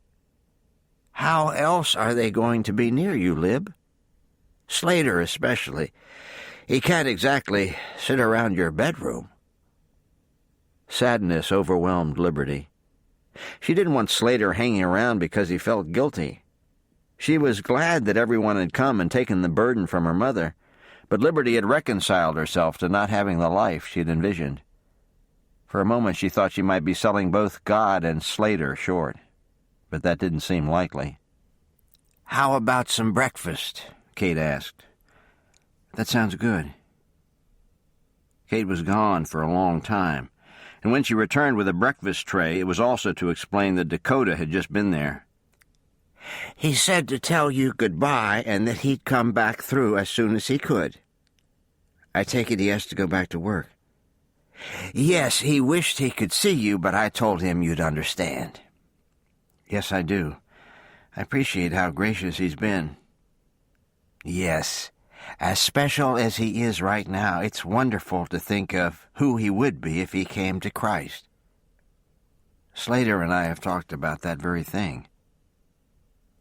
Kate took in the wistful expression that came into her daughter's eyes, and knew that it was about more than Dakota's need for salvation. With a word about checking on her soon, Kate made sure Libby had the Bible, pencil, and paper she'd asked for, and slipped from the room. Liberty hadn't asked to be alone, but it wasn't hard to see that this was just what she needed. "We have to talk to you," Griffin said the next day, coming into her room 1 week to the day after Liberty had been hurt. Liberty looked into Tess and Griffin's faces. They would certainly be more happy if a baby was on the way, but she hoped that their news was good. "We owe you an apology, Lib," Tess began. "I feel very much at fault for waiting so long. Griffin said he's to blame, but I've been very cowardly." Liberty still looked between them, her face open. "Libby?" Griffin sat down in the rocker and leaned close. "It's been on my mind for some time now, especially knowing how Slater feels, that I shouldn't be using you to back me up. I felt the Lord speaking to my heart, but it was easier to depend on you. I called on you for help with Bernie, and then thought afterward that maybe she lets herself go just to get you to come. And I can't help but wonder if I had put in my vote of disapproval about your coming last week and not left the whole thing in Slater's hands, you might have listened. I'm sorry, Libby. I'm sorry I didn't obey the Lord and prevent this from happening in the first place." "And I didn't speak to you as a friend, Libby," Tess now put in. "I knew the way Slater felt, but never asked you about it. I'm sorry." Liberty nodded and said quietly, "I must admit that I've always taken the family support as a positive sign, but Slater's strong feelings have certainly made me think." They fell silent for a moment before Tess said, "Are you all right, Libby?" Liberty's thoughts had turned to Slater, causing the region around her heart to ache, but she forced herself to nod and smile. Griffin rescued her by turning the conversation to business. "The circuit judge will be through in about 2 weeks. The Potters are back on the farm, but they've stayed very quiet, especially because I told them one of their bullets hit and could have killed someone." "Slater and Griffin went out to Mattie Flowers, too," Tess added. "Her still is gone as well." "I can guess how she took that," Liberty said dryly. Griffin chuckled. "I thought she'd faint, but she was quiet even when we smashed her medicinal bottles." Liberty now laughed a little, too. "And what of Davis Mills? Any word yet?" Griffin shook his head. "Only that the law in Austin thinks he must have pulled a lot of little jobs and had been storing the money under his aunt's roof, since there's been no report of a large bank holdup. He's left almost no trail, but I plan to keep my eyes and ears open." Liberty smiled at him, thinking he was the man to do it. Hard as her own situation was, Liberty believed with all her heart that her brother was a fine lawman. Shotgun was blessed to have him. Griffin and Tess didn't stay much longer, something for which Liberty was grateful. She had some more thinking to do, and that, along with their visit, seemed to wear her out. She settled against her pillow, knowing that if she had it to do over again, out of her love for Slater, she would do whatever he asked. "It wouldn't come easily to me, Father. Not only am I comfortable with a gun, I'm also too quick to want to do your job. But I'd try. I'd try with all my heart. I can see now that Slater only wanted to protect and take care of me. I wish he still did." Liberty fell asleep while telling God that she didn't think she'd ever get over him. "You're certainly in a good mood," Griffin commented to his deputy on the first day of March. "I am," Slater agreed. "Gonna tell me why?" "Well," he drew the word out, clearly having a fine time. "As a matter of fact, a little bird told me that a certain lady was out of bed yesterday for the first time. I'm hoping I'll find her downstairs when I go by at lunch." Griffin tried not to smile when he said, "I don't suppose I'll get another moment of work out of you until you see her." "Probably not," Slater said unrepentantly, looking out the window, hands behind his back as he rocked on his heels.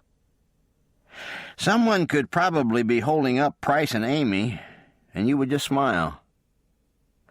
"Now that I wouldn't do," Slater turned and said with mischievous eyes, "It might keep me from seeing your sister."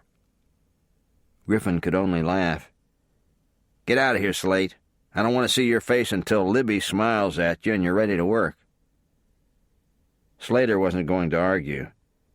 With hat in place and a certain Drake on his mind, he made a beeline for the door.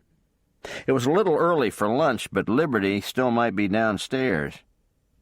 The separation had been torture. Slater found himself able to be downstairs with Tess, the children, or Kate, people he cared for very much but didn't feel desperate to see. When he asked after Liberty's health, he knew they told him the truth, but he had a natural need to see her for himself, and not just see her, but be close, talk to her, and watch her face for signs of the old Liberty. "Well, Slater," Kate said when he knocked and slipped in the kitchen door, "this is a surprise." Slater smiled. Not until he'd gotten very close to Liberty's mother had he discovered that she had a very subtle sense of humor. He had to spend a great amount of time with her to see it, but it was there.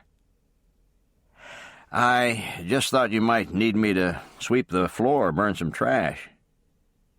Kate could barely keep from smiling. "Actually," she began, turning back to the pudding she was stirring in order to hide her gleaming eyes, "I was hoping you could dust the living room."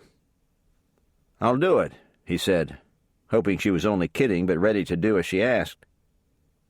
"Just go on through. I think you'll know what to do when you get there."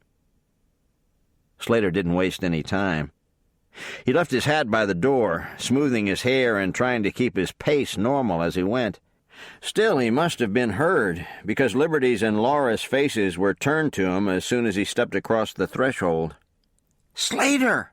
Laura cried, launching herself in his direction. Slater swung her up into his arms for a hug and kissed her small cheek. "How are you today?" "I'm very good. Libby and I are very good." Slater finally let his eyes swing to where Liberty sat quietly on the sofa. She wore a black and white check dress with tiny pink flowers running over the fabric. Her feet were on the footstool, and she had a thick quilt over her legs and lap. Slater moved toward her now, sitting in the chair closest to the sofa and fighting the urge to sit right beside her. He settled Laura in his lap and spoke. "Do you agree with Laura's diagnosis? Are you very good?" Liberty smiled. "Yes, I would say I am. I don't care to pull myself into a buggy or throw a ball, but I'm doing fine." "You look wonderful," Slater said softly, his eyes not missing a thing.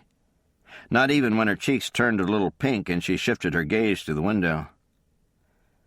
"Are you working today?" Liberty asked, her eyes and hands busy with the quilt now. "Yes, I'm just taking a long lunch." Liberty nodded. "How's Griff?" "Doing fine. He had a meeting with the town council this morning. They voted to hire more men. Griff is thinking about putting ads in the Austin papers to get a little more exposure." Liberty smiled. "My mother still has the newspaper clipping from San Antonio that my father answered to get the job here." "I'd like to see that." "I can ask her," Laura volunteered, startling both adults. They had been so preoccupied with one another that Laura had been momentarily forgotten. "That would be nice of you, Laura," Liberty said with a smile, not realizing the little girl meant to go right then. Not until she moved from the room did Liberty realize her mistake. She didn't feel emotionally ready to be alone with this man she still loved. But it was too late. She looked over to find his eyes on her and knew he was ready to speak.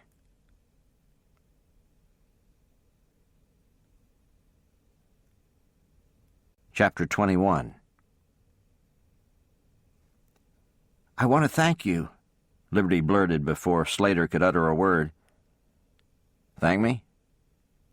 "Yes," Liberty nodded, still embarrassed and having a hard time meeting his eyes. "I never saw my actions for what they were. I was arrogant and untrusting. You helped me to see that. If I had it to do over again, I would do it differently. That's why I'm thanking you." When you were still laid up, my mind wandered, and I had some moments when I feared you might hate me," Slater admitted. "All I ever wanted to do was protect you, but I think I came across as overbearing and stubborn." "You were overbearing and stubborn at times, Slater, but it was over something you believed in. That makes complete sense to me now." Slater had so much he wanted to say, but fell rather silent for a moment. The silence allowed Slater to hear Kate and Laura in the kitchen. It reminded him of how hard it was to find time alone with Liberty. For this reason, Slater moved forward a little in his chair, his forearms resting on the top of his thighs as he leaned closer. "Every little thing about you fascinates me," Slater surprised Liberty by saying. "I've never known a woman with such a wide range of talents, Libby, and I mean that. I can't tell you how my thoughts whirled to find the woman who had pulled a gun on me in a saloon, walking up the aisle to play the piano at church, and playing beautifully, I might add. Then at lunch, I see you helping with a meal. Added to that, you're a marvelous caregiver. You love and take care of others so naturally. You take food to folks in need. You check on the older women in town like a loving daughter. You're like another pair of hands for your mother, and you cherish Laura and Zach as if they were your own. And each time I think of them losing you, I die a little inside. That's what I wrestle with every time you put on that gun. I want to take care of you, but with that gun you don't need me." Saying this, Slater saw Liberty go pale and wished he'd waited to speak of this.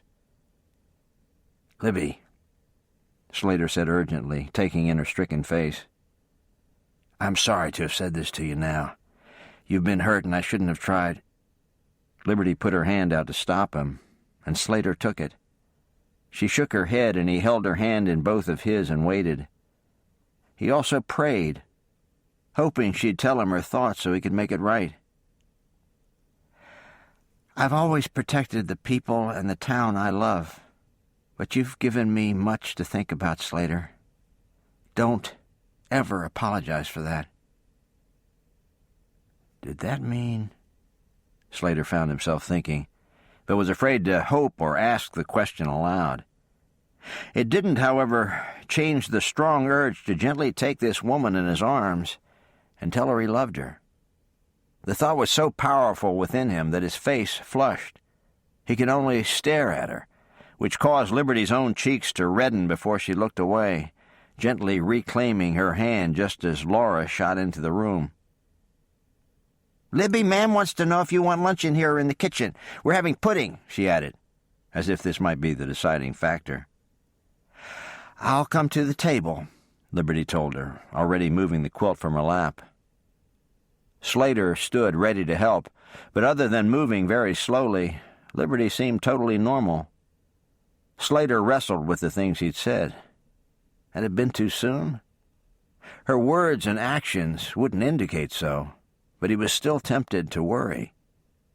What Slater didn't know was how good it had been for Liberty to be able to thank him.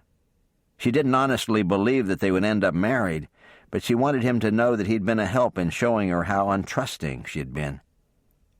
"Slater," Kate asked once they were seated, "will you pray for us?" "Certainly." "Father in heaven, we thank you for your love and grace to us, for your protecting hand and mercy. Thank you that Libby is able to be in the kitchen moving on her own. Thank you for Kate, Laura, and the baby, and the special family you've put in this place. Thank you for this wonderful food. I pray all this in Christ's holy name. Amen." "You didn't thank God for yourself, Slater," Laura noted as soon as her eyes were open. "Didn't I?" Slater asked as he took a roll and passed the basket to Liberty. "No. Don't you thank God for you?" "Well," Slater replied as he thought about this, "I thank God for everything he's done for me. Does that help?" "I think so," she said, her brow lowered in that intense way he loved. "You could thank God for Slater," Kate suggested. Laura nodded, her mouth moving as she chewed, but again looking very thoughtful. She swallowed, opened her mouth to say something about being thankful if Liberty and Slater got married, but suddenly caught her big sister's eye.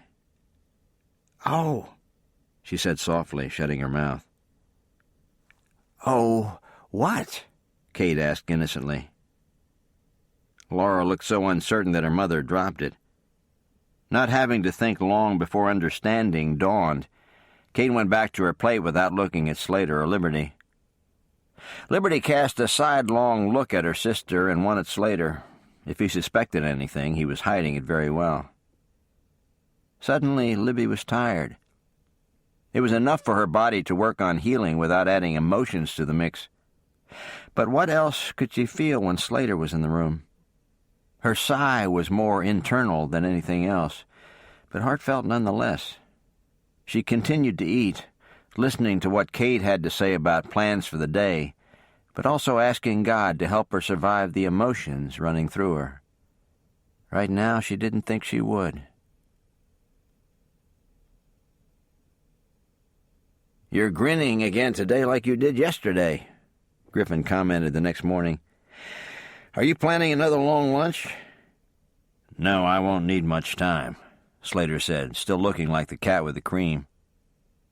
"Going back to talk to her?"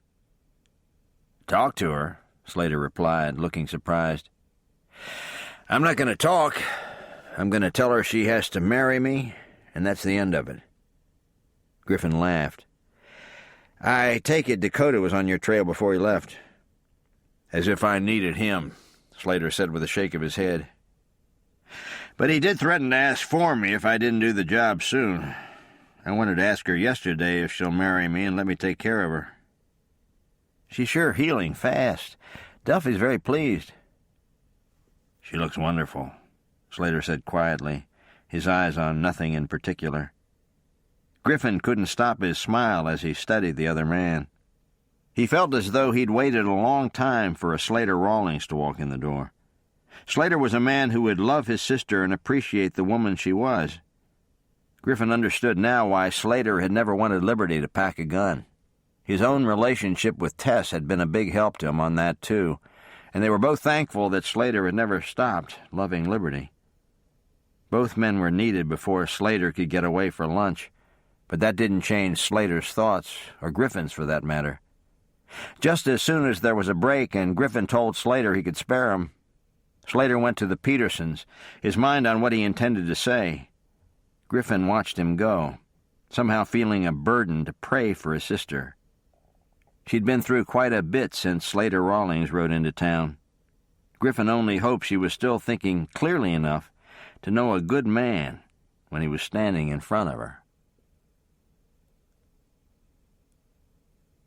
Slater found Liberty in the living room again, this time alone. She appeared to be hemming a dress.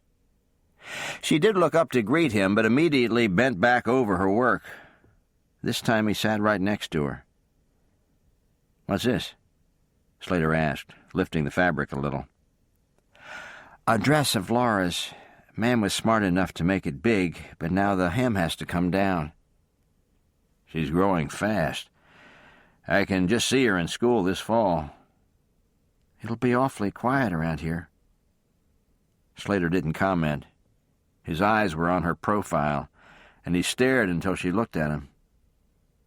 Liberty was so surprised by the warm look in his eyes that she didn't look away. "Marry me," he ordered softly. Surprised as she was, Liberty shook her head. "You don't have to do this, Slater." It took Slater a moment to figure out what she meant, and when he did, he said, "Let me get this straight. I feel guilty about the way I handled things at the Potters, so now I'm proposing to make up for it?" "Something like that," Liberty admitted. "So you don't love me?" he asked, putting everything on the line. I didn't say that, Liberty said swiftly before going back to her needle. Silence hung heavily between them, and Liberty had all she could do not to howl when she shoved the needle into her thumb. Finally, she chanced to look in his direction and found him still watching her, a tender smile on his face. "So your answer is no?" he clarified. "That's right." A large smile crossed his features. "What does that mean?" Liberty had to ask. "If you're talking about the smile, I was just thinking of how fun it's going to be to convince you." He leaned close before adding in a whisper, "And don't forget, Liberty Kathleen, I'm a very patient man." Liberty's mouth swung open as he pushed to his feet, bent to kiss her, put his hat on, told her he'd see her later, and walked from the room. No one looking at Slater Rawlings as he made his way back to the sheriff's office would have believed that his proposal had been turned down, least of all Griffin, who stood in anticipation when he was back so soon. "She must have said yes," Griffin began. "On the contrary, she turned me down." Griffin hesitated. The smile on the blond man's face belied those words, but something told Griffin they were true. Why did she say no? "Because she thinks I only asked out of guilt." "Guilt about what?" "The way I treated her at the Potter place." Griffin was so stunned that he sat back down. He thought for a moment and then offered, "Do you want me to talk to her?"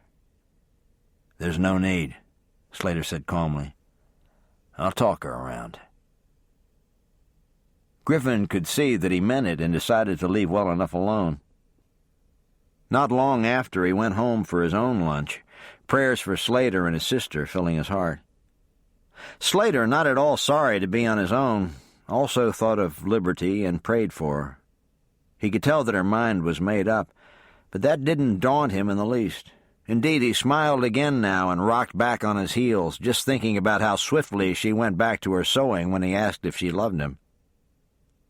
"Oh, yes, Libby," Slater said to the empty office as he sat down at the desk to get back to work.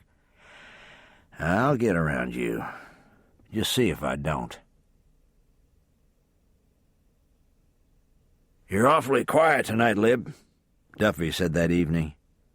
The children were in bed, and the three adults sat in the living room. "How are you feeling?" "All right. I moved a little suddenly today and regretted that, but other than the itching, it's not bad."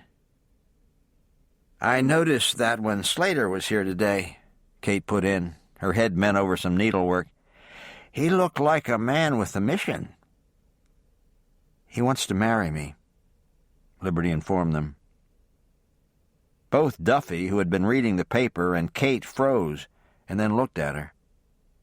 "You don't seem too excited," Duffy mentioned carefully. "I turned him down." Kate couldn't control herself.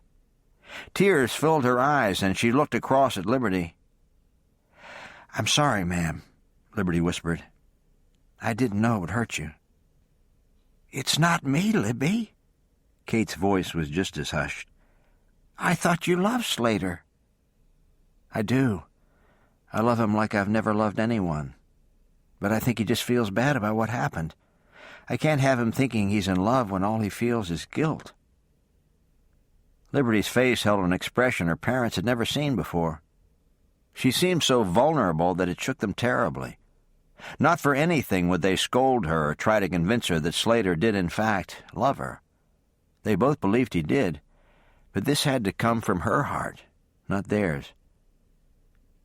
"Follow your heart," Duffy said, needing to voice the words. "We think Slater is a fine man, but if you're doubting, Libby girl, don't let anyone rush you anywhere." "Thank you, Duffy." Kate smiled at her. Her eyes were still suspiciously moist, but she was able to agree with her spouse. "It's a big step, Libby. A woman would be a fool to start out with doubts." Liberty nodded. But even as her mother said the word Doubts? She began to struggle with her own. Maybe she was being too hard on Slater. After all, he'd showed her that he cared long before the Potter incident. "I think I'll head up," Liberty said, not needing to feign exhaustion in an effort to be alone. She was remarkably weary. As she readied for bed, Slater came to mind again. Liberty thought how nice it would be to have him there, talking to her, or maybe helping with the buttons on her dress or the pins in her hair. Tears poured down her face as she changed clothes and climbed beneath the covers. She was too tired to do anything more than cry and ask the Lord if she would ever survive this. "Did you say painting the fence out by the barn?" Slater asked Kate just 2 days later. "Yes." Slater stared at the woman, waiting for her to laugh in jest. That didn't happen. "Why is she doing that?" Slater asked. Kate looked hesitant, but eventually admitted, "I think she needs to keep busy right now." Again, Slater thought, "Is that your way of saying she's having second thoughts about saying no to me?" Kate bit her lip. "I don't know that for certain, Slater, but I think she prefers to be shot rather than hurt you or be hurt by you. She's going to have to keep busy to pull that off." Slater's eyes narrowed. He looked so much like Dakota just then that Kate missed the older Rawlings terribly and prayed for him wherever he was. "I think I'll go out to see her." "All right. Send Laurie in if you need to." The deputy nodded, thanked her, and moved out the door. While he was still a way off, he spotted them, both with their backs to the house. Liberty in an old dress, her right arm moving slowly with the brush. Laura talking 16 to the dozen beside her. Slater could see how easy it would be to keep her back to him, so he circled the barn and came up opposite Liberty, looking at her over the top of the fence. "Hi," he said, startling her a little. "Hello," she said and smiled some, but the greeting appeared strained. "What made you decide to paint?" "The fences needed it for a while," Laura put in, and Liberty smiled down on her. "Does this hurt your side, Libby?" Slater asked. "No, I couldn't do it if I was left-handed, but it's not bad." He wanted to ask what Duffy thought of the idea, but chose not to baby her. "Laura?" Kate called from the house. "Josie Frank is here to see you." "Oh, Libby! Oh, Libby!" the little girl flapped. "I have to go." "That's all right. I'll just keep painting." Laura took off then, and Slater smiled as he watched her dress and hair fly. "She takes good care of you." "Yes, she does." They fell quiet then, Slater leaning against the fence as though he had all day, his whole head showing over the top as he watched Liberty work. She was starting to grow nervous under his gaze and finally frowned, wishing she could think of some snappy thing to say. Slater went first. "I never thought about how cute you would look with paint on your eyelashes and cheek." Liberty shot a look at him and said, "Did you come by for some special reason, Slater?" "Only to tell you that I love you." Liberty nearly dropped the brush. "It's the silliest thing," Slater went on conversationally. "You know I want to marry you and take care of you, but not how much I love you. I get things switched around sometimes." Liberty began to paint as though she were under the gun. She told herself not to look up, but to get the job done and get inside. She worked along steadily for some time and finally chanced a glance at Slater. He was gone. Liberty's head whipped around, but he wasn't in sight. It was time to paint the lower half of the section she was in, so Liberty dropped to her knees. However, the brush didn't move for quite some time, and Liberty got more paint on her face attempting to wipe away the tears that she couldn't seem to stop. Liberty told herself to breathe. She'd survived not being able to play the piano in church the day before and hadn't broken down, even when Slater came to sit by her. She told herself that if she could just keep busy, she'd make it. Then Monday came, and she went to get the mail. Why she opened Dakota's letter just outside the building she didn't know, but she had. And now she must find Slater. The jailhouse was empty. She thought about heading to Hathaway's house, but was fairly certain he wouldn't still be there. She had just decided to go ask Tess if she knew where Griffin was, so she could ask him about Slater, when the door opened and the man she loved stepped in. "Hi," he said warmly, a smile coming to his face the moment he saw her. He came close but didn't try to speak. Liberty's face looked strained, and he thought she might cry if he touched her. "You see, it's like this," Liberty began with no warning. "I just like you so much, Slater." Tears came to her eyes, but she kept on. "I have from the start. I don't know when that turned to love, but it did, and it just won't go away. But all my love, Slater, doesn't change the fear, this horrible terror inside of me, that you only feel obligated." "I don't, Libby," Slater clarified. "I promise you." "That's what Dakota said," she told him as she handed him the letter. Slater read, "Dear Libby, nothing would induce Slater to marry a woman out of guilt. He's always loved you. Never forget that. Dakota." Slater looked down at her, his heart in his eyes. "I can't tell you how true this is, Libby. I love you so much. I ache with what I feel. I wish I could have done things differently at the Potters, if only to convince you that for weeks now I've known you were the one." "Oh, Slater." Liberty wanted to stop crying but couldn't. "Please, ask me again." Slater's arms were around her before she saw him coming. "Marry me?" "Yes." He held her gently, so very careful of her side. Liberty would have raised both arms to hold him close, but could only manage one. Slater kissed her sweetly, first her soft cheek and then her mouth. "I love you, Libby. Don't you ever forget it." "I won't, Slater. But you can remind me any time you want." Slater had to laugh. The only thing fuller than his arms right now was his heart, and that was fair to bursting. "You did it, Lord," his heart cried in joy as he held Liberty with the utmost care. "I didn't know how, and I didn't know when. I only knew you would.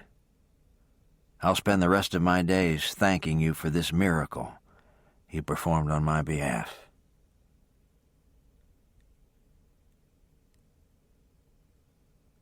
Epilogue. June 1882. The telegram read, "Dakota hurt. Come swiftly. D. Curtis." Slater had left for Desmond's house within the hour. Now, a week later, he moved swiftly toward Duffy and Kate's, one thought on his mind, seeing his wife. It was getting late. Darkness was falling fast, but Slater took little notice.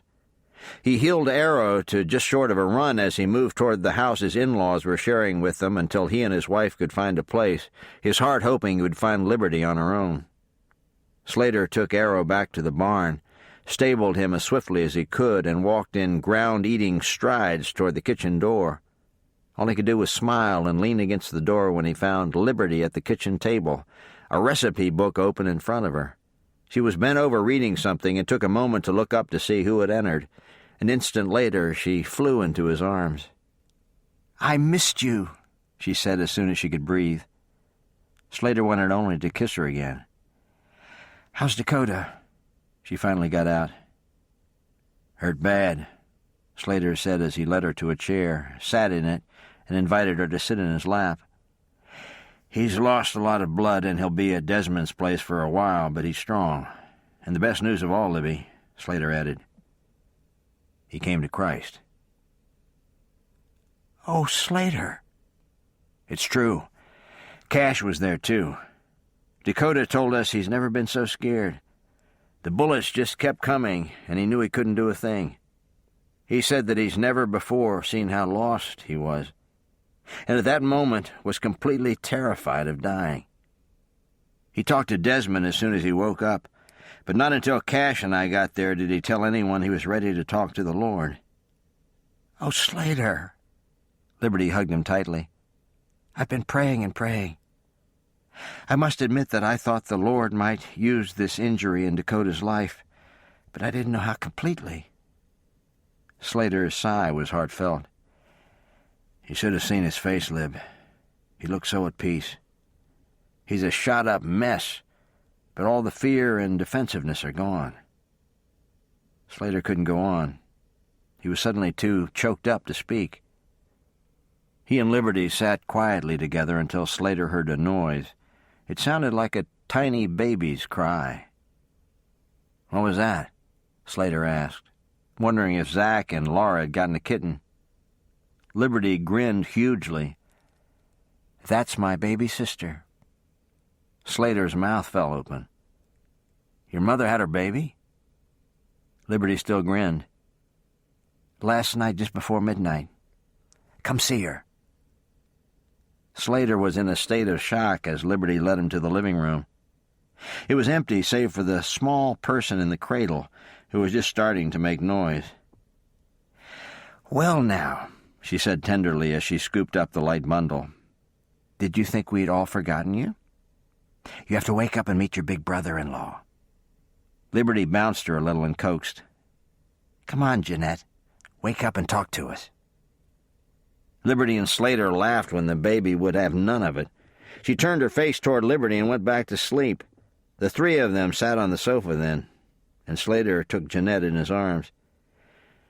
"I've never seen anything so perfect," he said as he lifted her tiny hand and examined each finger. Jeanette's tiny head was beautifully shaped and covered with soft, dark fuzz.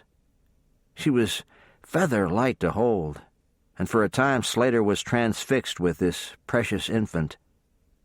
"How's your mother?" he suddenly remembered to ask. "Doing great. Up and around already and feeling strong. Duffy's plan is for her to take it easy on the stairs, only 2 trips down a day, so I'll be bringing Jeanette down here with me so Ma'am can sleep and not think she's hearing the baby cry all the time." Their eyes went back to the baby then, and for a time they just watched her. Jeanette's next cry was a real one. In no time at all she was awake and howling, obviously ready to be fed. Liberty took her upstairs to Kate and then rejoined her husband on the sofa. They hadn't been apart since they'd been married in April. They spent some time catching up, both glad for a little time alone. "We could have one of our own," Slater offered, his arms holding Liberty tightly. "Indeed, I'm all for it," Liberty said with a smile. Slater moved to kiss her, accidentally bumping her nose. "I'm sorry," he apologized. Liberty shrugged it off, saying, "My aim has always been better." Slater couldn't hold his laughter. Indeed, he was still laughing when Liberty kissed him, and as he expected, her aim was perfect.